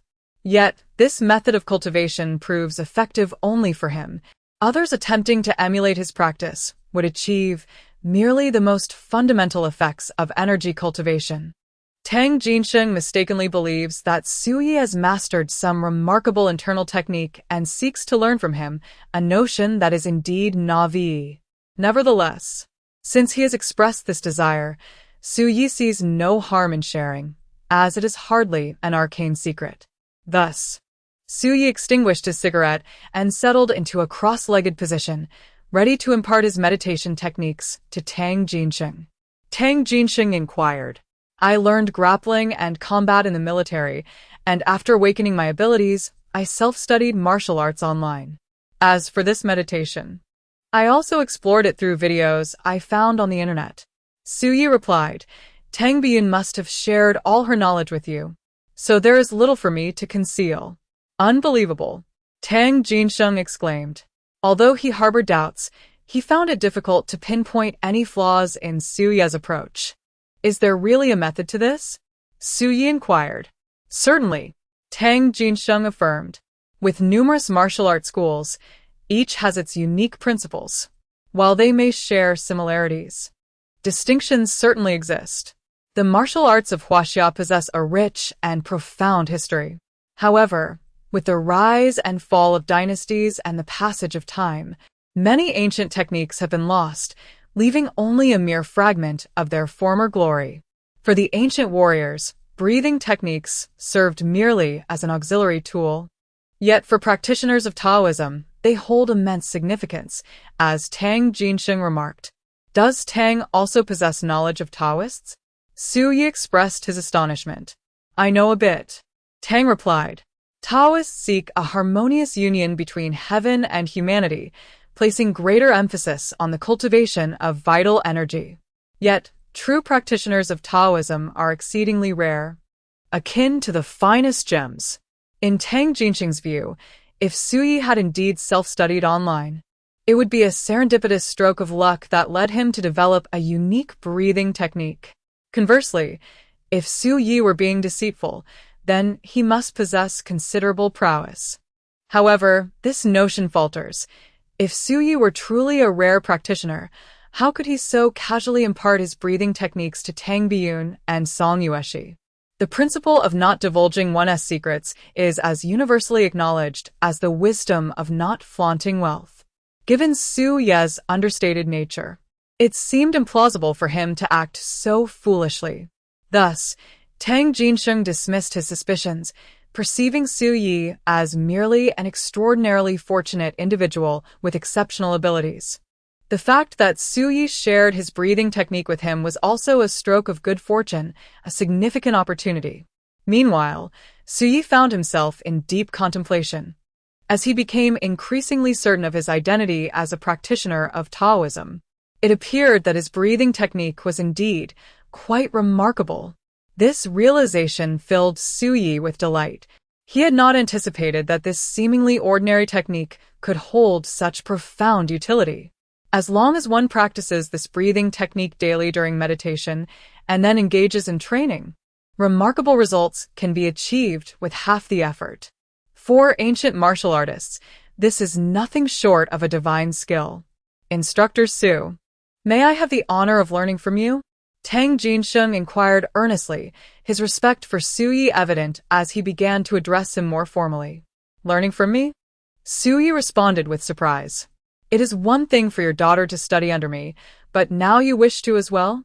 Tang Jinsheng nodded gravely and stated, your breathing technique can enhance one's internal strength, a prospect that would entice any ancient martial artist. I sincerely wish to become your disciple and rest assured, I shall not disclose this knowledge to others. I will treat it with the utmost discretion. Bai Yun is currently my student, and I regard her as a sister. Mr. Tang is her father, and we share a rapport, so if Mr. Tang desires to learn, I shall teach you. Su Yi replied. Tang Jinsheng was eager to learn. Should Su Yi decline, he would undoubtedly have Tang Baiyun intercede on his behalf, or even invoke Zhao Yuhan's support. Moreover, Su Yi was counting on Tang Jinsheng to introduce clients to him, making it prudent to agree. After all, he was indifferent to this. Like a chef who may be reluctant to share his culinary secrets, he would not hesitate to teach someone how to drive. Su Yi relied on the totemic mark, which was his ultimate trump card. Everything else was mere triviality. Then thank you, Instructor Su. Oh no. Thank you, Master. Tang Jinsheng exclaimed joyfully. I cannot accept the title of Master, Mr. Tang. Please just call me Su Yi. Su Yi replied with a smile. You have imparted your skills to me. It is only fitting that I address you as my master. Tang Jinsheng insisted. Su Yi smiled, conceding to his desire. Thus, he commenced his meticulous instruction. Though the breathing technique was deceptively simple, consisting merely of inhalation and exhalation, a slight deviation could lead to significant errors. However, Tang Jinsheng was no novice. As a seasoned martial artist with decades of meditation experience, he was poised to grasp the essence of the technique with earnest study. The teaching extended throughout the afternoon, and by nightfall, Tang Jinsheng had mastered the practice. In his exuberance, he insisted on treating Su Yi to dinner, and despite his reluctance, Su Yi acquiesced. Strictly speaking, this marked the first encounter with a significant figure since Su Yi's arrival in Zhongzhou 3 years prior. Previously, he had shunned interactions with such individuals, but now, for the sake of his security company, he recognized the necessity of forging connections with the wealthy. After all, a mere introduction from them could lead to substantial business opportunities. Chapter 58. Not yet suicidal under Tang Jinsheng's guidance, Su Yi arrived at the Golden Dragon Hotel, a prestigious establishment owned by Tang, boasting 4 stars. The opulent private room featured an impressively large table, and Tang ordered over 20 dishes, which felt rather extravagant for just the 2 of them. However, as Su Yi bore no financial burden, he relished the feast. Tang Jinsheng was a formidable drinker, and Su Yi was no slouch himself, earning a reputation as a formidable presence at the dining table. The 2 consumed 4 bottles of the renowned Flying Fairy Maotai, leaving Tang Jinsheng inebriated to the point of slurred speech, while Su Yi remained merely tipsy. Throughout the evening, they engaged in extensive conversation, with Tang expressing deep admiration for the young Su Yi, acknowledging his prowess that far surpassed his own. Moreover, Tang Baiyun is currently training in martial arts under Su Yi and resides in Song Yueshi's home. Consequently, Tang Jinsheng hopes that Su Yi will take special care of his daughter, implying that he harbors aspirations for a budding romance between them. However, Su Yi remains indifferent. Despite Tang Biyun's beauty and her father's considerable wealth, she is merely a young girl. Even if Su Yi were to seek a partner, she would not fit his preferred type, as he is several years her senior and finds no common ground with her. Furthermore, Su Yi articulated a request, hoping that Tang Jinsheng could introduce him to potential clients. Tang Jinsheng then inquired about the current size and nature of Su Yi's company. Given the close relationship between Tang Jinsheng and Song Yueshi's father, Song Jianglong, Su Yi candidly shared details. The siblings Wang Mei and Wang Liang, who had previously worked under Yu Guangchuan, along with the highly paid Qin Bing, have all been integrated into a security firm following their defeat at Su Yi's hands, and they now form the backbone of the company. As for Yu Guangchuan, it is rumored that he met his demise in Macau. Tang Jinsheng, being exceptionally astute, refrained from probing further and expressed his approval. He had already heard whispers of Yu Guangchuan's violent end and, while initially taken aback, Su Yi's revelations clarified matters for him. Yu Guangchuan's death, though possibly accidental, may indeed be linked to Su Yi. Regardless, it is a development that brings a sense of relief to many. Many harbor a desire for Yu Guangchuan to meet his demise beneath the wheels of a vehicle. Tang Jinsheng is among them. His animosity towards Yu Guangchuan runs deep, rendering him indifferent to the manner of his end. The news of his death has prompted a cacophony of celebration among many. Once, I counted Yu Guangchuan as a friend, yet his duplicitous nature and relentless self-interest led him to betray anyone in his path, culminating in a fate that is entirely deserved. Let your brother serve as my wife's chauffeur. She idles her days away, frequently engaging in mahjong games with the wives of various officials. A driver's role would be relatively undemanding, Tang Jinsheng proposed. Having served in the military himself, he noted that his company would favor ex-soldiers when hiring. Yet his primary motivation was to honor Su Yi. Su Yi, who operates a bodyguard agency, had today imparted breathing techniques to him, making it imperative to support her endeavors. He shall report for duty tomorrow, Su Yi affirmed with satisfaction. What do you think of a monthly salary of 50,000? Tang Jinsheng inquired. That is excessive. Su Yi replied. Cheng Jin is merely a soldier, not a practitioner of ancient martial arts or a superhuman. Even a D-class superhuman earns a starting salary of 50,000. Thus, this amount is unwarranted. Business is business, and friendship is friendship. An ordinary bodyguard like Cheng Jin does not warrant such a price. Tang Jinsheng, in a bid to curry favor, had offered such a generous sum. However, Su Yi could not acquiesce merely due to his enthusiasm. He raised his glass, declaring, "A bodyguard is ultimately a bodyguard. In critical moments, they must stand as a shield. In business, one cannot afford to be overly benevolent. 50,000 it is. And further discussion serves no purpose. I am a straightforward man. Come, let us drink, for all is understood in silence." Cheers. Su Yi found himself in a state of resignation, as Tang Jinsheng's resolve left him with no choice but to acquiesce. During their farewell, Tang Jinsheng presented Su Yi with a bank card, declaring it to be the tuition fee for imparting his breathing technique, insisting that Su Yi must accept it. Unable to resist, Su Yi reluctantly accepted the gift. After their parting, he sought out an ATM near the hotel to check the balance. A staggering 20 million. Tang Jinsheng was indeed generous. For merely sharing a breathing method, he bestowed such a substantial sum. For this reason alone, Su Yi felt compelled to befriend him. He then called Cheng Jin, providing him with the contact number of Tang Jinsheng's wife, instructing him to start work the following day. Cheng Jin was elated. After all, simply being a driver would yield a monthly salary of 50,000, an exhilarating prospect. That evening, Su Yi had promised Gao Mingzhu that he would call. And now it was time to fulfill that promise. Good evening, President Gao. Hello, Boss Su. How have you been? Is your brother faring well these days? Su Yi inquired.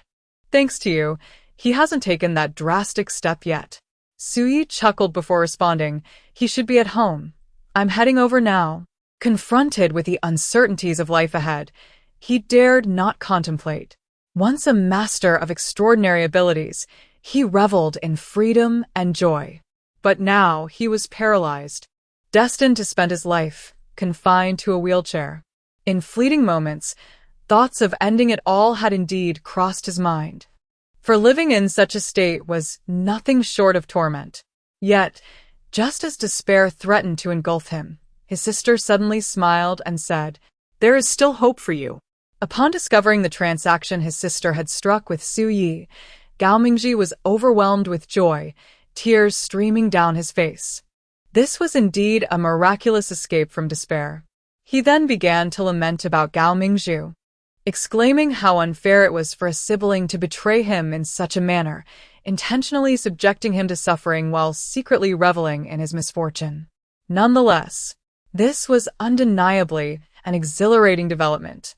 Not only could he rise again, but he could also regain his strength, filling him with immense delight. As for his previous loathing towards Su Yi, it was hardly worth mentioning. He was far too grateful to harbor any resentment. Such a magnanimous and principled individual deserved nothing less than admiration. Chapter 59. Doubt?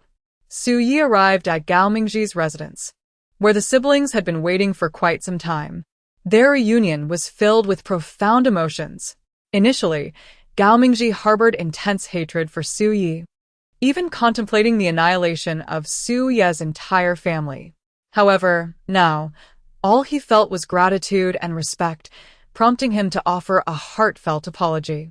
"Brother Yi, I was blind to your greatness and have wronged you. I sincerely apologize, Brother Yi. You have a wonderful sister," Su Yi remarked. "Indeed, I am aware." Gao Mingji nodded in agreement. Were it not for his sister's unwavering protection, he would not have felt so invincible. Previously, he had never encountered anyone particularly formidable, allowing him to remain unscathed. However, this time, he had struck a formidable opponent in Su Yi, learning a valuable lesson from his misstep. Furthermore, his sister had taken this opportunity to impart profound wisdom, leading him to a clearer self-awareness. Henceforth, he resolved to temper his behavior. Everyone experiences rebellion, but after enduring significant hardships and setbacks, one inevitably matures. To recognize one's mistakes and amend them is indeed a sign of a good character. However, those who remain obstinately ignorant are beyond redemption. Gao Mingji has suffered greatly this time. His demeanor certainly reflects a sense of remorse. If he can temper his arrogance and adopt a more humble approach in the future, he will undoubtedly become a pillar of society. In the past, Su Yi regarded himself as exceptionally impressive, dismissing others with disdain. As a mere scoundrel, he was no better than Gao Mingji. Yet, through numerous experiences, he has grown steadfast and wise. As someone who has traversed similar paths, he believes in granting others the opportunity to reform, for offering chances to others is akin to granting oneself a chance. Take Wang Mei, Wang Liang, and Chen Bing as examples. By extending them opportunities, Su Yi has gained their unwavering loyalty. Su Yi once saved Wu Tian's life, and now Wu Tian is willing to traverse fire and water for him. People inherently reciprocate kindness, treat others well, and they shall return the favor. Of course, many remain ungrateful, yet thus far, Su Yi has not encountered such individuals. As for Gao Mingji, whether he chooses to reform or remain stubborn is of little concern to Su Yi, as this matter pertains solely to the agreement he has with Gao Mingzhu. Without further ado, Su Yi began to reinvigorate Gao Mingji, gradually restoring his depleted energy. Following this, he drew blood to heal his wounds. Upon completing these actions, Gao Mingji rose once more, distinctly sensing the resurgence of energy within him. You may be formidable, but there are always those who surpass you. If you fail to exercise restraint, it is only a matter of time before you suffer greatly. Your sister may protect you for a moment, but she cannot shield you for a lifetime. Offending the wrong individuals could lead you to an untimely demise, Su Yi admonished. Indeed. Yi Ji's lesson is that I will certainly be honest from now on, Gao Mingji remarked. Su Yi stands as a living testament to this, possessing formidable strength yet remaining inconspicuous. Fortunately, Su Yi is magnanimous and broad-minded, otherwise, he would not have survived to this day. Su Yi smiled and nodded, then addressed Gao Mingzhu. I must take my leave now. Consider this a friendly reminder. It is time for you to settle the payment. Gao Mingzhu understood and pulled out a bank card from his pocket, offering it with the words, "The password is on the back of the card." Su Yi reached out to accept it, tucking it into his pocket. Just moments ago, Tang Jinsheng had given him 20 million and now another 20 million. Within a single night, his earnings had surged to 40 million, adding to his existing 20 million in savings, totaling over 60 million in wealth. Becoming a billionaire seemed almost within reach. Until we meet again. Su Yi uttered a phrase common in the circles, preparing to depart. Su Yi, please sit down for a cup of tea. There are matters I wish to discuss with you. Gao Mingzhu said. What could a regional vice president like you possibly have to discuss with me? Su Yi replied with a smile.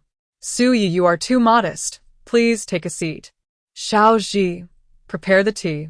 Gao Mingzhu insisted. Very well. Seeing this, Su Yi had no choice but to sit down. Gao Mingzhu brewed the tea and offered Su Yi a cigarette, lighting it for him. Gao Mingzhu then remarked, I have heard that you have established a bodyguard company and have taken in 2 subordinates of Yu Guangchuan. Surely, you are aware of Yu Guangchuan's demise, are you not? Your information is quite astute. Indeed, I am aware. Su Yi responded with a smile, though he was secretly astonished.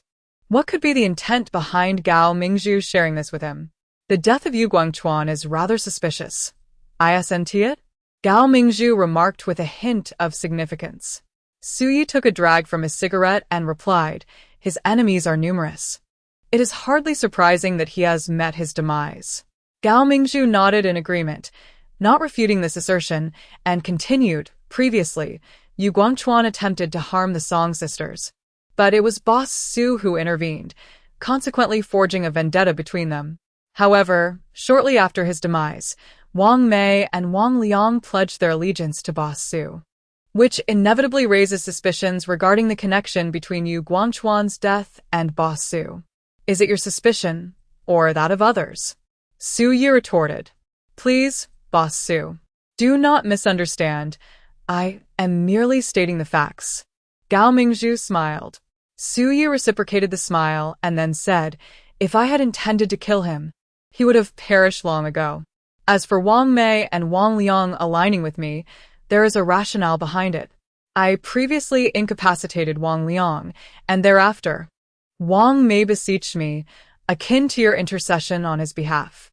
I restored Wang Liang's strength, and thus, they are filled with gratitude.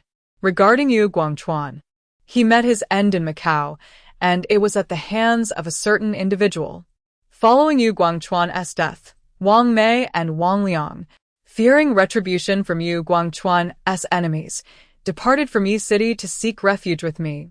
This is hardly unreasonable, is it? The matter of Yu Guangchuan hiring Chen Bing to assassinate Su Yi was known only to Wang Mei, Wang Liang, and Song Yi, but with Song Yi now deceased, no one is aware of Chen Bing's existence.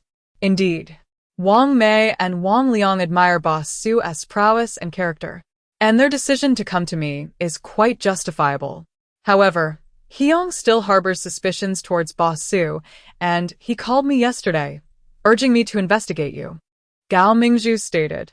Su Yi furrowed his brows and then said, so you also suspect me, don't you? No. I believe that the death of Yu Guangchuan has no connection to Boss Su. Gao Mingzhu replied. Why is that? Su Yi inquired. A person as low-key as Boss Su could never resort to murdering a public figure like Yu Guangchuan. Moreover, there is no deep-seated enmity between you. Therefore, there is absolutely no motive for Boss Su to harm him, Gao Mingzhu asserted. Su Yi smiled and nodded, clearly pleased with her words. Chapter 60. The dawn of hope. Hyang is investigating me because of Wang Mei's defection to your side, isn't he? Su Yi remarked. Indeed. He harbors feelings for Wang Mei, yet she chose to align with Boss Su, especially after Yu Guangchuan's demise. Anyone in his position would harbor suspicions. However, the fact remains that Yu Guangchuan was murdered, and evidence is paramount in such matters. Furthermore, based on my understanding of Hyang, he likely wouldn't pursue this matter to the end. Gao Mingzhu explained. Those who are upright need not fear shadows. This matter has nothing to do with me. So, why should I be concerned? Su Yi stated. The culprit was indeed Chen Bing, and it had no bearing on him. Despite Chen Bing's allegiance to him, he was operating under a new identity.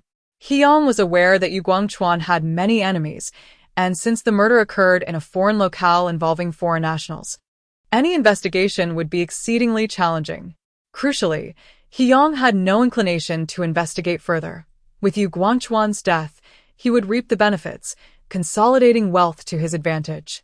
Naturally, Hyang had feelings for Wang Mei, but since she had chosen Su Yi, this may have stirred feelings of jealousy and resentment within him.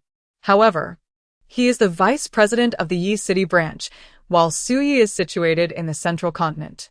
Even if he harbors disdain for Su Yi, he finds himself powerless. Should he truly attempt to create trouble for Su Yi, the latter would undoubtedly teach him a lesson.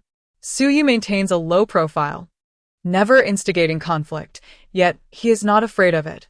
If truly provoked, it matters not who you are. Gao Mingzhu nodded, saying, in truth, I do not mean anything by this. Boss Su has established a bodyguard company and is likely in need of manpower. Therefore, I wish for Xiao Ji to work alongside Boss Su. He idles away his time, neglecting his duties, and under Boss Su's guidance, you could also help discipline him. Follow me? Su Yi expressed his surprise. Brother Yi, allow me to accompany you. I am willing to assist in any capacity.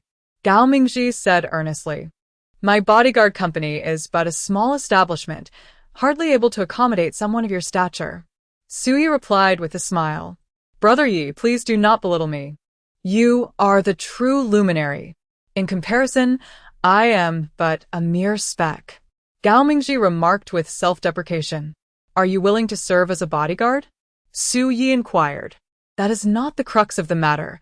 What truly matters is that I wish to work alongside Brother Yi. Gao Mingzhi asserted. Su Yi is a formidable powerhouse. Unmatched in strength, even his sister, a celestial angel, cannot withstand his prowess. As the regional vice president, she intends to cultivate a good rapport with Su Yi. While he harbors profound admiration for Su Yi, thus he ardently desires to associate with this esteemed elder brother. If that is the case, then very well. Su Yi agreed.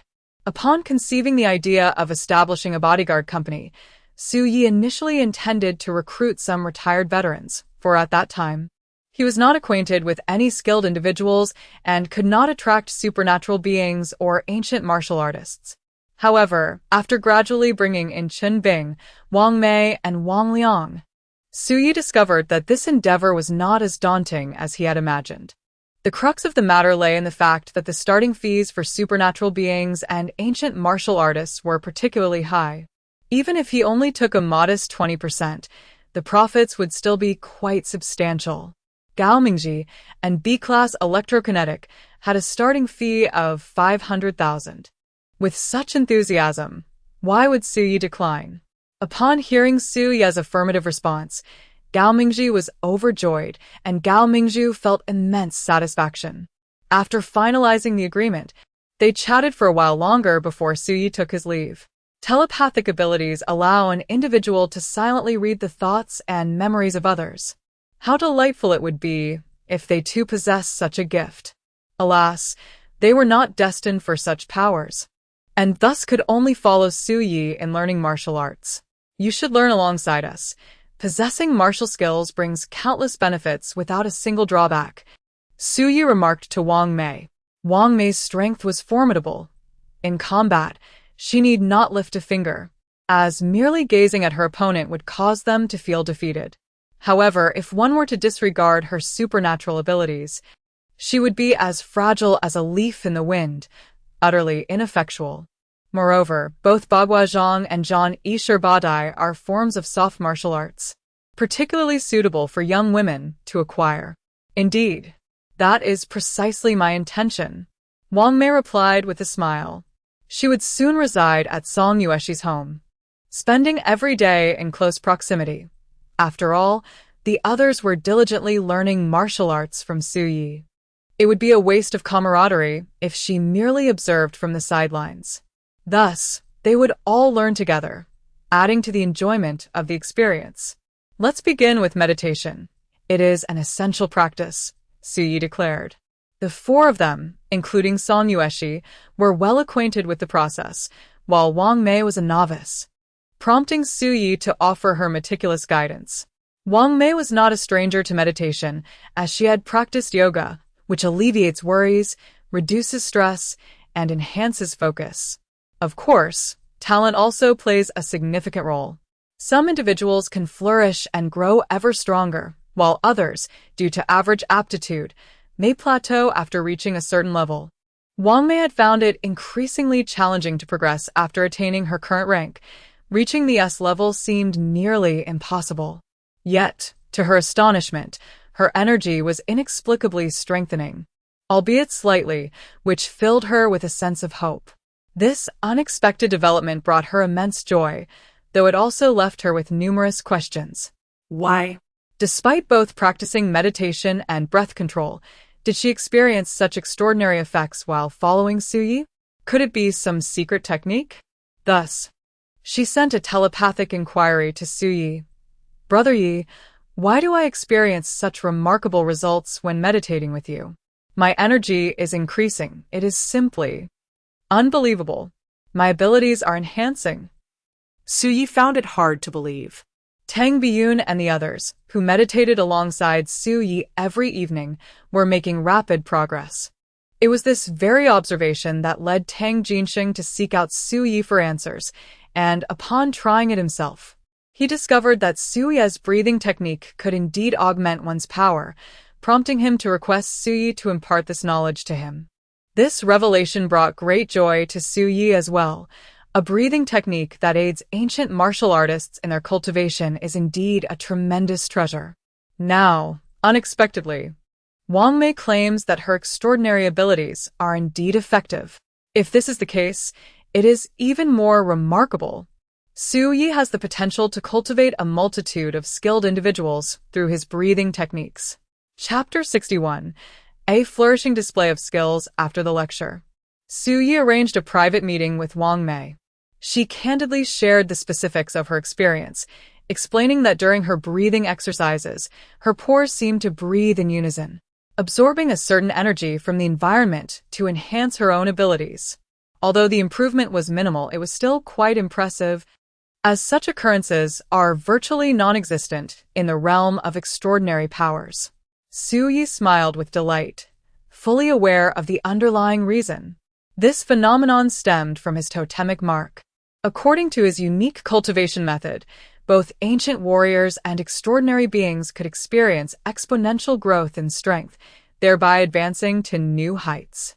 However, he found himself unable to explain this, so he cleverly suggested, "This is my self-created secret method.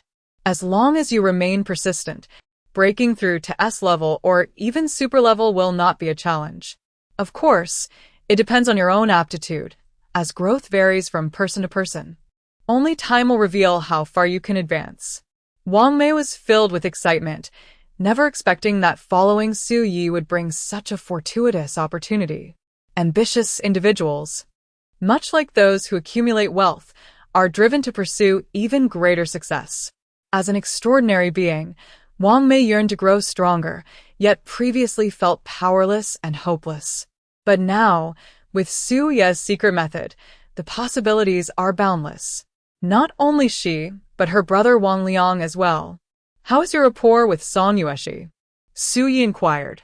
"Especially harmonious. Rest assured." After a night of silence, The following morning, Cheng Jin called to inform that he had already contacted Tang Jinsheng and his wife Xiao Ping and was en route. He would officially commence work today. Su Yi cautioned him to perform diligently. With a wealthy patroness like Xiao Ping, her generosity was assured, as long as Cheng Jin demonstrated commendable performance. He would undoubtedly be well compensated. Cheng Jin guaranteed that he would indeed work hard, for he understood that this was an exceptionally easy job. Indulging in fine dining and drink while receiving substantial remuneration. Truly a delightful arrangement. After breakfast, Zhao Yuhan departed for school with Tang Biyun, while Su Yi drove to the martial arts studio. The renovations of the studio were halfway complete, and in a little over half a month, it would reopen for business. Previously, the martial arts studio had been his primary endeavor. However, now the bodyguard company served as the foundation of his wealth, both effortless and lucrative. Whenever he was with Su Yi, Su Yinghong would exhibit remarkable tenderness, but today, she seemed to harbor grievances. "Brother Yi, why did you deceive me?" Su Yi, taken aback, asked, "What did I deceive you about?" "About the chicken soup matter," Su Yinghong replied. Su Yi furrowed his brows, inwardly cursing Wu Tian, for he was certain that the rascal had said something to Su Yinghong. "I shared the miraculous recovery of my father with Wu Tian, who remarked that it wasn't the magic of a klitsch, but rather my own wonder." However, his words were rather vague, as if he was intentionally concealing something. Thus, I pressed him for details. Initially reluctant to divulge, he eventually relented. "As you know, his unrequited affection for me has been evident for quite some time," Su Yinghong remarked. "This fellow, so tight-lipped." Su Yi sighed in exasperation. He had intended to keep his accomplishments and reputation hidden, yet unfortunately, Su Yinghong had discovered the truth. "Yay? "I never expected you to be this kind of person," Su Yinghong exclaimed. "What kind of person am I?" Su Yi replied, feeling rather perplexed. "A master.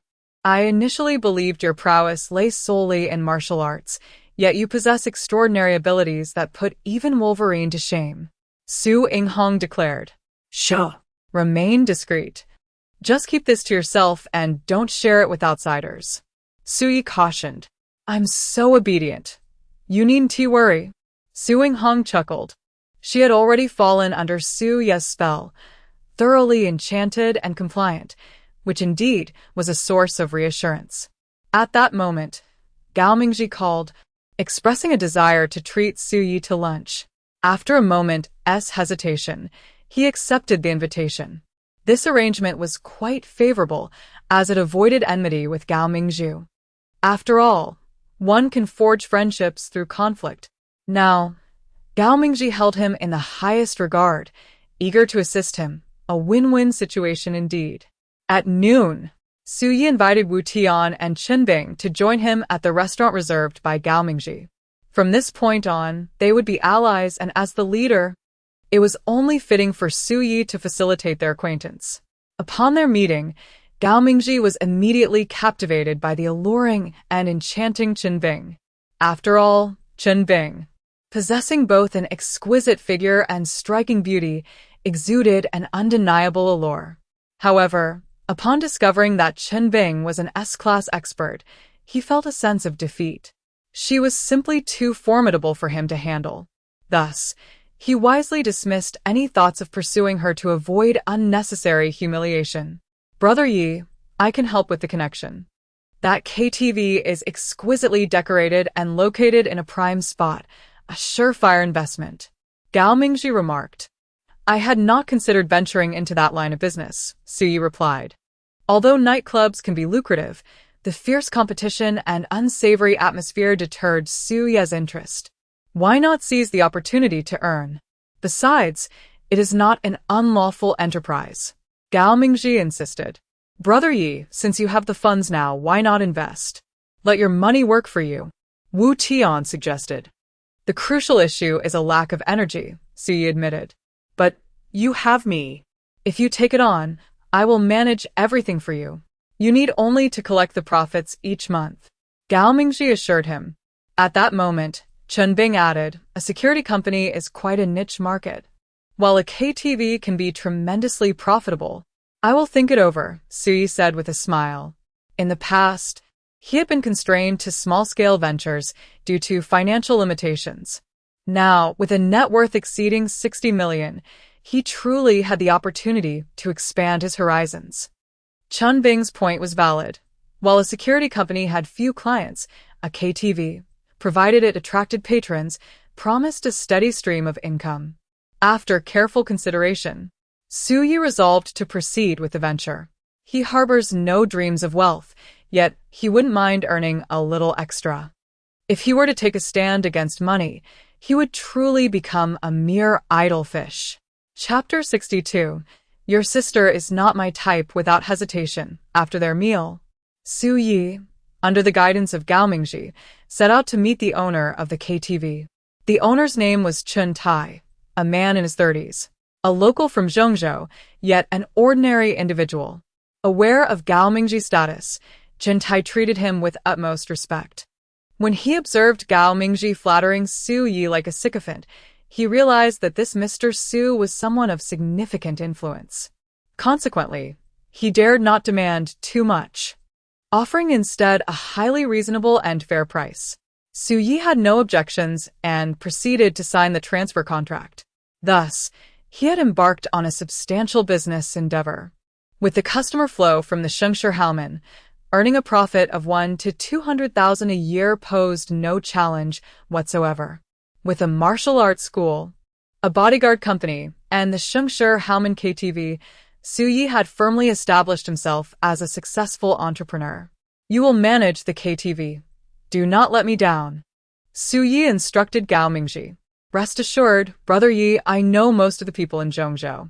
I may not have many acquaintances, but I certainly possess a plethora of fair-weather friends. I can drive the other KTVs in Zhengzhou out of business, haha. Gao Mingji replied with a smile. Although Zhengzhou is not large, it boasts over a dozen KTV establishments, with Shengshe Halman ranking among the top 5.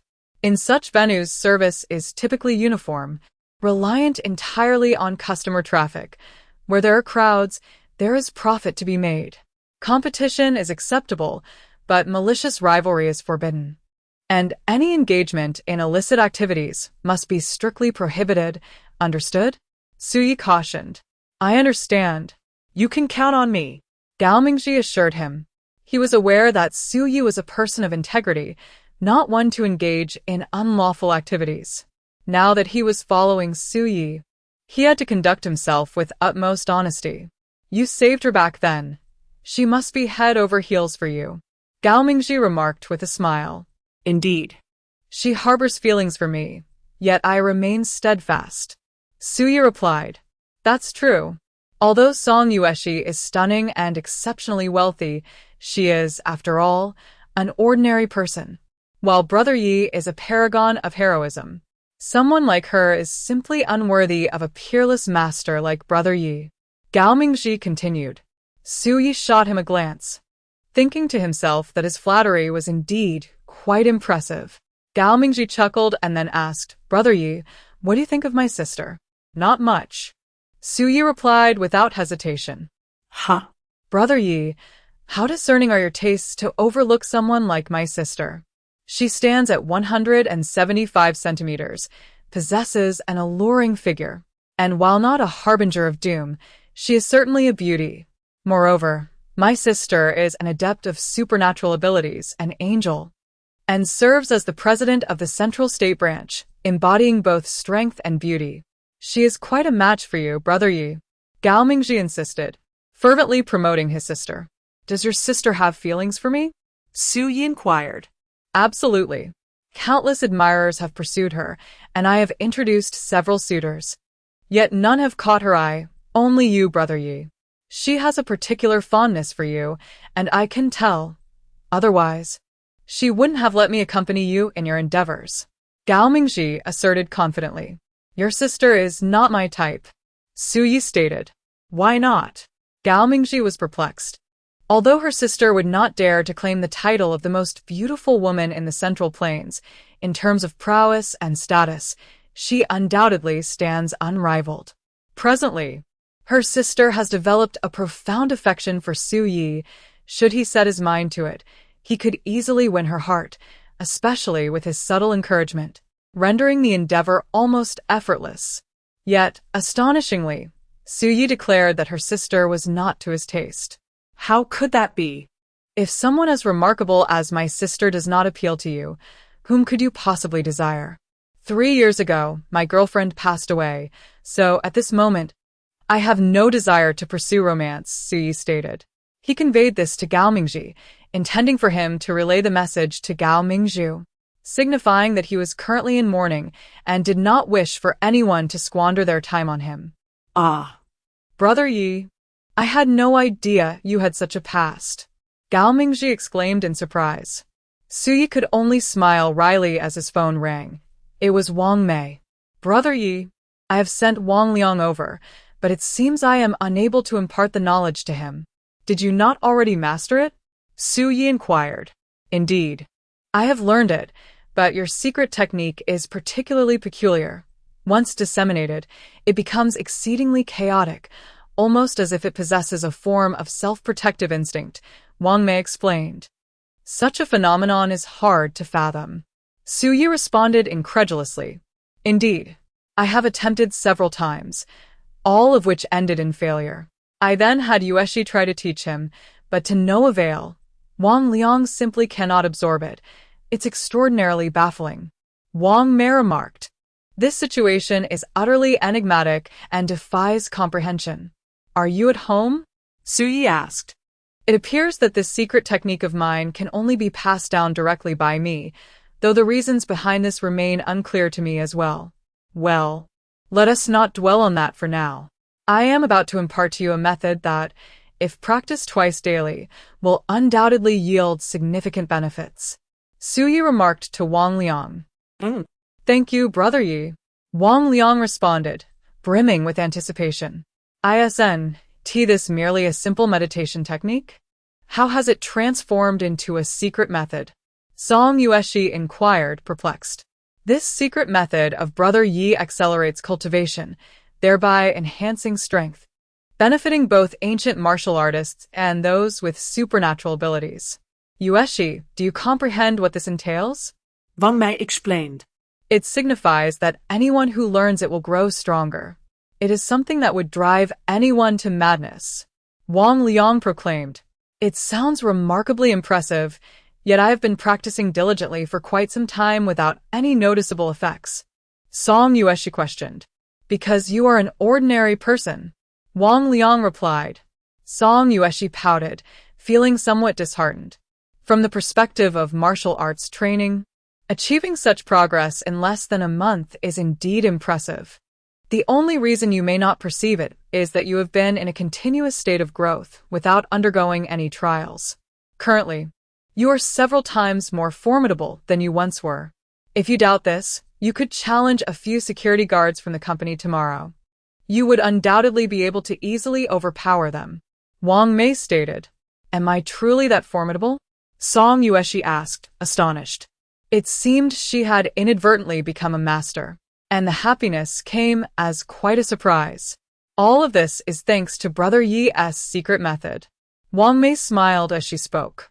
Song Yueshi turned her gaze to Su Yi, yet found herself at a loss for words. Gratitude expressed in words has been abundant, yet no matter how often it is articulated, Su Yi remains perpetually indifferent. Therefore, she has grown weary of uttering it once more. In Chapter 63, The Northern Abyss Decision, Su Yi imparts the breathing technique to Wang Liang. After experiencing its efficacy, he is filled with immense joy. With this secret method, transcending limitations, even reaching S rank, is no longer merely a dream. While Wang Liang meditates and cultivates, Su Yi observes him, noting that he can effortlessly absorb the spiritual energy of the heavens and the earth, thereby validating her perspective. Through secret methods, extraordinary individuals can undergo a complete transformation. At the Zhongzhou Grand Hotel, Su Yi summons Qingjin, Wu Tian, and Qin Bing, gathering 10 individuals in a lively assembly. Those who indulge in libations partake, while the others opt for soft drinks. During this time, Su Yi also announces the transfer of the Shengshi Haomen KTV. Zhao Yuhan is particularly astonished, unable to fathom how Su Yi has become so affluent. She recalls that when Song Yueshi expressed her gratitude for Su Ye's life-saving assistance, she offered a reward of 10 million. Zhao Yuhan is aware of this, as Su Yi had purchased a Land Rover and disclosed the truth to her. However, the sums given by Yu Guangchuan, Tang Jinsheng, and Gao Mingzhu, each amounting to 20 million, remain undisclosed to anyone. Before Zhao Yuhan can inquire further, Song Yueshi interjects. Where did you amass such wealth? You haven't exhausted the funds you provided me. Su Yi replies, Indeed. Very well. Boss Su, I wish you flourishing business and ever-growing success. Song Yueshi raises her glass in a toast. Su Yi, the diminutive martial arts instructor, has now embarked on an ambitious expansion, venturing into the realms of a bodyguard company and KTV establishments. At this rate, in just a few years, he will undoubtedly emerge as a prominent figure in Zhongzhou. Witnessing Su Ye's ascent brings immense satisfaction to Song Yueshi, as he is the future boyfriend she cherishes. Once Su Yi attains greater heights, her pride will swell. When others inquire about her boyfriend's profession, she can boast, My boyfriend is quite exceptional, rather than awkwardly stating, My boyfriend is a martial arts instructor, which would evoke the imagery of flowers adorning cow dung. However, she currently bears considerable pressure, as it is evident that Wang Mei and Chen Bing are both eyeing Su Yi with keen interest. These two formidable rivals are not only adept in their own right, but also possess extraordinary abilities. In terms of beauty, she is their equal, and she is the wealthiest among them. Yet, in terms of strength, they could easily overshadow her. Thus, she feels compelled to take swift action. For being passive could result in losing the opportunity to those who seize it first, leaving her in despair. Zhao Yuhan's heart swells with joy, for unbeknownst to her, her brother-in-law has inexplicably transformed into a wealthy individual. With Su Ye's newfound affluence, her life is bound to improve significantly. Cheng Jin is envious of Su Yi. Aware of his charm with women, yet he never anticipated it would be to this extent. Aside from himself, Wu Tian and Wang Liang, every other individual present is a stunning beauty, each more exquisite than the last, representing a myriad of types, and they all harbor feelings for Su Yi. However, Su Yi, surrounded by admirers, remained indifferent, a sheer waste of such abundant resources, almost a travesty against nature. The disparity between individuals can be disheartening. While he struggled to find a girlfriend, Su Yi basked in the attention of numerous suitors. To add insult to injury, Su Yi refused to introduce him to anyone, a most unbrotherly act. After their meal, Song Yueshi suggested they continue their revelry at the Shengshi Haomen KTV. The atmosphere was lively, and as the proprietor of the establishment, he led the way, calling Gao Mingzhi to arrange a private room. Su Yi possessed a melodious voice, yet he had little inclination to sing. Wang Mei and Chen Bing indulged in drinks throughout, while Zhao Yuhan and Song Yulan reveled in the joy of their singing, taking turns in a merry fashion. During a trip to the restroom, Su Yi encountered a familiar face, Luo Cheng. Slightly inebriated, Luo Cheng's demeanor shifted to one of respect upon seeing Su Yi. He had witnessed Su Ye's remarkable prowess firsthand, and his father, Luo Shirong, had warned him to keep his distance from Su Yi and to abandon any thoughts of pursuing Song Yueshi. Though resentment brewed within him, he had no choice but to bow to Su Ye's formidable strength. Brother Yi, you're here too. It's been a while. Luo Cheng greeted with a smile. I am now the owner of this place, Su Yi replied with a grin. You've taken over here? Luo Cheng asked in astonishment. Indeed. I just acquired it today. I hope you'll come and support me often, Su Yi said. Absolutely. I must support Brother Ye's venue, and I will promote it vigorously among my friends. Luo Cheng responded with enthusiasm. Although this individual may not be of the most admirable character, His status as a wealthy second-generation heir allows him to attract considerable business to KTV establishments. Suyi patted Luo Cheng's shoulder and remarked, "I shall pay your father a visit for tea sometime." Sounds good.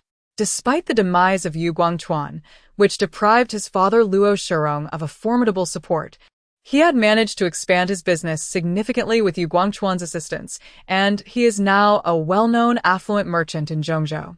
As they absorb new knowledge and skills, their progress will undoubtedly accelerate. As for the prodigious Zhao Yuhan, she has already established a remarkable lead, which fills Su Yi with immense pride. This secret technique not only enhances the abilities of ancient martial artists and those with supernatural powers, but also transforms ordinary individuals into extraordinary ones. Given time, Su Yi, as the coach of this martial arts academy, is destined to become a master, for he possesses the extraordinary ability to alter destinies, enabling the commonplace to transcend their limitations. Let us name it. As Suyi pondered within, an idea serendipitously emerged, reminiscent of the opening line from Xia Yu. In the northern abyss, there resides a fish, known as koan. Furthermore, the totemic imprint shares a striking resemblance to the northern abyss divine technique, prompting him to designate this secret method as the Northern Abyss Decision. Chapter 64, A Miraculous Existence, a Night Passed Without Incident. The following day, on the weekend, Zhao Yuhan engaged in meditation and breathing exercises, diligently practicing her skills, a routine that had become second nature to her, requiring no encouragement from Su Yi, as she was exceptionally dedicated. Her progress was evident, and she had experienced profound changes since embarking on this journey. Her physical condition had improved dramatically. She consumed more food. Her figure now boasted perfect curves. Her complexion appeared more radiant than ever, and, crucially, her strength had significantly increased. In the midst of their training, Song Yueshi, Song Yuelon, and Tang Biyun found themselves unable to match the prowess of Su Yi. This disparity left them feeling disgruntled, convinced that Su Yi was showing favoritism by offering special attention to Zhao Yuhan. All four of them had commenced their martial arts training simultaneously. However, a noticeable gap had emerged, with Zhao Yuhan far surpassing the trio, leaving them in her wake. Consequently, they decided to confront Su Yi that very morning. To be honest, I have never provided individual instruction to Yuhan. Su Yi defended herself. Then why is Yuhan more formidable than us? Tang Biyun inquired. Considering we all underwent the same 9 years of compulsory education, how could Yuhan excel so remarkably? Song Yuelon chimed in. With a smile, Su Yi responded. When you attended school, you all had the same teacher, yet some achieved the top scores while others ranked near the bottom. In the college entrance examination, some gained admission to prestigious institutions like Tsinghua University, while others ended up in lesser-known schools. What accounts for this disparity? Talent. Wang Mei interjected. People from all walks of life, be it the ordinary, the ancient martial artists, or those with extraordinary abilities, are all influenced by their innate talents. Indeed, Yuhan hails from a distinguished family of ancient martial artists, with her ancestors from the Zhao lineage being exceptional warriors. She possesses a genetic heritage that grants her an edge. Thus, while her peers may struggle, her aptitude allows her to stand out effortlessly. Consequently, her progress in the same curriculum will outpace yours, Su Yi explained. Although Song Yueshi and her companions had yet to fully grasp the extraordinary nature of the Baiming decision, Su Yi was acutely aware of the remarkable potential this secret technique held to achieve miraculous feats. Since today is a rare day of leisure, shall we embark on an outing? Suggested Song Yueshi. Absolutely. Where shall we go, Sister Yueshi? They eagerly responded. Zhao Yuhan wholeheartedly agreed, brimming with joy. Let us head to the reservoir. We can procure some ingredients and then enjoy a barbecue there. Song Yueshi suggested. I adore self-service barbecues. Tang Biyun chimed in. You all go ahead. I have matters to attend to. Su Yi replied. What matters do you have? Song Yueshi inquired. Su Ye's excuses were always numerous, which was rather vexing. I intend to impart the Binge-Watch Alert to Qingjin, Wu Tian, and Qinbing, Su Yi declared. Binge-Watch Alert? Is that a name you concocted? Song Yuelan asked. In Binge, there exists a fish named kun. Its size is such that it cannot be contained in a single pot. This secret method facilitates evolution, hence the name is quite apt. Su Yi jested. Starting with a kun, evolution relies entirely on devouring. Tang Biyun chuckled. Upon hearing Su Ye's agreement, the others were elated. Clearly, Zhao Yuhan's words held sway. The six of them took 2 cars, first heading to the supermarket to gather supplies, then setting off towards the reservoir. The Baigui Mountain Reservoir, located in the southwestern part of Zhengzhou, neighbors the new urban district and serves as a primary water source for the region. Zhengzhou University is situated adjacent to the reservoir. The reservoir spans over 1,000 square kilometers and boasts abundant aquatic life, leading to a plethora of farmhouses in nearby villages where one can savor the freshest fish throughout the year. After selecting a picturesque spot, the group engaged in playful splashes and photography, while Su Yi commenced a barbecue, with Wang Mei assisting her. Skewers of lamb, chicken wings, vegetables, and an array of ingredients filled their table. Su Yi mused that if he were not running a martial arts school, establishing a night market stall would surely attract a thriving clientele. Moreover, with such striking looks, he is bound to attract numerous female clients. Brother Yi, you have even created your own martial arts technique? Truly impressive. Ancient martial artists study traditional Chinese practices, while those with extraordinary abilities rely on their unique gifts. As for innovation, that is exceedingly challenging. In the past century, the only figure who has pioneered a transformation is none other than the martial arts superstar Bruce Lee. Bruce Lee amalgamated the essence of various martial arts from around the globe, centering his philosophy on Taoist principles, thus establishing a comprehensive combat system known as Jeet Kune Do. He discarded traditional forms, expressing himself with unwavering authenticity, transforming the formless into form, allowing the infinite to become finite, and neutralizing opponents' attacks. This novel approach to practical combat has carved out a unique niche in the global martial arts arena and has garnered immense popularity. Although Su Ye's creation is not a combat technique, it possesses the remarkable ability to accelerate cultivation and facilitate transformative evolution, which is nothing short of extraordinary. If Su Yi were to actively promote it, it would undoubtedly ignite a tempest worldwide. The Binge decision is applicable to all, benefiting ordinary individuals, ancient martial artists, and those with extraordinary powers alike. This is a profoundly formidable concept, a miraculous phenomenon. However, Su Yi is not one to seek fame or fortune, given his nature. He is unlikely to disseminate it intentionally. Yet, those around him are undoubtedly delighted, for as long as they remain loyal to Su Yi and earn his trust. There is no need for requests. He will naturally impart the Binge decision. Chapter 65. Jeet Kune Do. After imparting the Binge decision to Qinbing, Su Yi, upon its initial execution, was filled with profound emotions. Ye's technique is truly formidable. I sense that within 3 days, I shall be completely restored and even stronger. Let us strive onward. You are the most formidable among us. Set a fine example. Su Yi remarked. In comparison to Yi, I still have a long way to go.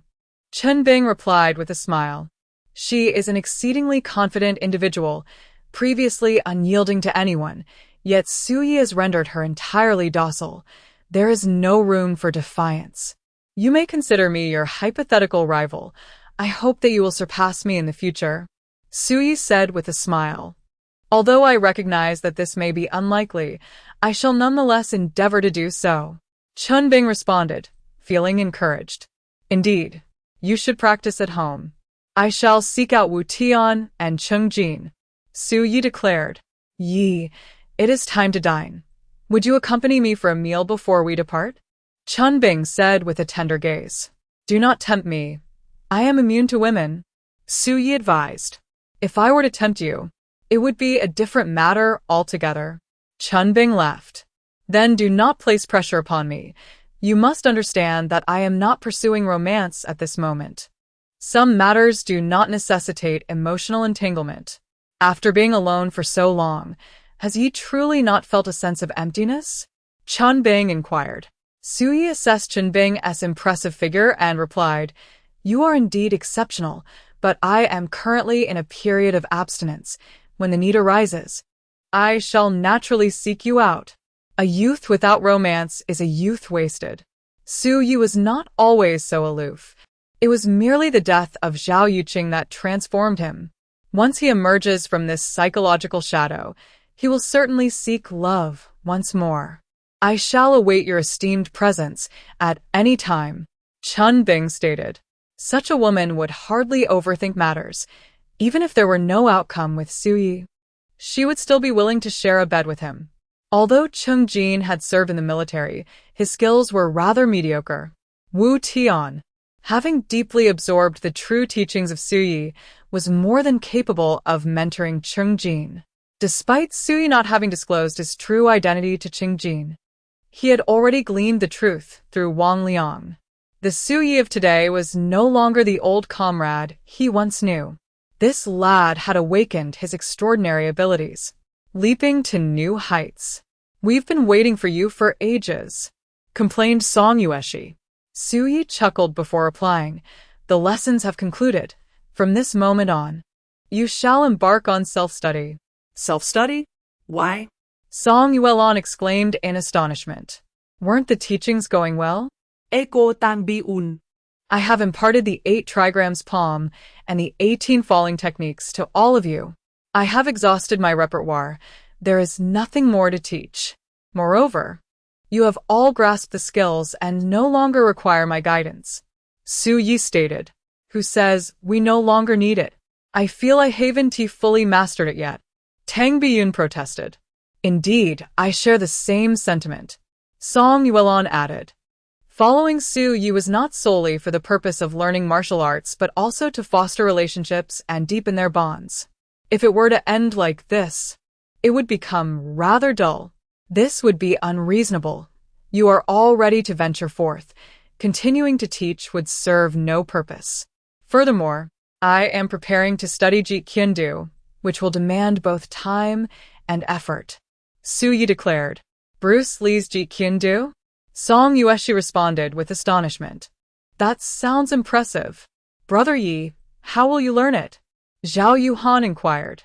Self-study. Su Yi replied with a smile. Can this also be learned independently? Tang Biyun inquired. The essence of Jeet Kune Do lies in its philosophy, rather than its form. Other martial arts emphasize techniques and styles, but Jeet Kune Do transforms everything into formlessness, seizing the initiative and intercepting attacks. This martial spirit requires profound understanding, Su Yi replied. So, can we learn it? Song Yueshi asked. Of course. Once I master it, I can teach you. But for now, you should study on your own, Su Yi responded. Very well then. Song Yueshi agreed. In truth, Su Yi had already become quite formidable, yet he remained humble and retained a thirst for knowledge, continuously enriching himself. As Su Yi's most ardent admirer, it was imperative to support him. After they departed, Su Yi immersed himself in research, poring over materials and related videos on his computer, before delving into an all-night study session.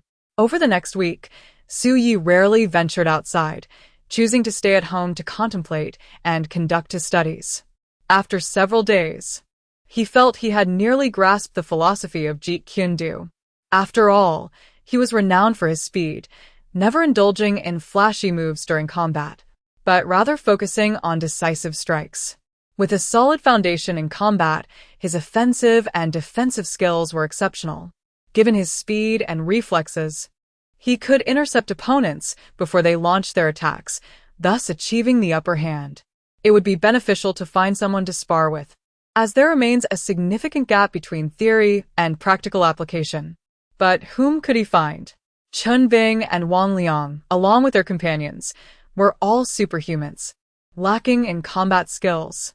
At that moment, a phone call from Tang Bian's father, Tang Jinsheng, came through. A friend? Who could it be? Sui pondered. If it's a major client, that would be delightful. After all, Su Yi had previously entrusted him to introduce some wealthy merchants in need of bodyguards. The vice president of the Central Plains Martial Arts Association, Chen Zhe, Tang Jinsheng remarked. The vice president? Su Yi was astonished, thinking to himself, what a formidable individual this is. Why would I need a bodyguard for him? Chapter 66, a notable figure indeed. I have long been acquainted with President Chen. After all, we are both practitioners of the same path, often engaging in discussions and sparring. Yesterday, during our exchange, he noticed my significant improvement in strength and inquired about the reason. Consequently, I revealed to him the matter of the breathing technique. He was taken aback and expressed great interest thus. Tang Jinsheng chuckled. Now that he has recognized the extraordinary prowess of the biming technique and begun to value it, he certainly would not divulge it lightly. Especially not someone like Chen Zhe. As the vice president of the Martial Arts Association, belonging to such a specialized department, if he were to learn it and subsequently inform others, it would inevitably lead to Su Yi being sought out for a discussion. Given the circumstances, it is only natural that they would devise various means to compel Su Yi to share the biming technique for the greater good. Should the situation escalate to that extent, what would Su Yi do? This is also the reason he is reluctant to engage too deeply with the Ability Association. The power of the totem imprint is exceedingly formidable. If it falls into the wrong hands, it could become a source of immense trouble. Thus, upon realizing the strength and sharpness of the biming technique, Su Yi understood this critical point. An innocent person can suffer when bearing precious knowledge. If Su Yi fails to exercise caution and restraint with such a powerful technique, it will undoubtedly attract calamity. Master, I apologize, it was not my intention. Tang Jinsheng never anticipated that Su Yi would be angered. In the realm of ancient martial arts, if one seeks to learn with genuine passion, there may be no fees involved. However, without such sentiment, tuition must be paid. Tang Jinsheng was not financially constrained. Thus, after Su Yi imparted the breathing technique to him, he generously gifted 20 million. After all, the breathing technique is invaluable. For an ardent martial arts enthusiast, any expenditure is justified. He introduced Chen Zhe to Su Yi, and since Chen Zhe also wished to learn, he naturally would pay the tuition as well. Therefore, Tang Jinsheng considered this an opportunity to present business to Su Yi. Yet, Su Yi reacted unusually with ire, leaving Tang Jinsheng perplexed and unsure of the cause. Regarding the biming decision, benefit from it personally and refrain from promoting it. Su Yi admonished. Understood. Tang Jinsheng responded with an awkward smile. As for Chen Zhe, it might be best not to meet. I am not a practitioner of ancient martial arts and do not wish to engage with such individuals. Su Yi stated. Very well. If we are not to meet, then so be it.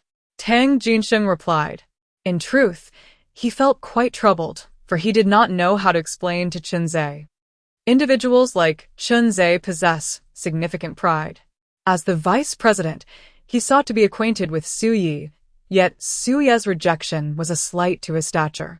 Moreover, Tang Jinsheng could not divulge the truth to Chen Zhe, as that would only cause trouble for Su Yi, indeed, a vexing predicament. After exchanging a few more words, Su Yi concluded the call. He had initially intended to spar with Tang Jinsheng, but following this incident, he decided to abandon that thought. Subsequently, Tang Jinsheng, after ending the call, went to find Chen Zhe. Due to his meticulous arrangements for the banquet, he now finds himself needing to devise a way to placate Chen Zhe. Upon their meeting, Tang Jinsheng remarked that Su Yi possesses a rather rigid disposition. As an adept martial artist, he harbors a hint of arrogance, showing reluctance to engage with the association's members and unwilling to readily share his breathing techniques. Although he could potentially triumph in a 1-against-3 scenario, It would undoubtedly entail a price, with injuries being an inevitable consequence. Remarkably, Xu Yi managed to incapacitate all three opponents with merely 3 moves. Such prowess is astonishing. My daughter is currently training under him, and she mentioned that aside from Wang Mei and Wang Liang, who have aligned themselves with him, there is also a woman named Qin Bing, an outsider and an S-rank master. The fact that even an S-rank expert is willing to pledge loyalty to him speaks volumes about Xu Ye's capabilities. He must, at the very least, be of S-rank status, if not even more formidable. Otherwise, Qin Bing would never submit to him, Tang Jinxing noted. I never anticipated that there could be such an extraordinary figure in Zhongzhou. Chen Zhe expressed his astonishment.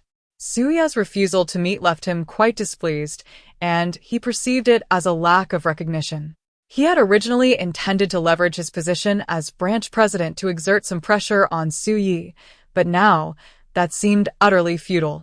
Xu Ye's strength is unfathomable, and he clearly does not regard Chen Zhe in high esteem. This is not a matter of ingratitude. Rather, it is simply unnecessary for him to acknowledge Chen Zhe's status. Were the roles reversed, he would act similarly. An individual capable of effortlessly overpowering master-level opponents and commanding the allegiance of S-rank experts certainly possesses the grounds for pride. Indeed, Xu Yi is formidable, albeit remarkably unassuming, Tang Jinxing concluded. Xu Yi possesses the extraordinary ability to command the winds and summon the rain, effortlessly thriving in both commerce and politics. Yet, during his 3 years in Zhongzhou, he has merely led a modest life, establishing a martial arts school where he teaches self-defense techniques to women. This is undoubtedly a case of underutilizing his talents, akin to employing a sharp sword to slice a watermelon, a waste indeed. However, perhaps this reflects a subtle, luxurious depth. True masters often conceal themselves in plain sight, their thoughts remaining elusive to others. It seems I must pay a personal visit to this Xu Yi, mused Chen Zhe. He firmly believes that Xu Yi has a remarkable background. As for Xu Ye's claim to have learned his skills from online videos, including his unique breathing techniques, Chen Zhe considers this to be pure nonsense. If one could truly master such formidable methods simply by browsing the internet, then geniuses would be as common as stray dogs in today's world. In truth, Tang Jinxing also harbored doubts, yet he found himself unable to refute Xu Ye's assertions. He once thought that Xu Yi had stumbled upon a stroke of luck by chance. However, he is now increasingly convinced that Xu Yi is indeed a formidable hidden master. Chapter 67. Chen Zhe visits Xu Yi in an effort to promote his bodyguard company. Xu Yi had initially invested in Baidu advertising. However, the results were dismal. Despite the passage of time, he had yet to receive a single inquiry. The disparity between aspiration and reality is vast, yet this was within Xu Ye's expectations. After all, bodyguard companies in major cities like Beijing, Shanghai, and Guangzhou have already reached a considerable scale and are thus prioritized. In contrast, Xu Ye's bodyguard company struggles to expand its clientele beyond local customers. Therefore, there is no need to seek a multitude of clients. Securing a few contracts throughout the year will suffice, especially considering the minimal investment involved and the limited number of capable individuals available. Unable to find suitable partners, Xu Yi ultimately turned to Qin Bing. Qin Bing's strength had been fully restored, and since her arrival in Zhongzhou, she had enjoyed a relatively leisurely existence. After Xu Yi imparted the Baiming Ju to her, she became utterly captivated, spending her days immersed in training within her home. In a gentle tone, Qin Bing remarked, "Yes. Let us engage in a pure exchange of techniques without utilizing our abilities." Xu Yi replied, "All right." With that, Qin Bing assumed a stance and launched an aggressive attack, throwing a punch directly at Xu Yi. Unfazed, Xu Yi swiftly countered with a right hook to Qin Bing's arm, causing her to wince in pain as she playfully complained, "Brother Yi, where is the promised gentleness?" Xu Yi responded, "I will hold back a little." In truth, he had not exerted much force, yet Qin Bing still struggled to withstand the impact. Chun Bing altered her punches and combined them with her leg techniques, unleashing a torrential barrage against Su Yi. He simultaneously defended and retaliated, occasionally overpowering her attacks with his own. The greatest advantage of Jeet Kune Do lies in its ability to execute defensive counterattacks with minimal punching distance and the utmost speed, while adapting to any openings presented by the opponent. If the enemy attacks, I shall counter. If they move, I shall respond. Through this practical sparring, Su Yi gained a deeper appreciation for the profound essence of Jeet Kune Do. As long as one can master it to perfection, they can prevail against any opponent, regardless of their martial arts skills, for the vast majority of martial arts emphasize techniques and forms, while Jeet Kune Do thrives on the concept of defeating the armed with the unarmed. A simple strike can counter all evasive maneuvers, regardless of your flamboyant techniques. I shall employ the simplest and most effective offense to intercept and defeat you. After exchanging dozens of moves, Chun Bing suffered a complete defeat and remarked, Jeet Kune Do truly lives up to its reputation. It appears I must learn it as well. Indeed, replied Su Yi. Brother Yi, what is the essence of Jeet Kune Do? Chun Bing inquired. Instinct, Su Yi responded. Instinct? Like when sand is about to fly into your eyes. You instinctively blink to shield them from the grains. Through prolonged practice, one can hone both fist and leg techniques to the point of instinctual response, allowing for immediate counterattacks against an opponent's assault without the need for contemplation. The philosophy of Jeet Kune Do is that offense is the best defense. Moreover, Su Yi imparted some invaluable insights on the North mysterious technique, greatly benefiting Chun Bing. As night fell, it was time to depart. Otherwise, Chun Bing would insist on dining together again, making it prudent to take one's leave. Although the lessons had concluded, Song Yueshi and her companions still visited Su Ye's residence for leisure in the evenings. Along with Zhao Yuhan, there were 5 women who lingered around him throughout the night, dressed casually. For a man who cherished tranquility and was in a period of abstinence, this was indeed quite bothersome. Yet, Su Yi had no choice but to accommodate their presence. The following morning, Su Yi was at home, engrossed in reading and sipping tea when he received a call from Tang Jinxing. Master, President Chen wishes to pay you a visit. Visit me? Su Yi frowned. Yes. Upon hearing of your remarkable deeds, President Chen holds you in great esteem and wishes to meet with you. Tang Jinxing convict. Perhaps not, Su Yi replied. I am merely an insignificant individual, while he is the esteemed vice president. His visit is beyond my humble means to accommodate. Master is far too modest. Heroes are not defined by age, nor are masters by their origins. Although Chun Zhe holds the title of vice president, in terms of true prowess, he pales in comparison to you. Therefore, it is only fitting that he seeks your acquaintance, Tang Jingsheng remarked with a smile. Alas, I mentioned yesterday my reluctance to engage with these association members. Yet you, never mind, I shall seek him out wherever he may be, Su Yi said with resignation. Tang Biyun acted as Tang Jingsheng's informant, relaying all pertinent information to him. Given the cordial rapport between Tang Jingsheng and Chen Zhe, he had shared numerous details about Su Yi. Now that Chen Zhe intended to visit Su Yi, with Tang Jingsheng facilitating the introduction, declining would indeed seem rather impolite. After all, Tang Jingsheng held Su Yi in high regard. One must give respect to receive respect in return, and thus, Su Yi could not afford to let Tang Jingsheng lose face. In fact, Chen and I are already waiting downstairs at your residence, Tang Jingsheng stated cheerfully. Su Ye's agreement to meet brought him immense joy, for he had genuinely feared that Su Yi might refuse. Fortunately, Su Yi was not the type to cultivate an air of superiority. Chapter 68.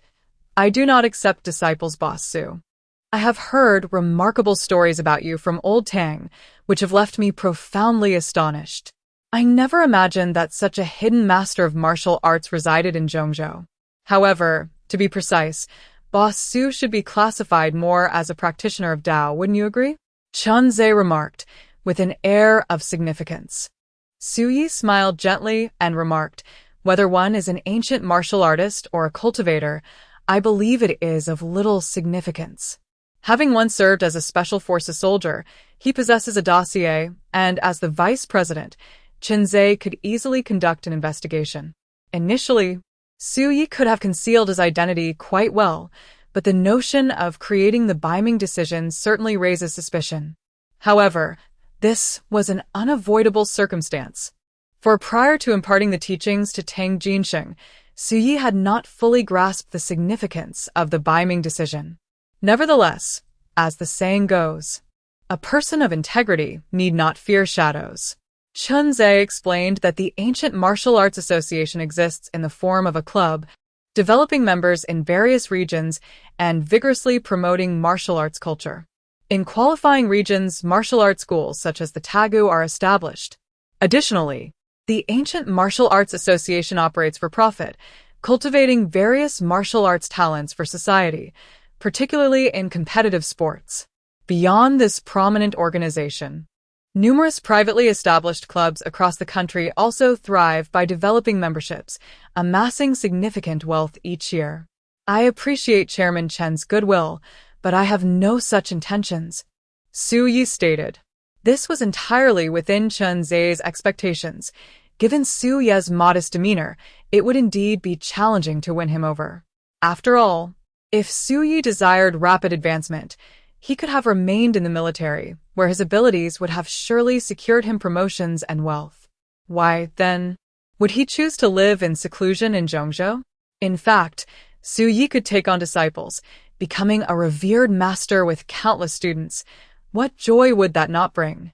Chenze suggested. The vast majority of individuals aspire to ascend to greater heights, dedicating their lives to the pursuit of wealth and status, for indeed, men die for riches, and birds perish for food. However, some individuals choose to take the opposite path, much like the unconventional Su Yi, who, despite possessing the remarkable ability to command the elements, prefers to lead a modest life. He is endowed with extraordinary strength, yet lives an ordinary existence. It can only be said that Su Yi values loyalty and affection deeply. The death of his girlfriend has profoundly impacted him, leading him to become the person he is today. President Chen holds me in high regard, yet I am acutely aware of my limitations. To me, becoming a master is an unrealistic aspiration, Su Yi remarked. I hold genuine admiration for Boss Su and sincerely wish to become his apprentice, Chenze stated, presenting a bank card with both hands. This is a tuition fee of 30 million. I hope Boss Su will graciously accept it. Su Yi was taken aback, astonished that Chenze could be even more generous than Tang Jinsheng. However, this is understandable for a regional branch president. Although not comparable to a wealthy businessman like Tang Jinsheng, several tens of millions is a trivial sum. Su Yi replied, "Knowledge knows no age, and the capable deserve to be mentors. Boss Su is a reclusive master. It would be my honor to learn from him. Given my sincere intentions, I implore you to accept me." Chenze continued. "President Chen, I have made my stance quite clear. Your insistence puts me in a difficult position." Su Yi's tone was resolute. In truth, he now regretted not having considered the implications earlier when he hastily imparted the breathing technique to Tang Jinsheng. However, this was also Su Yi's fault, as at that time, he was unaware of how formidable the Biming technique truly was. Thus, after naming the breathing method Biming technique, he resolved not to disseminate it lightly in the future. Even though Chenze is genuinely eager to become a disciple, Su Yi cannot set this precedent. If today we accept Chenze, it is inevitable that there will be a second or even a third individual like him in the future. Although he may collect exorbitant tuition fees, possessing such precious knowledge can be a curse. Once the secrets of Biming Ju are disseminated, calamity will surely follow. Therefore, this matter is non-negotiable. I must firmly refuse. Master. Tang Jinsheng wished to intercede on Chenze's behalf, but was halted by Su Yi's dismissive gesture, stating, "There is no point in further discussion. I will not take on disciples. Chun-Ze felt awkward, and a fleeting shadow of malice flickered in his eyes, though it was quickly noticed by Su-Yi. Nevertheless, Su-Yi chose not to dwell on it. Chapter 69. A great gift. If anything arises, contact me immediately. Su-Yi instructed. Understood. After hanging up, Su-Yi returned to the balcony to continue reading. Upon leaving Su-Ye's residence, Chun-Ze vented his frustration, exclaiming, "This Su-Yi truly lacks appreciation. President Chen, do try to calm down." From Su-Ye's perspective, his stance is quite reasonable. After all, the breathing technique is extraordinarily precious. Anyone in his position would be reluctant to share it so freely, Tang Jinxing advised. This situation vexed him immensely. Su-Yi had initially imparted the technique to him, allowing him to reap significant benefits. He had intended to introduce a major client to Su-Yi, yet to his surprise, Su-Yi was unenthusiastic. Now, Su-Ye's refusal to accept Chun-Ze as a disciple left Chun-Ze feeling disgruntled, and Tang Jinxing found himself caught in a most uncomfortable predicament. With a scoff, Chun-Ze tentatively inquired, "Old Tang, how about you directly impart the knowledge to me?" "That might not be appropriate," Tang Jinxing replied. "As practitioners of martial arts, we place great importance on the virtue of integrity. Furthermore, I have made a promise to Su-Yi to keep this knowledge confidential. If I were to impart it to you without authorization, would that not be an act of betrayal?" Tang Jinxing expressed, feeling somewhat embarrassed. At that moment, your business in the provincial capital would undoubtedly flourish. Chun-Ze enticed. Tang Jinxing was swayed. The authority of the provincial chairman is indeed immense. With a single word, countless matters could be resolved. The crux lies in the balance of relationships. He leaned towards Chun-Ze. After all, they shared many years of camaraderie, whereas Su-Yi, despite being a remarkable expert, was a recent acquaintance. Contemplating this, Tang Jinxing nodded. Chun-Ze was filled with excitement, and the two then proceeded to the Zhongzhou Martial Arts Club. However, he soon found himself disheartened, because Tang Jinxing was utterly incapable of imparting the teachings. "Old Tang, are you pulling my leg? What is this nonsense?" The techniques Tang Jinxing attempted to share were entirely ineffective, yielding no results whatsoever. Tang Jinxing was equally perplexed. After several attempts, each ending in failure, he found himself at a loss. Ultimately, he concluded, "There is something peculiar about this breathing technique.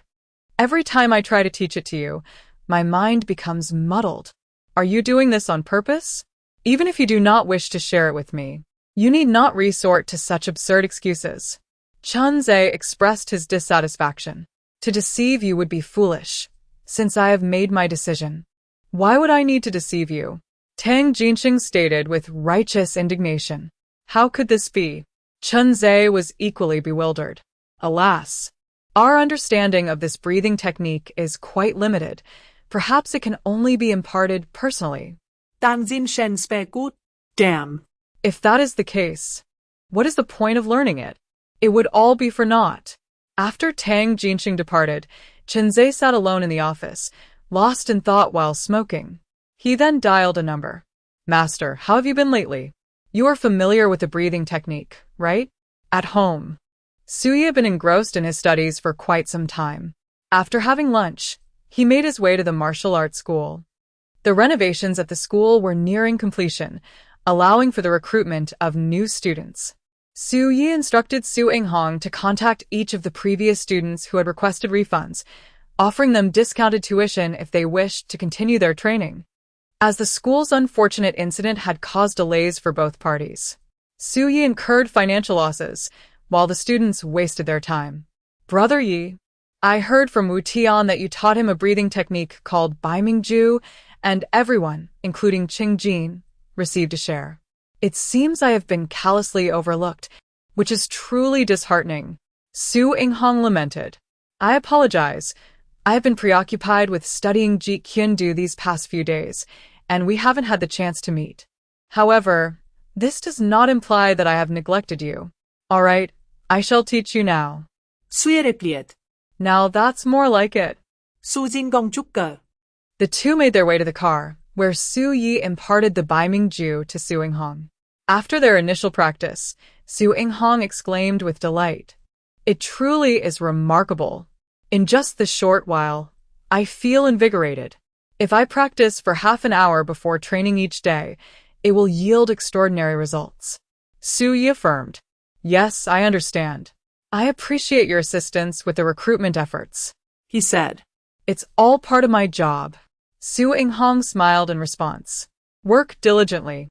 By the end of this year, I shall present you with a significant gift." 수혜되지라렛. A significant gift?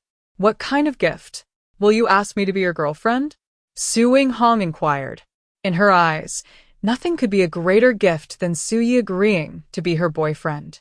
After all, she had pursued him for 3 long years, and the wait had been excruciating. A car. At the end of the year, I shall gift you a car, Su Yi declared. "Are you really going to give me a car, Yiga?" Su Inghong asked, astonished. "Do you not like it?" Su Yi inquired. "I adore it. Whatever Yiga gives, I will cherish," Su Inghong replied joyfully. Initially, she was unaware of how Su Yi had amassed his fortune, only later learning that he had rescued Song Yueshi, aiding her through a difficult time, for which Song Yueshi rewarded him with 10 million. This revelation intensified Su Inghong's awareness of the disparity between wealth and poverty, creating significant pressure on her. Yet, it seemed Su Yi held no particular affection for Song Yueshi, which meant she still had a chance. Now that Su Yi had promised to buy her a car, it marked a delightful beginning. In truth, Su Yi's promise to gift Su Inghong a car was merely a means to reward her. Over the past 3 years, Su Inghong had dedicated herself wholeheartedly to her work, treating the martial arts studio as her own business, tirelessly running about without a single complaint. Now that Su Yi had come into wealth, it was only fitting to show her appreciation. "Yiga, I have a gift for you too," Su Inghong said mysteriously. "What is it?" "Close your eyes." Su Yi, feeling exasperated, complied. However, the moment he did, he regretted it. With a peck, Su Inghong unexpectedly kissed him on the cheek. Chapter 70. Time stood still. "That Iron Man?" Wang Liang asked. "Yes, that's him. What about it? Now that he knows my sister and I are with you, he wants to follow Yiga too," Wang Liang replied. Su Yi furrowed his brows and inquired, "You haven't disclosed the matter of the Baiming decision to him, have you?" "Of course not. But why then does he choose to follow me? He admires Brother Yi, and he understands that Brother Yi is a person of great ambitions. The crux of the matter is that individuals like us, if we venture alone, may very well find ourselves in dire straits one day. It is only through unity that we can collaboratively pursue significant endeavors," Wang Liang asserted. "This world is fraught with hidden perils, and beneath a sturdy tree, one finds solace." He continued. Su Yi's prowess was extraordinary.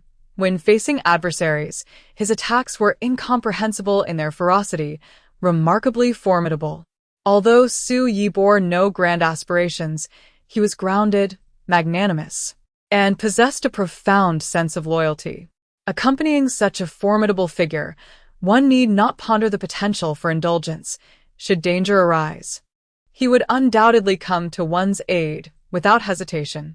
For a mere stranger, Su Yi would draw his sword in defense. How much more so for a brother? Such character and temperament are worthy of allegiance. Collaborate on some grand undertaking? I have always harbored a distaste for those with supernatural abilities. Accepting you was already a significant act of grace on my part," Su Yi retorted. "Then let us extend that grace once more. I have boasted of my connections. If Brother Yi does not accept him, it would be quite embarrassing for me," Wang Liang replied with a wry smile. "Are you certain he is unaware of the Baiming decision?" Su Yi asked once more. "He truly does not know. We dined together last night, and Wu Tian was present as a witness," Wang Liang assured him earnestly. Su Yi turned to Wu Tian. "Indeed, I did not mention it," Wu Tian confirmed resolutely. Su Yi cautioned, from now on, do not speak of this matter indiscriminately, especially you. Do not divulge everything to Yingzi. Understood. Wu Tian smiled awkwardly. Speaking of which, are you brothers always scheming against your sister? Gao Mingji is fervently trying to matchmake Su Yi with his sister, Gao Mingzhu. Wang Liang is just as eager, wishing for Su Yi to become their brother-in-law. Fortunately, Su Yi is a straightforward person. He simply ignores their matchmaking attempts. I have come to know him through conflict, and since you all are acquainted, the past is behind us. Thus, we can be friends, but there is no need for him to follow me. He is doing better than I am. Why would he need to tag along? Suyere market. Brother Yi could consolidate his business and expand it significantly. Wang Liang suggested. To be honest, I am not fond of such flashy maneuvers. This is an extraordinary ability to manipulate the flow of time, even to present historical imagery. Within a specific space, one can accelerate, decelerate, or even halt time entirely.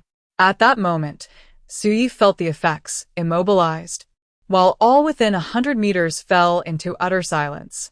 Yet, he remained composed, activating his mark to dispel the control. However, he chose not to move, deliberately creating a false impression for the opponent. Soon, 7 individuals disembarked from a nearby business vehicle, among whom Su Yi spotted Chen Zhe. Ha! This rascal. Coveting Su Yi's Bai Mingju, he resorted to murderous intentions after failing to become his disciple. What a treacherous scoundrel. Chen Zhe and his companions were led by an elderly man. This old man, frail and white-haired, leaned on a dragon-headed cane. While he appeared weak, his aura revealed him to be an extraordinarily powerful master of ancient martial arts. Aside from the elder and Qinzhe, among the remaining 5 individuals, 2 possessed extraordinary abilities, 1 male and 1 female, radiating an intense energy aura. The man in his 30s and the woman, of a similar age to Su Yi, were the ones who had sealed off the space. Both were exceptional experts in their own right. The other 3, aged in their 40s or 50s, were martial arts masters akin to Qinzhe. With 2 superpowered individuals and 5 martial arts experts, this assembly was indeed formidable. Qinzhe, aware of Su Ye's prowess, had summoned a cadre of powerful allies, embodying a belief in inevitable victory. However, such numbers proved futile. What good is a multitude? As they approached within mere meters of Su Yi, they halted in their tracks, observing Su Yi, who stood as still as a statue. A triumphant smile graced Chen Zhe's face. Although he had never directly engaged with Su Yi, his inquiries led him to deduce that her strength likely resided between S-level and super-level. After relaying this intelligence to his master, the master had specifically sought out 2 super experts, ensuring a guaranteed triumph, for no matter how formidable Su Yi might be, it was inconceivable that she could surpass them all. Yet now, it appeared that Su Yi was not super-level, but merely S-level. Otherwise, how could she be so easily subdued? Xiao Fan, if you please, the elder commanded.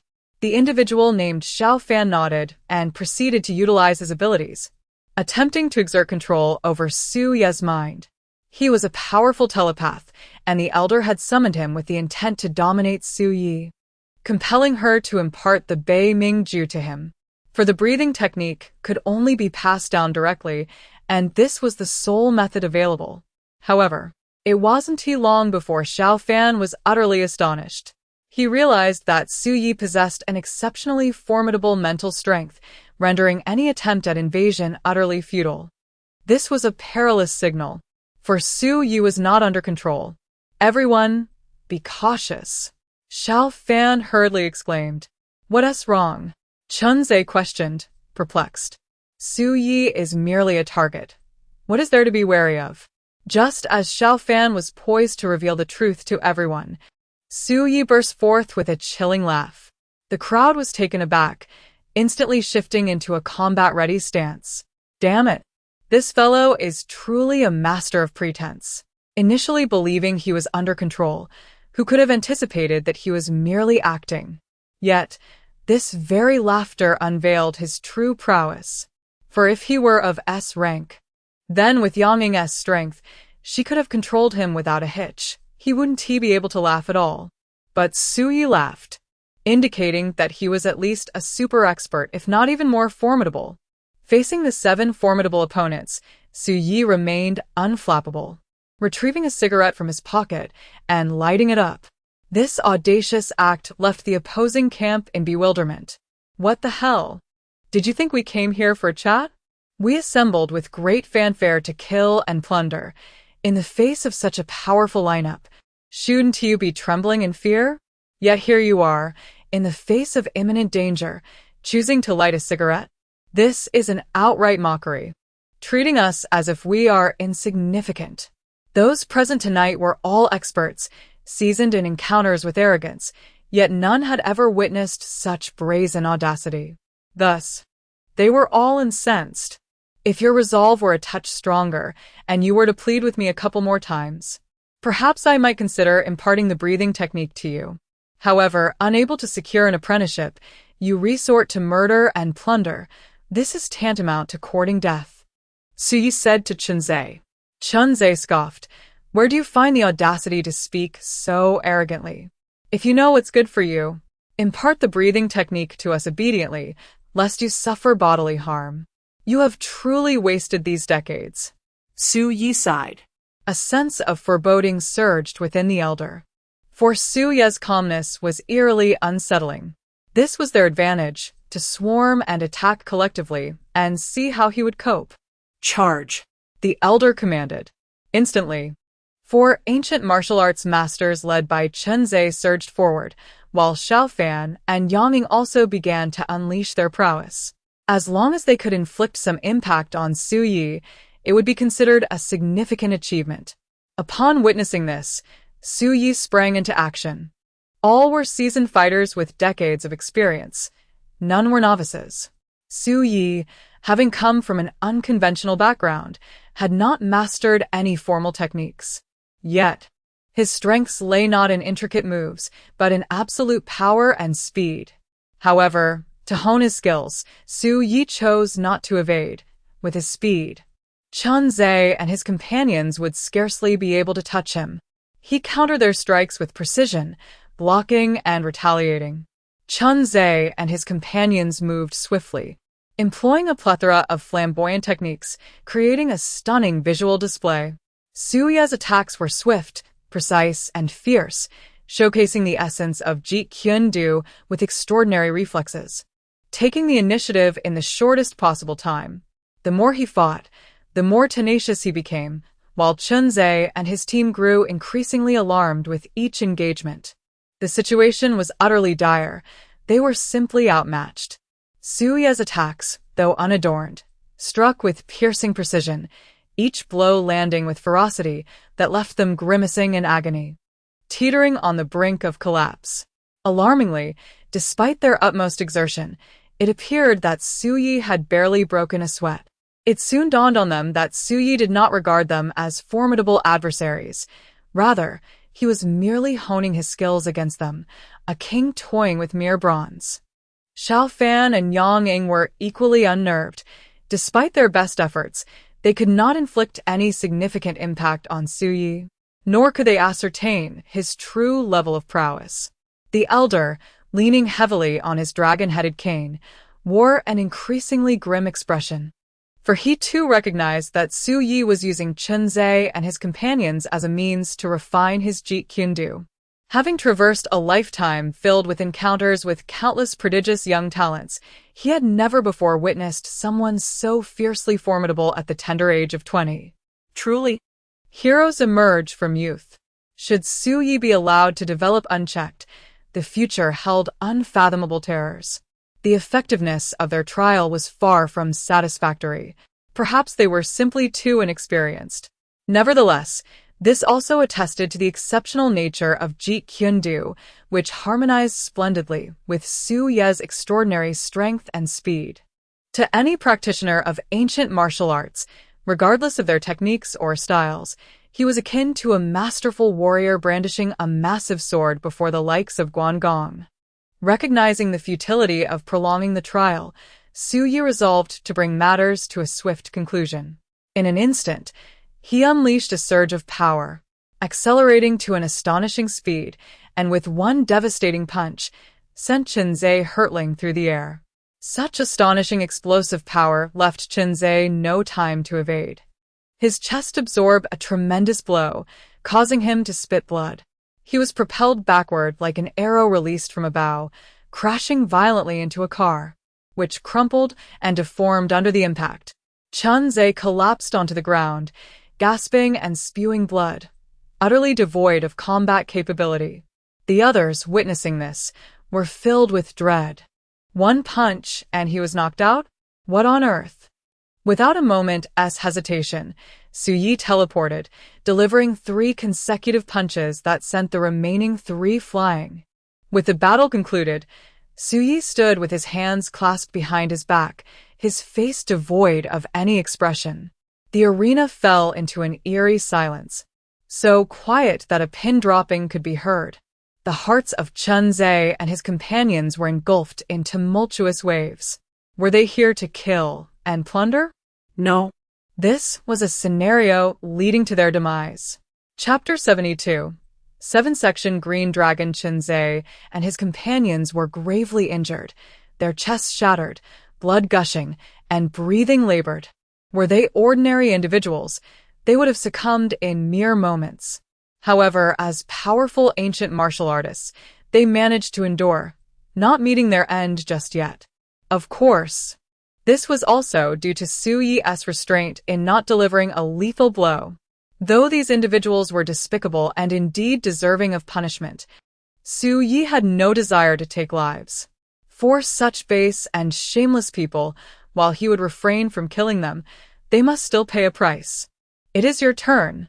Xu Yi addressed the elderly man with white hair. The white-haired elder appeared as steadfast as an ancient rock, yet inwardly he was in a state of utter disarray. Nevertheless, being a seasoned veteran who had weathered countless tempests, he maintained a facade of calm in the presence of a formidable opponent like Xu Yi, wearing a smile as he spoke.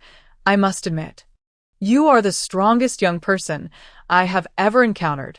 It is better to resolve enmity than to harbor it. We hold no deep-seated grievances against each other. Why not shake hands and strike a deal?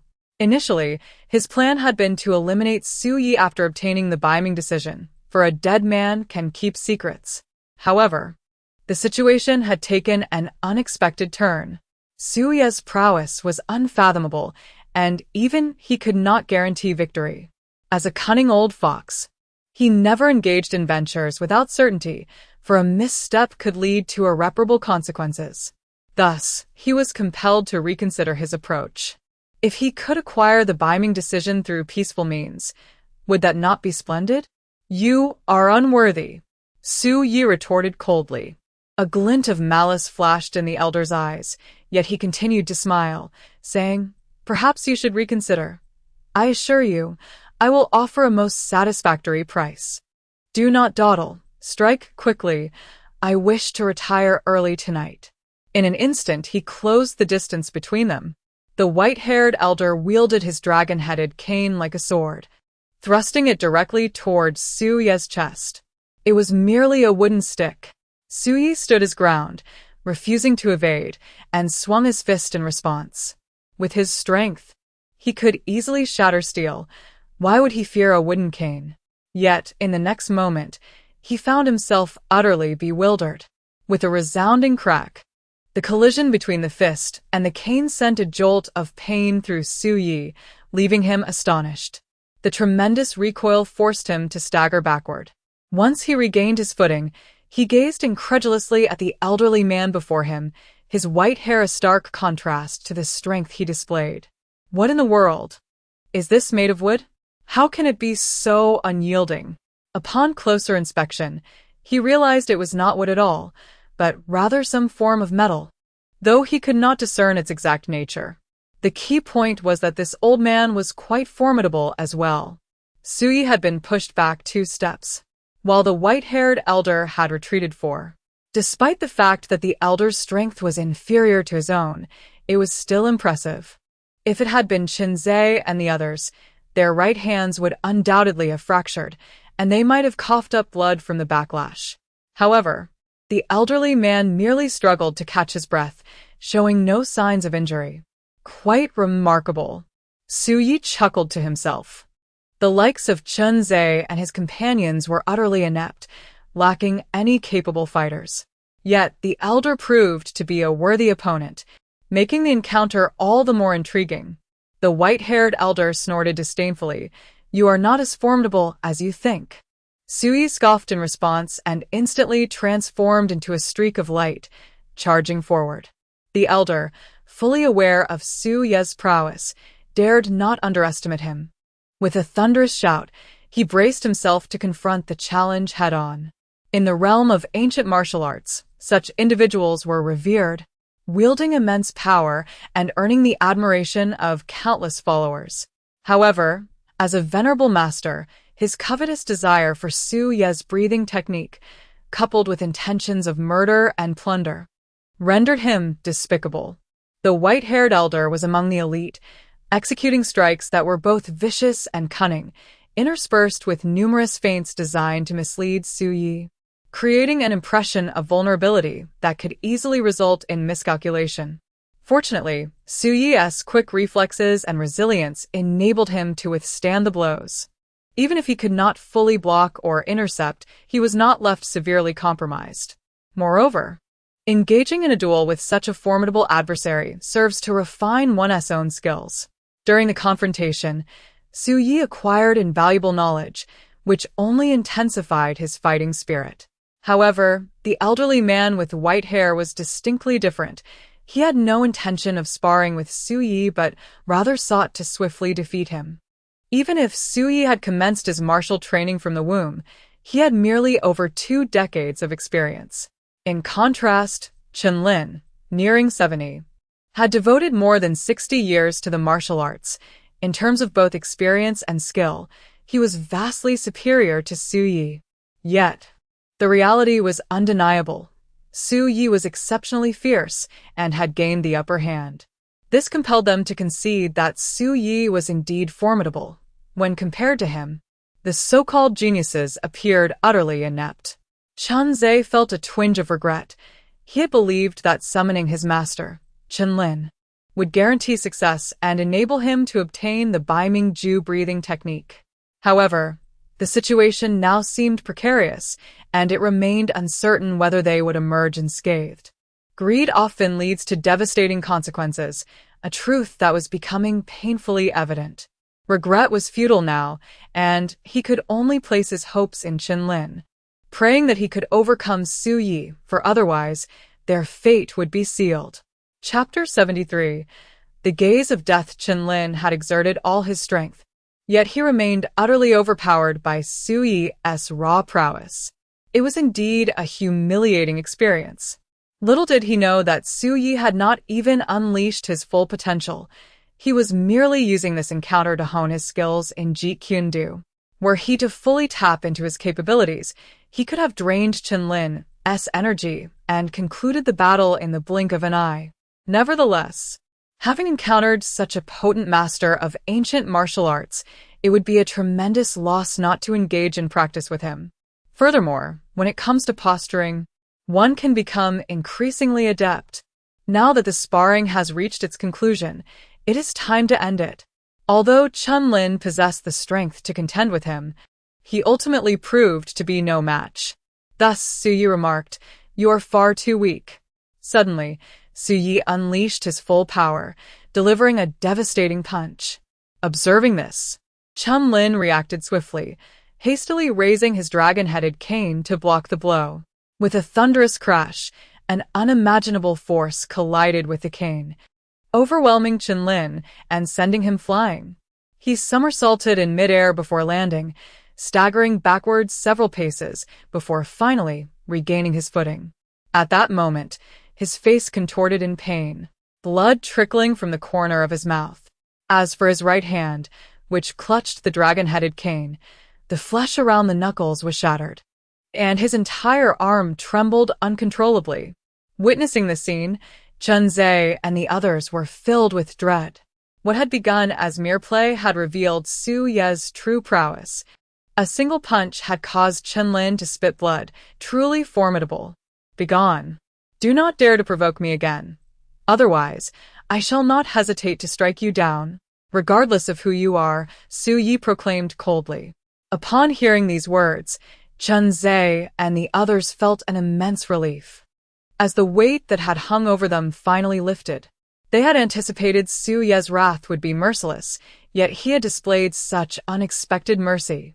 Of course, it was also possible that Su Yi refrained from killing out of fear, recognizing Chenlin's formidable background and the potential consequences of inciting further conflict. Nevertheless, they could finally leave alive. Though the attempt at bravado had failed miserably, leaving them feeling disgruntled and severely humiliated, they had encountered an immovable obstacle, rendering concerns about face utterly trivial in the face of life itself. You have provoked my ire, Chunlin declared coldly, his eyes brimming with murderous intent. Upon hearing these words, Chunze and his companions were instantly thrown into a state of panic. They could have easily retreated, especially considering that you were injured. While Su Yi was extraordinarily formidable, you were no match for him. Why must you persist in this futile display? While a moment of jest may bring joy, folly in jest could lead to one's demise. Ha! Su Yi had not anticipated that Chenlin would exhibit such obstinacy. He had already shown leniency, generously allowing Chenlin and his companions to withdraw.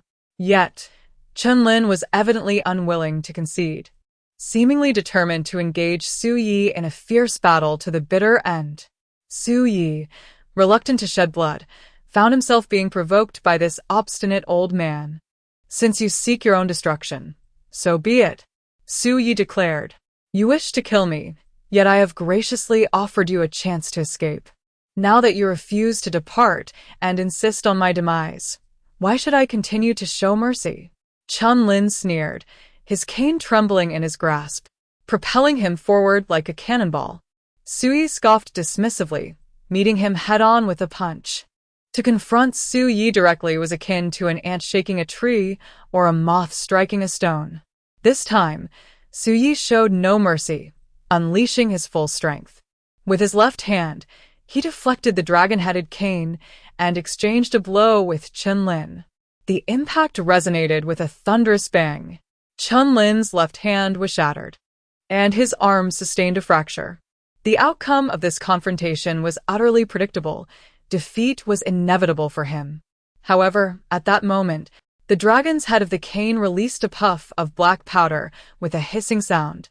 Taken by surprise, Su Yi was splattered with it, the noxious substance even entering his eyes. What a wretched old fool! Unable to best Su Yi, he resorts to treachery. How utterly shameless! Su Yi was unaware of the nature of this black powder, but its lethality was abundantly clear.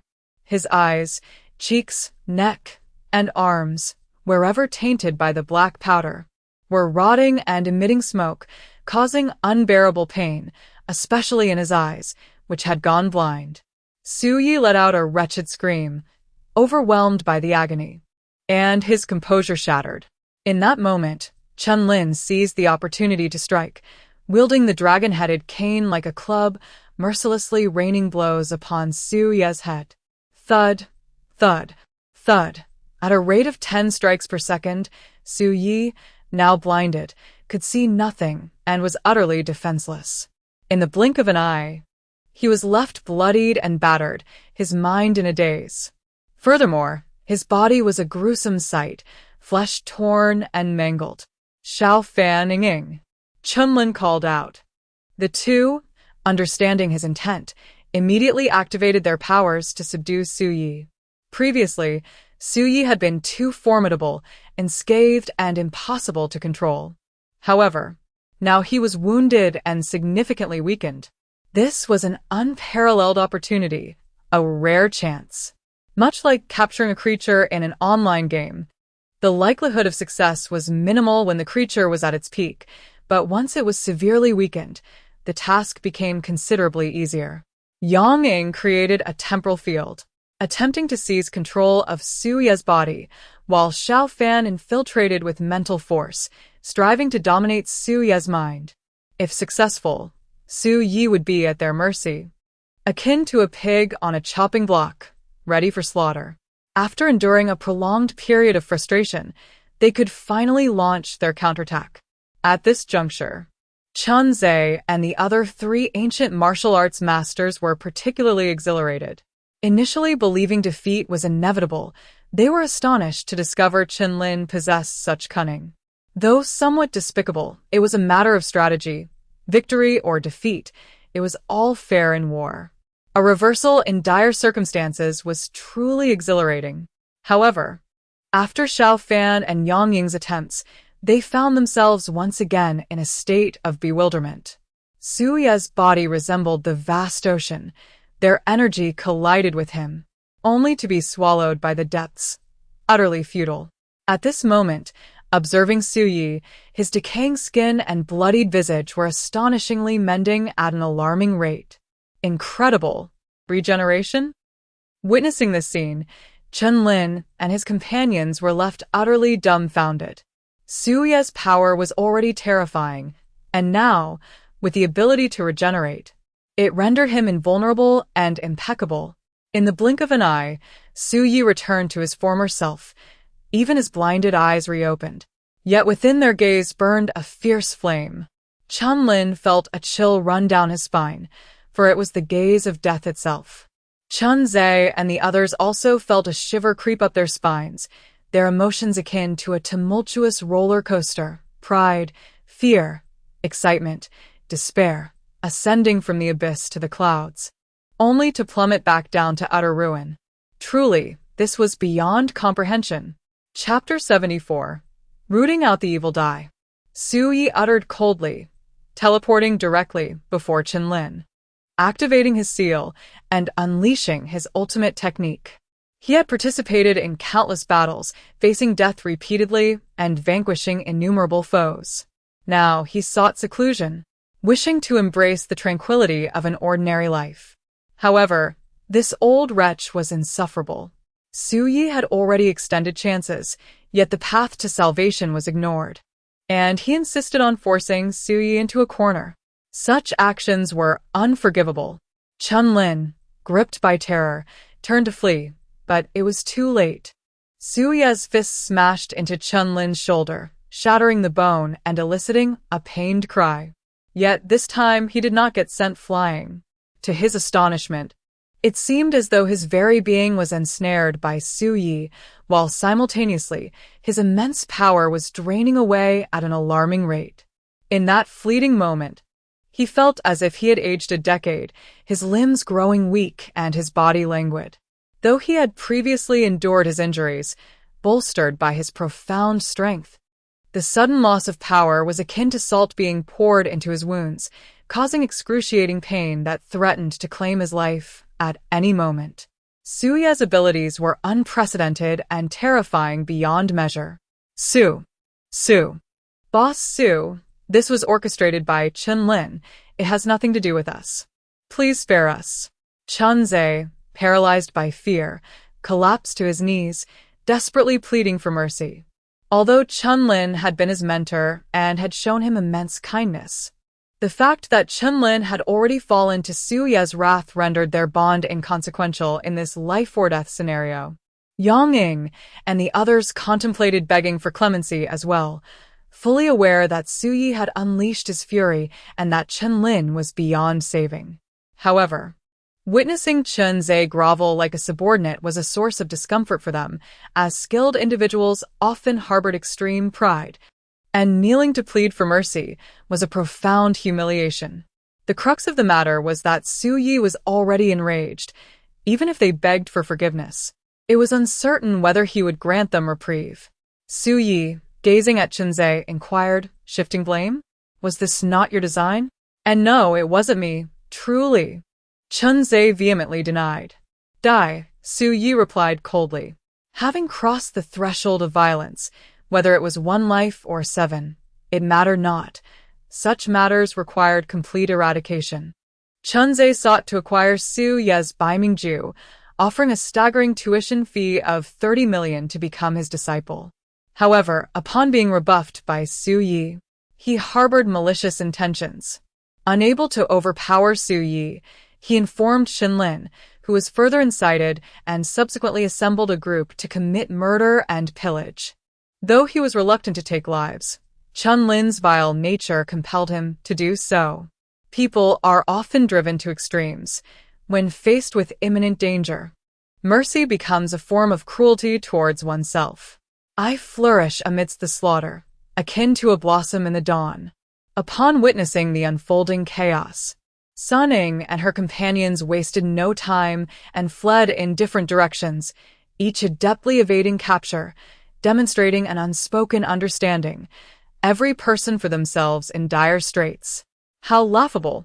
In an instant, Su Yi vanished from his original position, pursuing them like a bolt of lightning. Xiao Fan and Yang Ying, as masters of supernatural abilities, moved slowly, while the other three, skilled in ancient martial arts, traversed several meters with each stride, swift as the wind. Alas, their efforts were futile.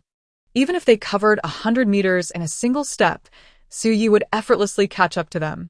He wielded the power of instantaneous movement, a force not to be trifled with.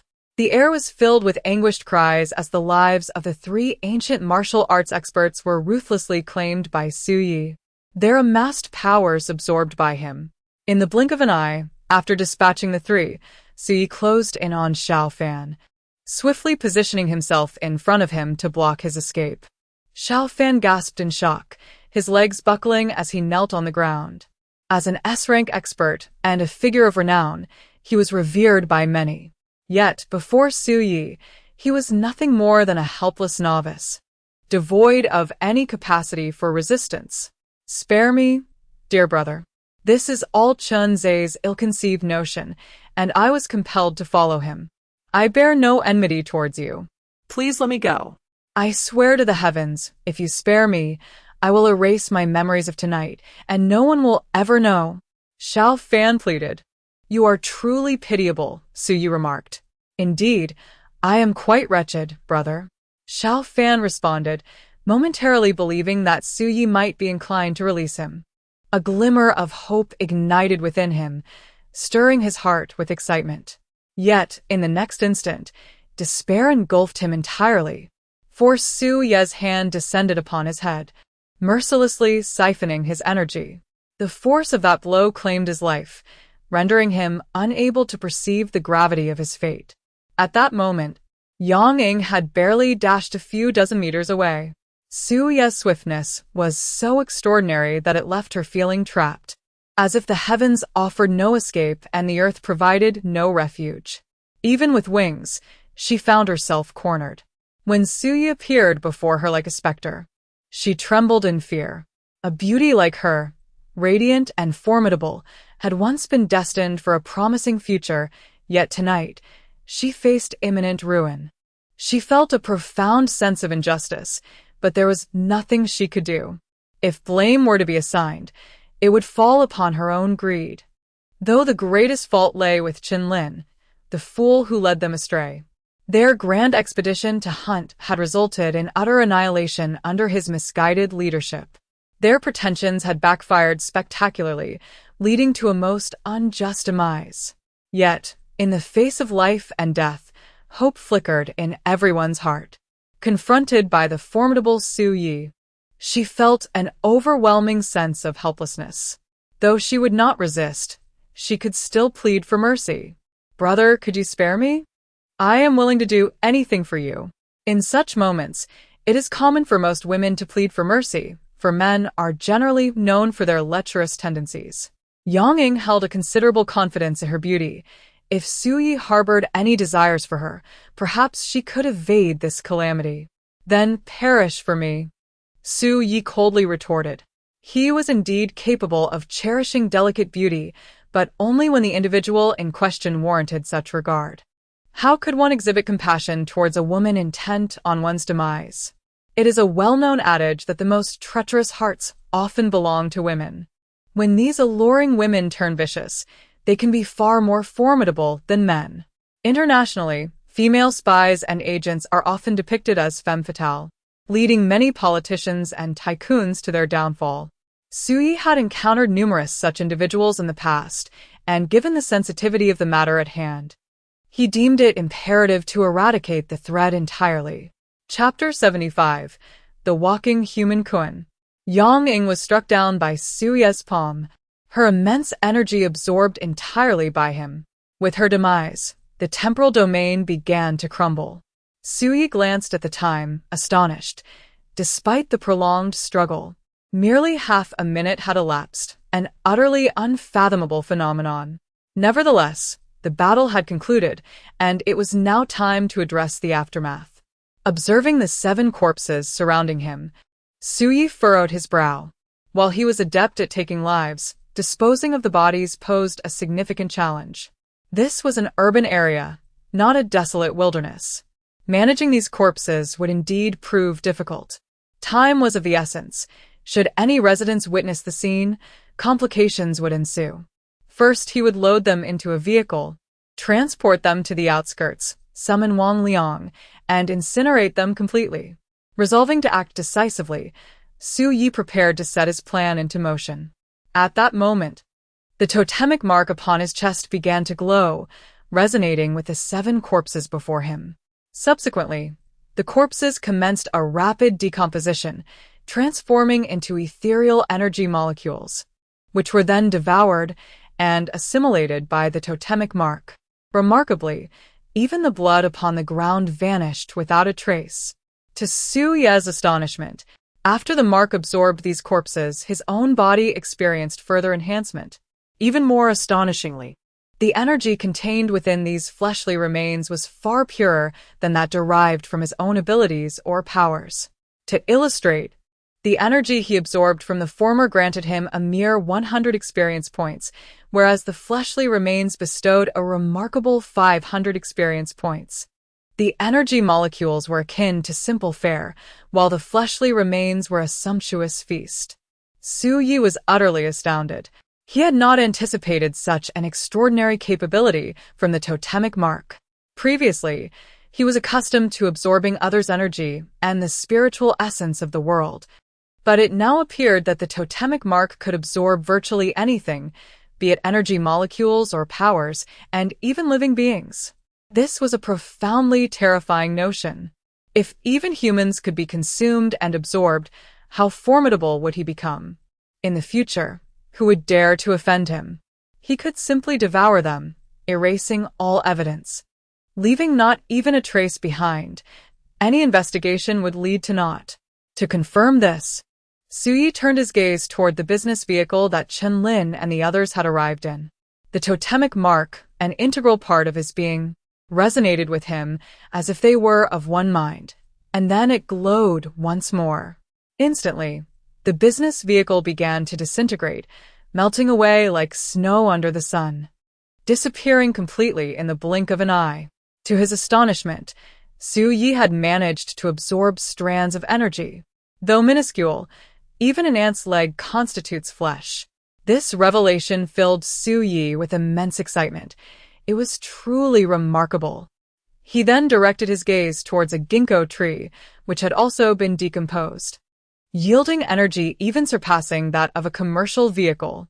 Sui then set his sights on a nearby stone. The stone too was decomposed, yet the energy obtained was exceedingly meager. Thus, it could be concluded that all living entities, be they human, animal, or plant, can be assimilated and devoured to extract energy. In addition to living beings, inanimate objects, such as stones and vehicles, can also be absorbed, although the energy gleaned from them is relatively scant. In summary, anything that he wishes to consume appears to be fair game. With the initial form of a kun, his evolution hinges entirely on devouring. The kun is known for its insatiable appetite, and the ability of the totem mark bears striking resemblance to that of the kun. Consequently, Su Yi effectively embodies a humanoid kun traversing the urban landscape, a being of ancient divine beast caliber. This was truly extraordinary. Su Yi erupted into laughter. having previously been troubled by how to dispose of the corpses. Now, however, Chun Lin and his companions had been completely absorbed, vanishing without a trace and leaving no evidence behind. Crucially, the ability of the totem mark had unveiled an alternative path for Su Ye's growth, one that was extraordinarily formidable. A humanoid koan, capable of consuming all. In that moment, Su Yi felt an overwhelming urge to unleash a roar towards the heavens. Is there anyone else? At that instant, laughter echoed from behind him. Turning around, he noticed a young couple strolling towards him. Su Yi collected his thoughts, then surveyed his surroundings. After confirming the absence of surveillance cameras in the area, he swiftly departed. With no cameras and no traces left behind, it was as though nothing had transpired, alleviating any lingering worries. However, his attire was another matter. Having been ambushed by Chun Lin, his clothes were tattered and stained with blood due to the highly corrosive black powder. Thus, Su Yi tore off his shirt and disassembled it before discreetly taking the elevator. With a smile and a nod, he approached Zhao Yuhan from behind, lighting a cigarette as he settled in to observe the unfolding scene. Initially, his mood was rather dismal, for he had been compelled to take lives and had extinguished 7 formidable experts in a single night. If word of this spread, it would certainly make headlines and invite dire consequences. Yet, upon transforming into a humanoid koan, the clouds of despair lifted, and he felt an overwhelming sense of joy. As the saying goes, fortune may lie hidden within misfortune, and misfortune may rely upon fortune. Although the events of the night were indeed tragic, he had managed to transform them into a revelation of the totem's extraordinary capabilities. With his current strength, as long as he did not attract undue attention, he would fear no one. Do you send red envelopes directly? Su Yi inquired. Red envelopes are convenient, replied Song Yueshi. In this age where Alipay and WeChat dominate, the use of cash has dwindled, leading many to opt for red envelopes while playing mahjong. Brother Yi, my luck has been dreadful. I've lost a considerable amount of money. Zhao Yuhan lamented. What stakes are you playing for? Su Yi asked. 10 yuan. Song Yueshi added. You, a corporate magnate worth billions, playing for just 10 yuan with a few students, truly commendable. Su Yi said. A little gambling brings joy, while heavy betting brings harm. Do you not comprehend this? Song Yueshi chuckled. They merely gathered to play mahjong out of boredom, and it was also to keep Zhao Yuhan company. After all, her sisters, like Tang Biyun, were not short of funds, and Su Yi typically provided Zhao Yuhan with only modest allowances, so a wager of 10 yuan sufficed. Why do you not join in? Su Yi inquired of Wang Mei. I have no interest in mahjong. Wang Mei replied with a smile, observing the game from the sidelines. Then would you accompany me for a couple of drinks? Su Yi proposed. Wang Mei was taken aback. It seemed Su Yi was particularly spirited tonight, even extending an invitation for drinks. Song Yueshi and the others exchanged surprised glances, sensing an unusual change in Su Ye's demeanor. Certainly. Wang Mei responded with a smile. What is happening? Have you fallen in love? Song Yueshi asked. Su Yi had never shown interest in their mahjong games. Yet, tonight, she not only joined to spectate but also engaged in conversation and suggested drinking. This must signify something significant had transpired, for otherwise, she would not behave this way. Is it forbidden to drink if one is not in love? Su Yi retorted with a grin. Song Yueshi scrutinized Su Yi, then glanced at Wang Mei, confirming that there was no impropriety between the two before saying, Then I shall drink as well. If you drink, that leaves 3 lacking 1. Su Yi remarked. No problem. The 3 of them can play do di ju. Song Yueshi replied. Brother Yi, given your rare enthusiasm, why not accompany us to KTV? Chapter 76, Surrounded by Adversity. Brother Yi. Wang Mei hesitated to speak. You all go ahead. I shall join you shortly. Su Yi smiled. Wang Mei nodded, not pressing further. At this moment, the celestial being, Gao Mingzhu, had descended upon the rooftop. Due to the proximity, Wang Mei sensed her presence as well.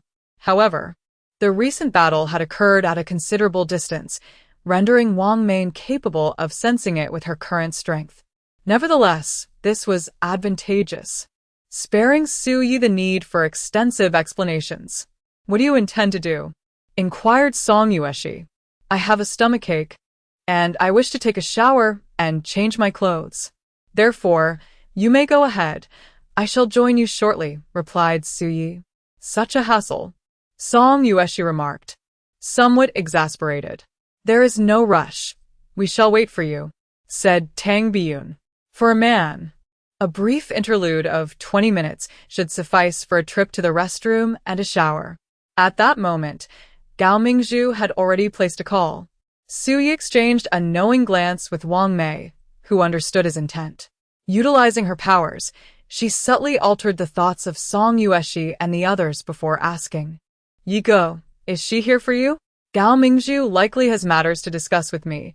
I shall ascend to converse with her," Su Yi replied. "Very well. We shall take our leave." Upon learning that it was Gao Mingzhu, Wang Mei felt reassured, as at least this individual was not an adversary. Gao Mingzhu had previously suggested that Gao Mingzhi accompany Su Yi, and now they were allies, prompting her to lead Song Yueshi and the others away first. Su Yi answered the call, asking, "President Gao, what brings you here at such a late hour?" "I am conducting a patrol on the rooftop. Come up," Gao Mingzhu instructed. "I was just about to take Song Yueshi and the others to the Shengshi Haomen," Su Yi responded. "It shall not take too long," Gao Mingzhu assured him. Ah, "Very well then." Su Yi hung up the phone and made her way directly to the rooftop. Gao Mingzhu, clad in a t-shirt and jeans, with her long hair dancing in the wind, stood at the edge of the rooftop, gazing down at the community. Upon noticing Su Yi's arrival, she turned around to scrutinize her. Seeing that Su Yi was completely unharmed, with a clear mind and vibrant spirit, she furrowed her brow. "Why do you look at me like that?" Su Yi asked with a smile.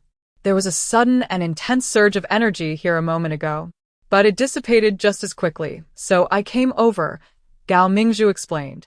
"The advanced technology of your ability association is astonishingly sensitive," Su Yi remarked. The Ancient Martial Arts Association is akin to the Ministry of Education within the martial arts realm, primarily tasked with the vigorous promotion of ancient martial culture and the cultivation of diverse talents. Conversely, the Ability Association functions similarly to a criminal police unit, primarily responsible for maintaining public order across various regions, akin to elite special police forces. To enhance their operational efficiency, relevant authorities have specifically developed a monitoring device for them, which can be connected to mobile phones and watches. Within the surveillance range, any occurrence of energy fluctuations will be detected, allowing the regional branch leaders to be promptly alerted, enabling them to investigate the signal location. However, every city harbors individuals with abilities, including both locals and outsiders. The moment they exert their powers, fluctuations will manifest. If a fluctuation occurs and the regional branch leader rushes to inspect it, it could prove exhausting. Thus, generally speaking, unless the fluctuations are particularly intense or the signals exceedingly brief, branch leaders tend to refrain from conducting inspections. Just as an ordinary citizen might report the loss of a dog or the theft of a bicycle in the dead of night, would the police take such claims seriously? However, if one were to declare that their life was in danger or that a bank had been robbed, the gravity of the situation would be markedly different. This evening, two extraordinary individuals have showcased their remarkable abilities, causing an intense disturbance, particularly since Su Yi resides in this vicinity. Gao Mingzhu is aware of Wang Mei's formidable prowess, and presently, she is serving as a bodyguard for Song Yueshi, residing in her household, thus becoming Su Yi's neighbor. As for Su Yi, he is indeed a superlative expert, yet he would never engage in conflict with Wang Mei. Hence, it is perplexing that such a significant energy fluctuation has occurred, unless, of course, Su Yi is embroiled in a confrontation with another party. Gao Mingzhu has developed a fondness for Su Yi, deeply concerned for his safety. prompting her to rush over upon pinpointing his location. Upon arrival, however, she found Su Yi unharmed and the community tranquil, which left her quite disheartened. "What were you doing just now?" Gao Mingzhu inquired. "I was merely having some fun with Wang Mei," Su Yi replied with a smile. Gao Mingzhu rolled her eyes, saying, "I thought you were engaged in a fierce battle, which made my trip feel futile. I am not one to instigate trouble. Why would I engage in a brawl? You are overthinking it. The main issue lies with your overly sensitive equipment. I can become invisible and teleport, while Wang Mei possesses telepathic abilities. Our energies, being so closely situated, naturally converge and amplify. Therefore, in the future, there is no need for you to rush over here. Everything is perfectly fine." Suye clarified. Gao Mingzhu found Su Ye's reasoning quite persuasive. The presence of two experts living next door indeed led to intensified energy fluctuations, causing the equipment to react with heightened sensitivity. However, Wang Mei is under Su Ye's command, and they would never engage in conflict unless in jest. Thus, she shall not return again. Gao Mingzhu let out a soft huff and remarked, "Isn't it particularly blissful to reside with 5 beautiful women?" She felt a pang of jealousy, especially towards Song Yueshi, Wang Mei, and Tang Biyun, as they all harbored strong affections for Su Yi, aspiring to be his girlfriend.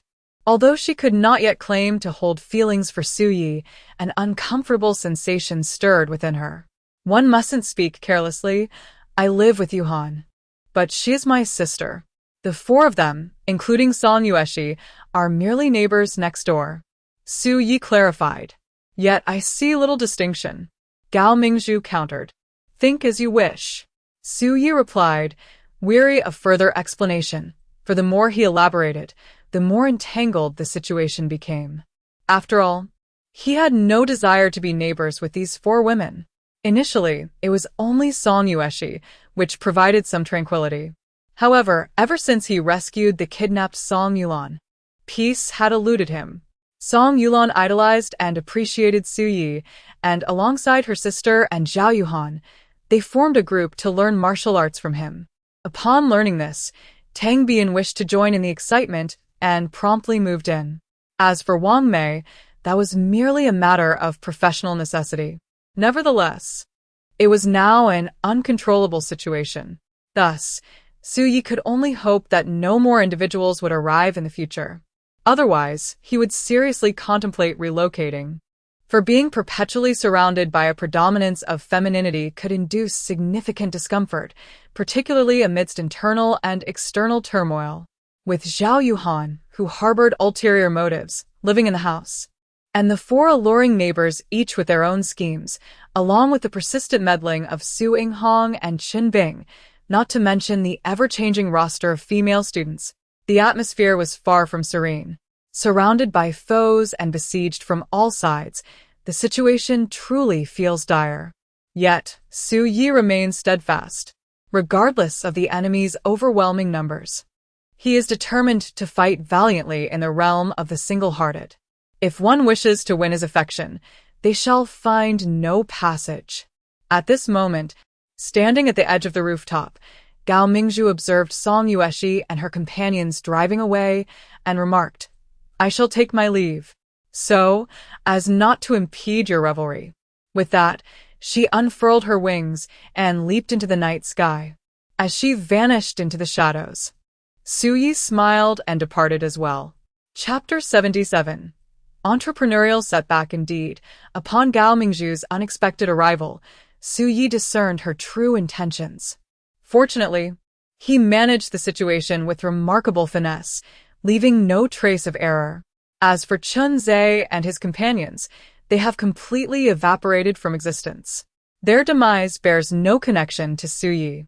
Furthermore, they had come clandestinely, intending to eliminate Su Yi after acquiring the breathing technique, all while remaining undetected. After all, Chun Zhe belonged to the Ancient Martial Arts Association and would not brazenly engage in such disreputable acts. Though their plan was meticulously crafted, they could never have anticipated Su Yi's formidable prowess.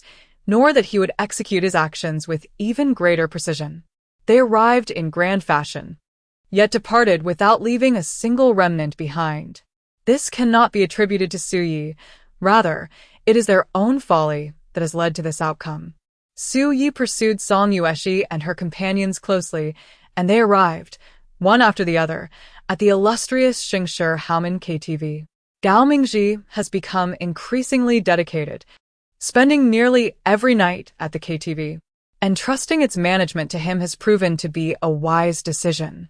Individuals like him, the scions of affluence, are indeed surrounded by numerous sycophantic companions. Notably, his sister holds the esteemed position of vice president in the Ability Association, which affords him a certain stature.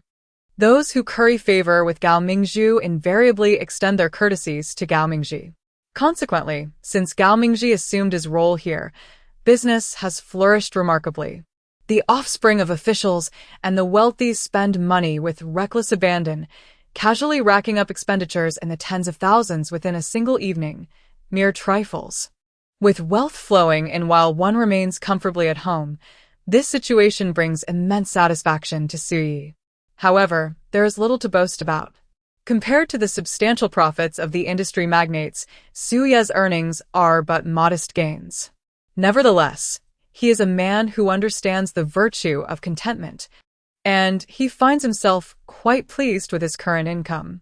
How enviable it is for Brother Yi, always surrounded by beautiful women wherever he goes. One might mistakenly assume that Brother Yi is. Gao Mingji chuckled. What? Su-yi A pimp. Recently, my abilities have surged, and I'm eager to find someone to spar with. Su-yi clenched his fists, the sound echoing ominously. Brother Yi, no. I was mistaken, haha, just jesting. Gao Mingji promptly surrendered. Attend to your endeavors. Su-yi remarked. Indeed, enjoy yourself, Brother Yi. In the private room, Song Yueshi and Zhao Yuhan took turns singing, while Wang Mei refrained, dedicating herself solely to drinking with Su-yi. Changing careers? Su-yi chuckled ruefully. Initially, I believed a bodyguard company had great potential, and in a moment of impulsiveness, I embarked on that venture. Yet, the reality has proven that establishing a bodyguard business in a third-tier city like Zhengzhou is exceedingly challenging. Thus, it is best to abandon this path sooner rather than later. This phenomenon is, in fact, quite prevalent. At the inception of any entrepreneurial endeavor, one is often filled with ambitious aspirations, convinced of their potential for greatness and success. However, reality is harsh. Although ideals are beautiful, if no one acknowledges them, they become futile. Despite extensive promotion on Baidu, the results have been negligible. Song Yueshi is a unique case, as she lacks a sense of security. As for the second business venture, it was only due to Tang Jingsheng's regard for Su-yi that Chen Jin agreed to make his wife, Zhao Ping, a driver. One can only conclude that this entrepreneurial endeavor has been profoundly unsuccessful. Fortunately, Su-yi did not invest a significant amount, and in fact, has even profited considerably. Nonetheless, it is no longer necessary to continue in such a manner. Failing to attract clients is merely a waste of emotional investment. It would be more prudent to abandon this venture early and redirect our energies toward other pursuits. In truth, I was never particularly optimistic about this industry. But since Brother Yi was determined, I had no objections and chose to support him silently, Wang Mei remarked. In the future, feel free to offer me your opinions. Speak your mind. Su-yi replied. Indeed. Wang Mei nodded with a smile and then inquired, what are Brother Yi's plans? What do you think I should do? Su-yi asked. There are countless profitable businesses across various sectors, some yielding substantial profits while others generate modest returns. It all depends on what Brother Yi enjoys. In my opinion, Brother Yi can pursue any path, and we will all stand by you, Wang Mei stated. However, I have no desire to engage in traditional business. Rather, I wish to embark on endeavors of significance. As for the financial aspect, that is secondary. What matters most is finding joy and fulfillment. Su-yi said. Why did Brother Yi initially decide to establish a women's martial arts school? Wang Mei asked. I came to Zhongzhou to take care of Yuhan, and moreover, girls are a vulnerable group, easily subject to bullying. If everyone could protect themselves, many calamities could be averted. Therefore, I established a women's martial arts school, Suyi stated. The death of Zhao Yuqing profoundly affected him, and his current mission is to safeguard Zhao Yuhan. Each year, thousands of women endure persecution, abduction, and bullying. Even driving a taxi could lead to fatal consequences. Although Su Yi cannot protect every woman in the world, he can teach them martial arts, empowering them to defend themselves. Thus, the establishment of the Women's Martial Arts School is a cherished aspiration of his, aimed at mitigating tragedies to some extent. Imagine if women were adept at self-defense. Would there still be opportunities for drivers, thugs, and traffickers to exploit? Of course, this is an unrealistic expectation, but striving to make a difference is what matters. Much like charity, one may not be able to save all, but saving even one is a victory. Let us continue to develop the martial arts school into a brand and grow it stronger. Wang Mei remarked. I share this vision, and in the new season, I plan to recruit both men and women, offering separate training. The women's division will focus on self-defense, while the men's will emphasize combat techniques. Additionally, I intend to provide shelter for orphan children, ensuring their basic needs are met, with the hope that they will become pillars of society in the future, Su Yi declared. This endeavor must be supported. Wang Mei responded. Chapter 78. A grand undertaking. Su Yi grew up in an orphanage, receiving aid from various sources. Later, he enlisted in the military, which transformed his life, allowing him to rise from the ashes and become extraordinary. He has endured hardships and fully understands the challenges of life. However, in the past, he lacked the ability to assist others. Running a martial arts school merely sustains one's livelihood, ensuring survival without the prospect of wealth. Now that he has acquired affluence and capability, it is time to undertake endeavors within his reach. If everyone contributes a bit of love, the world will transform into a beautiful realm.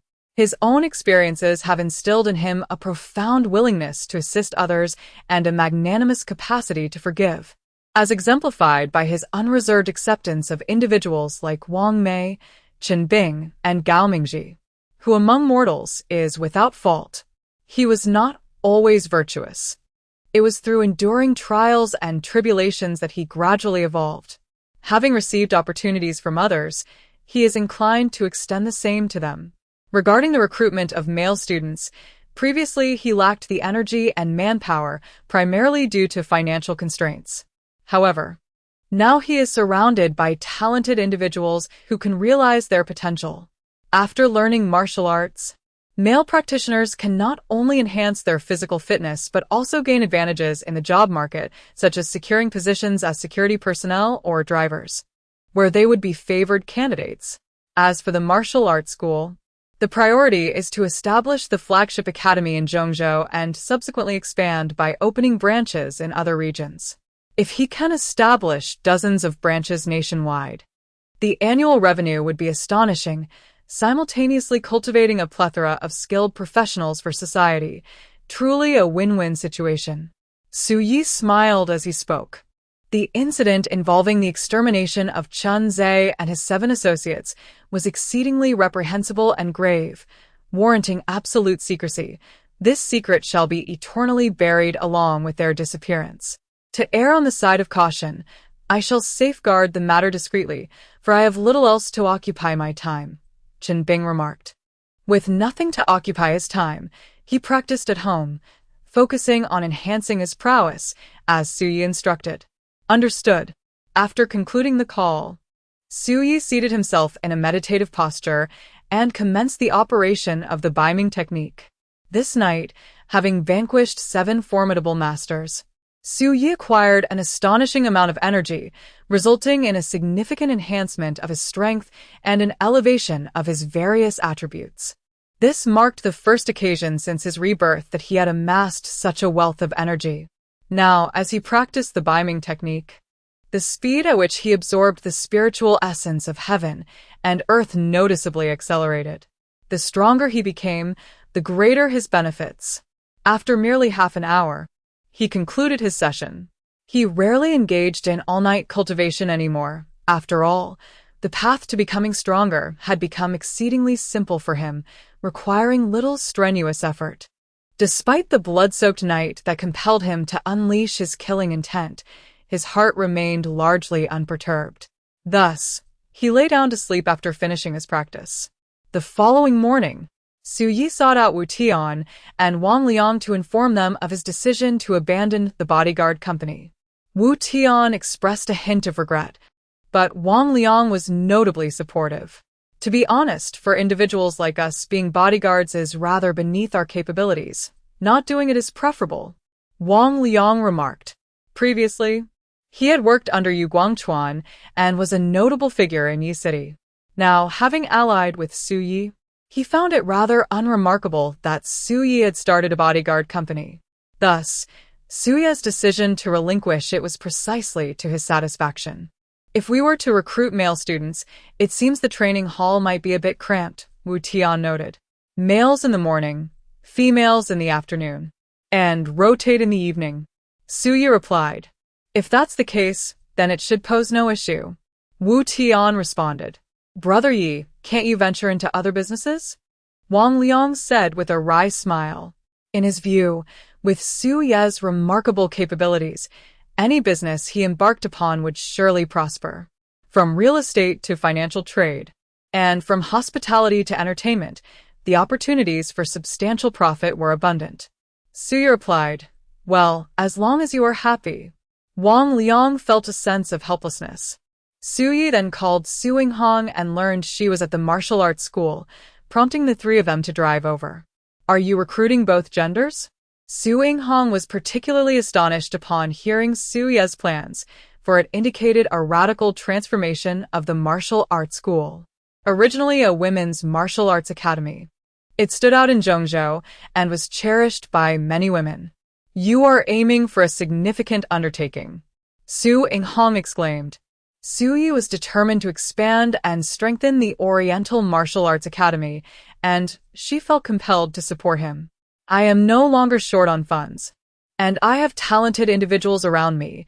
With the right timing, location, and harmony among people, everything is in place, Su Yi declared. Very well. Excellent, Su Yinghong concurred. As for recruitment, perhaps you could promote it appropriately, place some advertisements, distribute flyers, and so forth. Leave that to me, Su Yinghong said with a smile. Su Yi nodded. Let's go, I'll treat you all to dinner. What shall we eat? Su Yinghong asked excitedly. You decide. Hot pot. Let us go. Without hesitation, the four of them hopped into the car and set off. Just then, a call from Gao Mingzhu interrupted them. Su Yi frowned, sensing that receiving her call, at this moment, could not bode well. President Gao, Hyong has arrived in Zhongzhou and wishes to meet you. Hyong? Su Yi was taken aback. This fellow's visit did not seem to herald anything good. Chapter 79. Excluding suspicions, Su Yi has learned that after Yu Guangchuan was murdered in a distant land, his eldest daughter, Yu Xinjin, seized power, while his second son, Yu Xiaoyuan, serves as a director of the conglomerate, albeit with little actual authority. The death of Yu Guangchuan sent tremors through Yi City, for he was a figure of immense notoriety, infamous and reviled, with a multitude of enemies. Consequently, many rejoiced at the news of his demise. This information was relayed to Su Yi by Wang Mei, who still has friends in Yi City. Today, however, Hyong unexpectedly sought an audience with Su Yi, which filled him with trepidation. Had Hyong uncovered something? He wishes to meet you, Gao Mingzhu remarked. Su Yi smiled slightly and replied, Very well then. In truth, Su Yi had no desire to engage with Hyong. However, given the circumstances surrounding Yu Guangchuan's death, Hyong harbored suspicions towards him. Furthermore, He Yang's affection for Wang Mei complicated matters, especially since she had allied herself with Su Yi following Yu Guangchuan's demise, thereby intensifying Su Ye's perceived culpability. Of course, Yu Guangchuan was killed in Macau under circumstances that left no room for doubt, and there exists no conclusive evidence linking Su Yi to the crime. He Yang's concerns were merely speculative. After all, Yu Guangchuan had amassed a plethora of adversaries, each a potential suspect. Thus, Su Yi surmised that a significant portion of He Yang's motivation for traveling to Zhongzhou was indeed Wang Mei. He was envious, jealous even. The woman he coveted had aligned herself with another man, and as the regional chapter president wielding considerable influence. He Yang's discontent drove him to ascertain what remarkable qualities Su Yi possessed that could earn him Wang Mei's favor. Indeed, many men find themselves in such a predicament. When someone snatches away their beloved, or when the woman they cherish turns her affections to another, they often feel an overwhelming sense of indignation and fury. This may lead them to confront the rival directly, or, if they feel outmatched, seek the support of others to exact revenge. Ultimately, they will not allow their adversary to escape unscathed, for it is a grievous act of love thievery. If not for this, perhaps it is due to He Yang discovering incriminating evidence. Nevertheless, at this juncture, Su Yi has no choice but to meet with him. For the more she resists, the heavier He Yang's suspicions become. After parting ways with Wu Tian and the others, Su Yi ventured alone to the meeting. Upon her arrival at the restaurant, she encountered Gao Mingzhu and He Yang, who were engaged in conversation, as they were both familiar acquaintances and regional presidents. He Yang, in his late 20s, possessed a tall and imposing stature, dressed with great care, exuding a scholarly and refined demeanor. Upon seeing Su Yi, he scrutinized her with a somewhat complex gaze before breaking into a smile and extending his hand, greeting her with Boss Su. President He. As Su Yi shook hands with He Yang, she felt his grip was rather forceful, prompting a frown and a sense of disdain within her. Was he attempting to intimidate her? In response, she tightened her grip, causing He Yang to wince in discomfort. Though displeased, He Yang maintained his smile and remarked, "Boss Su possesses quite a remarkable strength." "It's just average," Su Yi replied. Gao Mingzhu, keenly observing the exchange, interjected to diffuse the tension, saying, "Gentlemen, please take a seat." Once seated, He Yang continued, "I heard from President Gao that Boss Su runs a women's martial arts school." "It's merely a means to make a living," Su Yi replied. Such a person as Boss Su would hardly stoop to the level of merely scraping by. After all, even President Gao is no match for him. His prowess is formidable, yet he remains remarkably low-key. Could it be that he has encountered some trouble? He Yang inquired. Su Yi cast a glance at Gao Mingzhu and then chuckled softly.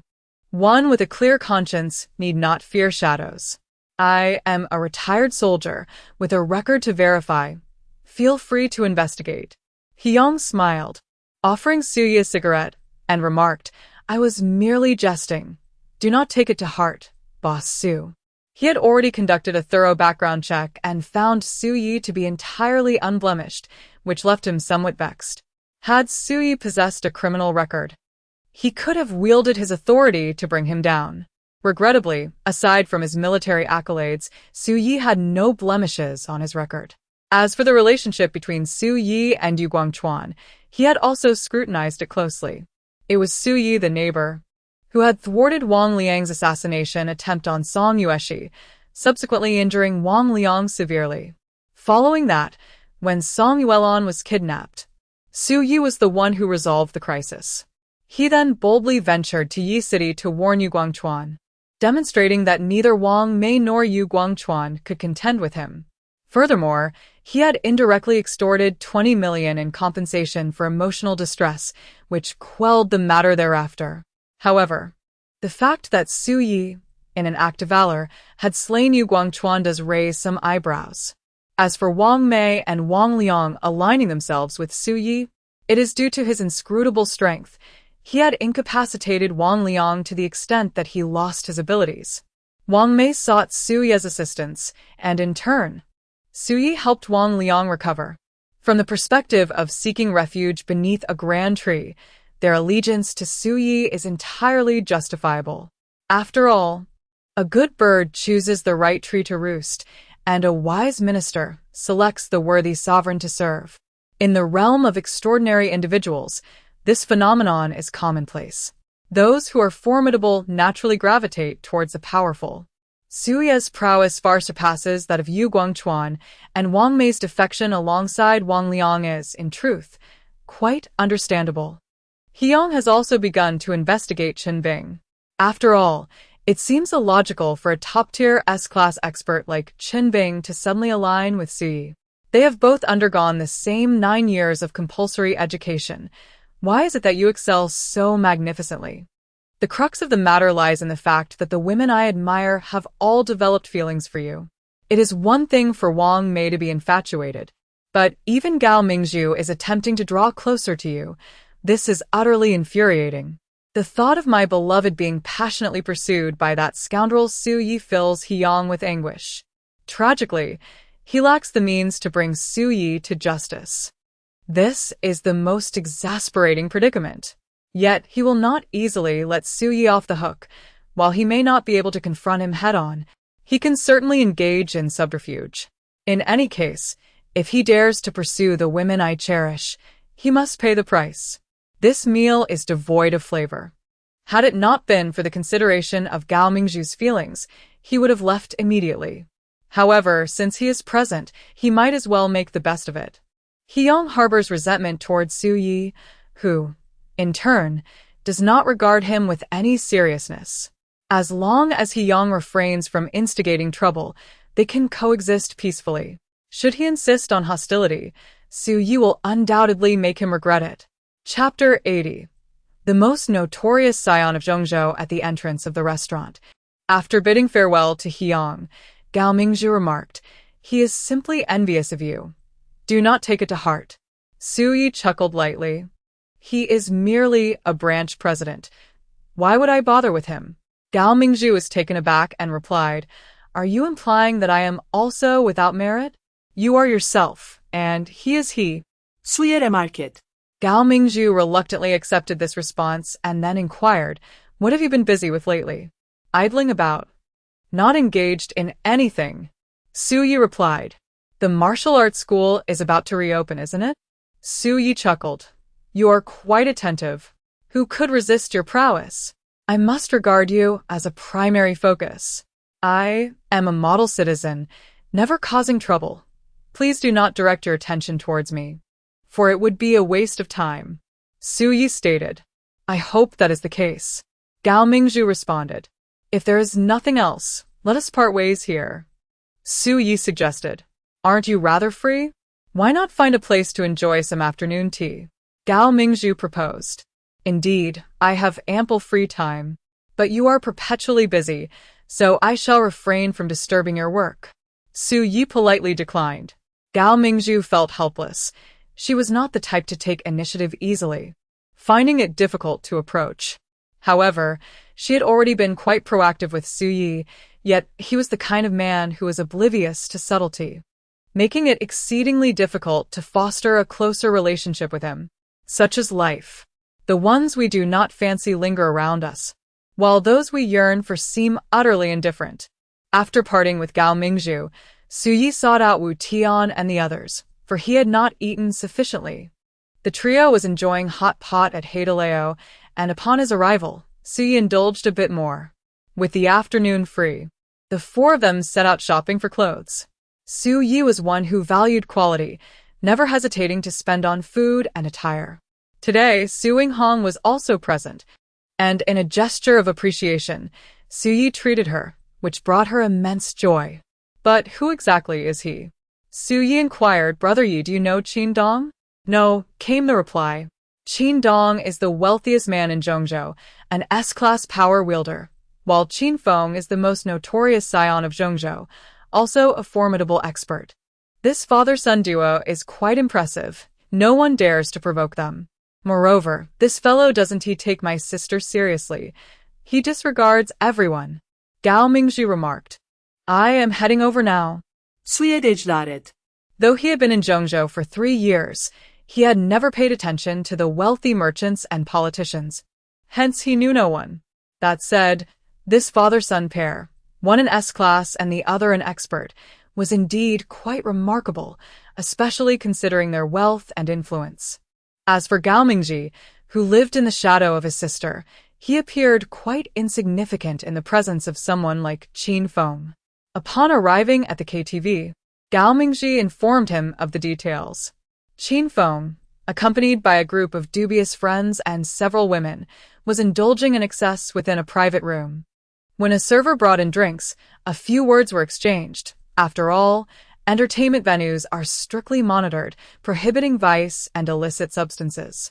In a fit of rage, Qin Feng struck the server, causing him a concussion, and promptly sent him to the hospital. Upon learning this, Gao Mingji rushed over, but Qin Feng completely disregarded him, looking down on Gao Mingji for relying on his sister. He even berated Gao Mingji harshly. Frustrated and furious, although he could not contend with Qin Feng, he lacked the connections to stand up to him. Reluctantly, he reported back to Su Yi, hoping that Su Yi could display his formidable nature and seize the opportunity to teach the arrogant Qin Feng a lesson. Qin Feng regarded him as trash, and Gao Mingji was equally displeased with Qin Feng. However, in Zhongzhou, Qin Feng had grown accustomed to his tyranny. No one could restrain him. Yet, Su Yi certainly could. Though Qin Feng was more skilled than his sister Mingzhu, Su Yi found it effortless to overpower him. Upon realizing the situation, Su Yi was incensed. "You dare to siphon my followers and assault my people? Just because your family has wealth, you act so brazenly? Lead the way." Suya commanded. Gao Ming nodded and escorted Su Yi to the private room where Qin Feng was located. Pushing the door open, they were greeted by a group of 7 or 8 individuals, both male and female, frolicking under the vibrant lights. The intoxicating combination of alcohol and stimulants had rendered them euphoric, each person seemingly floating in a state of bliss. Su Yi swiftly approached the karaoke stage and silenced the raucous music. The abrupt cessation of sound plunged the room into silence, and all eyes turned toward Su Yi. "Are you looking for death?" A long-haired young man spat angrily. This was likely Qin Feng, identifiable by his distinctive hairstyle reminiscent of the rebellious figures from 90s Hong Kong films, which still appeared quite fashionable today. Standing at around 175 centimeters. He was robust with a slightly dark complexion, his bare arms and chest adorned with tattoos, presenting an intimidating presence. Qin Feng advanced toward Su Yi, his companions parting to allow him passage, all scrutinizing Su Yi with a mocking gaze. This foolhardy individual dared to provoke them, inviting trouble upon himself. Gao Ming, confident in Su Yi's capabilities, stood tall, eagerly anticipating the unfolding drama. As Qin Feng reached Su Yi, without uttering a word, he launched a punch. Those who are arrogant seldom engage in reasoned discourse. Regardless of who you are, they strike first and ask questions later. In an instant, Su Yi reacted, effortlessly grasping Qin Feng's incoming fist. Qin Feng was momentarily taken aback, his brow furrowing deeply. He possessed immense strength, capable of shattering Su Yi's skull with a single blow. Yet, to his astonishment, Su Yi effortlessly intercepted him, leaving him helplessly struggling to break free. Initially, he had dismissed Su Yi as a reckless fool, but he soon realized that he was, in fact, a formidable opponent. With a swift twist of his wrist, Su Yi sent Qin Feng staggering back, then coldly declared, "You are not welcome here. Take your entourage and leave." Chapter 81. Venom. As the saying goes, harmony breeds wealth. Su Yi was a businessman, while Qin Feng was merely a consumer. Although his behavior warranted punishment, an act that would likely not be tolerated in any other KTV, Qin Feng was no ordinary individual. He was the son of the wealthiest man in Zhongzhou. Accustomed to arrogance and wielding considerable power, he had always walked with an air of superiority, expecting deference from all. Although Su Yi possessed the capability to render him unrecognizable to his own father, what purpose would that serve?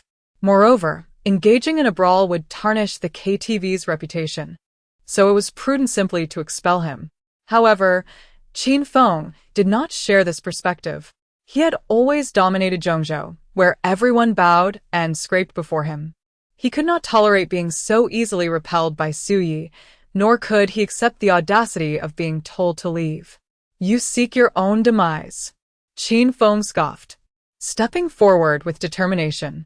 Seeing his obstinacy, Su Ye's anger ignited. Do you wish to challenge me? As Qin Feng swung his fist, Su Yi met him with a punch of his own.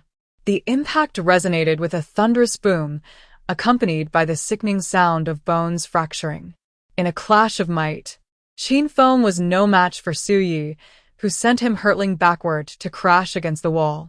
Qin Feng spat out blood, his face a mask of shock, and his entire arm twisted grotesquely. The power of Su Yi instilled fear within him, yet he was not one to yield easily.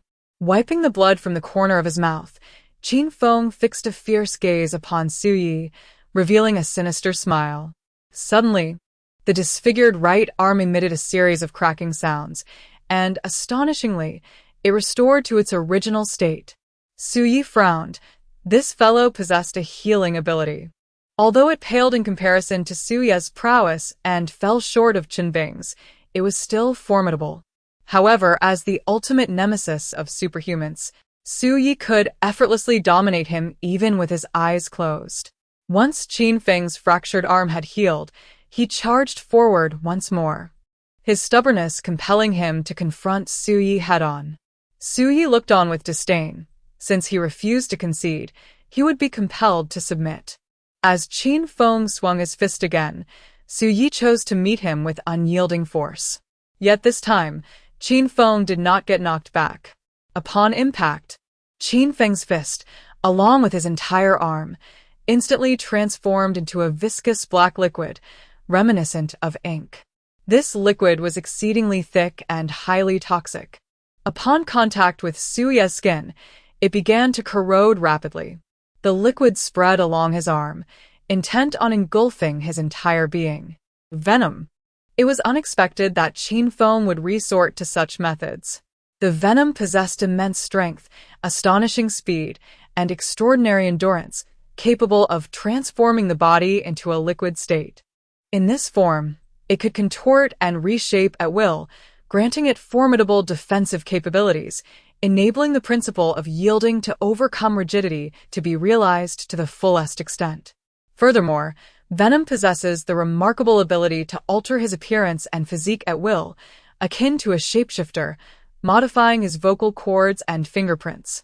He is endowed with extraordinary regenerative capabilities, enabling him to swiftly recover from dismemberment, akin to water flowing freely despite a blade's interruption. In essence, Venom embodies a formidable entity with unparalleled combat prowess, rendering him nearly invincible among his peers. Although he is indeed formidable, he remains flesh and blood, and prior to the activation of his mark, he is not invulnerable. Venom spreads like a plague. Once he ensnares you, your fate is essentially sealed, as he can proliferate throughout your body in an instant, reducing you to a mere pool of putrefaction. Thus, Su Yi promptly activated his mark and began voraciously absorbing Qin Feng's energy. Sensing the rapid depletion of his own power, Qin Feng was taken aback and hastily retreated. At that moment, Su Ye's arm was a ghastly sight, with bones protruding grotesquely. However, his regenerative ability was astonishingly potent. Within mere moments, his mangled right arm began to reform, returning to its original state in the span of 2 breaths. Qin Feng was stricken with terror, for Su Ye's recuperative capabilities surpassed his own. The crucial aspect was that Su Yi could absorb energy, which posed a dire threat. With the ability to regenerate, Su Yi was impervious to Venom's toxic assaults. Moreover, the capacity to absorb energy would perfectly counter Venom, significantly diminishing his combat effectiveness while simultaneously augmenting Su Ye's strength. "Who are you?" Qin Feng inquired, as he was acquainted with most of the abilities within the Central Plains, yet had never heard of Su Yi. Qin Feng was powerful, but Su Yi proved even more formidable, equipped with the means to counter him effectively. If he were to persist relentlessly, his chances of victory would be rather slim. Qin Feng's companions were equally astonished. They had anticipated that he would easily dominate Su Yi, only to discover that Su Yi appeared to be even more formidable than Qin Feng. Brother Yi is the boss here, Gao Mingxi explained. With a cold snort, Qin Feng retorted, "Do you know who I am? I couldn't care less who you are. If you wish to fight, I shall oblige until the end. Otherwise, you may leave," Su Yi proclaimed with an air of authority. Wow. Qin Feng was incensed. Alcohol often emboldens the timid. He was already fearless, and inebriated. He became even more audacious. Moreover, with so many friends watching, conceding defeat would bring shame upon him, the illustrious scion of the Qin family. Although Su Yi was indeed powerful and his own chances were not promising, he resolved to fight to the bitter end. After all these years in Zhongzhou, he had never submitted to anyone. Thus, this evening, it would either be him who brought Su Yi to his knees or he himself who would fall. In any case, a victor must emerge. With a thunderous shout, Qin Feng charged once more, transforming into a black, venomous liquid, resembling a swirling stream suspended in the air, abstract and distorted. In this liquid form, Su Yi's attacks proved ineffective, compelling him to absorb the assault directly. Before Qin Feng could close the distance, he felt his energy drain away furiously. And this time, the depletion was even more intense. Though Qin Feng's natural defenses were formidable, they could not withstand such an overwhelming force. His chest shattered, causing him to spew forth blood, and once again, he was forcefully hurled away, this time with such ferocity that it cracked the sturdy wall. The audience erupted in astonishment. How extraordinarily powerful! It is important to note that Qin Feng is Venom, a formidable force who has always been the one to dominate others, never subjected to defeat. Yet before Su Yi, Qin Feng appeared utterly defenseless, his combat prowess clearly on an entirely different level. It was akin to a father chastising his son. Chapter 82. Free viewing of the venue at this moment. He felt exceedingly weak, his fighting capacity drastically diminished. Encountering such an anomaly was indeed a stroke of terrible luck. Qin Feng was filled with resentment, yet he found himself helpless, for if he continued the battle, he might suffer even greater humiliation. A wise man does not endure unnecessary losses. It was time to withdraw. To stubbornly persist would be sheer folly. Just you wait. Qin Feng spat with venomous indignation, gesturing for his companions to depart. This evening, he had indeed been humiliated, but he was one to bear grudges, and he would inevitably seek retribution from Su Yi. "Stop!" Su Yi commanded. Qin Feng halted, a flicker of fear crossing his features, yet he maintained his facade of strength, retorting, "What do you want?" "Medical expenses, repair costs, compensation." The audacious fellow had rendered the attendant unconscious with a concussion, necessitating hospitalization, and the wall had been damaged in the scuffle. All these expenses must be covered by Qin Feng. Gritting his teeth, Qin Feng could only suppress his fury and then turn to his companions, inquiring, "Who has cash?" This elite scion never carried cash on him. Moreover, in this day and age, transactions were conducted effortlessly through WeChat and Alipay, convenient and swift. A stunning woman clad in a strikingly short blue dress retrieved a stack of cash from her purse and handed it over. Su Yi extended his hand to accept it, only to discover that it amounted to a mere 3,000. "Not sufficient," he exclaimed. Qin Feng, filled with rage, yearned for another confrontation with Su Yi. Yet he understood that such a course would only lead to humiliation. Having chosen to avoid immediate loss, he was now compelled to endure. "You may transfer the funds," Su Yi stated, pulling out his phone. In a fit of anger tinged with sarcasm, Qin Feng scanned the code and transferred 50,000, inquiring, "Is this enough?" "Let us go." Su Yi released him. With a cold snort, Qin Feng departed with his entourage. Brother Yi is truly formidable. Gao Mingji praised. The ostentatious Qin Feng, renowned as the premier scion of Zhongzhou, who fancied himself invincible, was decisively subdued by Su Yi, much to Gao Mingji's satisfaction. Su Yi, with a nonchalant smile, remarked, "I'll transfer the money to you. Please extend a gesture of goodwill to that service attendant, and also take care of this wall repair. You can keep the money. I will handle it." Gao Mingji initially hesitated. Politeness? This is entirely my responsibility. I failed to manage the situation effectively. Besides, How much could it possibly cost to fix a wall? He chuckled. Sui nodded and then produced a cigarette, prompting both to indulge in a smoke. Observing the scattered powder on the table, he cautioned, "Be more careful in the future." "Indeed, I shall. However, to be honest, such incidents are notoriously difficult to prevent." Gao Mingji replied, "In any case, just exercise caution." Su Yi acknowledged the reality, aware that many indulge in such habits within nightclubs, making it truly challenging to guard against. "Indeed."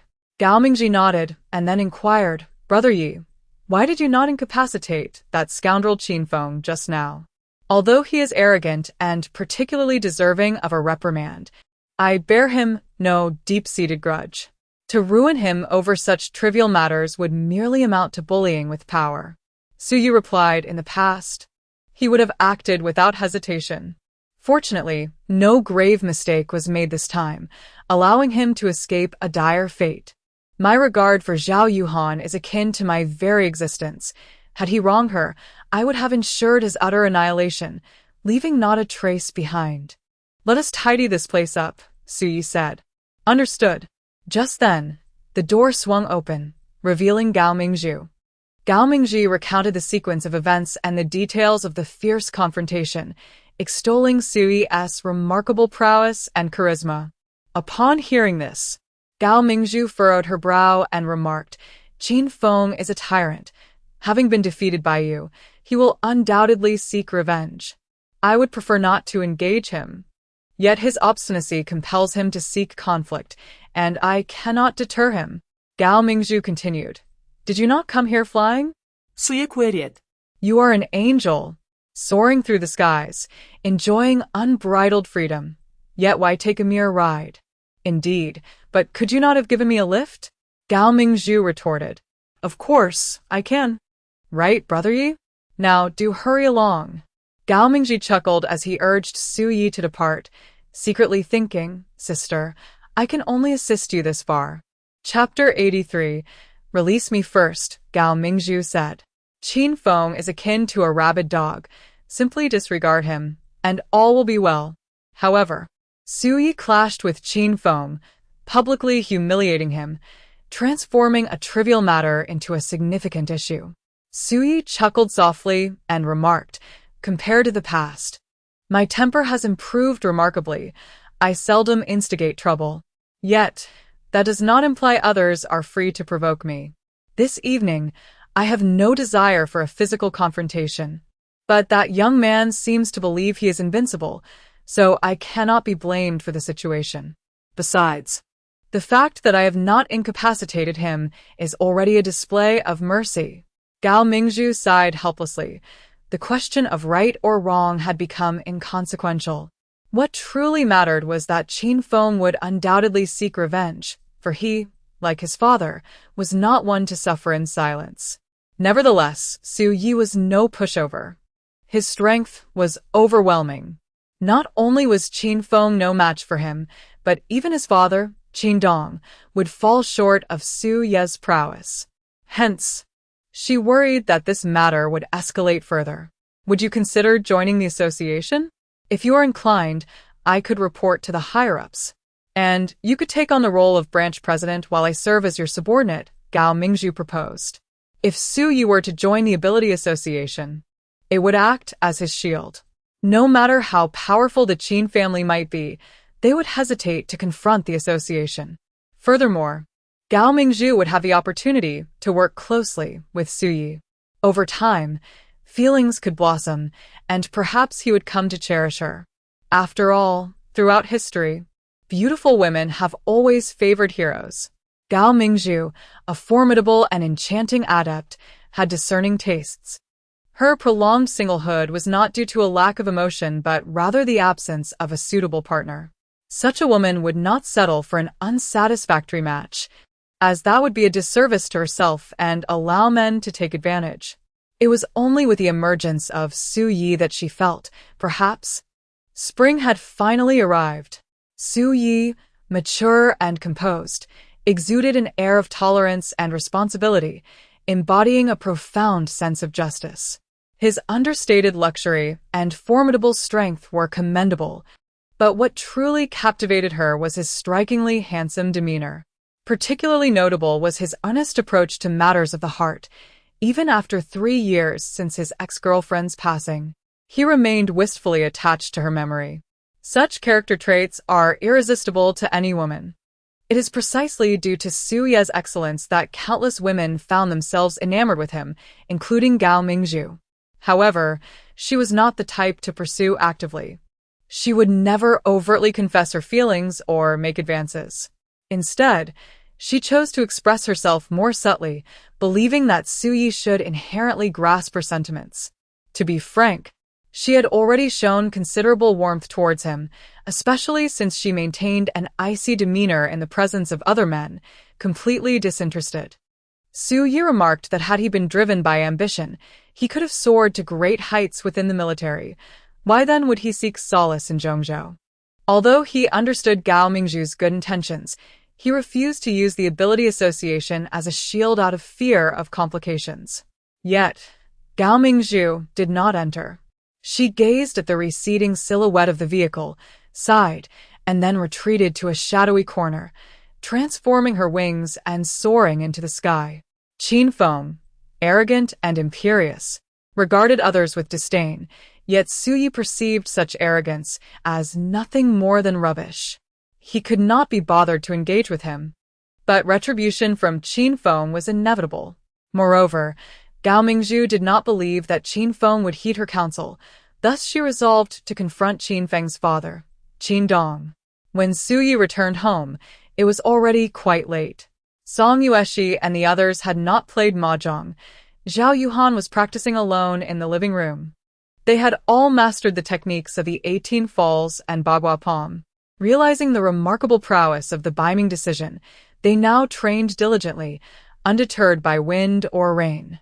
Each morning and evening, they committed at least half an hour to their practice, motivated by a spirit of competition among themselves, as none wished to be left behind. Zhao Yuhan's complexion had improved, appearing more radiant, while her figure had become more voluptuous. At just 21, she had matured into a bewitching presence, much like her sister. However, Su Yi found himself troubled by the fact that Zhao Yuhan never seemed to regard him as an outsider. The situation of living with his sister-in-law was inherently awkward, yet she always dressed so casually at home. For instance, at that moment, Zhao Yuhan wore a spaghetti-strap top, notably sheer and translucent. It was unnecessary for Su Yi to possess X-ray vision. Even his nearsightedness wouldn't hinder his perception. This left Su Yi feeling particularly vexed, yet helpless. As he understood Zhao Yuhan's intentions, she was intent on winning his affection to supplant her sister's place in his heart. But how could Su Yi ever develop feelings for her? If he did, would he still consider himself human?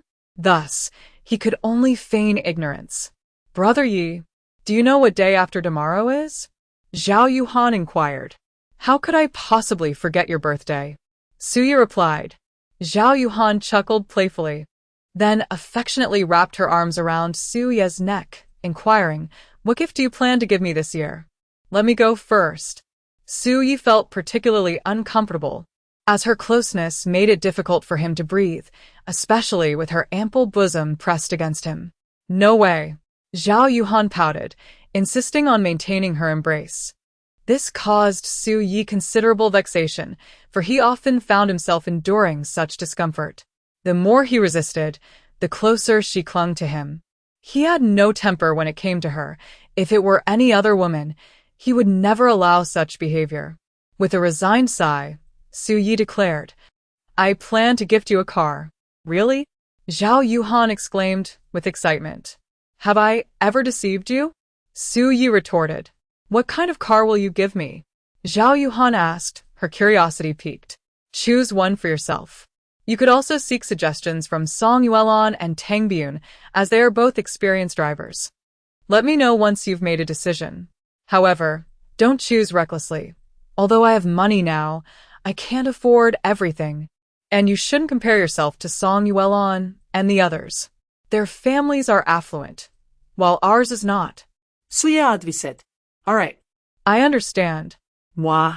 Zhao Yuhan exclaimed excitedly, then planted a kiss on Su Ye's cheek. Chapter 84. Disrupting the scene, Su Yi found Zhao Yuhan's tendency to shower him with affection at the slightest whim to be quite exasperating. Despite his numerous earnest attempts to educate her on the matter, his efforts had proven futile.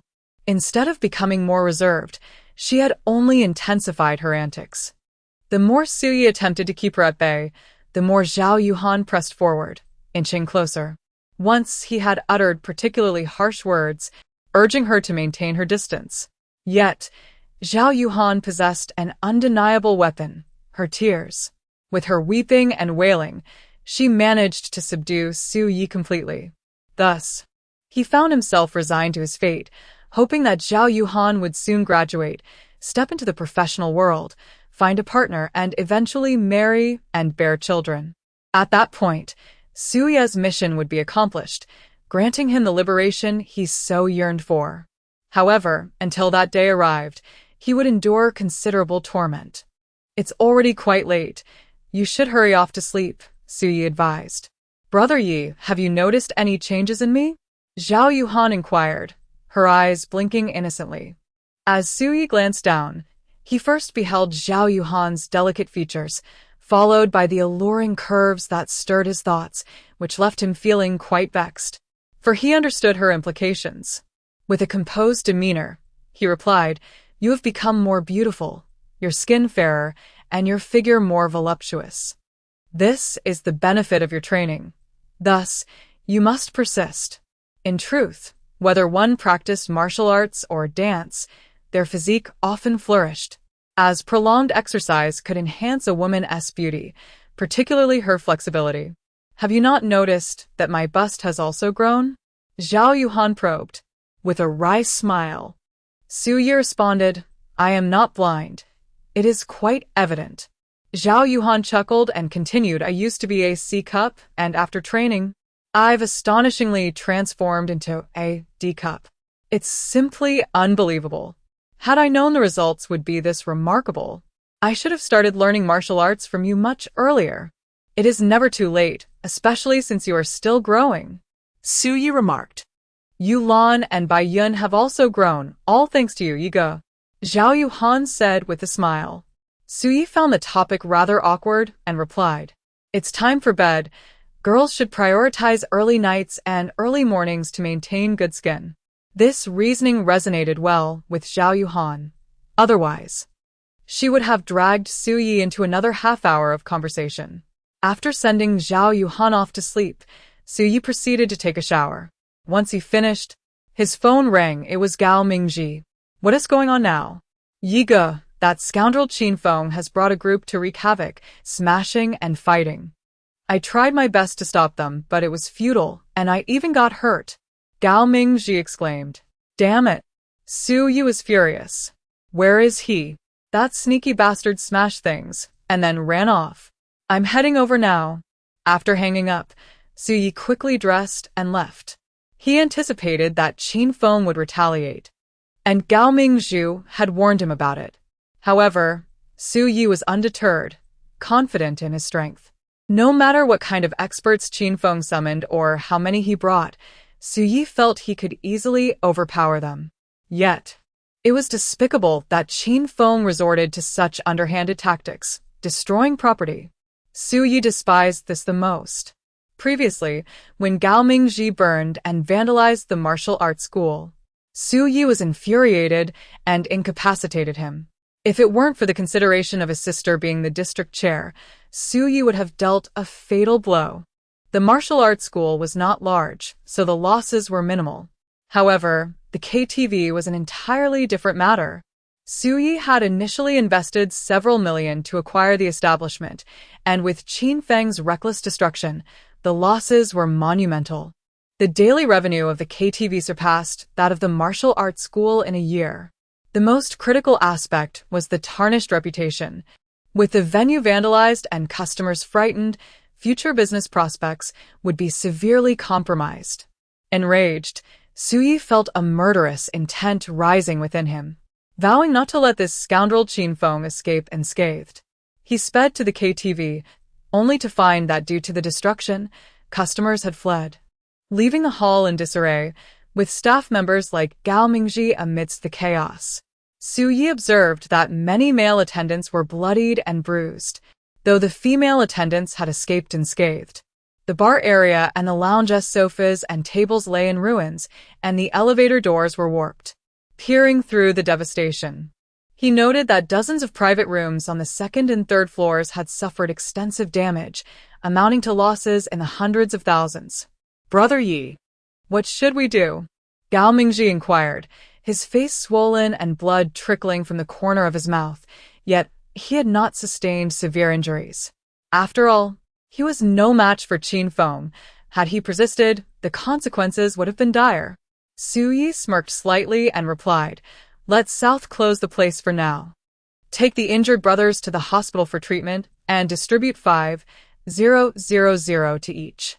Tomorrow, we shall arrange for renovations." Ah. Brother Yi, are we just going to let it go like this? Gao Mingji asked in astonishment. Do you know where that brat lives? Su Yi queried. I don't, but my sister should. However, she will certainly try to stop you. Gao Mingji responded.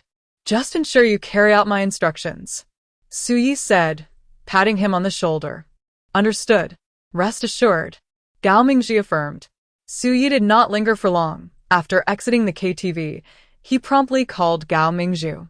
Can you track Qin Feng's current location? He inquired. What do you intend to do? Gao Mingzhu responded. With a smile, Su Yi replied, I wish to have a conversation with him. There's no need for that. I just met with his father, Qin Dong. He assured me that he would educate him, and he holds you in high regard. He even mentioned wanting to invite you to dinner in the next few days to apologize in person. Gao Mingzhu explained. You went to see his father? Su Yi expressed astonishment. Wasn't it for your sake? Gao Mingzhu retorted playfully. Thank you. Su Yi expressed his gratitude. In his view, such a gesture was unnecessary. However, Gao Mingzhu was concerned about Qin Feng seeking revenge, and in an effort to prevent the situation from escalating, she decided to approach Qin Dong. With her good intentions, Su Yi felt compelled to show appreciation. Yet, Gao Mingzhu remained unaware that the situation had already deteriorated. I'm hungry. Treat me to a late-night snack. Gao Mingzhu exclaimed. Certainly. But first, please tell me Qin Feng's location. Once I finish my conversation with him, I'll come find you, Su Yi replied. Currently, only Gao Mingzhu possessed the means to locate him. Otherwise, in such a vast Zhongzhou, who could possibly know where that rascal Qin Feng was hiding? What are you even planning to discuss with him? Gao Mingzhu lamented. Life, Su Yi stated. Gao Mingzhu was skeptical. After her meeting with Qin Feng's father, the matter seemed to have settled. She informed Su Yi that he was an exceptional individual with extraordinary abilities, which had astonished Qin Dong. It would indeed be unwise to offend Su Yi over such trivial matters. Thus, Qin Dong openly declared his intention to educate Qin Feng and sought an opportunity to invite Su Yi to dinner as a gesture of apology. I will accompany you. Gao Mingzhu expressed her concern that Su Yi might exacerbate the conflict, as his visit to Qin Feng was undoubtedly more than a mere casual chat. Should a physical altercation ensue, it would spell trouble. If she accompanied him, at least she could attempt to intervene. Chapter 85, The Sandman. Are you still having a late-night snack? Su Yi inhuited. Of course. Just tell me Qin Feng's whereabouts, and then patiently await my arrival. Su Yi asserted with determination. Gao Mingzhu found herself at a loss for words. She, too, was a formidable woman, of a queenly stature, and had never encountered a man who dared to command her. Su Ye's demeanor irked her somewhat. Yet, it is often the case that domineering women harbor a frail inner self, yearning for tenderness, wishing to be a docile kitten in the presence of the man they cherish. However, Su Ye's current disposition clearly indicated an intent to confront Qin Feng.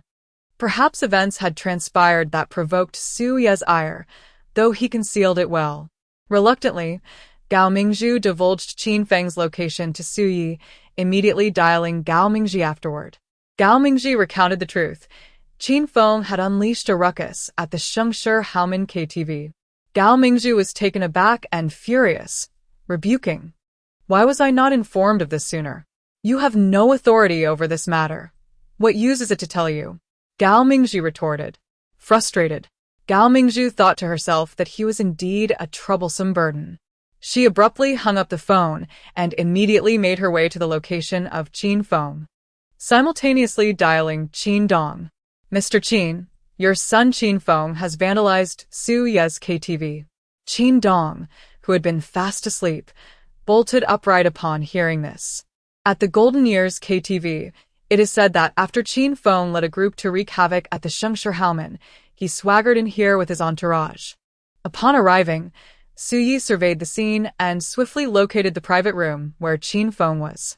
Just as she was about to enter, a figure descended from above, blocking her path. You actually came. Su Yi chuckled lightly. Gao Mingzhu grew suspicious and inevitably inquired with Gao Mingzhi. She was concerned that Su Yi might escalate the situation and would naturally follow suit. Su Yi, don't act impulsively. I am already aware of the KTV incident, and I have informed Qin Dong. He is on his way. Gao Mingzhu urged. Why are you summoning his father? Su Ye inhuited. Qin Dong fears you, and will undoubtedly reprimand Qin Feng on your behalf, so you can simply enjoy the spectacle. Gao Mingzhu replied. In that case, very well. Originally, Su Yi intended to personally discipline Qin Feng. Even if she did not incapacitate him, she would leave him searching for his teeth, as only in this manner could she alleviate her pent-up resentment. However, she had not anticipated Gao Mingzhu would call for Qin Dong. Yet, this may indeed be for the best. For if Qin Dong possesses any sense, he will undoubtedly administer a severe lesson to Qin Feng. After all, the wrath of a super expert is devastating. With Su Ye's prowess, eliminating the father and son would be as effortless as slicing vegetables. To quell this matter, Qin Dong would have no choice but to expend wealth to avert disaster. Upon witnessing Su Ye's concession, Gao Mingzhu felt a sense of reassurance. For as long as Su Yi refrained from taking action, all matters could be negotiated. Before long, a black Bentley Mulsanne, adorned with a bomb insignia, gradually approached. Upon seeing the vehicle, Gao Mingzhu remarked, It's here. This license plate is acceptable. Su Ye commented. If you desire it, I can arrange one for you. Gao Mingzhu offered. There's no need for that. I am not particular about such things. Su Yi replied with a smile. After the car came to a halt, Qin Dong stepped out and approached. At first glance, one would think him quite youthful. Although Qin Feng was 26 years old, Qin Dong was nearing 50. However, he appeared to be no more than in his early 30s. Qin Dong's youthful visage was, in fact, a testament to his extraordinary abilities. During their wait, Gao Mingzhu took the opportunity to introduce Qin Dong to Su Yi. Previously, Qin Dong had been a miner, and during a gas explosion, he experienced an awakening of his powers. However, his abilities were not related to gas or coal. Instead, he transformed into a being of sand. This sand entity could manipulate sand through sheer will and could also convert its form into that of sand. The greater the density, the stronger the defense, and it could withstand temperatures soaring into the thousands of degrees Celsius. Moreover, the sand entity could absorb surrounding sand to increase its own mass, thereby transforming into a giant. Additionally, it could morph into a sandstorm for both offensive and evasive maneuvers. While the combat prowess of the sand entity was formidable, It faced a significant vulnerability: water.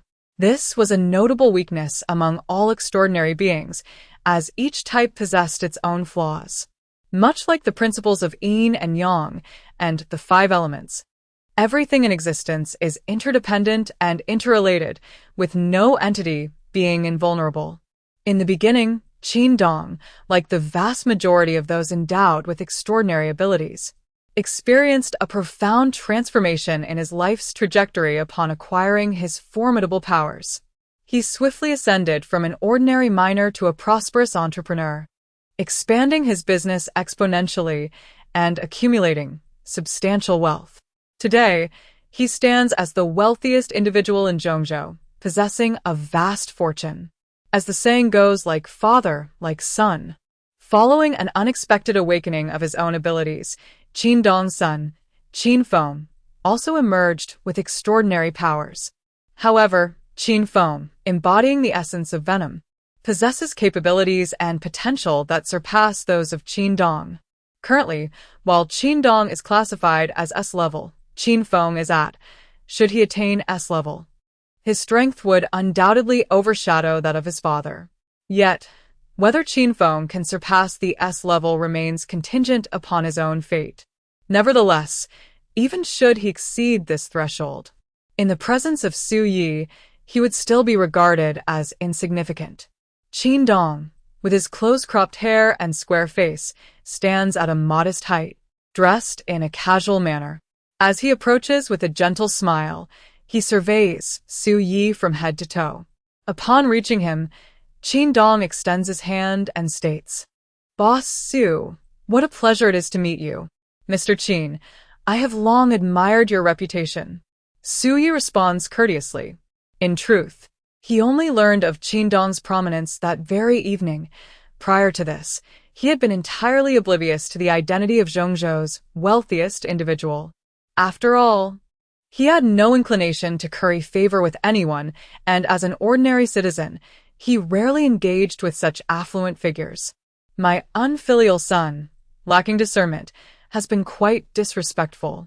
I hope you can forgive him, Boss Su, Qin Dong expresses apologetically. Attitude determines success. As the saying goes, you respect me a foot, and I will respect you a mile. Qin Dong's demeanor is exceptionally amiable, devoid of any airs, and his willingness to apologize naturally elicits a courteous response from Su Yi. In truth, I have merely come to seek a resolution, Su Yi declared with a smile. Rest assured, Boss Su, I shall provide you with an explanation, Qin Dong replied, then beckoned the two to follow him towards the KTV. What does it mean to be a super expert? Qin Feng engaged in reckless behavior daily, and Qin Dong was well aware of it, yet he had seldom imposed any constraints upon him, for he too had once walked that path.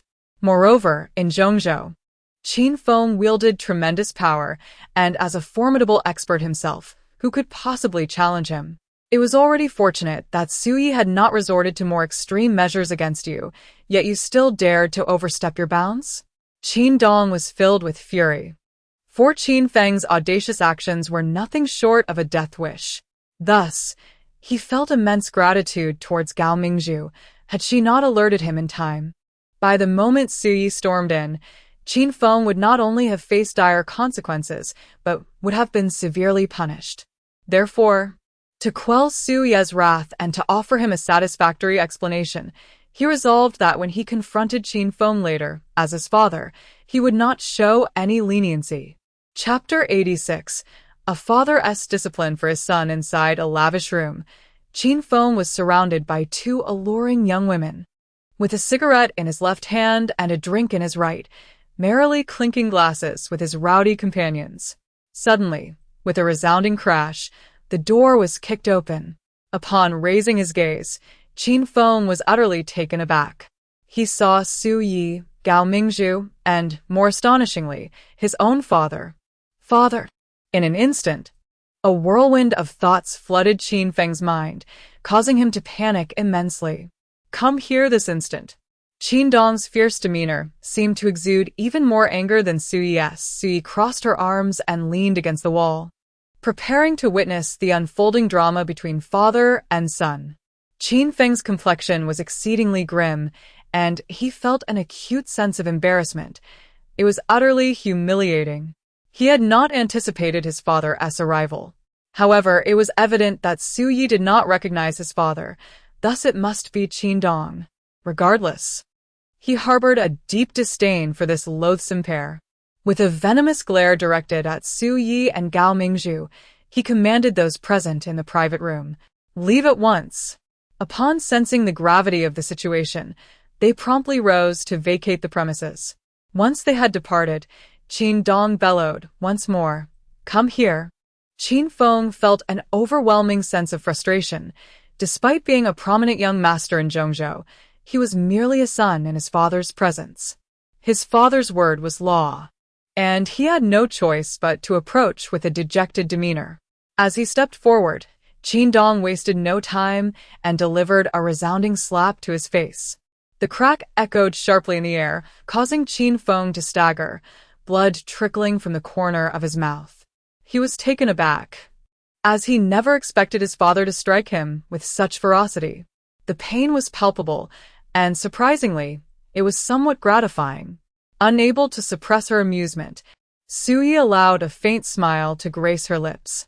However, to Qin Feng, this expression of schadenfreude was utterly detestable. He gritted his teeth but dared not retaliate.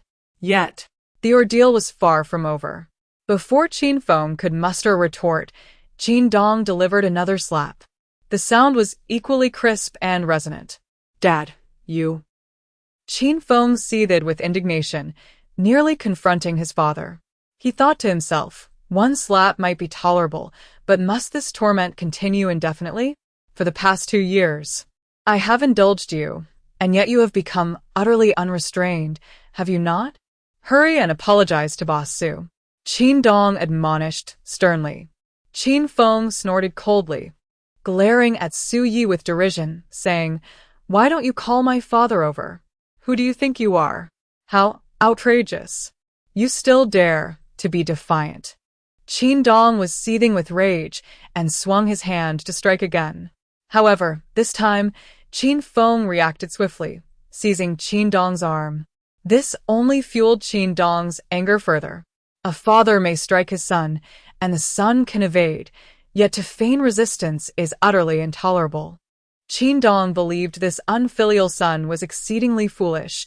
If Qin Feng had merely lowered his head and admitted his fault, with Gao Mingzhu present to mediate, the situation could have been defused. But your obstinate refusal to acknowledge reality has embarrassed me, thus you must be taught a severe lesson. In a fit of rage, Qin Dong unleashed his extraordinary powers, his right hand and arm instantly transforming into hardened sandstone, and his fists swelling to twice its size, which he then swung fiercely towards Qin Feng's face. Qin Feng was astonished, not expecting his father to strike with such seriousness, igniting a wave of anger within him.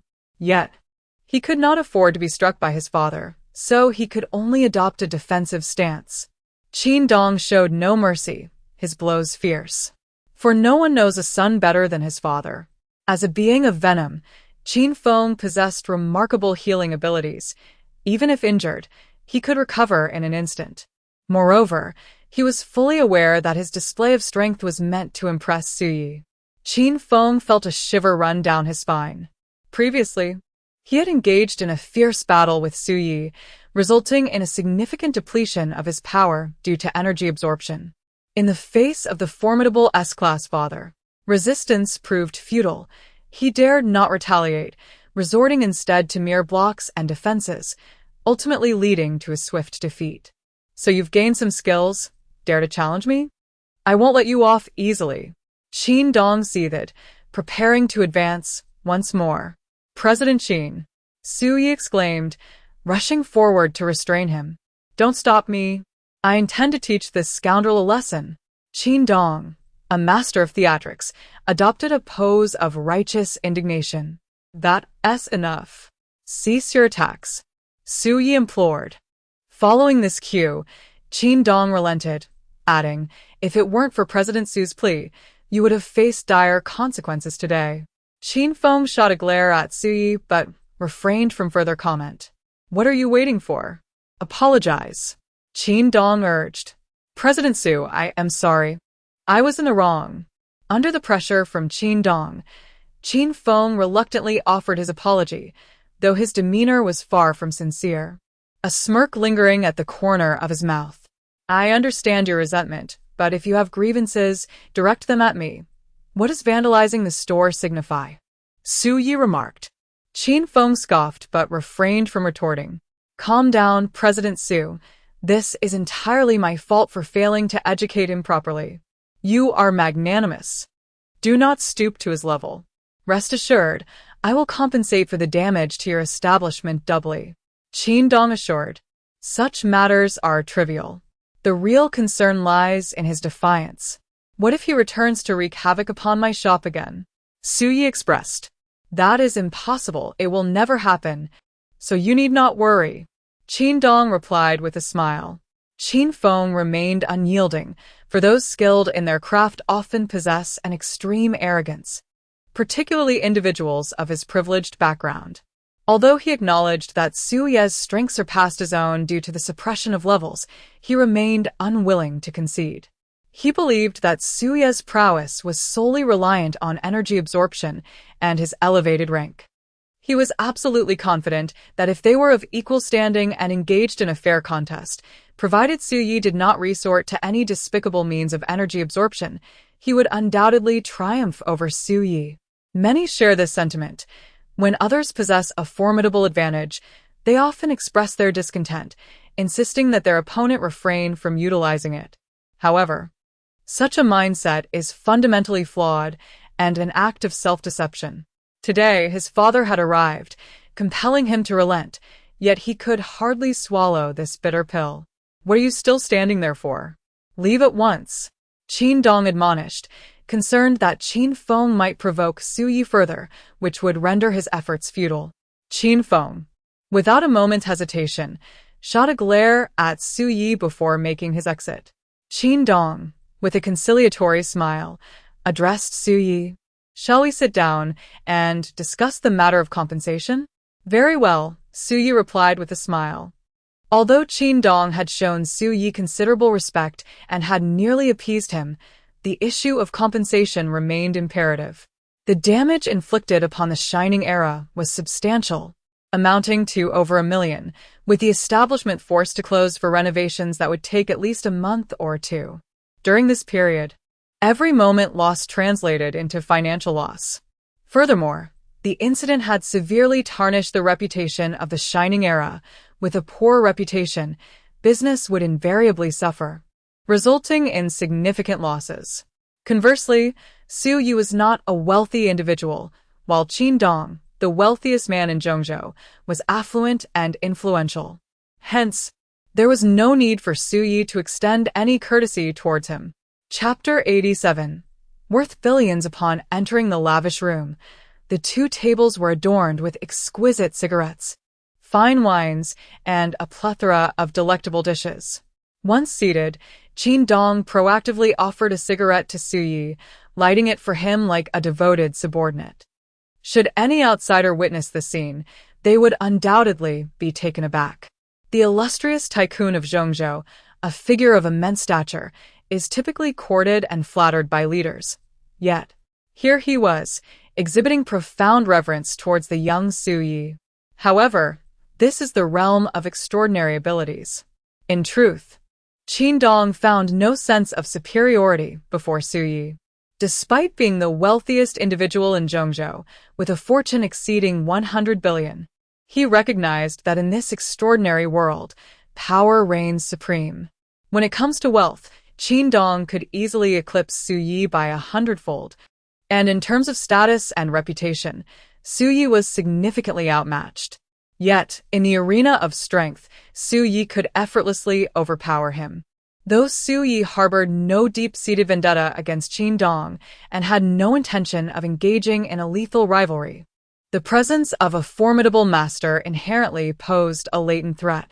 In a society governed by law, coupled with the existence of two major associations, Individuals who are not malevolent by nature would refrain from acts of murder and arson, cognizant of the grave repercussions involved. Nevertheless, those unencumbered by societal constraints fear not the consequences of their actions. The more elevated one's status, the more cautious they become, for the greater their possessions, the more they dread losing them. Additionally, one must also consider the factor of impulsiveness. When one becomes emotionally charged, they may act recklessly without regard for the aftermath. For instance, this very evening, Qin Feng's gang wreaked havoc at the Shengshe Haomen KTV. Such an affront is intolerable to anyone, let alone to a superlative master like Su Yi. In a fit of rage, it is entirely conceivable that Su Yi could annihilate Qin Feng, as his formidable prowess renders the act as effortless as slaying a mere dog. The Qin family, affluent and influential, stands in stark contrast to Su Yi, who is but a barefooted wanderer. If Su Yi were to take the life of Qin Feng and subsequently flee, the world is vast. Where could one possibly search for him? Moreover, with a life extinguished, even if Su Yi were to pay the ultimate price, what would it matter? Thus, no one wishes to antagonize a formidable expert, particularly one endowed with extraordinary abilities. Qin Dong is a pragmatic individual, always measured in his actions. Yet, Qin Feng, in his youthful exuberance, tends to act impulsively. Nevertheless, the matter at hand is now likely to settle, for Su Yi is not the type to pursue vengeance relentlessly. Mr. Su, I have already reprimanded that ungrateful wretch, and he has offered his apologies. This can be considered a case of not knowing each other prior to this encounter. As for tonight's events, I sincerely apologize and assure you that I will impose strict discipline on Qin Feng moving forward. Therefore, Mr. Su, please name your price. Qin Dong stated with a cheerful demeanor. Mr. Qin is a generous man, so I trust your judgment, Su Yi replied with a smile. If he were to name a price, it would indeed feel somewhat inappropriate, especially since Qin Dong had shown him considerable respect this evening. Should he demand an exorbitant sum, it would reflect poorly on his character. Thus, it would be best to allow Qin Dong to set the terms, given his status as the wealthiest individual in Zhongzhou. He would surely be magnanimous. How does 30 million sound, Mr. Su? 10 million as compensation for the inconvenience to your esteemed family, another 10 million as an apology, and the final 10 million simply as a gesture of friendship. Qin Dong proposed with a grin. Su Yi was taken aback. Indeed, Qin Dong was remarkably generous, displaying a truly grand spirit. Mr. Qin, this is quite excessive, isn't it? Su Yi felt it was imperative to exhibit humility, as it is a cherished virtue of the Huaxia nation. I am concerned that Boss Su might find it insufficient, Qin Dong remarked with a smile. How could that be? Mr. Qin is truly too courteous. Su Yi replied. In truth, money is a trivial matter. The crux lies in friendship. It is an honor for me to forge a connection with a master like Boss Su. Qin Dong flattered. Qin Feng had already achieved remarkable prowess, reaching such a level in his 20s, which was indeed impressive. Within this circle, attaining such mastery before the age of 30 is regarded as genius, akin to the outstanding students of Tsinghua and Peking University, with boundless prospects ahead. With a son like this, Qin Dong felt an immense pride, as he had a worthy successor and undoubtedly, Qin Feng's future achievements would surpass his own. For instance, exceptional talents like Gao Mingzhu and He Yang, should they join the Ability Association, would essentially hold the rank of vice president. As for Qin Dong, as an S-level expert, he could soar to great heights and traverse the vast seas with ease. However, compared to Su Yi, everyone else seemed to pale in comparison. This individual had already become a supermaster in his 20s, a veritable genius among geniuses. Had he chosen to be less low-key, he would have undoubtedly possessed everything one could desire, having already become a resounding success in life. Yet, every individual has their own aspirations and ways of living. Su Yi, possessing unmatched strength, willingly remained in the shadows, which is indeed perplexing. Nevertheless, Su Ye's humility does not imply that he can be trifled with. He is akin to a fierce tiger. When unleashed, he is incredibly formidable. For not only does Su Yi possess a high level, but his awakened abilities are also extraordinarily powerful. Invisibility, teleportation, energy absorption, regenerative healing, a perfect blend of offense and defense, capable of both striking and retreating, possessing both resilience and output, able to stand firm and deliver damage against any adversary. Qin Feng, brimming with youthful exuberance and accustomed to arrogance, found himself quite defiant. However, Qin Dong, a seasoned individual who had weathered numerous storms and possessed vast experience, would not allow trivial matters to provoke a master like Su Yi, one who dwells in the shadows. The events of today, with the potential to escalate or diminish, have fortunately transformed conflict into reconciliation.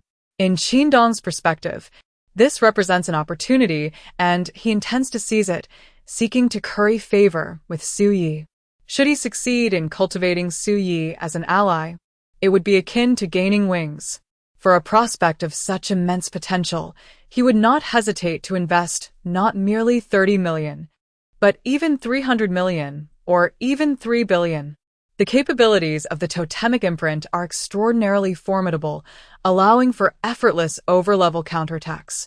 Consequently, even Su Yi himself remains uncertain of his true tier, for such a classification is indeed elusive. After exchanging pleasantries with Qin Dong, they bid each other farewell. Initially, he rescued Song Yueshi, earning 10 million. Yu Guangchuan later offered 20 million. Gao Mingzhu compensated 22 million, and Tang Jinsheng bestowed another 20 million. This evening, Qin Dong granted 30 million, solidifying his status as a billionaire. After accounting for previous expenditures on a vehicle, the acquisition of the Shengshe Haomen KTV, and purchases for Wu Tian, he still retained over 90 million in assets. Thus, quite inexplicably, Su Yi found himself endowed with a fortune exceeding 100 million, leaving him in a state of bewilderment. After all, this was never his intention. Had it been, he would have soared to greatness 3 years prior. Yet, contrary to one's aspirations, there always exists a chasm between ideals and reality, and many occurrences remain utterly unpredictable. At times, the very endeavors one wishes to evade unexpectedly come to fruition. This is the essence of life, replete with uncertainties. After a moment of reflection, Su Yi acquiesced to this reality, for it was a path he had chosen for himself, and indeed, the sensation of affluence is rather delightful. Chapter 88. Can we refrain from discussing your sister? How splendid this is, resolving matters without a significant upheaval. Not only did we teach Qin Feng a lesson, but we also reaped considerable profits, a true triumph. Gao Mingzhu remarked. Su Yi chuckled and replied, "This is largely because Qin Dong possesses wisdom. Had he been domineering and fiercely protective, the situation would not have been so straightforward. He exemplifies the behavior of those who prey on the weak. If you are feeble, he would hardly pay you any heed.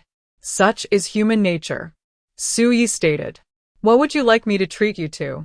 Gao Mingzhu deftly shifted the topic. Su Yi glanced at the time and responded, "It is nearly midnight. Shall we defer this to tomorrow for a grand feast? I am already famished. Must I wait until tomorrow?" Gao Mingzhu retorted. "What do you wish to eat?" "Anything goes," Su Yi inquired. "Fried skewers and beer? Sounds good."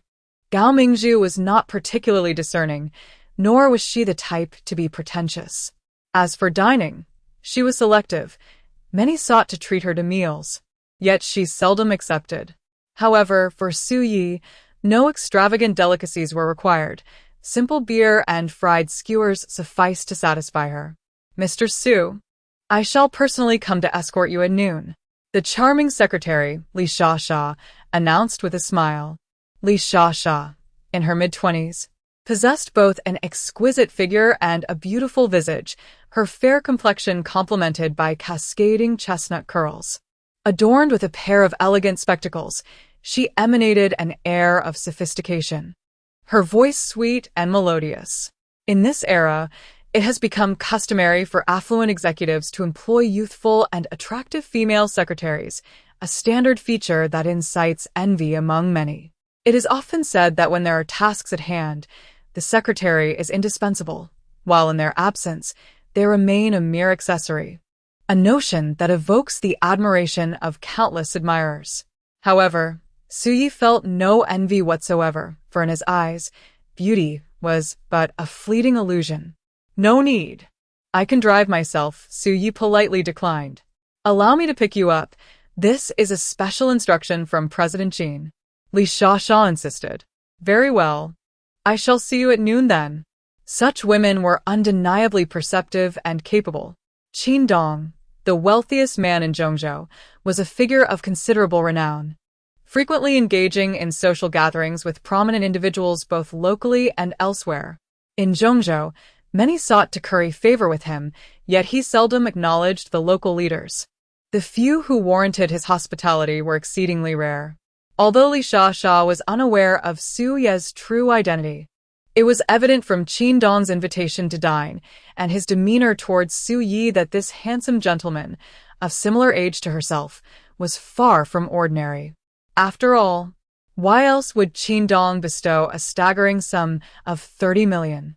Thus, she felt compelled to attend to him diligently. Following Li Shasha's departure, Su Yi drove to the Shengtai Haomen. The previous night, the establishment had suffered an attack, a fact not yet widely known, though whispers had begun to circulate. In this fast-paced society, news travels swiftly. Gao Mingji had already engaged a renovation company, and upon Su Ye's arrival, he found workers diligently clearing the premises. First, clear away all the broken items, and then proceed to redesign and renovate. Observing the chaotic scene around her, Suyi felt a twinge of discomfort.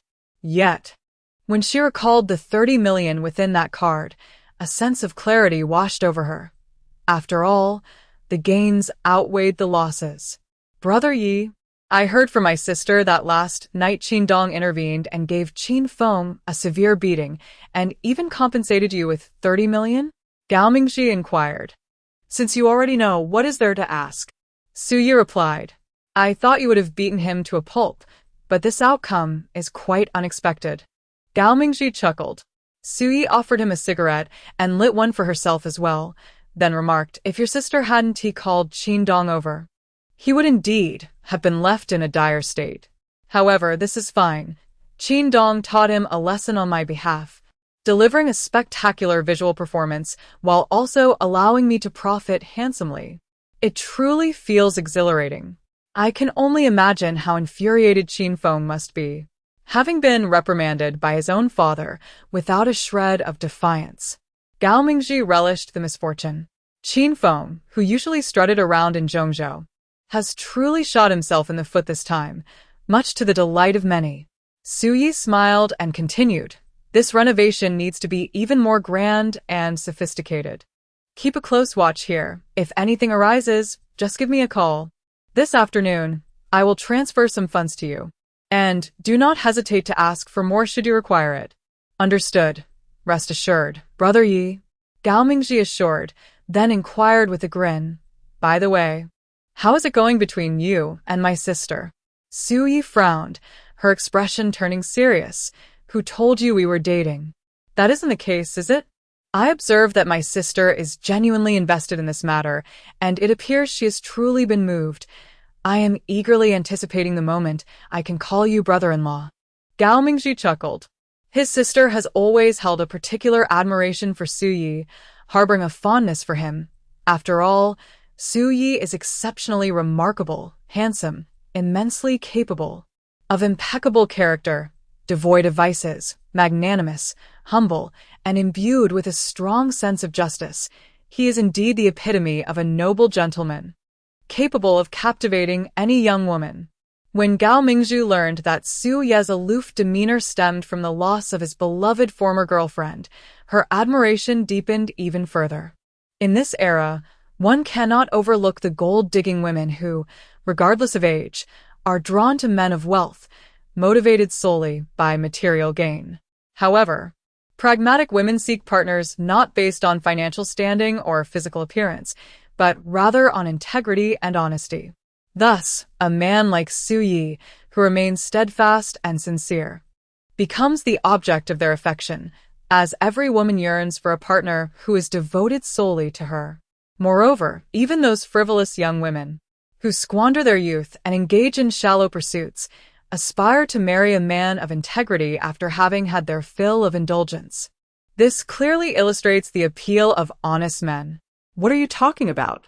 Don't be ridiculous, Su Yi interjected. Brother Yi, you wouldn't look down upon my sister, would you? Gao Mingji inquired, seemingly more concerned than his sister and fervently wishing for Su Yi to be with her. To him, if Su Yi were to become his brother-in-law, it would be a source of pride and boastfulness. An exceptional individual indeed. What an extraordinary catch. Furthermore, such a brother-in-law is not something that just anyone can acquire. Can we refrain from discussing your sister? It makes me quite uncomfortable, Su Yi said with a bitter smile. Gao Mingzhu was indeed correct. This was truly a troublesome matter regarding his sister. This fellow was undoubtedly eager for Su Yi to engage in a passionate romance with her. If Su Yi were to sleep with her, he would probably applaud and commend him for a job well done, which left Su Yi feeling quite exasperated. Chapter 89. Golden years. Gao Mingji ceased the discussion about his sister and then began to chat aimlessly with Su Yi. When men gather, it seems that aside from smoking and idle chatter, there is little else to occupy their time. At 11 o'clock, Li Xiaxia called, stating that she would come to pick up Su Yi. I am driving myself and already outside, so there is no need for you to pick me up. Just let me know the location of the restaurant, Su Yi replied, wishing to avoid her assistance, as it seemed unnecessary. Moreover, being a woman, he instinctively felt averse to female company at present. Mr. Su, it would be best to leave your car at home. President Qin wishes to drink with you at noon. If you get intoxicated, how will you drive? Don't worry, I am an experienced driver. Oh dear, Mr. Su, you must cooperate with my work. This is a task assigned to me by President Qin. And where is President Qin? Su Yi inquired upon entering the vehicle. President Qin left early this morning for affairs in the provincial capital, but he is already on his way back, so I was instructed to entertain you in the meantime. Li Xiaxia responded with a smile. Where are we headed? To the Zhongzhou Grand Hotel. It is the only 5-star hotel in Zhongzhou. I was previously unaware of this, but I learned last night while dining at the night market with Gao Mingzhu that it belongs to the Qin Group. Moreover, the Golden Era KTV that opened last night is owned by Qin Dong's wife, and it stands as the most opulent establishment in Zhongzhou, far surpassing the grandeur of the Shengshi Haomen. This is precisely why Su Yi urged Gao Mingji to ensure that this renovation exudes a sense of elegance and sophistication. In contemporary society, appearances matter greatly. Internet cafes, restaurants, hotels, and nightclubs are all adorned in resplendent decor. Naturally, if the standard is too low, business will inevitably suffer. Mr. Su, I heard you are the proprietor of the Eastern Women's Martial Arts Academy? Impressive, Li Xiaxia remarked. I have a colleague who trained there last year and mentioned that the coach is quite the handsome fellow. Upon seeing you today, it appears he was not mistaken. Su Yi offered a faint smile but refrained from engaging further. He had long since developed immunity to such compliments. While being praised by women was undeniably pleasant, it held little significance for him, as he did not rely on his looks for sustenance. My colleague's name is Xia Yu. Do you remember her? Li Xiaxia inquired. Not really. There are simply too many students each year to keep track, Su Yi replied. One tends to forget when surrounded by the affluent. It's quite understandable, Li Xiaxia commented. Your car is quite impressive. Su Yi deliberately shifted the subject. Yes. President Qin gifted it to me, she replied. Su Yi mused to himself on her candor. After all, what could a young woman in her 20s possibly afford such an extravagant vehicle, especially as a secretary? In this day and age, It is not surprising for beautiful secretaries to possess both cars and homes, given that they thrive on their looks. Li Shasha turned to Su Yi with a smile, saying, Mr. Su, please do not misunderstand. President Qin is my cousin. I am his niece. And we share a familial bond without any complicated entanglements. Ah. I did not misunderstand. Su Yi felt a bit embarrassed. He genuinely believed that Li Shasha and Qin Dong shared a certain relationship, only to discover they were actually relatives. Alas, viewing others through tinted lenses is indeed unwise. The profession of a secretary often leads to such misunderstandings, and I have grown accustomed to it. Li Shasha remarked with a smile. I truly did not misunderstand. Su Yi clarified. That is reassuring. Li Shasha chuckled and then inquired. What does Mr. Su's girlfriend do? I'm single. Single? With Mr. Su's remarkable qualities. There must be many girls pursuing you. Su Yi realized she was quite the talker and was actively searching for topics, which began to irritate him.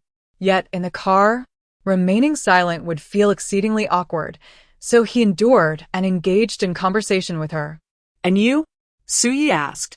As for me, I am also single. Hence, being exceptional does not necessarily equate to having a partner. Astute observation. Li Shasha laughed. As they chatted amiably, they soon arrived at the Zhongzhou Grand Hotel. Upon entering the private room, Li Shasha poured tea for Su Yi, providing attentive service and seizing the moment to request Su Yi's WeChat. Su Yi was reluctant to add her, but felt too embarrassed to refuse. He patiently continued conversing with her for over 20 minutes when, finally, Qin Dong arrived. Apologies for being late.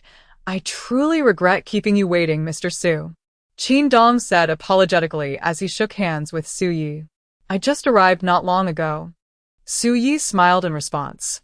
Mr. Su, please have a seat. Shasha, let us have the waiter begin serving the dishes.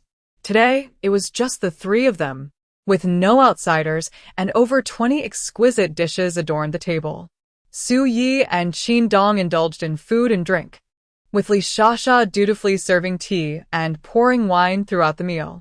Boss Su, what did you think of the Golden Years KTV we visited last night?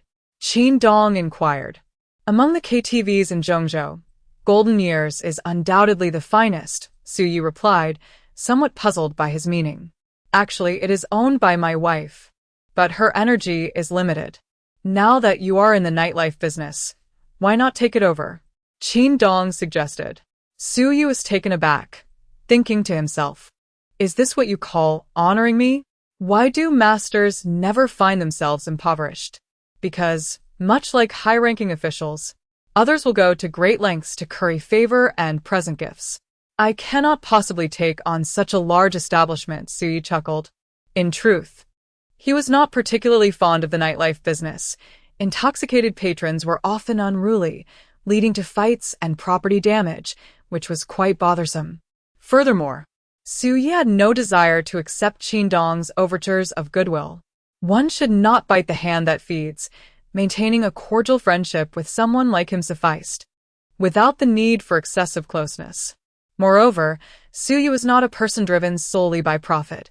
He bore no envy or jealousy towards Qin Dong's vast wealth. If he wished to earn money, he could easily do so through his own efforts, without the necessity of anyone's benevolence. Money is of little consequence. Whether I receive it or not is irrelevant, Qin Dong remarked nonchalantly. You are too courteous, Mr. Qin. In truth, I lack the energy, and I intend to focus on my martial arts school, Su Yi replied. Managing a nightclub doesn't require much effort, so you should really consider taking it over. Qin Dong's determination was unwavering. He insisted on gifting the splendid golden years to Su Yi. Despite Su Yi's prolonged refusals, Qin Dong's overwhelming enthusiasm left her with no choice but to acquiesce. Initially, Qin Dong asked for nothing in return, but Su Yi was insistent, prompting him to request a token sum of 1 million. Given the scale and opulence of Golden Years, which required an investment of several million, and considering the business's remarkable success, Qin Dong's demand of 1 million was tantamount to a generous gift to Su Yi. Chapter 90. The Beauty Scheme. Moreover, Su Yi operated a women's martial arts school, showcasing exceptional skill, which made the situation all the more evident. Brother Yi, may I enroll in the martial arts school? Would you teach me? Certainly. You can also introduce it to your female friends. They are always welcome if interested. Su Yi was more than willing to engage in the business of expanding clientele through word of mouth. Are there any discounts? Of course. It's a deal then. Li Shasha exclaimed joyfully. By the way, how did you come to know President Qin? Li Shasha inquirat. Did he not tell you?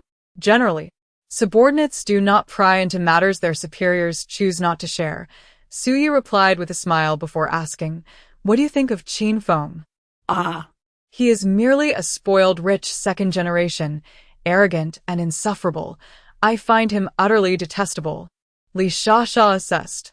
In truth, any woman who is not materialistic would likely share her disdain for someone like Qin Feng. Given Li Shasha's aversion to him, Su Yi felt no qualms about revealing the truth. She recounted the events of the previous night, leaving Li Shasha astonished at the unexpected circumstances of their acquaintance. Yi Ge is truly remarkable.